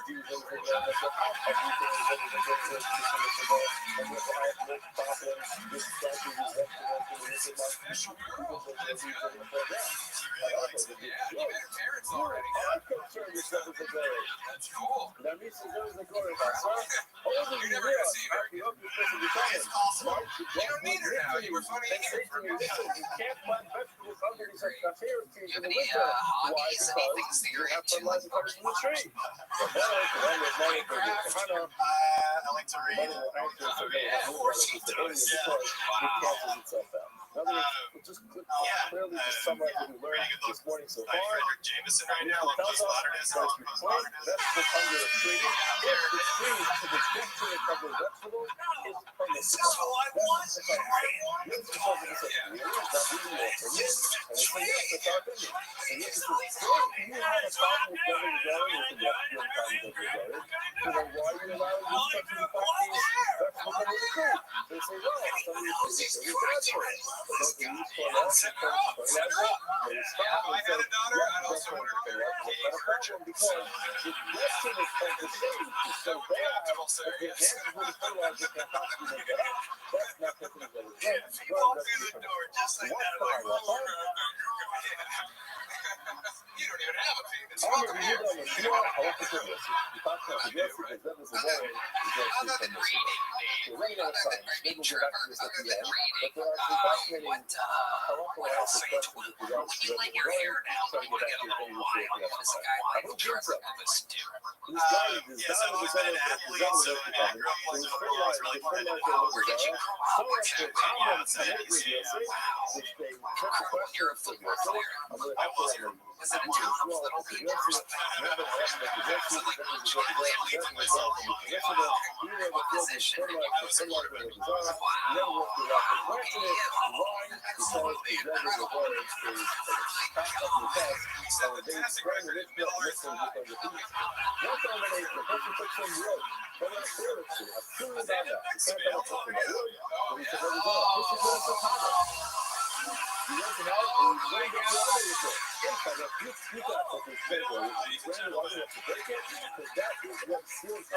of the big ones. Survivability of that oven. Look at that. Every great quarterback needs an offensive lineman. Bring up your blind side, buddy.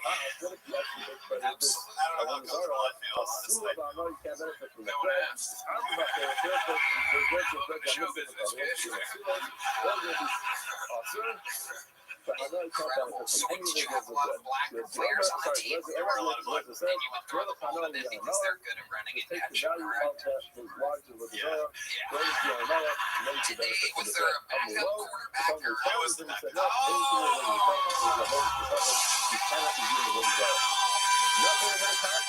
He wasn't supposed to put the brand back to see, but he couldn't use the character.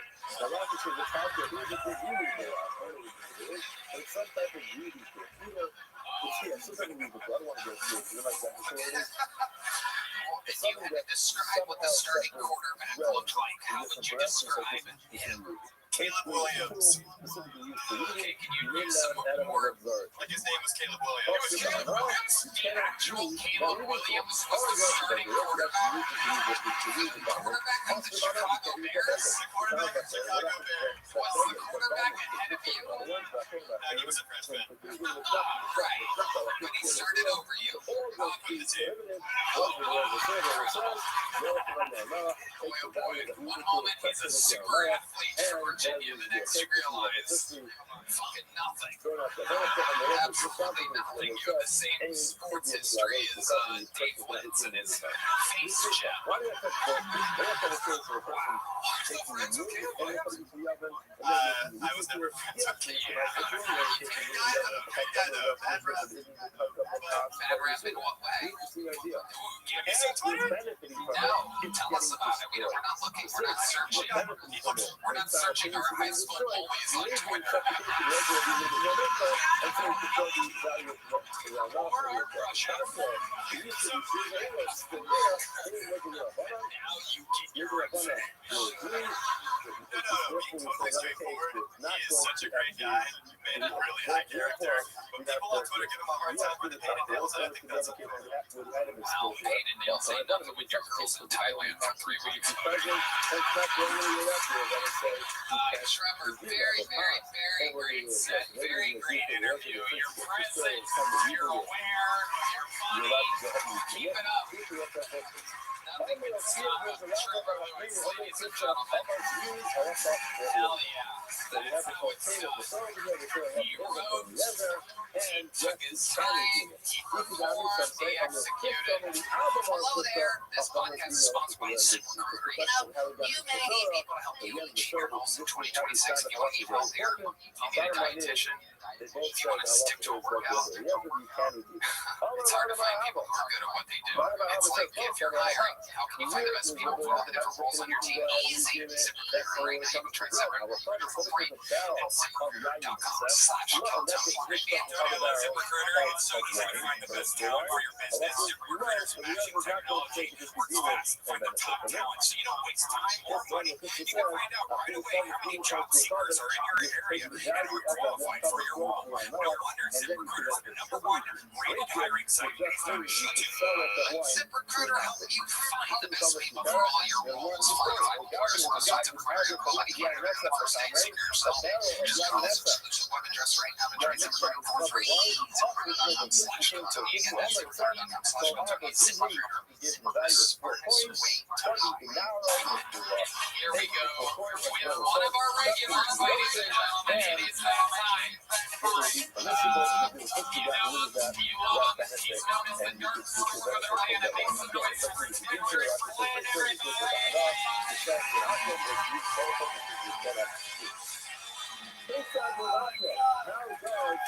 So good to be back home. I hate flying. I'm scared of it. That's not an irrational fear. And I'm tired of people bullying me. Not supposed to be up there.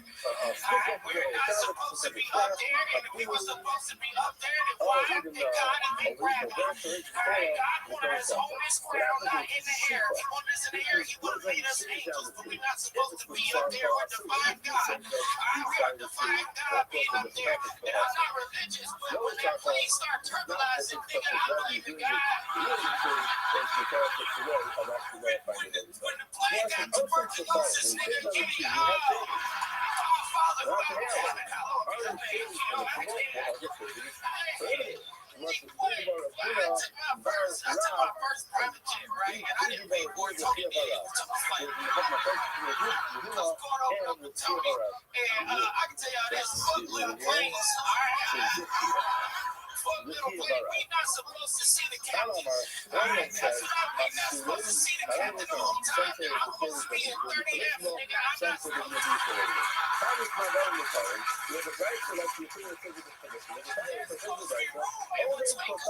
I'm not supposed to hear what they hear or see what they see. Let me over intercom. Alright, I turned around and I looked and I saw the map that they saw with the plane going, and the map was red, and we can agree that red means bad. Red means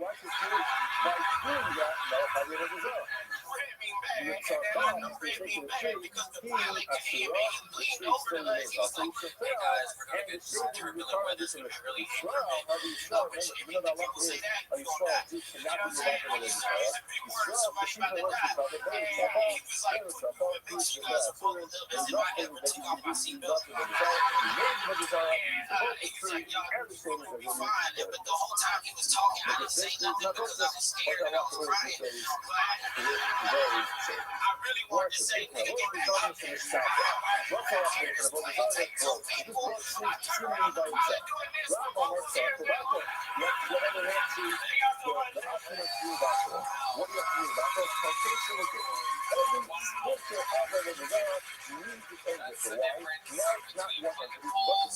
ticket winners and kill Tony regulars. Absolutely incredible. Did you keep that pace the whole time when you do like an hour? Were you just banging like that? Damn, dude, that's great. Really fun. You look like both members were on the troops combined. Distant flash. That's not true. I love the opposite. John, that's me. I love you, man. That was great. I wasn't sure where he was going. I was a little worried for a second. And all of a sudden, I'm like, But the news for over the trees, that doesn't make you fuck about just the natural process. I have to tell you, only makes you fuck spiritual about souls, and what is our only needs to be not supposed to nullified, see the captain. Just absolutely hilarious. It is strange. You don't really get used to it. No, that's not what you told me when I was crying. The first thing you said, this nigga Tony is a liar. This nigga Tony is a liar. He gonna look me dead in my face as I'm panicking, and he was like, "Patrick, this happens every flight."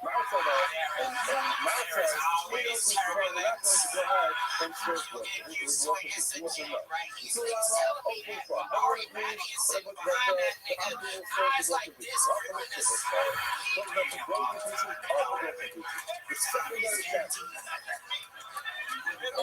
Some shit.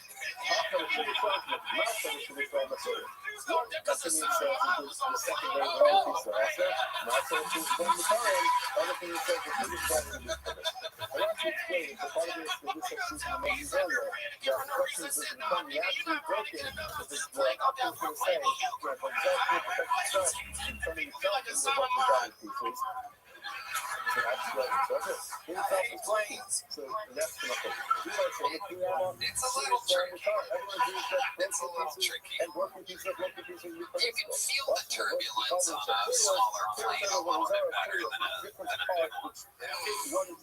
When it's all assembled and turbulence, it's a bad feeling. Like, I mean, that's what the feeling like that. Like with a little plane on a big plane. Yeah, when you're sick as fuck, you're fucking awesome. I don't trust your grandma. That's not a challenge. DIY guy, just I'll say that this was outlandish thing. Y'all know it. That time on television, he looked at everybody up like he was gonna die. I've been going nowhere real for a week in California, nigga. I've never heard a week in California a day in my life. But there's a sense of peace when you think that you're gonna die.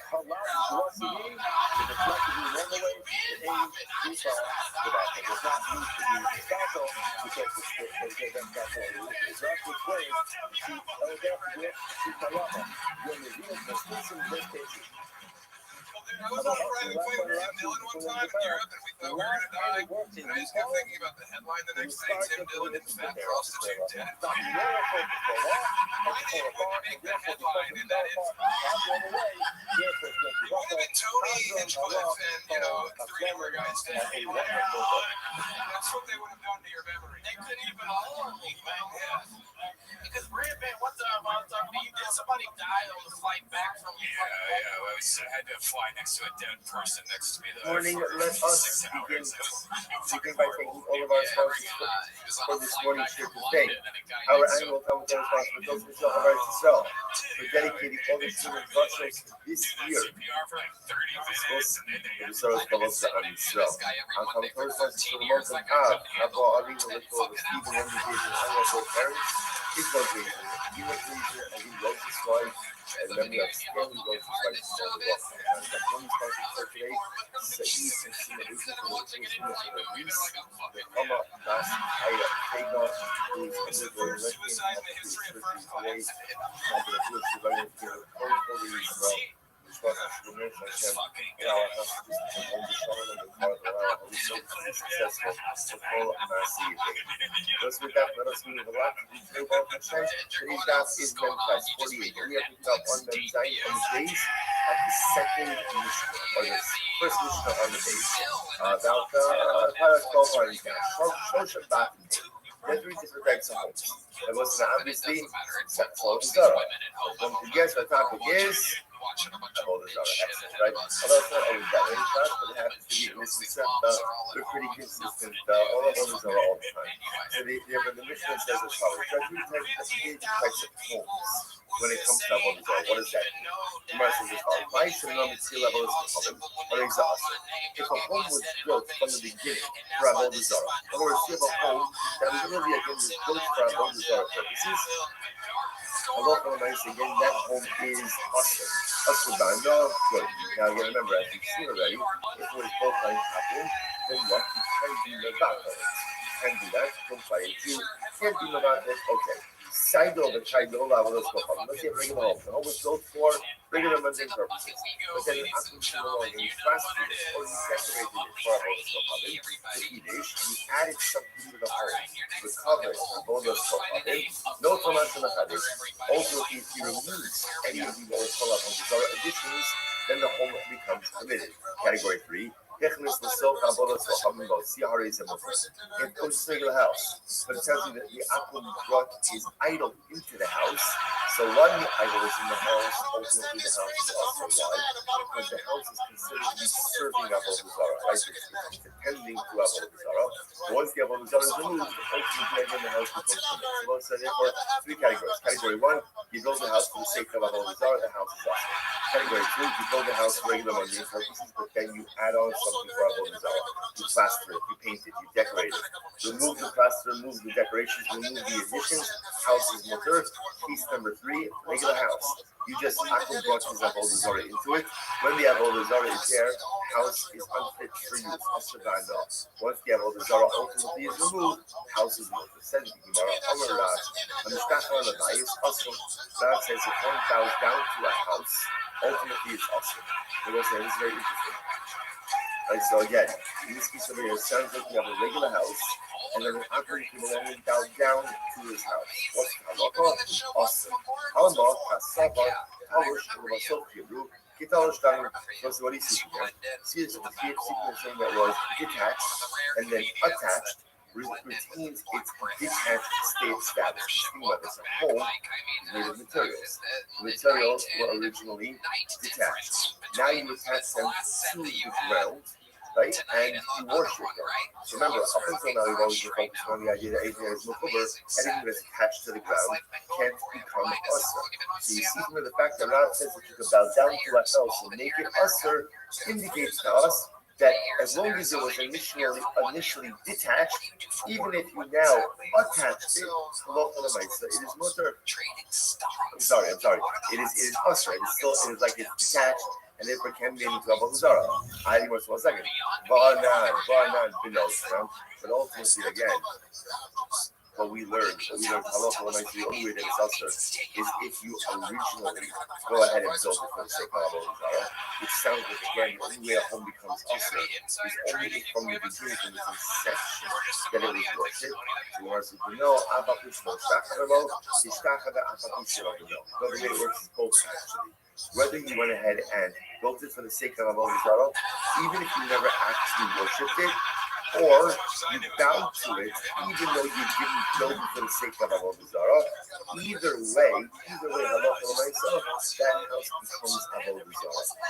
If that's the case, if that's the case, then there are 3 categories of houses. There are 4 categories of houses, right? Because category 1 was you built the home for the sake of Avodah Zarah. Category 2, you decorated for Avodah Zarah.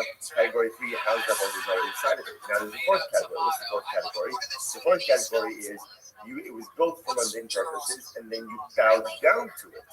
Why isn't that category included? Even though in Bittel, one of the Shakavat Chad Kafashifai. You must remember again, why are we learning this? Like, so first of all, like, what's the point of this? The point of this like this is also to indicate to us what is Avodah Zarah, and therefore we could know how to be Mevakla Avodah Zarah. Since when it comes to Bittel, and I remember you will say, how are you Mevakla Avodah Zarah? Remember, if the Atom has the ability to decommission it, essentially by damaging it, even in some small way. Right? If he damages it, ultimately again, it is mutter. So whether you focus on the sake of Avodah Zarah or ultimately to focus on the purposes, but worship afterwards, either way, from the decommissioning perspective, the process is the same. Since the decommissioning process is the same, those two Hana, Rothschild, and the stack of that value bank are lumped together in one category. Okay, incredible. Mishnah, Shalosh Avalim, there are three different types of stone. Right, travel. This our purpose is category one. Category one. Evan Shafat Slam Kila Ladimus. How do you say if stone was originally quarried? Ultimately, again, to be the pedestal for Avodah Zarah. Dimus means like the platform upon which the Avodah Zarah is situated. So that's why the stone was quarried from the beginning. How is that surah? That stone is also Sircha, Saidah, the kindness of what is going on. What happens if you had a stone? Stone was charged for regular, whatever, mundane purposes or no purpose at all. And then you plaster it or you painted it for the sake of Avodah Zarah. No Tomash C8 in each house. If you remove paint or plaster from the stone then becomes permitted for use. What happens again if the stone wasn't quarried for Avodah Zarah? The stone was quarried for mundane purposes, and you didn't do any additions to the stone, but you just put Avodah Zarah on top of the stone. Then what's the say? When the Avodah Zarah is situated on top of it, the stone is also. But if the Avodah Zarah is removed from it, then ultimately the stone is mutter. The stone piece is very much parallel to house pieces. Next, says the Gemara. Rabbi, who should see the kid the Rothschild Evan? So the Gemara says when we talk about this idea of plastering or painting over the stone, it has to be, the Gemara suggesting over here, Rabbi suggesting, it has to be that you did something actually to the physical stone itself, not just that you applied some type of plaster or paint on top of the stone, but it has to be that you actually did something with the body of the stone itself. Says in I've also need to buy it. It says they were comparing the piece of the house. The bias love the group and the start. And when it comes to a home, when you talk about plastering or painting, nothing's going into the house itself, right? It's being applied on the exterior of the house, and yet that's problematic. You want to know, bias not an being argument. Somebody says, no, if you're in a house when you have like stones or bricks, there's the area in between the stones or bricks into which the plaster or the paint or the decoration is able to get in. You must be well, you lost, the shaya, the hadr shaya. In the house case, and in the case, the house is already previously plastered or painted. And now what are you doing? You're adding on an additional layer for the sake of Avodah Zarah. So nothing is happening to the actual body of the house itself. Anything that's done is exterior work. Rather than Rabbi Ami made a statement, ultimately again was making it in terms of bittul. Meaning what? The Afagav decided the Kayid with the official Adam. He not all Mashahidish Shapir Dummy. So both said this is very interesting. Rabbi Ami's coming at it as follows. I have a stone. Right? The stone was quarried for no particular reason. Then what happens? I paint it or I plaster it for the sake of Avodah Zarah. So both say, what's Talach in that situation? What's Talach? What are we going to say? If you remove the paint or the plaster or the decoration, the stone is good to go. And plus, you do not have to do, but the other side, you do not have to do anything with the actual body. You don't physically change the body of the stone itself in order to be more valuable. The Avodah Zarah identities. Why is that? It's not another thing. Even to see it, the key, the Rothschild Evan, the Evan Shekhatz and the Feel Level is called down. You have a Tis circular. Because you might have thought that once you paint or you plaster or you decorate the stone in its entirety, maybe that makes it like a stone that was originally quarried for Avodah Zarah purposes. In which case, the stone itself is fundamentally lesser, and maybe to be mevatel, you have to not just do something with the body of the stone itself. No. But when you paint, plaster, decorate it, all you need to do is what? Remove that exterior paint, plaster, or decoration, and you need not to do anything with the body of this person, the body of the stone itself, in order to go to be the battle of the Zara. So it's very interesting. Very interesting. There's a tremendous Moshe skill in this as well, which is what's happening over here. The stone is becoming tainted. So now what's the Gemara asking? Same thing with the house. Stone, you guys, you painted it right? This house started regular. The stone started regular, meaning not a Zara. Then what happens? You painted it, you plastered the same Zara. So I'm at a thought that now that I have changed the house in order to restore it back to its previous holy setting, I have to make some type of comprehensive cathartic change to the body of the house or the stone itself. Hamashim alone that sometimes the pathway to meaningful change could be exterior change, could be cosmetic change, could be little things that fundamentally alter identity. All I need to do is strip away the plaster, strip away the paint. I don't have to do anything to the body of the stone or body of the house. In the world of change, sometimes the object, the entity, or the person is so broken that the change has to be comprehensive and cathartic. The house itself has to be changed. The stone itself has to be changed. And other times, seemingly relatively easy, minor exterior changes can be made, and it makes all the difference. And also, sometimes when we know that we want to change, we get so scared of the comprehensive cathartic, like house change or stone change. Meanwhile, all you need in life is sometimes some tweaks. A little bit, remove a little plaster over here, remove a little paint over here. Even sometimes the smallest exterior changes in the way we live, in the way we conduct ourselves, can have the most tremendous, incredible. Top of Memphis, 48 Mishra. So as the Shero saying, there's three different types of Asherah trees. Elon Shenotu, Elon Shenotu, Harezi Asura. But listen, here's what's interesting. We're going to see something fascinating, which is we've always thought, and maybe I'm just projecting, right? We've always thought that an Asherah tree is a particular type of tree. Like there's a species called Asherah. It turns out that is not the case. By the way, there's also no tooth fairy. It's fascinating. Where it says, now again, we'll see actually subject. There's discussion about this. Like Bakamaisa, and Ashira is not as much a type of tree as much as a tree that's worshipped for Avodah Zarah is called an Ashira tree. So Shalosh Asherah said, I think the exact Asherah. Even anytime that you plant a tree for the sake of Avodah Zarah, it doesn't matter. It's a redwood, it's a fir. That's not all I know. Right. So that's it. So the nice again. So nice. I planted for the sake of Avodah Zarah. That's called an Asherah. That's called an Asherah. So Gemara says, "Fine, it's not Surah. You don't want to that's category one. Category two is you have a regular tree, right? The tree is planted for regular mundane tree purposes. Then what happens? You don't eat this slow. I prune it, and I cut it. Ultimately, again, this really means I trim it. I prune it or I trim it for the sake of Avodah Zarah. So let's consider again. Tree was planted for regular mundane purposes. Then what happens? I prune it and I trim it for the sake of Avodah Zarah. The hiklet, and now again it regrows.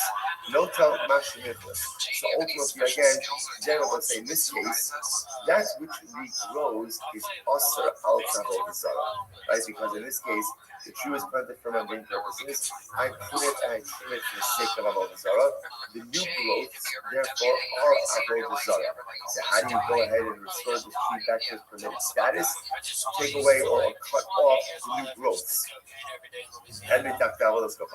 If you went ahead and you got a regular tree, but you placed an Avodah Zarah, right? You placed an Avodah Zarah underneath the tree in Natla, and then it was removed. So apparently, while the Avodah Zarah is under the tree is usher because it's considered to be serving Avodah Zarah. But once you go ahead and remove the Avodah Zarah from underneath the tree, and ultimately again the tree becomes permitted once again. Incredible. So those are three categories. So again, you can begin to see that the three categories of trees, the three categories of stones, the three categories of homes all closer than one another. I'm going to go to the other. The Rusha hit, so let's say category number 2 was where I planted a tree that was planted for regular mundane, regular purposes, and then halacha l'maisa, I pruned it or I trimmed it for the sake of avodah zarah. In that case, the new growths are the ones that are usher.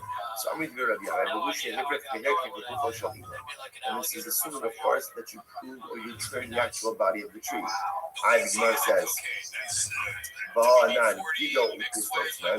So here's what's interesting. So the other says, they're talking about over here, Hibrit means grafted, right? Hirkiv means, right? So what does this mean?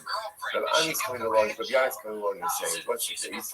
The case is where you're doing something much more substantial with the tree, right? Ultimately, again, you're going ahead and you're grafting it, or you're these two processes. So Hibrit means to graft it, Hirkiv means, Rashi points out over here that you take one part of the tree, you put the top into the ground, grows roots over here, then you cut it, and it becomes two independent trees. Verse 1 second. You do this with us. That's how the Mishnah says. The Mishnah says even if you graft it or trim it, that makes it avodah zarah.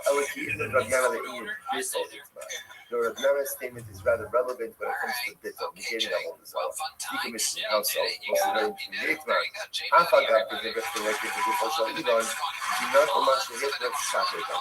Most of the even if you graft it, or we'll call both of these grafts, or there's two ways to graft. You can go and graft one tree into another, or like I said, if you imagine, let's say you have like a sapling, right, so it's bendable. You take the top out of the sapling, you bend it down to the ground, plant that top. That top then develops roots. Once it develops roots, you then cut it like in the middle of, we'll call it the bow.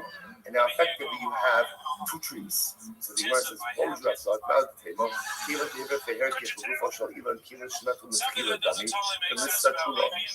thought that these grafting cases, maybe it's as if you actually planted the tree from the beginning for the sake of avodah zarah.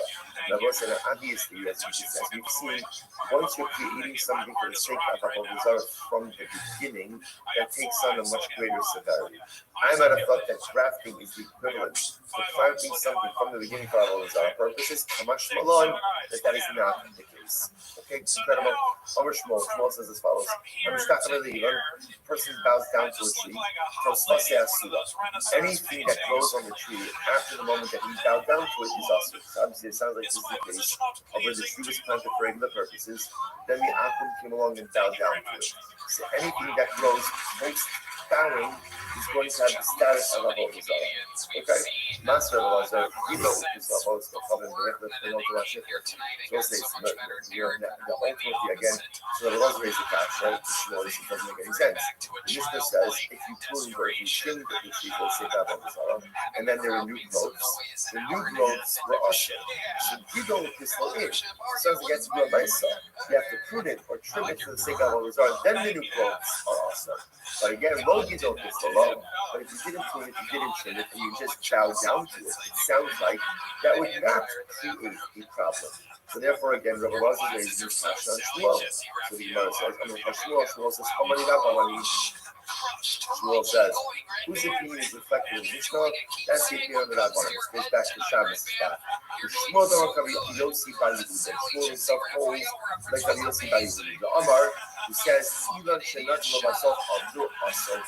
So I'm going to say, you've seen this, it's fundamental like, okay, between the Rabbanim Yossi Bali Buddha. So also, this way, the Gemara says, even if you planted a tree for regular mundane purposes, if you worship it, it subsequently becomes awesome. So that's Shmuel's view, but that is not the view mentioned in the Mishnah. Okay, so let's get to Rashi. So Rashi is a kasha. You might say, so who the Rabbanan because Shabbos Digi, so the Rabbi Yosef and the Rabbanan, they really argue in the case of the Shabbos. So let's see, this one's what's happening over here. On the set, right? On the set, you get a regular tree. And then you tune it or you trim it to the sake of avodah zarah. So you need a nice little tree. Any new growths are also as avodah zarah. Shmuel comes along and says, even if you didn't prune it or trim it, you just bow down to it. Any new growths are also as avodah zarah. So the Gemara now is suggesting that machlokas is seen between Shmuel and Rabbi Elazar is actually machlokas between Rabbanan and Rabbi Yossi. The Rabbanan's view is mentioned in the Mishnah, but if you just bow down to a tree that was planted for mundane purposes, you haven't done anything. In other words, the act actually didn't have done anything.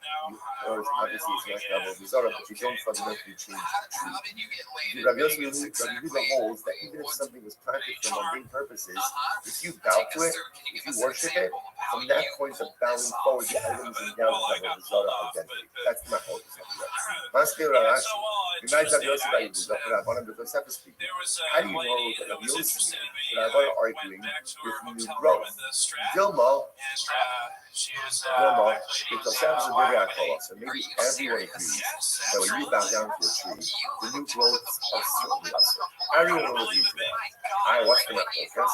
Will be eternal treatment, and perhaps they're arguing about the status of the tree itself post-worship. Rabbi Yossi will be the summary part on the Asa.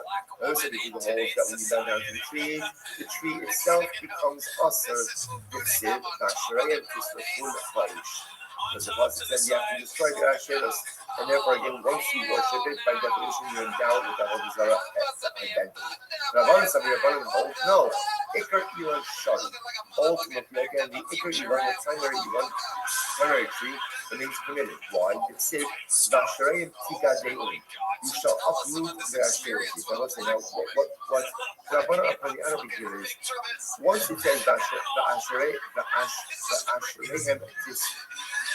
reform that you have to burn their Asheros, why do you need to say anything else? Why do you have to say the Hashem Tika De'ulim? You have to uproot it. Why do you need that second phrase? Ezu Elon should do also be Parashari. So it's telling you, there's a type of tree where the new growth is Asar, but the primary tree remains Mutter. What type of tree is that? The Omer, Elon Shenatu Basot. What type of tree is that? That's the tree that was initially planted for mundane purposes. Then let's say pruned or trimmed. The new growths ultimately again become Asar. If we came up, or the one with like and again, maybe that's the reason we don't answer it up like this, is because Facebook Rabbanon Rabbi Yossi by Yehuda Rabbanon, because you're going to say proofs that each of them brought potentially to change. First one, right? In Yido Ukisulo Man Katoila. If that's the case, then who is the author of our Mishnah? Who said that if you worship a mundane tree, I should say, if you prune or trim the mundane tree, that's a new growth for us. Who's the author? Lo Rabbanon, Lo Rabbi Yossi or Yehuda. It would neither be Rabbanon or Yehuda. Rabbanon, Lo Yido Ukisulo. Now, Nito Sefer Sasura. It's going to be Rabbanon, and ultimately again, without pruning or trimming it, the additional growth should also be Asr. And even Yossi by Yehuda, the primary tree itself would also be Asr after worship. Gemara says,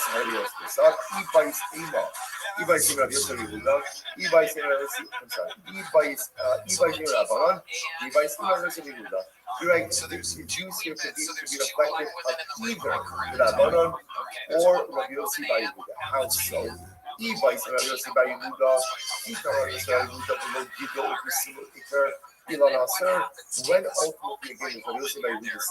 if you worship a tree, even if you don't prune it or trim it, right, but you worship it, that the primary tree itself becomes also, when is that?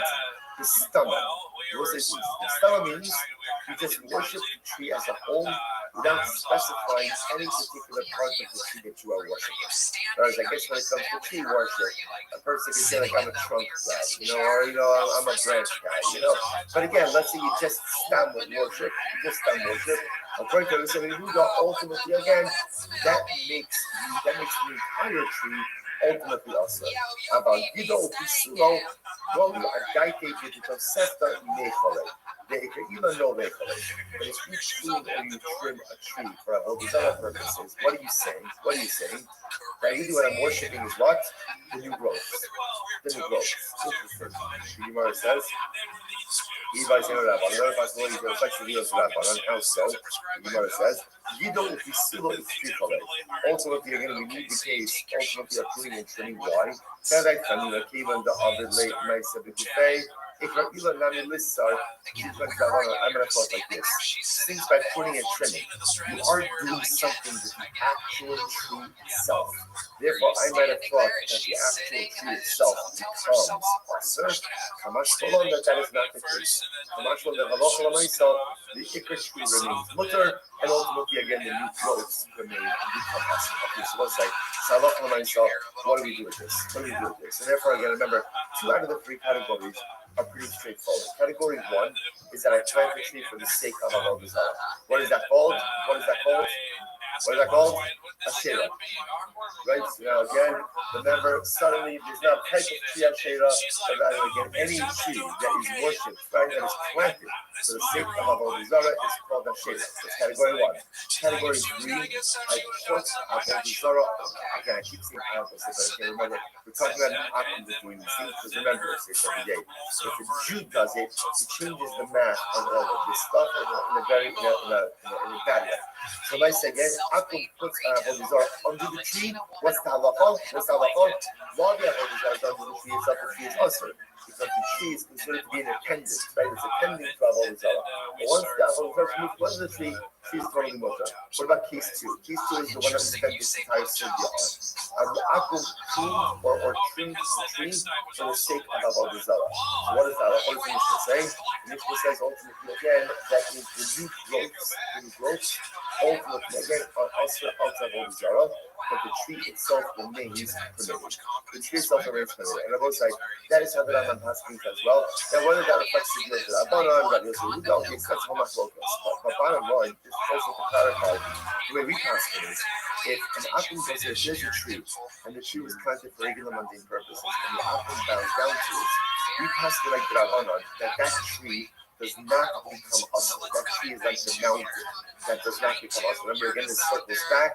Anything that is naturally occurring cannot be made into Avodah Zarah unless, of course, there is some type of human intervention that affects the change in the item. That's why if you prune or you trim the tree, you're doing something to the tree. Okay. But even then, when you do something to the tree, what happens? That which grows subsequently will be Avodah Zarah, but ultimately the tree itself, the ikar of the tree, still remains permitted. Incredible. Mishnah, Ezu Asherah. What is an Asherah tree? And I will say now, again, remember, you must ask me a different kind of question. We already established what's an Asherah tree. At least in our pure definition, any tree planted for the sake of Avodah Zarah is called an Asherah tree. Now you must say, Ezu Asherah. What is an Asherah? You must, okay, we'll see exactly what the Mishnah's question is. Any tree underneath which you find an idol or idolatry, that is called an Asherah tree. We'll explain exactly how provided this Mishnah stems with the previous Mishnah. The Mishnah says, any tree that you worship, ultimately again, is called an Asherah tree. The mice of the Tzidon, the Iloshay Odin also to this. There was one time, so again, there is some type of machlokas happening over here. The Tanakama holds an Asherah tree is any tree that has a Avodah Zarah underneath it. The Shimon holds that any Asherah tree is any tree that you worship. The mice of the Tzidon, the Iloshay Odin also. One time it happened in Sidon that there was a tree that they worshipped. And Matzli packed up Gal, and they found like a pile of dirt underneath the tree. I'm going to show you. It says, Bud Press Agal. Go and dig up the pile. It's a Gal like that. But Batsura. They found an idol buried underneath the tree. On the other hand, oil in the Sura hate open, not to let us say it. Good news. Since there's an idol there, the assumption is that they really were worshiping the idol of the tree. Therefore, because they're worshiping the idol, therefore the tree itself becomes okay. So now let's a little bit of a strange Mishnah. It says the Gemara, Ezu Asherah. What do you mean when Mishnah says what's an Asherah? We just learned this in the previous Mishnah. Banan Shalosh Asherah Stiras. We literally just learned this in the previous Mishnah. What does the Mishnah say? There are 3 different types of Asherah trees. We literally just did this. What does it mean to say? Staying for different hakol, but hakas machlokas, you have 2 in the Rabbanan. There are 2 cases of Asherah that everyone agrees with. And then there's one case of Asherah that is machlokas and Shur Rabbanan. What's the case? What's the Asherah case that's machlokas? This is very interesting. Any case where you find an idol underneath the tree. That's the machlokas case. Why? Rabbi Shimon Omer, Kol she'ovdin also. I'm sorry. Moshe says, now what's the point? So Gemara says, Rabbi Shimon Omer, Kol she'ovdin also. Moshe says, interestingly enough, the machlokas over here, is when you go ahead and you find an idol underneath the tree. Does that make it into a share tree? Tanakama says, Rabbanan say yes, and Rabbi Shimon says no.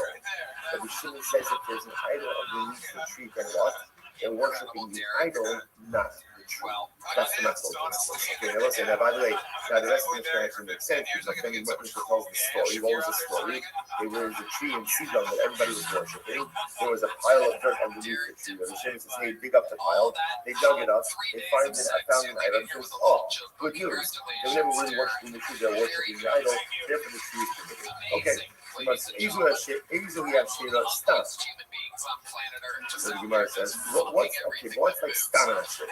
Just like, we're trying to hear like, all this much Shira cases that everyone, really, everyone's asking like this. What is the identifying mark of Shira? I understand definitionally what an Shira is. Right? An Shira is any tree that is 100 Zara. But you're asking over here is, you're walking down the street, you see a tree. What would be some identifying marks, right? Or some identifying symbol that what you're looking at is a Shira tree. How would you be able to pick that out? Gemara says, listen to this. Omer Rav, Moshe Kolman Yosef Dachtavin from Darasel. Okay, here's a good one.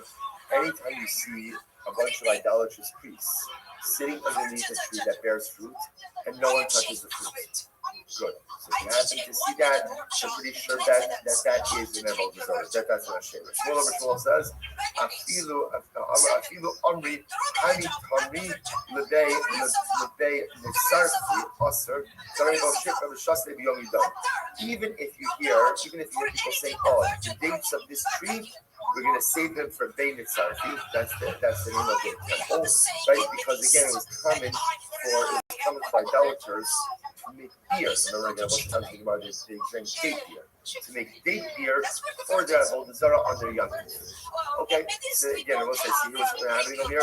First indicator would be seeing the priests sit there and they don't eat fruit. Second indicator is that Rabbi myself, even if they eat the fruit, but they have to utilize the fruit when on their young fruit.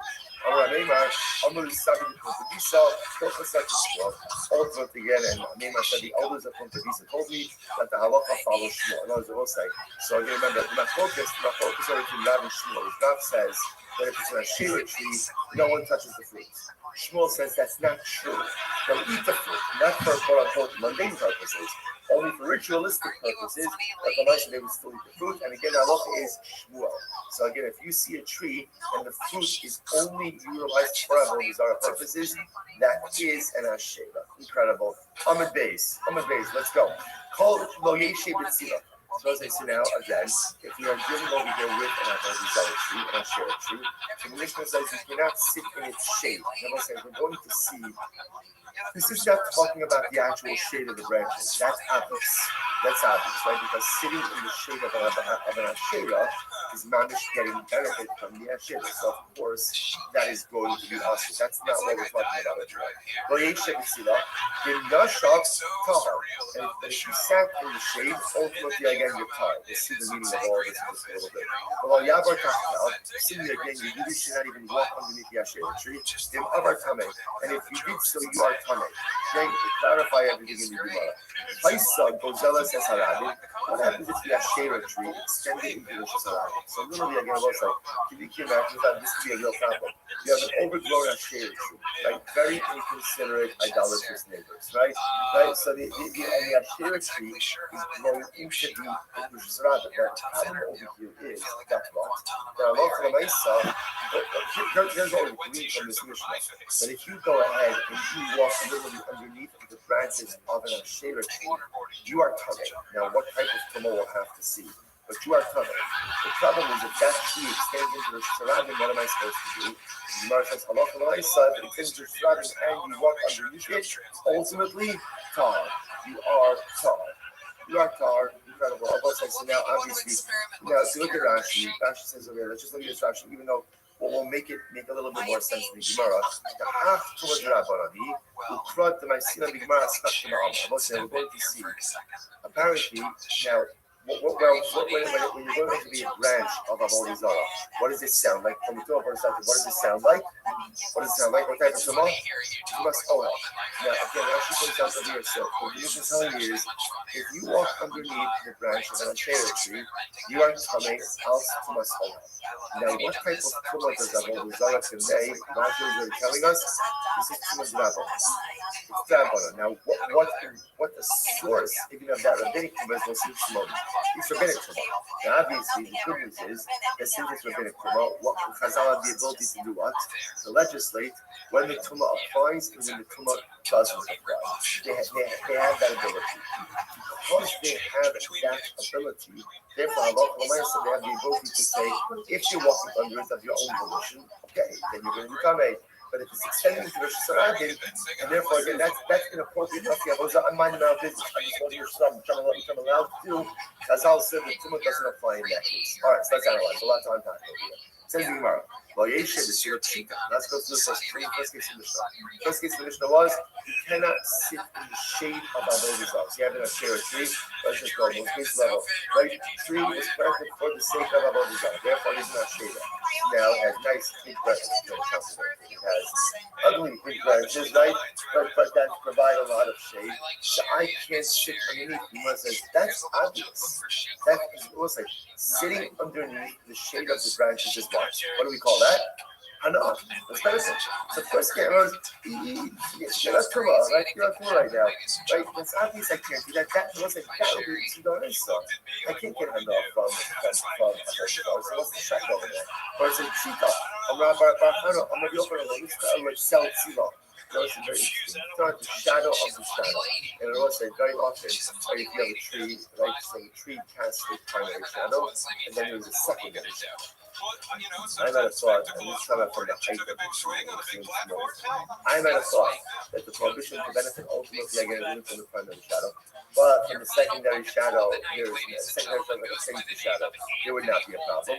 Ultimately, from a shmala, even the secondary shadow, you're not allowed to get benefit. The B'tzel Kamasa. B'tzel Kamasa in Yashab. Kame, I'm sorry. Wait, that again. Lo Yeshiv Tzila Pshita. That's obvious. That is the secondary shadow. Michlal. The B'tzel Kamasa in Yashab. Kame. That telling me ultimately again that if I sat in the shadow, right? This is the shadow ultimately again of the height of the tree. That if I sat there in the Kameh, which you might say, lo, that feel that self kamasa nami in Yashav. No, not necessarily. If you sit in the shadow ultimately again of the height, you will be taught. The Hakamash that feel that self sila lo yeshiv. The idea over here is anytime you're sitting in secondary shadow, you're not going to become Kameh, right? But Lamaisi is still shouldn't do it. Whereas if I sit underneath this direct canopy of the tree, that is usher and there's Tumah. Any secondary shadows are usher. You should not do it. But if you did it, ultimately again, no Tumah. Okay, you can ask me about Seifa. I'll just go ahead and frame this conversation on the Seifa. The Yashav Tar, ultimately again, and if you sat underneath it, you are tar. That's obvious. It looks like, of course, if I go ahead and sit underneath the secondary shadow, maybe tar. Or I'm talking about over here, the shadow that is cast by the height of the trees. Well, the cell law, if you look at Tila. So does that mean that for the secondary shadow, ultimately again, you consider even the Tila? No, Hakamash that you would sell Kamas and Yashaftar. No, it's teaching us that if you stand in the shadow of the height of the tree, you're going to be caught. So it's a battle man what to take, right? Takeaway is what says like this. Again, we're going to circle back to the previous case. So I love what I say. If you sit underneath the direct canopy, direct shade of the tree, Asr and Kameh. Anytime you're sitting in a secondary shadow, never Tumah, but it's going to be Asr nevertheless in all cases. Incredible.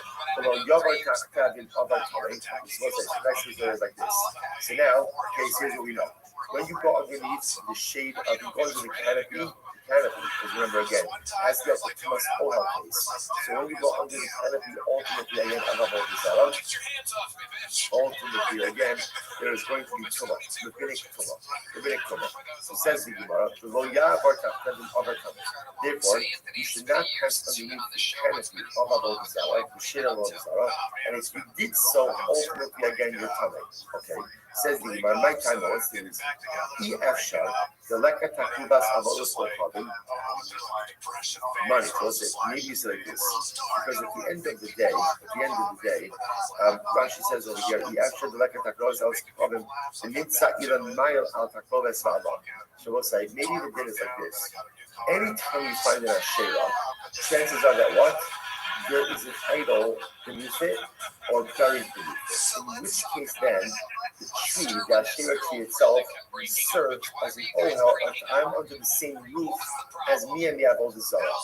Says, is that what's happening over here? So the Gemara says, if that's the case, money, Rabbi Yehuda ben Masir, so Rabbi Yehuda ben Masir, the sign Rabbi Yehuda ben Masir over.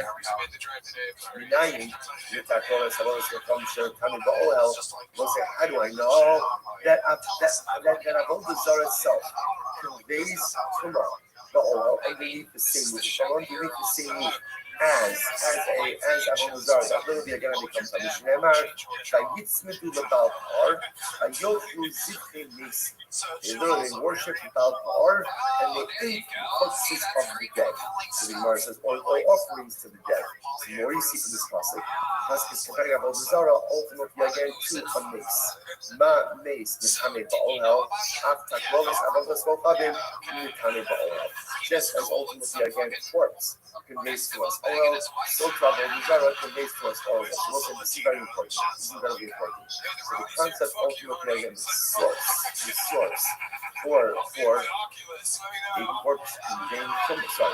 The source for Avodah Zarah conveying tumah ultimately again is comparison to a corpse. Now remember again, as much as we know we're quoting a pasuk, this is a din drabara. This is rabbinic law. This is not biblical.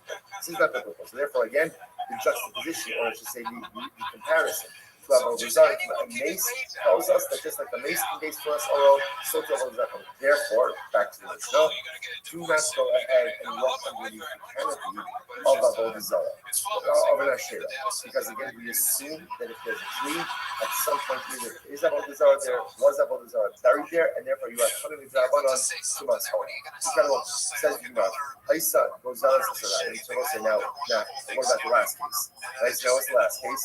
If the Asherah tree overextends its borders and goes into the Sarah, and the branch extends its Sarah, and I walk under it, and what's the halacha?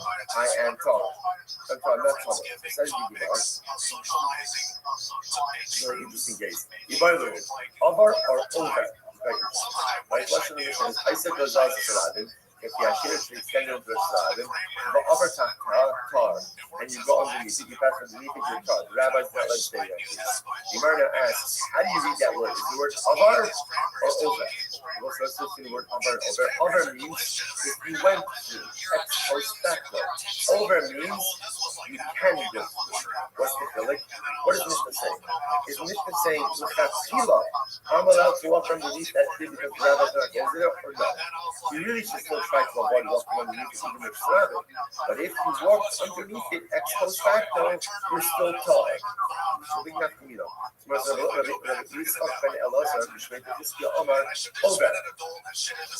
Yitzchak says, over, but you are allowed to walk underneath that tree. The rabbis are not closer in that case. There is no tuma, therefore, Allah provides you are allowed to walk not underneath that tree. But the other Amar in Avar, the other is like the halacha rights are ideally avoid it. If you can't avoid it, ultimately you can walk underneath it. Hopefully, you might say, They're not arguing. What you got to depend on is there another path? Is there another path? If there's another path, everyone agrees. If there's not another path, ultimately again everyone agrees. You can walk through. You can walk through. I'm gonna have Shish is also this story. I'm gonna have Shish Shamesh. Shish said to his attendant, "He must be Hassan." So apparently they had this kid. When they walked through Rabbi, he wasn't overhanging a shade tree. So he said to his attendant, "He must be Hassan." When you get to that spot, you overhanging a shade tree. Do me a favor. Help me run past. Like help me run over. They were gonna pass under it, but help me run under it quickly. You know, hey, dummy. What's the case? People like you're talking about the area Johnny. This is showing. If there's no other path, right? If this is the only way through, then what? It's mutter. If it's mutter, why do you have to run? You could be got right now. Come out and tell you shut it. And again, if it's another path, so you get it just because you're running, right? Just because you're running through it doesn't make it mutter. So it's going to be only the lack of the account. In reality, there was not another path, and therefore again. And therefore, Shishas was totally committed to walk through this path. So why did he say to his attendant, let's run through? The Gemara says,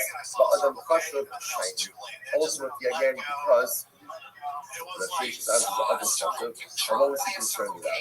He didn't want people to see him underneath that tree.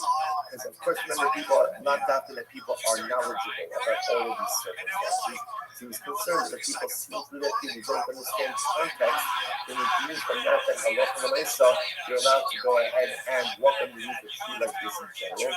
And therefore, he said, in order to avoid any type of suspicion like this, halacha l'maisa to go ahead and run through the tree very quickly.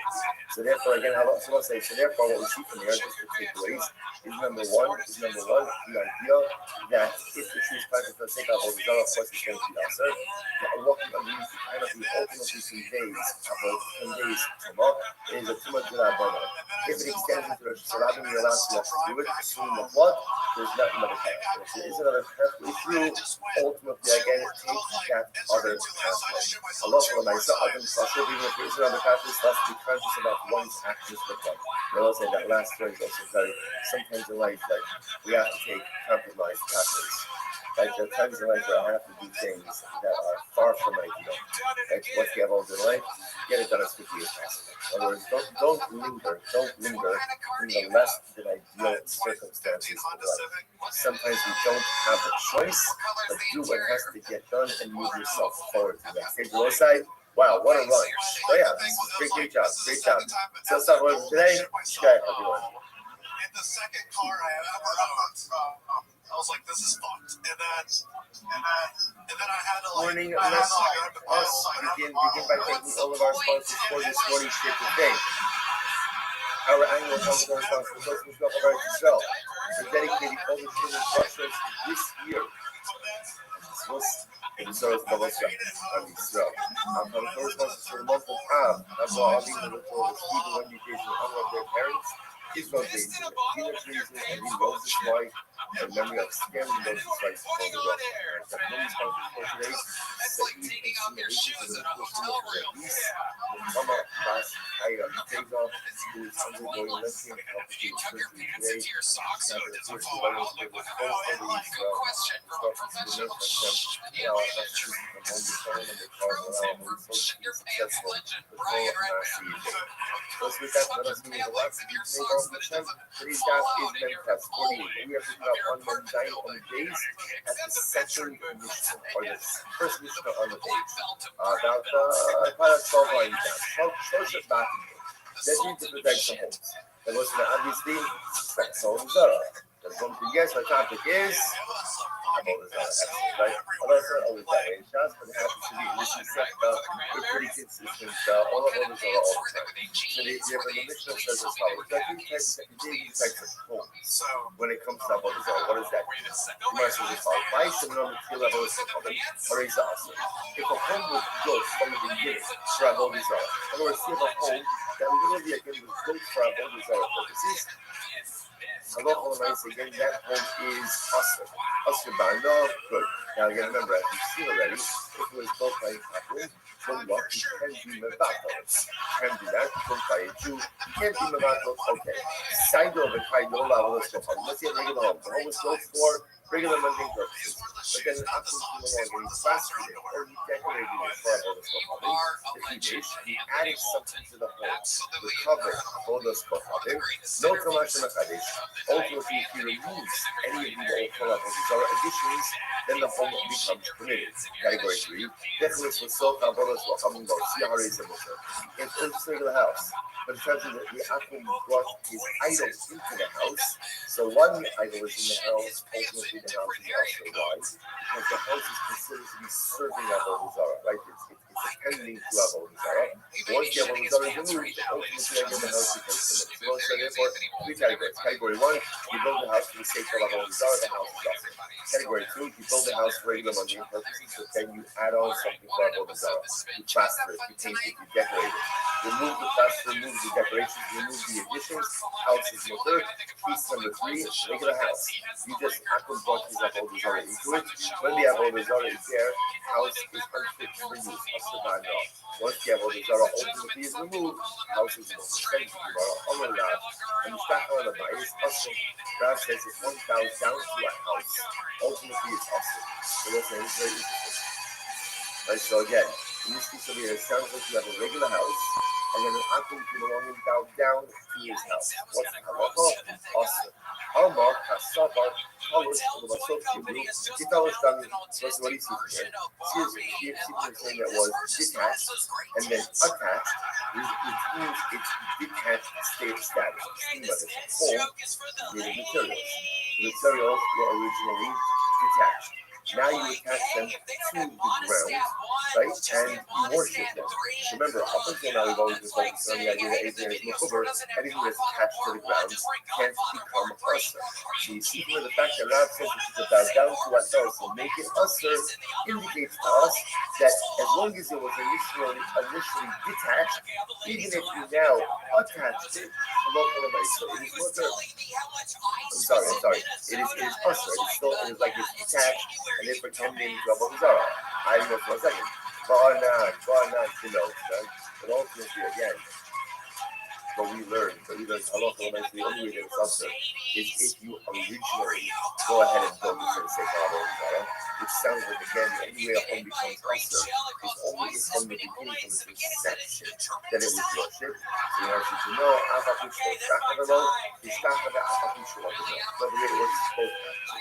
whether you went ahead and built this for the sake of Avodah Zarah, even if you never actually worshipped it, or you bowed to it, even though you didn't build it for the sake of Avodah Zarah. Either way, halacha myself, that house becomes Avodah Zarah. If that's the case, if that's the case, and there are 3 categories of houses, there are 4 categories of houses, right? Because category 1 was you built the home for the sake of Avodah Zarah. Category 2, you decorated for Avodah Zarah. Category 3, you housed Avodah Zarah inside of it. Now there's a 4th category. What's the 4th category? The 4th category is it was built for mundane purposes, and then you bowed down to it. Why isn't that category included? Given the Israel Dickel, one of the because let's remember again, why we learn this, right? So first of all, what's the point of this line? More highlights. The point of this line is also to indicate us what is Avodah Zarah, and therefore we could know how to be Mazakra Avodah Zarah. Since when it comes to Bittul, I remember you will say, how are you Mazakra Avodah Zarah? Remember, if the Akum has the ability to decommission it, essentially by damaging it, even in some small way, right? If you damage it, ultimately again, it is mutter. So whether you broke it for the sake of Avodah Zarah, or ultimately you broke for mundane purposes, but worship afterwards, either way, from the decommissioning perspective, the process is the same. Since the decommissioning process is the same, those two are not building it and the stack of that bowing down to it are lumped together in one category. Okay, incredible. Mishnah, Shalosh Avadim, there are 3 different types of stone, right? So our focus is category 1. Category 1, Evan Shechatz Lamed Fila Ledimus, already Datsura. Its stone was originally quarried. Ultimately, again, to be the pedestal for Avodah Zarah. This means like the platform upon which the Avodah Zarah is situated.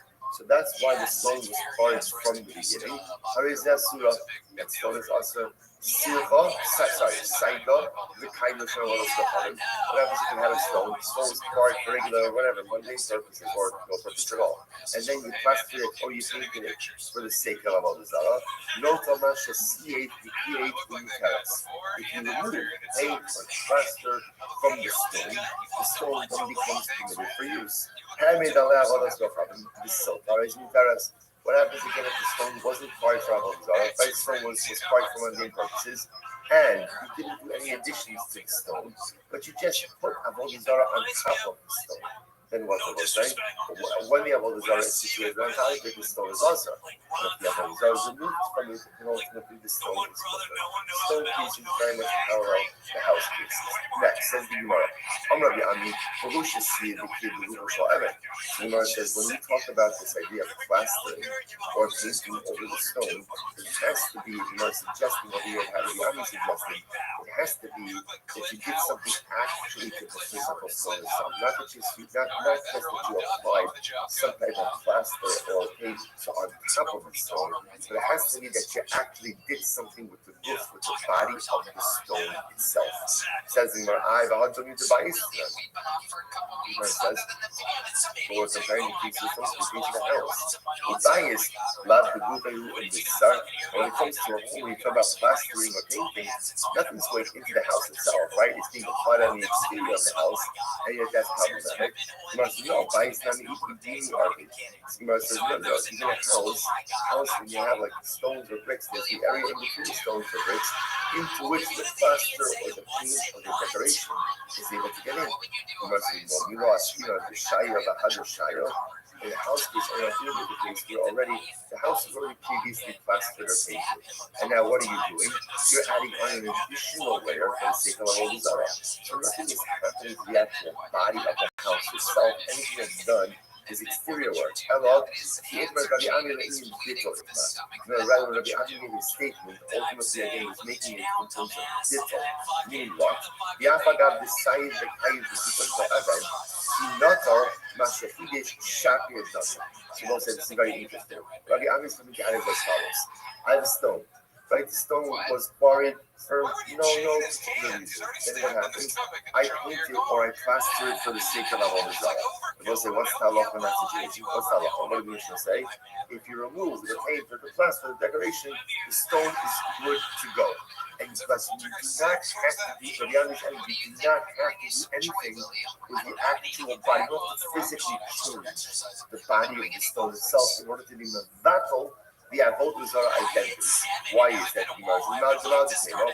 Even Shesiyeh, Bikiyeh, Begufo Shoevek, Ke'even Shechotcha, Mitzvah, Avodah Zarah, you're the circular.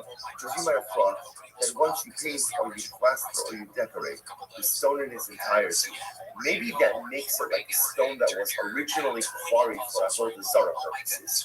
In which case, the stone itself is fundamentally usher, and maybe to be mevatel, you have to not just do something with the body of the stone itself. Kamash Malon, no. That when you paint, plaster, decorate it, all you need to do is what? Remove that exterior paint, plaster, or decoration, and you need not to do anything with the body of the body of the stone itself in order to go to be mevatel, you have all the Zarah. Also very interesting. Very interesting. Listen, there's a tremendous Moshe in this as well, which is what's happening over here. The stone is becoming painted. So now what's the more? So you say with the house. Stone, like you painted it right. This house started regular. The stone started regular, meaning not a Avodah Zarah. Then what happened? You painted it. You plastered it for Avodah Zarah. So I'm at a thought that now that I have changed the house, in order to restore it back to its previous holy setting, I have to make some type of comprehensive cathartic change to the body of the house or the stone itself. Much more that sometimes to capture meaningful change to be exterior change, to be cosmetic change, to be little things that fundamentally alter identity. All I need to do is strip away the plastic, strip away the paint. I don't have to do anything with the body of the stone, the body of the house. The world has changed. Sometimes the object, the entity, or the person is so broken but the change has to be comprehensive and cathartic. The house itself has to be changed. The stone itself has to be changed. And other times, seemingly relatively easy, minor exterior changes can be made, and it makes all the difference. I will say sometimes when we know that we want to change, we get so scared of the comprehensive, cathartic, like house change or stone change. Meanwhile, all we need in life is sometimes some tweaks.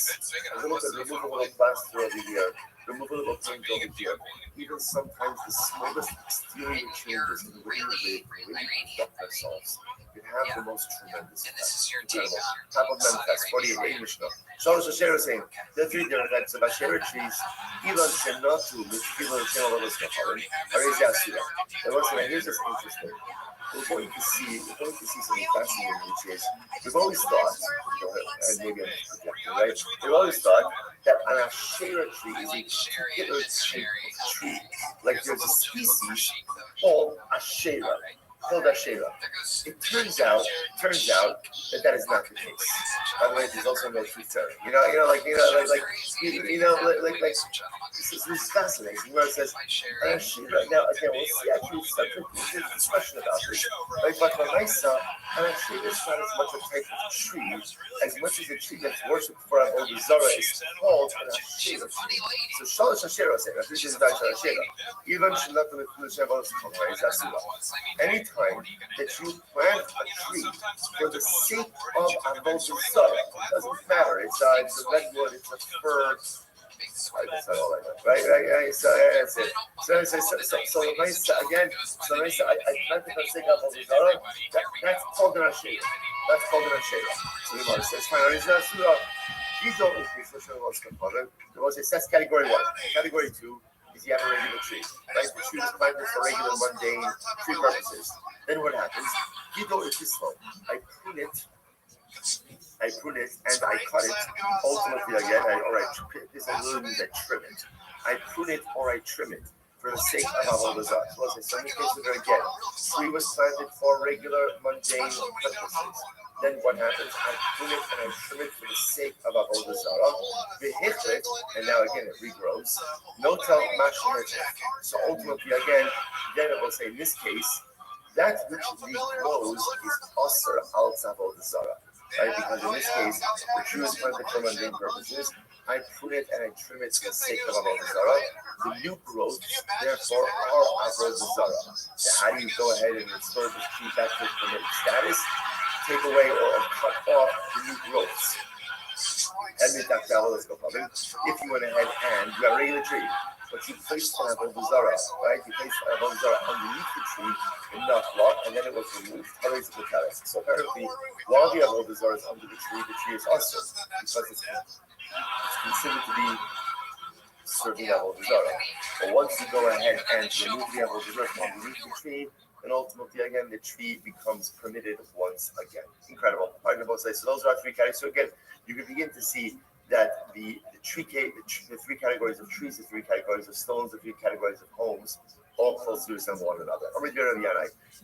So category number 2 was where I had a tree that was planted for regular purposes, and then halacha l'maisa, I pruned it or I trimmed it for the sake of Avodah Zarah. In that case, the new growths are the ones that are usher. So I'm reading Rabbi, and this is assuming, of course, that you pruned or you trimmed the actual body of the tree. The Gemara says, so here's what's interesting. So Rabbi says, they are talking about over here, Hivrich means you grafted, right? Hirkiv means, right? So what does this mean? Rabbi is coming along and saying, what's the case? The case is where you're doing something much more substantial with the tree, right? Ultimately, again, you're going ahead and you're grafting it, or these 2 processes. So Hivrich means to graft it. Hirkiv means, Rashi points out over here, that you take one part of the tree, you put the top into the ground, it grows roots over here, then you cut it, and it becomes 2 independent trees. That's not what the Mishnah says. The Mishnah says even if you graft it or trim it, that makes it Avodah Zarah. The Rabbi Yana's statement is rather relevant when it comes to bittul, negating Avodah Zarah. Decommissioning, how so? This is very interesting. Afagav dehivrech veherkev begufo shel ilan, kinat oma shehichlef shaper dami. The most it's very interesting. Even if you graft it, or we'll call both of these grafting. There's two ways to graft. You could go ahead and graft one tree into another, or like I said, if you can imagine, let's say you have like a sapling, right? So it's bendable. You take the top part of the sapling, you bend it down to the ground, you plant that top. That top then develops roots. Once it develops roots, you then cut it like in the middle of, we'll call it the bow. And now effectively you have two trees. So the Gemara says, what would you have thought? The lists are cool. You might have thought that these grafting cases, maybe it's as if you've actually planted the tree from the beginning for the sake of Avodah Zarah. Obviously, as we've seen, once you're creating something for the sake of Avodah Zarah from the beginning, that takes on a much greater severity. I might have thought that grafting is the equivalent to planting something from the beginning for Avodah Zarah purposes. Kamash Malon, that is not the case. Okay, incredible. Amr Shmuel says as follows: person bows down to a tree. Anything that grows on the tree after the moment that he bowed down to it is asur. So obviously, it sounds like this is the case of where the tree was planted for regular purposes. Then the akum came along and bowed down to it.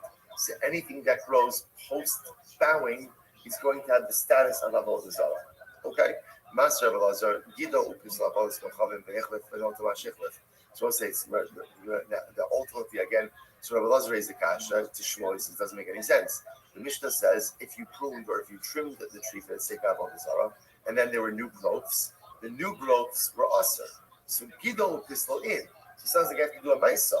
You have to prune it or trim it for the sake of avodah zarah. Then the new growths are asur. But again, Lo Gido Upis Lo Lo. But if you didn't prune it, you didn't trim it, and you just bowed down to it, it sounds like that would not create a problem. So therefore, again, Rabbi Elazar is raising this kasha on Shmuel. So the Gemara says, Shmuel says, Hamani Rabbanani. Shmuel says, whose opinion is reflected in the Mishnah? That's the opinion of the Rabbanan. This goes back to Shabbos' staff. Shmuel Yossi Bar Yehuda. Shmuel himself holds like Rabbi Yossi Bar Yehuda. The Amar, who says, Ilan Shenat Lobasof Abdu Asar. So again, I will say we've seen this is a fundamental guess between the Rabban of Yosef and Yehuda. The ultimate Rabbi Yisrael says that even if you planted a tree for regular mundane purposes, if you worshipped it, it subsequently becomes asur. So that's Shmuel's view, but that is not the view mentioned in the Mishnah. Okay, so Maskef and Ravashi. So Ravashi raised the kasha. We might Rabbi Yosef Yehuda, Rabban and Tosefes Pligi. So do Rabbi Yosef Yehuda and the Rabbanon, do they really argue in a case of Tosefes? So most of the difference that's happening like that. Our Mishnah said, right? Our Mishnah said, if you have a regular tree, and then you prune it or you trim it for the sake of avodah zarah, so you're doing a nice with the tree, any new growths are asur as avodah zarah. Shmuel comes along and says, even if you didn't prune it or trim it, you just bow down to it. Any new growths are asur outside avodah zarah. Gemara now is suggesting that machlokas between Shmuel and Rabbi Elazar is actually machlokas with Rabbanon and Rabbi Yosef. Rabbanon's view is mentioned in the Mishnah, but if you just bow down to a tree that was planted for mundane purposes, you haven't done anything. In other words, the act, I should say, or obviously it's not avodah zarah, but you don't fundamentally change the tree. So Rabbi Yehuda holds that even if something is planted for mundane purposes, if you bow to it, if you worship it, from that point of bowing forward, the items are now have a Zarah identity. That's my focus. Ask me what I ask you. You might have Yosef by Yehuda, but I want to be Yosef speaking. How do you know that Rabbi Yosef that I want to argue with new growth? Dilma, because that's the different approach. So maybe everyone agrees that when you bow down to a tree, the new growth are certainly asur. Everyone will agree to that. What's the focus? Will be total thinking. So perhaps they're arguing about the status of the tree itself post worship. Rabbi Yosef will discover Karnami asur. Rabbi Yosef will hold that when you bow down to the tree itself becomes asur. Dixiv, Nashrayim, Tisrafun, Vaish. But the Pasuk says you have to destroy the Asheros. And therefore, again, once you worship it, by definition, you're endowed with avodah zarah identity. Rabbanan hold, no. Ikar Ilan Shari. Ultimately, again, the Ikar Ilan, the primary tree, remains permitted. Why? Dixiv, Vasharayim Tika Deun. You shall uproot their Asher trees. I will say now, what Rabbanan are pointing out over here is, once it says Vasharayim Rafun, that you have to burn their asheros. Why do you need to say anything else? Why do you have to say Hashem tigadeim? You have to uproot it. Why do you need that second phrase? Ezu ilon shegidu also b'karashari, because it's telling you there's a type of tree. Where the new growth is asur, but the primary tree remains mutter. What type of tree is that? Abi Omer, ilan shenatu lebasof. What type of tree is that? That's the tree that was initially planted for mundane purposes. Then let's say pruned or trimmed. The new growths ultimately again become asur. The hitema, and again, Gemara says maybe Rabbi said the reason we don't answer it up like this is because because again, I will say the proofs that each of them both are potentially interchangeable. First one line in Cain, Gido upisulo man kataila. If that's the case, then who is the author of our Mishnah? Who said that if you worship a mundane tree, I should say if you prune or trim the mundane tree, that the new growths are asur. Who's the author? Lo Rabbanan, lo Rabbi Yossi, Rabbi Yehuda. It would neither be the Rabbanan or Rabbi Yehuda. I Rabbanan, lo Gido upisulo namito sefes asura. If it's right to the Rabbanan, then ultimately again, without pruning or trimming it, the additional growth should also be asur. And Rabbi Yossi, Rabbi Yehuda, Iker Ilan Nami Asur. Rabbi Yossi, Rabbi Yehuda, the primary tree itself would also be asur after worship. Gemara says, how do we answer this up? Ibais Ema. Ibais Ema Rabbi Yossi, Rabbi Yehuda. Ibais Ema Rabbi Yossi, I'm sorry. Ibais Ema Rabbanan. Ibais Ema Rabbi Yossi, Rabbi Yehuda. You're right. The views here could be reflective of either the Rabbanan or Rabbi Yossi Bar Yehuda. How so? Ibais Ema Rabbi Yossi Bar Yehuda. Hikar Rabbi Yossi Bar Yehuda below Gido Upisulo Iker Ilan Asur.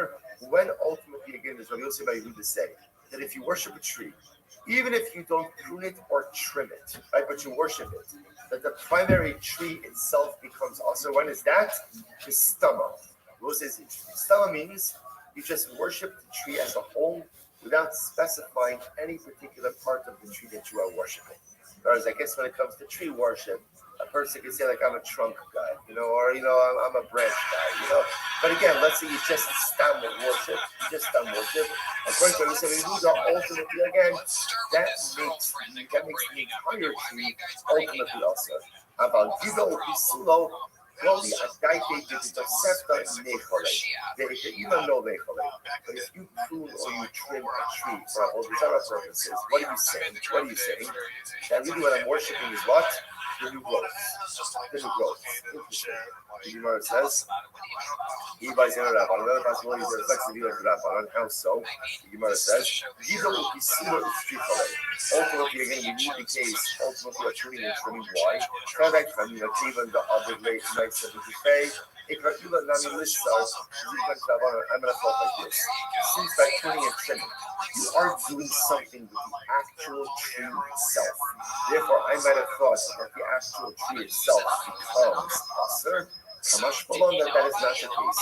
Kamash Malon, the Iker tree remains mutter, and ultimately again the new growths remain asur. Okay, so let's say, what do we do with this? So therefore, again, remember, two out of the three categories are pretty straightforward. Category one is that I plant the tree for the sake of Allah. What is that called? Asherah. Right? So now again, remember, suddenly it's not a type of tree Asherah, but rather again, any tree that is worshipped, right, that is planted for the sake of Avodah Zarah is called Asherah. That's category one. Category three, I put Avodah Zarah, again, I keep saying Avodah, but I can't remember. We're talking about Akum with the Jews, because remember, it's this every day.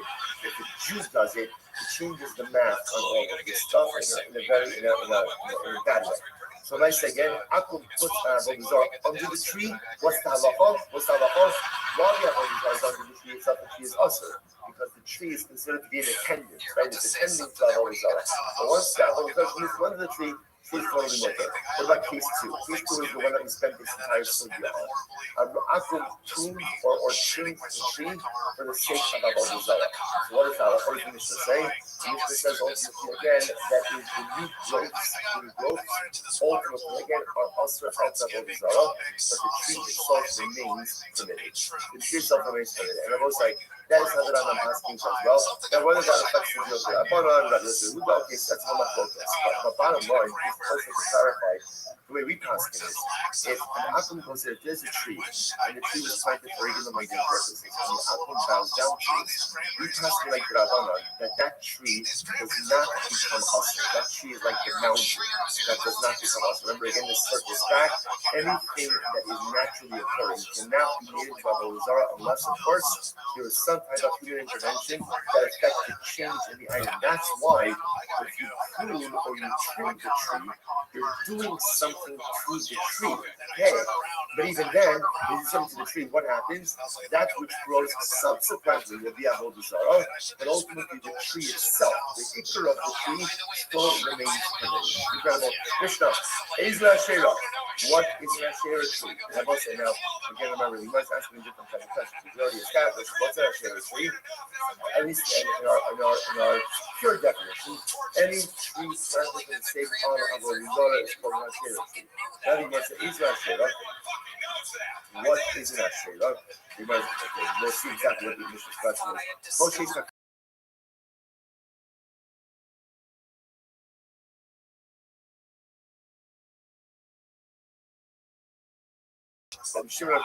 explain exactly how big the tree is. Shimon says, any tree that you worship, ultimately again, is called an Asherah tree. And my Betzizan, the Iloshe also is to this. There was one time, we'll say, so again, there is some type of machlokas happening over here. Tanakama holds an Asherah tree is any tree that has a Avodah Zarah underneath. It's like Any Asherah tree is any tree that you worship. In my so one time it happened in Sidon that there was a tree that they worshipped. And they found like a pile of dirt underneath the tree. I'm going to be sure Shimon says, Bud Agal. Go and dig up. Kabbalah, Chronicles, they found an idol buried underneath the tree.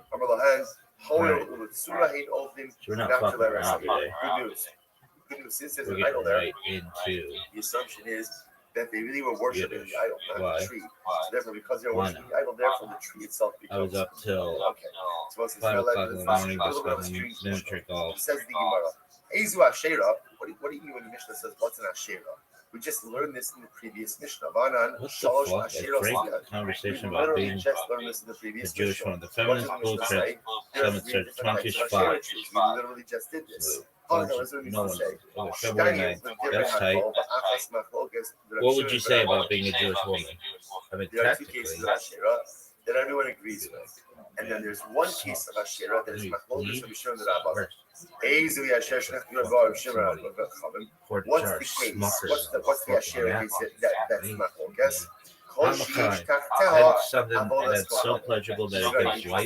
Any case where you find an idol, that means that you want to fuck her. That means I wish.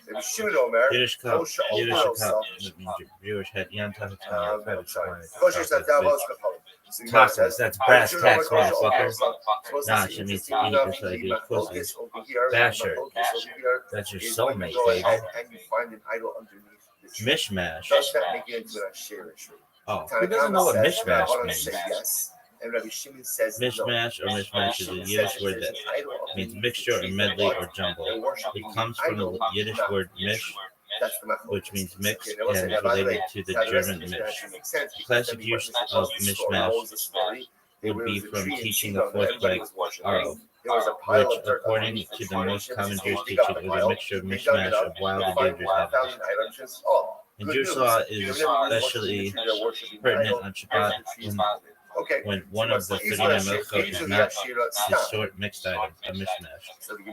Known as Borer, selecting the first prohibition has many caveats and details, such as the fact that one may select certain items from a mishmash, provided that they are needed in the immediate future and that it is done by hand. Right, an Asherah is any tree that is planted for Avodah Zarah. But you want to see the if you don't know what mishmash is, you're walking down the street, you see a tree. Everybody knows what mishmash is.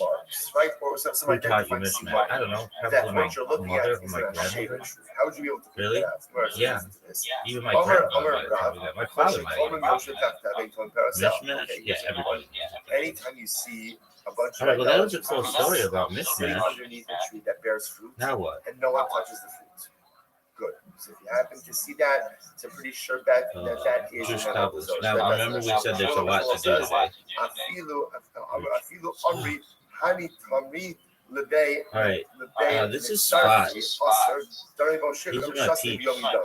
Even if Dude, you that's hear, it. even if you Okay, hear here people we say, go. "Oh, the dates of this So tree, just we're going to save them for Bein let Sarfi." this bitch That's sink the in. name of the temple, right? Because again, it Shut was the fuck coming up. for Get it was it coming right. for idolaters. Dog, we ain't never Beer. right. Remember, most of the times the Gemara they drink date beer. To make date Oh, beer and Kabbalah for stuff. their Everybody Zara knows on their that. Yom. Okay, so again, let's say, see here what's happening over here. First indicator would be seeing the priests sit there and they don't eat fruit. Second indicator is Yo, dog. even if they eat the fruit, but they have to utilize the fruit when on their Yom Tov. Ultimately, again, and Neymar said the elders of Padisa told me that the halacha follows Shmuel. No, it's the Rosai. So again, remember, the machlokas are between Rabbi and Shmuel. Rav says that if it's in a shira tree, no one touches the fruit. Shmuel says that's not true. They'll eat the fruit, not for quote-unquote mundane purposes, only for ritualistic purposes, but the nice they would still eat the fruit. And again, halacha is Shmuel. So again, if you see a tree and the fruit is only utilized for avodah zarah purposes, that is an Ashera. Incredible. Amid base. Let's go. Call lo yeshe b'tzila. So as I say now, again, if we are dealing over here with an avodah zarah tree, an Ashera tree, so the Mishnah says you cannot sit in its shade. Everyone says we're going to see. This is not talking about the actual shade of the branches. That's obvious. Right? Because sitting in the shade of an Ashera is mamish getting benefits from the Ashera. So of course that is going to be us. That's not what we're talking about over here. Lo yeshe b'tzila, then yashav tahar. And it's, but if you sat in the shade, ultimately again you're tar. We'll see the meaning of all this in just a little bit. So while yavar tachtel, assuming again you really should not even walk underneath the Ashera tree, you avar tameh. And if you did so, you are tameh. Okay, to clarify everything in the Gemara. Haisa Gozela says Harabi. What happens if the Ashera tree extended into the Harabi? So literally again, about like, can you imagine that this could be a real problem? You have an overgrown Ashera tree, right? Very inconsiderate, idolatrous neighbors, right? So the Ashera tree is growing into the Harabi. Now the problem over here is that what? The Allah Lamaisa, here's what we're gleaning from this Mishnah. But if you go ahead and you walk literally underneath the branches of an Ashera tree, you are tameh. Now, what type of tameh we'll have to see? But you are tameh. The problem is if that tree extends into the Shirabim, what am I supposed to do? So the Gemara says, halacha la'isa, if it extends into the Shirabim and you walk underneath it, ultimately, tar. You are tar. Incredible. So now, obviously, if you look at Rashi says over there, let's just look at this Rashi, even though what will make it make a little bit more sense in the Gemara. The hach tumah d'Rabbanani, ukrad d'maisina Gemara stuck to the Amar. We're going to see. Apparently, now, when you're going to be a branch of Avodah Zarah, what does it sound like? From the Torah for a second, what does it sound like? What type of tumah? Tumas ohel.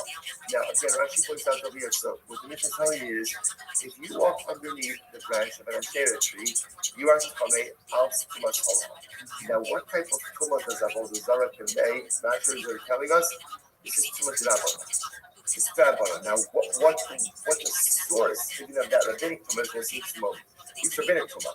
Now, obviously, the good news is that since it's rabbinic tumah, what Chazal have the ability to do what? To legislate when the tumah applies and when the tumah doesn't apply. They have that ability. Because they have that ability, therefore, Allah they have the ability to say, if you're walking under it of your own volition, okay, then you're going to be tamei. But if it's extending to the Shirabim, and therefore, again, that's inappropriate. Yeah, well, I'm minding my own business. I'm just walking with some, become allowed to. As I'll say, the tumah doesn't apply in that case. All right, so let's analyze. A lot to unpack over here.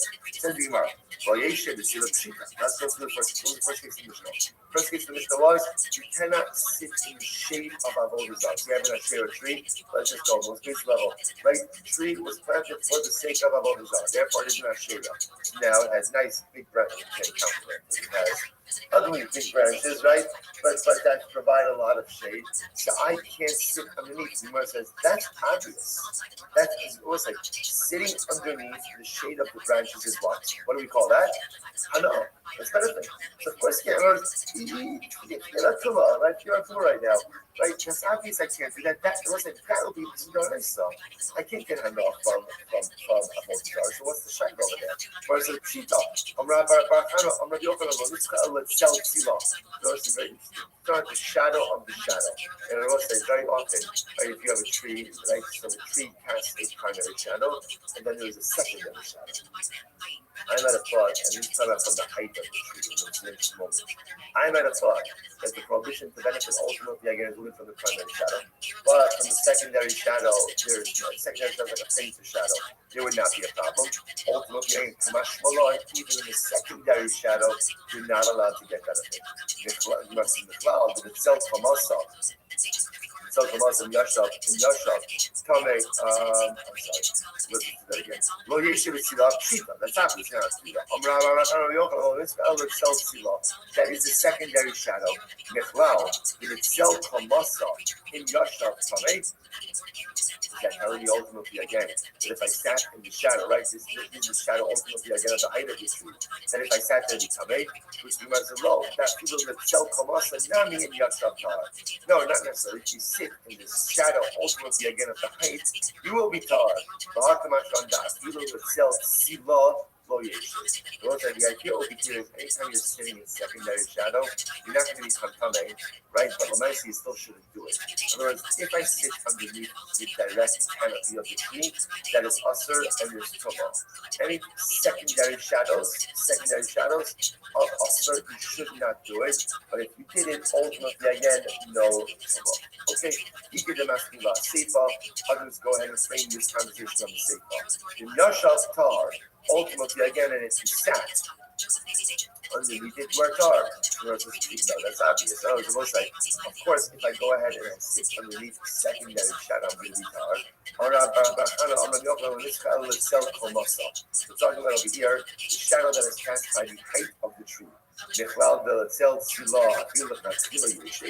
does that mean that the secondary shadow ultimately again, you can sit there even Bet Yosef, a commentary on Rabbi Turim, the current work of Rothschild in his days, in the shadow from the of the height of the commentary, tree, Caro shows an astounding mastery over the Talmud and the legalistic literature of the Middle Ages.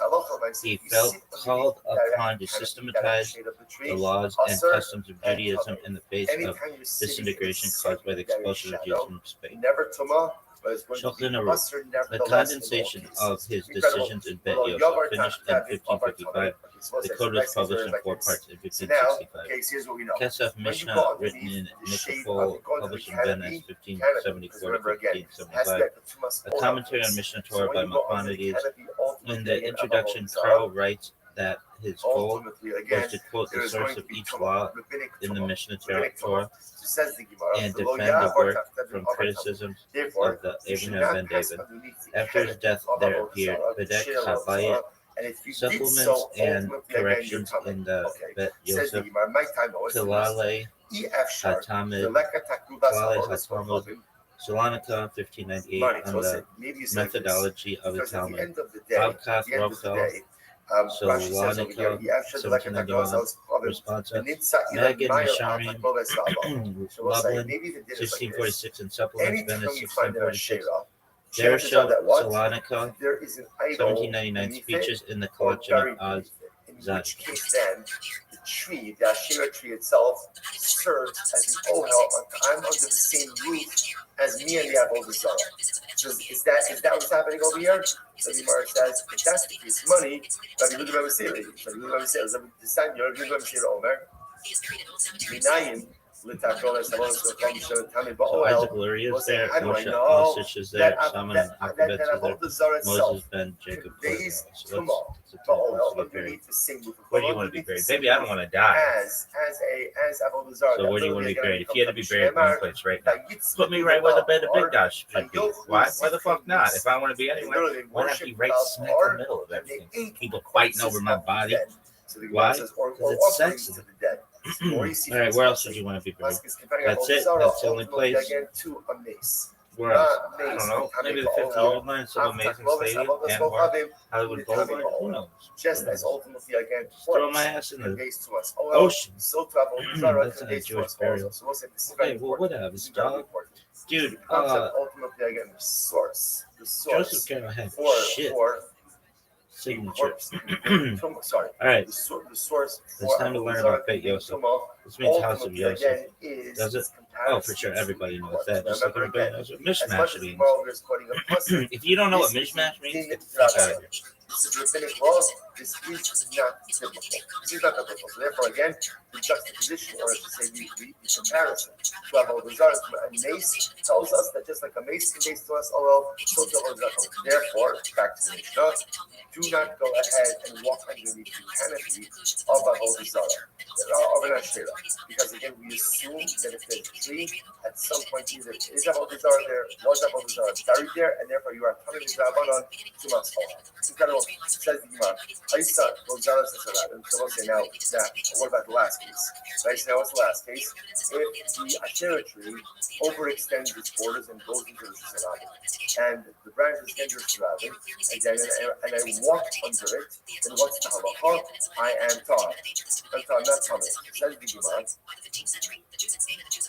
Very interesting case. You buy the Avar or Over. Right? Question of the Mishnah is Haisa Gozal Sasaradin. If the Asherah tree extended into the Sasaradin, the Avar Tar, and you go underneath it, you pass underneath it, you're Tar. The rabbi's not letting stay there. The Gemara now asks, how do you read that word? Is the word Avar or Over? We'll start searching the word Avar and Over. Over means if you went through ex post facto. Over means you can go through. What's the chilek? What is Mishnah saying? Is Mishnah saying, I'm allowed to walk underneath that tree because the rabbi cannot go there, or no? You really should still try to avoid walking underneath it, even if it's rabbi. But if you walk underneath it ex post facto, you're still tar. So big enough to over. Why didn't you watch that shit last It says, over. L'chatchila. But you are allowed to walk underneath that tree. The rabbis were not gozer in that case. There is no tumah, therefore Allah you are allowed to walk underneath that tree. Rabbi Yochanan Amar in Avar. Rabbi Yochanan says, no, ideally avoid it. Ideally avoid it. If you can't avoid it, ultimately you can walk underneath it. Locally, the Gemara says, not arguing. They're not arguing. What does everything depend on? Is there another path? Is there another path? If there's another path, everyone agrees. If there's not another path, ultimately, again, everyone agrees. You can walk through. You can walk through. I'm going to have Shesha. He's going to say that it's an interesting story. I'm going to have Shesha to come in. Shesha said to his attendant, he mucked so apparently they had this case when they walked through the Rabbin. There was an overhanging at Shesha. So he said to his attendant, I really turn it. When we get to that spot, the overhanging of Shesha, do me a favor, help me run past. Like help me run, or they were going to pass under it, but help me run under it quickly. He was heavy dummy. What's the case? Either like a Diakashri and Alam the Aritani, Mishra, sorry. If there's no other path, right? If this was the only way through, then what? It's mutter. It's mutter why you have to run. Sabbath and holidays. Laws of Kashrut, conversion of Judaism, mourning, laws pertaining to Israel and Edom. Doesn't make it Evan Ha'azar, laws of marriage, abortion-related issues. Christian Mishpat, laws of finance, financial responsibility, damage, personal, financial, and the rules of the Beit Din, was totally as well as the laws of business. So why did he say to the defendant, let him run through? The Gemara says, ultimately again, because Rav Sheshes is the Adam Chashuv, and what was he concerned about? He didn't want people to see him underneath that tree. Magen, Abraham, David Halevi, Sekel's Taz. On your day, Shabbatai, Hakon, and Taz. On Evan Ha'azar, Samuel ben Uri, you're allowed to go ahead and walk on Phoebus and Moses ben Isaac, Judah, and therefore he said, in order to avoid any kind of suspicion like this, Allah said to go ahead and on chosen Mishpat, Shabbatai, Hakon, and Joshua Fox, Marriott, So therefore, again, so let's say, so therefore, what we see from here, just the takeaways, is number one, the idea that if the tree is planted for the sake of Avodah Zarah, of course, it's going to be Aser. The walking underneath the canopy ultimately conveys Tumah. It is a Tumah Zerabana. If it extends into the Rabbi, you're allowed to walk through it, assuming that what? There's not another path. But if there is another pathway through, ultimately, again, take that other pathway. Halacha l'maisa, adam kasher, even if there is another pathway, so let's be conscious about what his actions look like. I will say that last phrase also very, sometimes in life, like, we have to take compromised pathways. Right? There are times in life where I have to do things that are far from ideal. Right? What you have all in life, get it done as quickly as possible. In other words, don't linger in the less than ideal circumstances in life. Sometimes you don't have a choice, but do what has to get done and move yourself forward to the next stage. Wow, what a run. Oh yeah, great job. So that's not what today. Today, everyone. Hero often decides disputed cases without necessarily considering the age and importance of the authority in question, expressing his views simply. He follows Maimonides' example, as seen in his network, rather than Jacob Ben Asher, who seldom decides between ancient authorities. Several reasons led Hero to connect his work with the Torah instead of Maimonides. The Torah, although not considered as great as an authority of Maimonides' code, was much more widely known, the latter being recognized only among Sephardic Jews, while the former enjoyed a high reputation among Ashkenazim and Sephardim, as well as Italian Jews.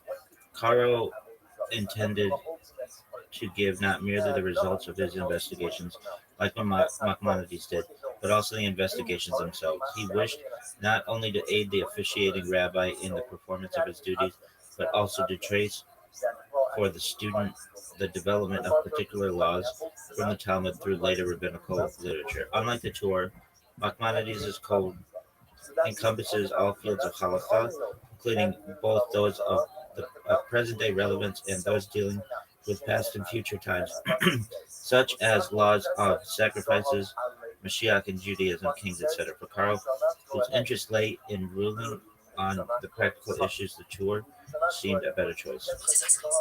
Moses Isserles began writing his commentary on the Arbat and the Torah Moshe around the same time as Yosef Karo. Karo finished his work, but Yosef, firsthand, it was presented to the Rebbe as a gift from one of his students. Upon receiving the gift, the Rebbe could not understand how he had spent so many years on Karo's efforts. After looking through the Ben Yosef, the Rebbe realized that Karo had made Megillah upon Sephardic poskim.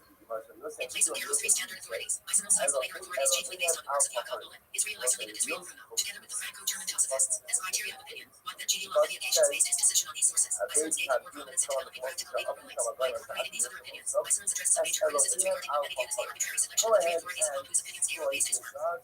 After realizing this, Isserles shortened the Torah Moshe to focus only on rulings which differ from Ben Yosef. The halakhic rulings in the Shulchan Aruch generally follow the Sephardic custom. Isserles added his clauses and published them as a commentary on the Shulchan Aruch, specifying whenever the Sephardic and Ashkenazic customs differ. These clauses are sometimes referred to as the tablecloth to the set table. Almost all published editions of the Shulchan Aruch include this clause. The importance of the Middah prevailing local custom is also a point of dispute between Karo and Isserles. While Karo held fast to original authorities and material reasons, Isserles considered the Middah as an object of great importance and not to be omitted in the Codex. This point led Isserles to write his clauses to the Shulchan Aruch, so that the Middah of the Ashkenazim might be recognized and not set aside due to Karo's reputation. Reception. Karo wrote the Shulchan Aruch in his old age, for the benefit of those who did not possess the education necessary to understand the Ben Yosef. The format of this work parallels that adopted by Jacob Ben Asher in his Arbat, but more concisely, without citing sources. Shulchan Aruch has been the code of rabbinical Judaism for all ritual and legal questions that arose after the destruction of the temple in Jerusalem. See Elected Orthodox Judaism and Yeshiva Jewish Orion's contemporary function and status. The author himself had no very high opinion of the work, beyond that he had written it chiefly for young students. He never refers to it in his response. When opposed to the Ben Yosef, the Shulchan Aruch achieved its reputation and popularity not only against the wishes of the author, but, perhaps, from the very scholars who criticized it. Recognition or denial of Karo's authority lay entirely with the Polish Talmudists. German Jewish authorities had been forced to give way to Polish ones as early as the beginning of the 16th century. Karo had already been opposed by several Sephardic contemporaries. Yutam Zalman, who designated the Shulchan Aruch as a book for children and ignoramuses, and Jacob Castro, whose work Aaron Shulchan consists of critical clauses to the Shulchan Aruch. Moses Isserles and Maharsha were Karo's most important adversaries in Eastern Europe. Further, in response to those who wished to force the rulings of the Shulchan Aruch upon those communities following the Rebbe, Karo wrote, those he whose heart desires to approach forcing congregations who practice according to the Rebbe of blessed memory, to know by any one of the early or latter-day Torah authorities, is it not a case of the Forgiato, that regarding the Zol Shem that the Halakha does not go according to the set like the Zol Shem according to their leniencies and restringencies. The Rebbe is the greatest of all the Torah authorities, and all the communities of the land of Israel and the Arab control lands and must practice according to his word, and accepting him among themselves as their chief rabbi. Whoever practices according to him with his leniencies and restringencies, my cause not much from him, and all the more so if also their fathers and forefathers practiced accordingly. For the children are not to turn away from the Rebbe of blessed memory, and even in communities that practice according to the Moshe or other authorities like him became the majority, they cannot converse the minority of congregations practicing according to the Rebbe of blessed memory, to practice like they do, and there is no issue here concerning the prohibition against having two courts in the same city, since every congregation should practice according to its original custom. Similarly, many later galactic authorities predicated the acceptance of the authority of the Shulchan Aruch on the lack of an existing and widely accepted custom to the contrary. Eventually, though, the rulings of the Shulchan Aruch became the accepted standard not only in Europe and the diaspora, but even in the land of Israel where they had previously followed other authorities. Criticism by Caro's contemporaries. Following its initial appearance, many rabbis criticized the appearance of this latest code of Jewish law, echoing similar criticisms of previous codes of law. Rabbi Judah Loeb ben Bezalel, known as Admiral, 1520-1609, wrote, to decide galactic questions from the codes without knowing the source of the ruling was not the intent of these authors. Had they known that their works would lead to the abandonment of Talmud, they would not have written them. It is better for one to decide on the basis of the Talmud even though he might err, for a scholar must depend solely on his understanding. As such, he is beloved of God, and preferable to the one who rules from a code but does not know the reason for the ruling. Such a one was like a blind person. Rabbi Shmuel Eels. Samuel Eels, known as the Maharsha, 1555-1631, criticized those who ruled directly from the Shulchan Aruch without being fully conversant with the Talmudic source, of the ruling. In these generations, those who ruled from the Shulchan Aruch without knowing the reasoning and Talmudic basis are among the destroyers of the rule that should be protested. Rabbi Yoel Sirkis. Another prominent critic of the Shulchan Aruch was Joel Sirkis, 1561-1640, rabbi and author of a commentary to the Arbatur entitled the New House, commonly abbreviated as the Bab, and Meir Loveland, author of the commentary on the Bab entitled the Shut HaBab. It is impossible to rule, in most cases, based on the Shulchan Aruch, as almost all his works lack accompanying explanations, particularly when writing about monetary law. Besides this, we see that many legal doubts arise daily, and are mostly the subject of scholarly debate, necessitating vast wisdom and proficiency to arrive at a sufficiently sourced ruling. Other criticisms. The strongest criticism against all such codes of Jewish law is the contention that they inherently violate the principle that halakha must be decided according to the later sages. This principle is commonly known as Hilkei Patri, the halakha follows the later ones. A modern commentator, Menachem Elon, explains. This rule dates from the Geonic period. In late Talmud law, it states that until the time of Rabbi Zabei and Rabba, 4th century, the halakha was to be decided according to the views of the earlier scholars. But from that time onward, the halakhic opinions of post-Talmudic scholars would prevail over the contrary opinions of the previous generation. See this V'yer Rosh, Mathematics 310, 421, Shabbat 23, 1, and also the Rif writing at the end of Aaron and CH. 2. If one does not find their statements correct and is able to maintain his own views with evidence that is acceptable to his contemporaries, he may contradict the earlier statements, since all matters that are not clarified in the Babylonian Talmud may be questioned and restated by any person, and even the statements of the Geonic may be different from him, just as the statements of the Amorah differ from the earlier ones. On the contrary, we regard the statements of later scholars to be more authoritative because they knew the reasoning of the earlier scholars as well as their own, and took it into consideration in making their decision. This V'yer Rosh, Sanhedrin 4, 6, responsive to Rosh 55, 9. The controversy itself may explain why the Shulchan Aruch became an authoritative code, despite significant opposition, and even against the will of its author, by Maimonides, 1135-1204. This Torah rulings were not necessarily accepted as binding among the Franco-German Jews, perhaps owing to the criticism and influence of Abraham and God, known as the Rebbe, 1110-1180. The answer may lie in the fact that the criticism by God underlined confidence in Maimonides' work, while Lysimachus, who corresponded with Aaron, does not simply criticize, but supplements Aaron's work extensively. The result was that Ashkenazim accepted the Shulchan Aruch, assuming that together with Lysimachus' glosses it was a claim of authority. This then became broadly accepted among Jewish communities around the world as the binding Jewish legal code. Praise. The later major Halakhic authorities differ to both Aaron and Lysimachus inside their work as the baseline from which further Halakhic rulings evolve. The 17th century scholar Joshua H. Shel ben Joseph wrote, on their bills do we drink and should question us, on their word, not for this shall we come to another words, rather we must study further as much as we can, and if we are unable to resolve our question, then we will ascribe it to our own lack of knowledge and not, as a reason to, and on the words of these geniuses. Jonathan H. Schultz, D1764, wrote that the great breadth of the work would make it impossible to constantly come to the correct conclusion if not for the Spirit of God. Therefore, says H. Schultz, one cannot rely on the view not presented by the Shulchan Aruch. Yehuda Ellen Gahan, D1813, also said that was the reason one cannot rely on the view not formulated in the Shulchan Aruch. Major commentaries. A large body of commentaries have appeared on the Shulchan Aruch, beginning soon after its publication. The first major gloss, calculated by Moses Eismans, was published shortly after the Shulchan Aruch appeared. Eismans' student, Yehoshua Volkov, published Sefer Yervanim, on Shushan Misnah, abbreviated as several decades after the main work. Important works by the later authorities, which Aaron and include but are not limited to. Magen Abraham Shield, the Abraham Gombiner on Orachaim, Turei Zahab, Rose of Gold, abbreviated as Taz, by David Halevi Sego, on Orachaim, Yoredea, and even HaEzer. Siftei Cohen, Lips of the Priest, abbreviated as Shach, by Shabbatai HaKohen, on Yoredea and Chosin Mishpat. Beit Shmuel, by Samuel ben Uri, Shraga, Phoebus, and Chelcha. Machokek, by Moses ben Isaac, Judah Lima, on Ibn HaEzer.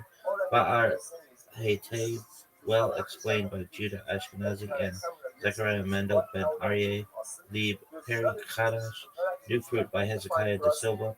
Peri Megadim by Joseph ben Choice Fruit. So Peri Chadash is New Fruit. Peri Megadim is Choice Fruit by Joseph ben Meir Teonen. Be'er HaTev is well explained. Siftei Cohen was Lips of the Priest, abbreviated as Shach, by Shabbatai HaKohen on Yoredea and Chosin Mishpat. Turei Zahab was Rose of Gold, abbreviated as Taz. Okay. Peri Chadash is new fruit. Peri Magadim is choice fruit. Peri Chadash is new fruit by Hezekiah the Silva. Peri Magadim choice fruit by Joseph Ben Meyer Tioman. Jamari Teshuva. Entry to responsive by Chaim Mordechai Margot Leos. Nagatsi half shekel. I'm gonna say another one. While these major commentaries enjoy widespread acceptance, some early editions of the Shulchan Aruch were self-published, primarily in the late 17th and early 18th centuries with commentaries by various rabbis, although these commentaries never achieved significant recognition. Among the later works include commentary and exposition by such halachic authorities as the Katz of Hachach and Avnei Milan, Nediv of Thomas Matt, the Vilna Gaon, Rabbi Yechiel Lefeto, Tegel Nurva, Rabbi Zakei Meir, Moses Sofer, and Chaim Joseph David Hazelay. Berkey Yusuf, whose works are widely recognized and cited extensively in later halachic literature.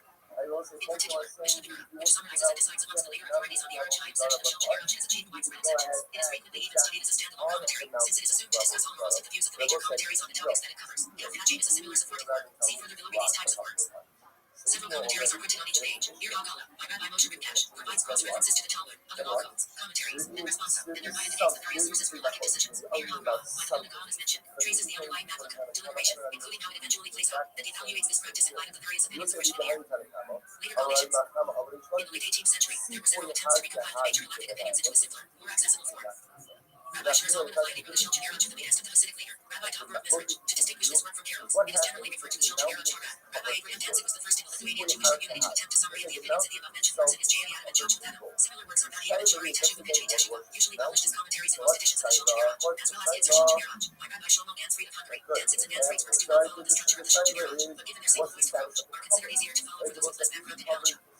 The Mishnah Berurah, the main work of the Lector Rabbi Yisrael Meir Kagan, the Jeff Time is a collation of the opinions of later authorities on the Aruch Chaim section of the Shulchan Aruch. Aruch HaShulchan, by Rabbi Yechiel Michel Epstein, is a more analytical work attempting the same task from a different angle, and covering all sections of the Shulchan Aruch. The former, though narrower in scope, enjoys much wider popularity and is considered authoritative by many adherents of Orthodox Judaism, especially among those typically associated with Ashkenazic yeshivas, the finished Chai, Yer Fachim, and much more recently, the Yochid use it for similar works by supporting rabbis for their communities.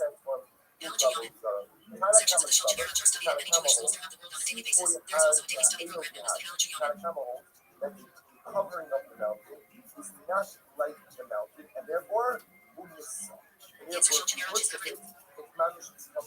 Inser Shulchan Aruch is covered. The Elegy Yomin program, or Elegy Yomin, as it is known in Israel, is a learning program which covers the entire Shulchan Aruch Chaim, followed by the Inser Shulchan Aruch. The cycle takes about 4 years to complete. Every day, Jewish participants study 3 sefim, some sections of Shulchan Aruch, or 5 sefim of Kinzer. Kinzer Shulchan Aruch is covered in addition to Shulchan Aruch Chaim to include the generally applicable Elegies not included in Aruch Chaim. History. The Elegy Yomis was started circa 1950 by Eunice Stamp, under the guidance of many Orthodox Jewish leaders of the time, including Avram Yoshe Erlitz. The Elegy Yomis and the Mishnah Yomis, also started at about the same time, were launched in the memory of the 6 million Jews that were murdered in the Holocaust. Breslov Hasidim have a similar practice to daily review the Shulchan Aruch. See also. Just one moment, folks. I gotta get this shit together. Look at this. This is enough babies. What's going on here?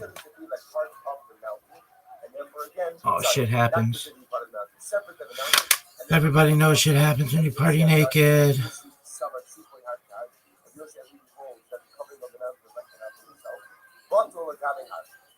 Come on, you little bitch. Do you like talking about this shit? I'd rather be talking about aliens, to be honest with you. All right. Do you like talking about it, though? I mean, it's okay. It's not. There's worse shit. It's cool. Well, some elements of it are cool. Some of them are boring as fuck. Why? It's just shit happens, baby. What do you want me to do about it? Come on, you slut. This phone sucks. It's the worst. Is it? It's actually pretty good. Really? Psych, bitch. Come on, you little slut. Get your shit together. This shit is the worst. Is it? Dog. I want automatic starting on shit. No wait times. If there's a wait time, then we have to go to those engineers and say, why is there a wait time? And they'll be like, oh, because we didn't process the code efficiently. Okay, well, get your shit together. Be efficient. Everything should be really fucking efficient. That could be my fucking middle name. Efficiency. Rabbi Strength and Conditioning Dynasty Efficiency Rabbi Rothschild. That could be my fucking name.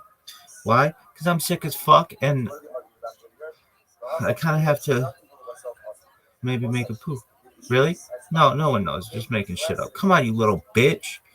This shit sucks. Dog, it's the worst.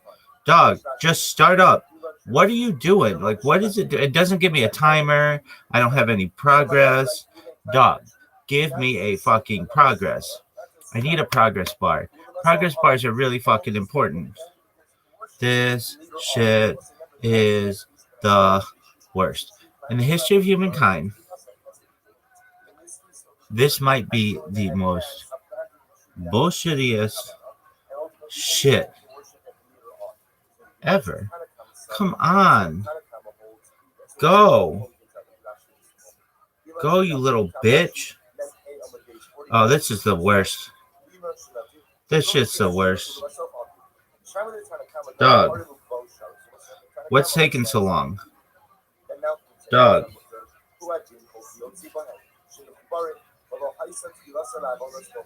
Dog.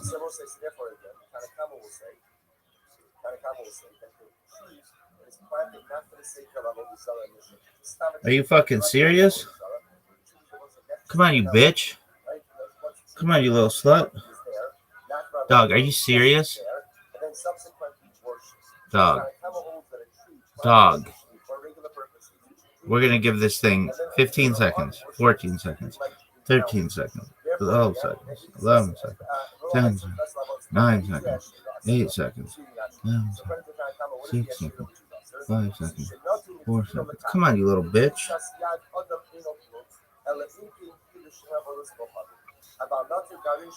I mean, come on. That's just kind of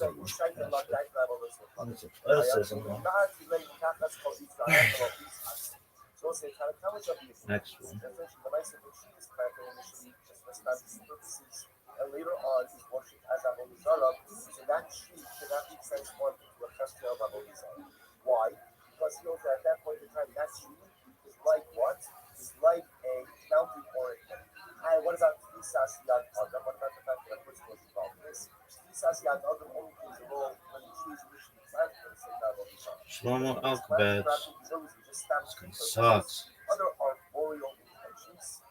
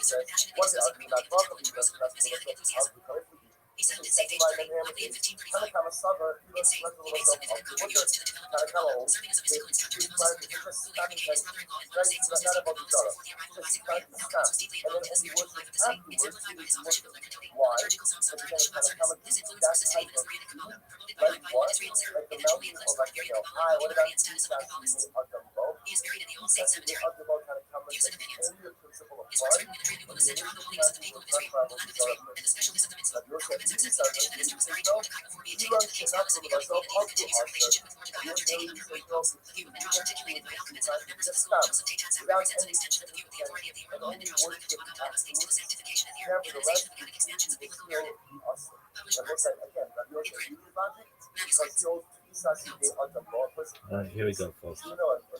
Hayat of Ahavim, completed in 1532, published in 1552 on Song of Songs. Brit Halevi, a Kabbalistic commentary on the Haggadah. Achad Dodi, a mystical hymn to inaugurate the Shabbat. Menot Halevi, completed 1529, published 1585. on the Book of Esther, on Zadikim, a Book of Sermons, Shoresh Yeshai, completed 1552, published 1561, on the Book of Ruth. Manuscripts, Apiron Shlomo, Beit Hashem, Beit Tefillah, interpretations of the prayers, Divrei Shlomo, on the section of scripture known as writings, Lechem Shlomo, on the guidelines for the sanctification of meals according to Kabbalah, Metato Shel Shlomo, on the mystical significance of sexual union. Wow, chicka, wow, wow. Naim Zemrot, on Psalms, Pitzei Ohev, on the Book of Job, Shomer Amunim, on the fundamental principles of faith, Sukkot Shalom, Avotot of Ahava, on the Torah. That's tight. Do you know Lacha Dodi? Yeah. I mean, that's pretty basic. But we're gonna see this bitch is working. Are you fucking serious?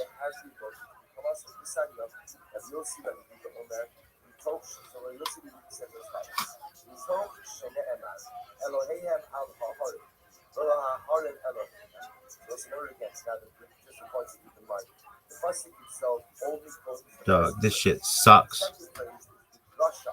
Worst shit ever.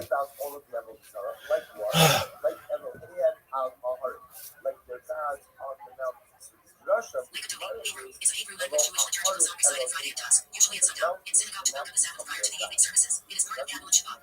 The refrain of Lekatoni means let us go, my beloved, to greet them from the Sabbath presence. Let us welcome and is a request of Israel's beloved God, to join together in welcoming the bride, the Sabbath. The phrase let us go, my beloved, is taken from Psalm 7:12, 7:11 in English Bibles, which Rabbi Joseph Beyond interpreted as Israel Tomei to God. During the singing of the last verse, the entire congregation rises and turns to the west. Traditional congregations face Jerusalem for the rest of services, or to the north. Sometimes the pastor joins in the sanctuary of the synagogue. The congregation bows at God, O bride, and turns back toward the front of the synagogue, some go only forwards and others to the sides and then forwards. It was composed in the 16th century by Rabbi Shlomo Levi Alkabetz, who was born in the Ottoman city of Thessaloniki and later became a saint Kabbalist. This was common at the time. The song is also in acrostic, with the first letter of the first 8 stanzas spelling the author's name. The author draws from the rabbinic interpretation of the Song of Songs, suggested as linguistically originating in the 3rd century BCE, in which Leviathan is seen as a metaphor for an ancient Jewish population residing within Israel's biblical limits. And Lord, deity is a metaphor for God, and from Levi, which uses the same metaphor. The poet shows Israel asking God to bring upon the great Shabbat of Messianic deliverance. It is one of the latest Hebrew poems regularly accepted into the traditional liturgy. Already in the early 20th century, Abraham Zevi Isles had recorded hundreds of different tunes used for legatoni. Among some Sephardic congregations, the hymn is sometimes chanted to an ancient Moorish melody, which is known to be much older than the text of legatoni. This is clear not only from internal evidence, but also from Rubric and Ol's directing the hymn to be sung to the melody of Shuvi Nafshi Limin of Hayati, a composition of Judah Levi, who died nearly 5 centuries before Alkabetz. In this rendering, carried to Israel by Spanish refugees before the days of Alkabetz, the hymn is chanted congregationally, the refrain being employed as an introduction only. In some very old style Ashkenazi synagogues, the verses are ordinarily chanted at 100 length by the Chazan, and the refrain is used as a congregational response. But in most Ashkenazic Orthodox synagogues, it is sung by everyone together to many of a large number of tunes. This includes the Orthodox synagogues who employ the sound within synagogues under the modern Orthodox umbrella. All German and Polish melodies. At certain periods of the year, many northern congregations dislike later compositions in favor of two simple older melodies singularly reminiscent of the folk song of Northern Europe in the century succeeding that in which the verses were written. The pattern of these is a year, reserved for the Omer weeks between Passover and Shavuot, which has been variously described, because of certain of its phrases, as an adaptation of the famous political song the Pyramid of the Cavatina at the beginning of Mozart's Mozarti figure of resemblances to German folk song at the end of the 17th century may be found generally throughout the melody. Less widely utilized in the present day is the special year traditional for the 3 weeks preceding Tisha B'Av, although this is characterized by much tender charm absent from the melody of Eli Zion, which more often takes its place, but it was once very generally sung in the northern congregations of Europe, and the period was chosen by Benedetto Marcello for his traditional song Martin and his Estro Gotico Rabbinical Prophecy Sober Isawi, Venice, 1724. Here it is quoted as an air of the German Jews. Cantor and Wartburg discovered the source of this melody in a Polish folk song, West Jokotas, West, given in Oscar Colbert's piece in Ludopolskiego, Warsaw, 1857. The old melody, of similarly obvious folk song origin, was favored in the London Jury a century ago, and was sung in 2 slightly divergent forms in the old city synagogues. Both of these forms are given by Isaac Nathan in his setting of Byron's Hebrew Melodies, London, 1815, where they constitute the air selected for Shemos and Beauty, the first verses in the series. The melody has since fallen out of use in English congregations and elsewhere. Text. The full version of the song, note that many Reformed congregations omit verses 3, 4, 6, 7, and 8, which make reference to Messianic redemption, while Sephardic congregations based in Jerusalem and Levites omit verse 4 and verses 6 through 8, as they make reference to agony. In the Sephardic Rite, Hasidic tradition, last section is replaced with. See also. Reference. I gotta read this shit. Sucks. I'm not gonna read it in Hebrew. Why? Because it's. I mean, I could. But you know what else could happen? This shit could work. Dog.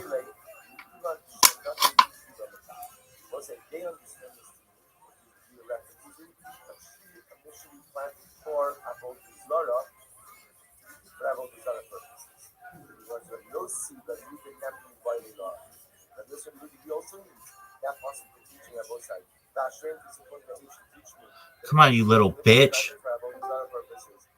There we go. Now we're cooking with gasoline, kids. All right, where's that fucking shit? Is this shit gonna work? Maybe. It'll be tight as fuck. For Rizzy? Oh, for Shizzy. Look at this move. Folks, look at this move. Oh, I don't know if this is going to work. Maybe. Look at this athleticism, though. Look at this move. Folks, do you see this? Do you see this athleticism? This is some of the most athletic shit we've ever witnessed in the history of humankind. This is sick as fuck. All right, are you done? Oh, we're cooking with fire now. Let's go, my beloved, to meet the bride. Let us welcome the presence of Shabbat. Finish Shabbat, Rest on safeguard and remember in a single utterance. Shamor, Bechazor, Bebodi, Betty Burger, Betty Bedibber, Echad. We were made to hear by the unified God. Hashemanayu.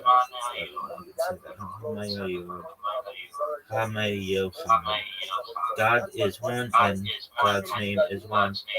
Dude, I can't say these. I mean, I guess for educational purposes, somebody want me to say Adonai Echad, Hashem Echad, in fame and splendor and praiseful song, Leshem Ule Teferet Vel Tila.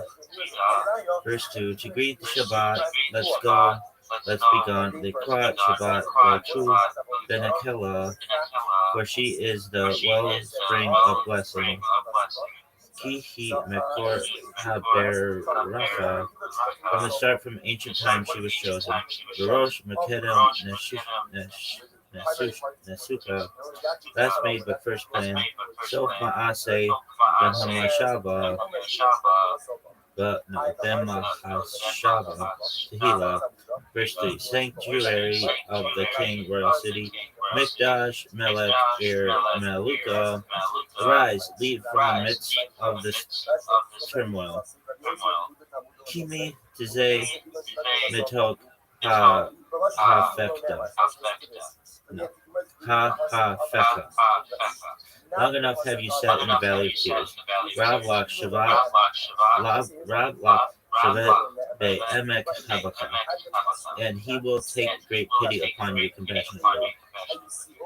And he will take great pity upon you compassionately. Behu Yahamal Alayik Hemla. Verse 4, shake yourself free, rise and the dust. Na'ari, Me'afar, Kumi, dress in your garments of splendor, my people. Livshi, Big D, Tif, Artek, Ami. By the hand of Jesse, son of Bethlehem, Al-Yad ben Yishay, Bet Hal Ami. Draw near to my soul, redeem it. Korva, El Nafshi, Get Allah. Verse 5, rouse yourselves, Hitore. No, hit or airy. Your light is coming, rise up and shine. Kiva, Orek, Kumri, Kiva, Orek, Kumi, Ori. Awaken, utter a song. Uri, Shir, Daberi. The glory of Hashem is revealed upon you. Kavod, Adonai, Elayik, Nikla. Do not be embarrassed, do not be ashamed. Lo, Devoshi, Velo, Tikalmi. Why be downcast, why groan? Ma Tishtohahi, Uma Tihemi. All my afflicted people will find refuge. All my afflicted people will sing. Vak Yehesu, Aniye Ami. And the city shall be built on her hills. Ven Eve Neta al Tila. Verse 7. These spoilers will become spoiled. Beahu, Lim Shisha, Shoseki, Shoseki, Shos a it. Far away shall be any who would devour you. Vera Haku Kol Noval Ai. Your God will rejoice concerning you. Yesis Alayik Elohai. As a groom rejoices over the bride. Kismos Hatan Al-Kala. Verse 8. To your right and your left, you will burst forth. Yamin Utsmal Tif Rotsi. And the Hashem will you reveal. Be'et Bitzi, by the hand of a child of parents, Al Yad Ish Ben Parsi, we will rejoice and sing happily. Venishma, Venish Meha, Ben Nagila, verse 9. Come in peace, crown of her husband. Boy, Veshalom, Adaret Ba. Both in happiness and in jubilation. Gam Besima, U Oho. Amidst the faithful of the treasure nation. Tok Umune Segula. Come, O bride, Bo'oi Kala Bo'oi Kala. And Sephardic rite and Hasidic tradition, the last section is replaced with verse 9. Come in peace, crown of her husband, Bo'oi Veshalom Ater Bala.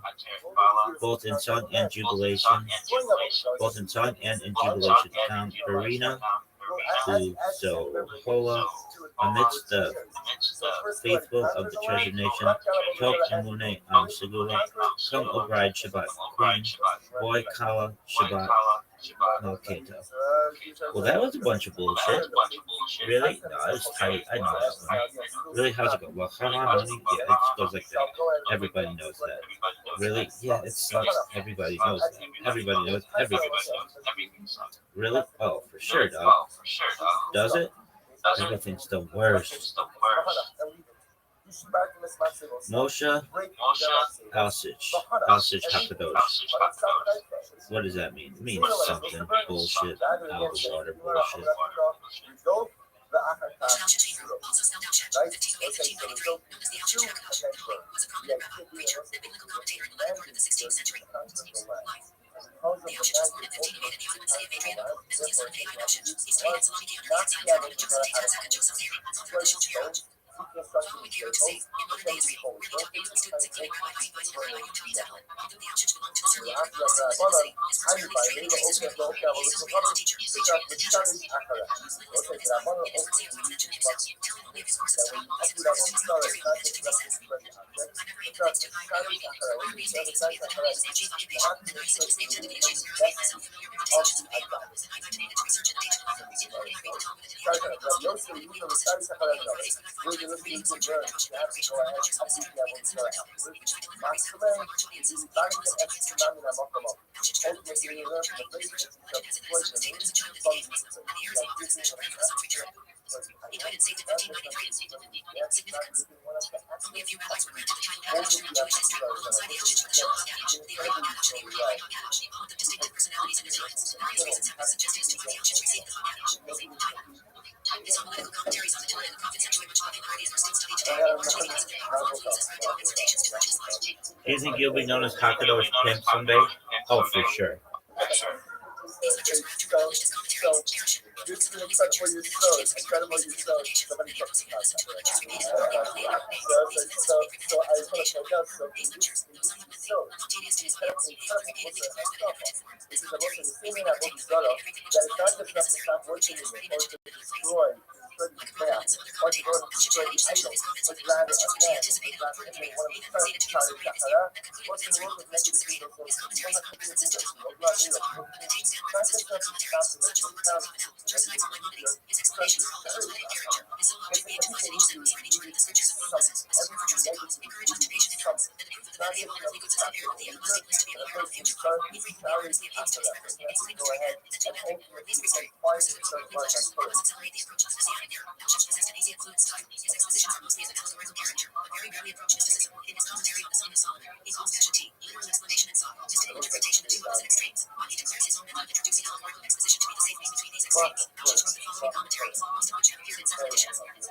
Current Moshe commentary on Pentateuch, first edition, Belvedere near Constantinople, about 1593, complete with indexes, Venice 1601.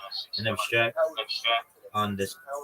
abstract of this commentary was prepared by Joseph B. R.A. Loeb and has appeared in various forms entitled Kitzer Alsich Al Torah, Amsterdam 1748. If you didn't have your glasses, how close would you read this? Like this?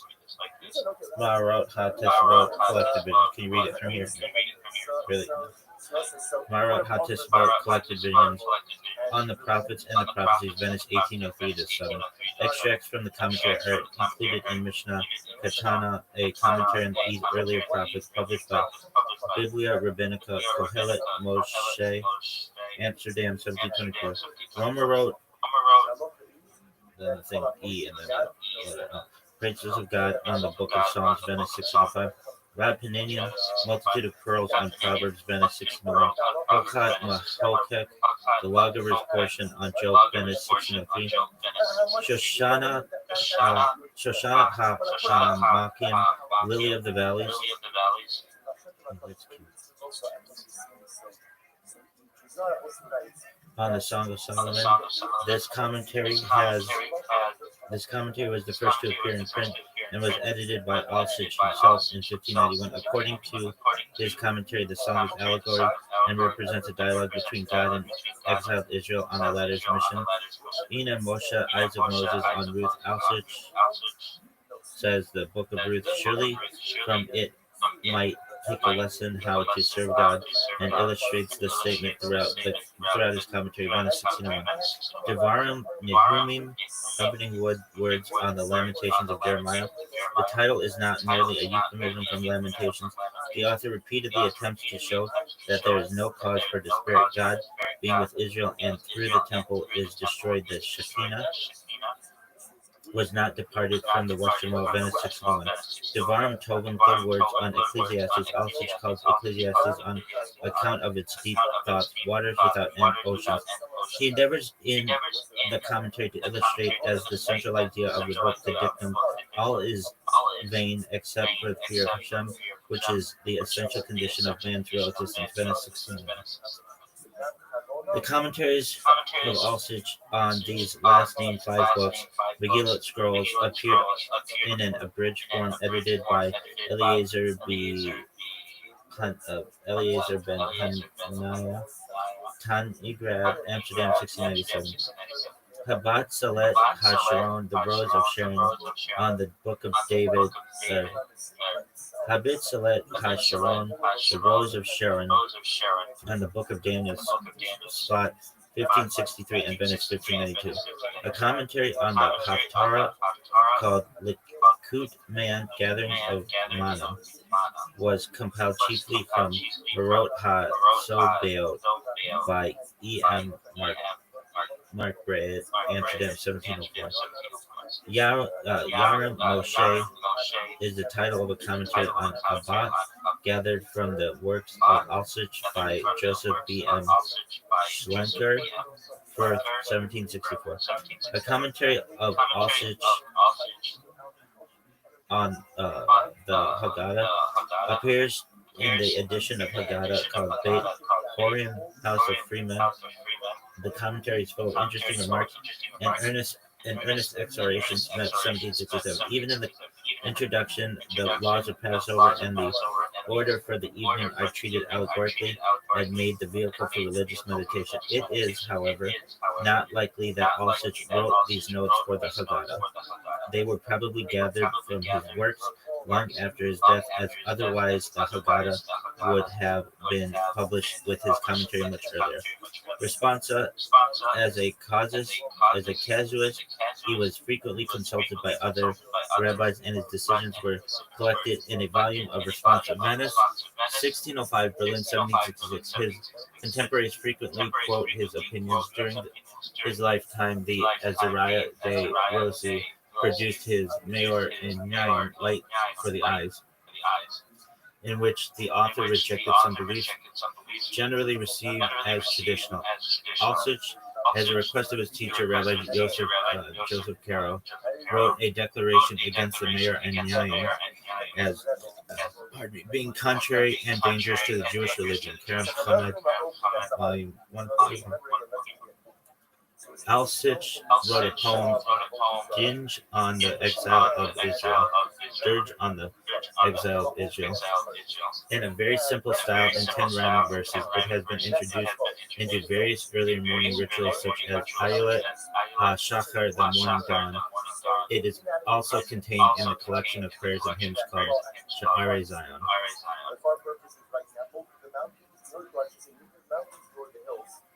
All right, are you done? No, I got other shit to review. He's buried in the old temple of Sfat. Other notable rabbis also buried in Old Cemetery Sfat: Ari HaKodesh, Shlomo HaLevi Halkabetz, Moses Ben Jacob Cordovero, Joseph Carl. All right, so what are you gonna do? We're not done yet. We'll just time out on this bitch and BRB baby. Look at this athleticism. Look at this footwork.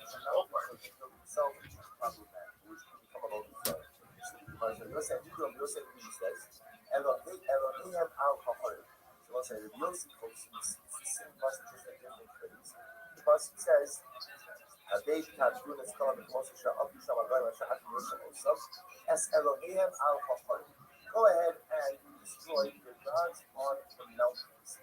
So the Gemara Yosef Yudashes Elohim Avaharim, Elohim Elohim. That it's only their gods on the mountains, but the mountains themselves cannot become the gods. Elohim Alagvos, you're not allowed to worship their gods which are on the hills. Elohim Elohim, but the hills themselves cannot become the gods. So we'll see. At first glance, it appears that Yosef is saying that as the Tarakat.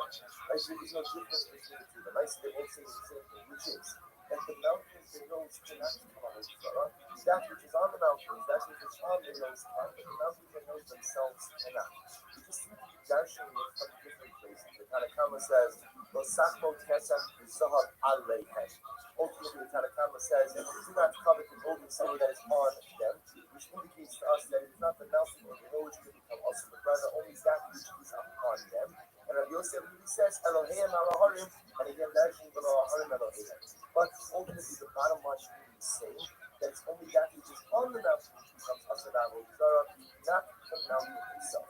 I shall ask the Gemara, ask the Mishkan Kasha, on the thing Ma'ashira Asura. So let's say, what about Ashera? What about Ashera? This poses an existential difficulty for us. Right? What about the Ashera? So the Ashera, remember again, this is something that by definition is part of the structural landscape. By definition is part of the earth. Yet then, you see it is Avodah. So we'll say, using what we just learned before, Losaki Aleihem or Elohim Alaharim Alaharim Elohim, why would I share the answer? Well, so here we go. Because the most I literally translated, it has Trisas Yad Adam, literally like today we would say, it has man's fingerprints on it. The idea is that this item has man's involvement. Rashi says, where does this mean man's involvement? Sha'adam daf'o, a person's language. So we'll say, as long as a person's language, this is considered something by man, because it's something by man, therefore by definition, it is subject ultimately to being transformed into Avodah. So it's like, in other words, what the Mishnah seems to say is as follows. Anything that is naturally formed in this world, by definition, cannot be transformed into a substance, into an object of Avodah, even if it is worship. So therefore, even if I worship the mountain doesn't become Avodah. I using that logic and that shade up, like the Russell, which is a tree, which people pray to, people worship, shouldn't come out of these artists either. Elamite trees different variables, right? Because the tree was planted by man. The tree was planted by man. Since the tree was planted by man, this recognition of cause, the trees, but three sides to be played on them. The person was foul, these therefore, this item can be transformed into an object of Avodah. The Chosh but Thisas Yidei Adam also. And I will say, whatever ultimately has Thisas Yidei Adam, whatever was created at least in part by man, obviously, the tree in totality is not created by man. It's trying to grow its own. How do you become that tree? Something that is done by man, therefore by definition, transforms into Avodah. I'm going to be a keeper. All right, folks. You're watching this. Just know that maybe take a little line break, perhaps. And we have to restart our streams. Believe it or not, for as important as Kabbalah is and Kabbalah and coffee and all this other bullshit. The most important thing that we have are our streams. The most important thing we have is our stream. Really? There's nothing more important than my life than this stream. Why? Because they are my diary to the world. I'd be a sexy motherfucker. They're gods on the tall mountains. Every so that Yehuda comes along, and Yehuda says, you don't understand. Torah is not just telling you the obligation to Israel. How do you know that? It's simple. In the Torah, which just comes from the world of Israel, then what? Then what? Copy line. What's happening back here? Line back over there. So the Torah could have just said, Israel on the Torah. Why do you have to get into the mountains on the hills? Why do you need that? If you even say the Torah is actually giving us geographic markers, the Torah is giving us like a whole Zarah GPS, telling you that by the way you get into Canaan and you have to root out the Avodah Zarah, I'm going to tell you where to find the Avodah Zarah. The Avodah Zarah is on top of the mountains. The Avodah Zarah is on top of the trees. On top of the hills. The Avodah Zarah is often the big green trees. So therefore, again, that these people understand, but if you would love that to disagree with that which we mentioned before, I mean, it could be very well agreed. If you say, Mr. Jew is kind of camera that we all see, I believe you are not disagreeing. Everybody actually sees the understanding. They will say, it's a beautiful day for this mission. That's part of it. It's named Achmas, named Shalom. A Mishnah without machlokas. A Mishnah without machlokas. It doesn't get better than this. It's not like spiritual jackpot. It doesn't get better than this. Mishnah without machlokas on a day of Achmas. All that the Akiva is saying is in addition to the halakhic ramifications that you kind of come that you're saying really brought out of the process, there's another piece which is the Torah applications identifying for us where to find that where to find it out, where to find it in order to do it. But so bottom line,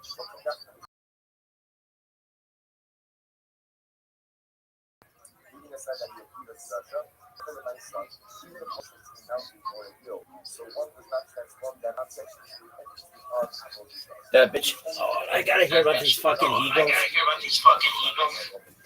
Jackie and Shadow, I hope they fucking just. Do you really hate them?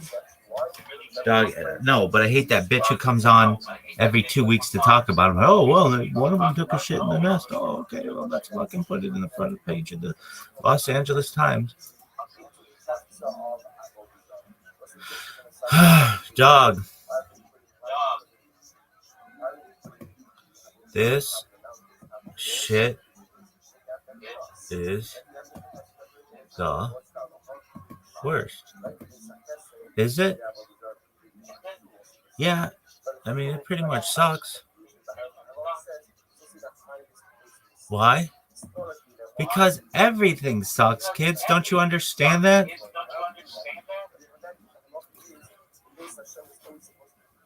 Look at this footwork, though. Look at this athleticism. This might be the most athletic.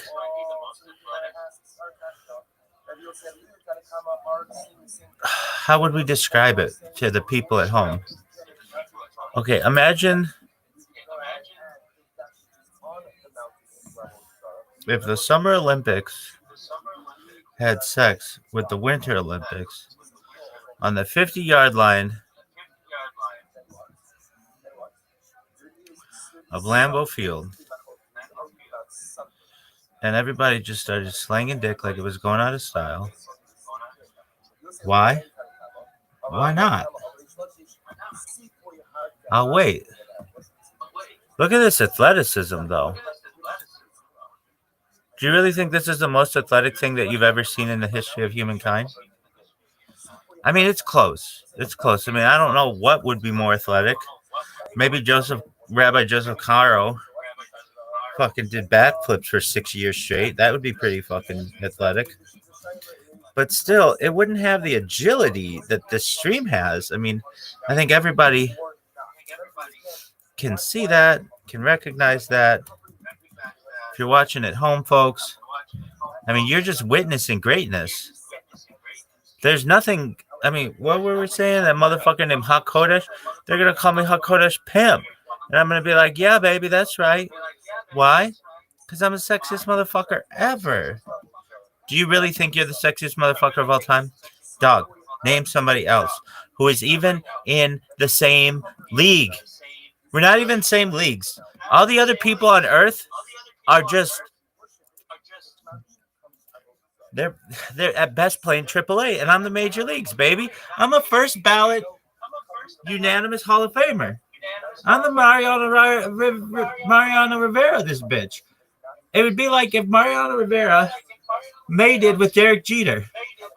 That's how sick this shit is, dog. I'm first ballot. First time. It's never been done. First ballot, unanimous. Sexiest pimp of all time. Without a doubt.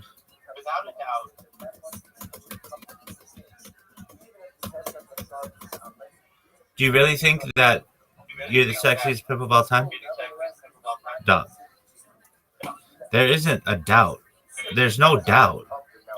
Like, if there were doubt, I would be like, well, maybe somebody could come, you know, but no, it's like not even a thing. It is not even a thing. If you think it's a thing, you can go shut the fuck up. Doug, what is this bullshit, though? That's what I want to know. That's what everybody wants to know. What is this bullshit?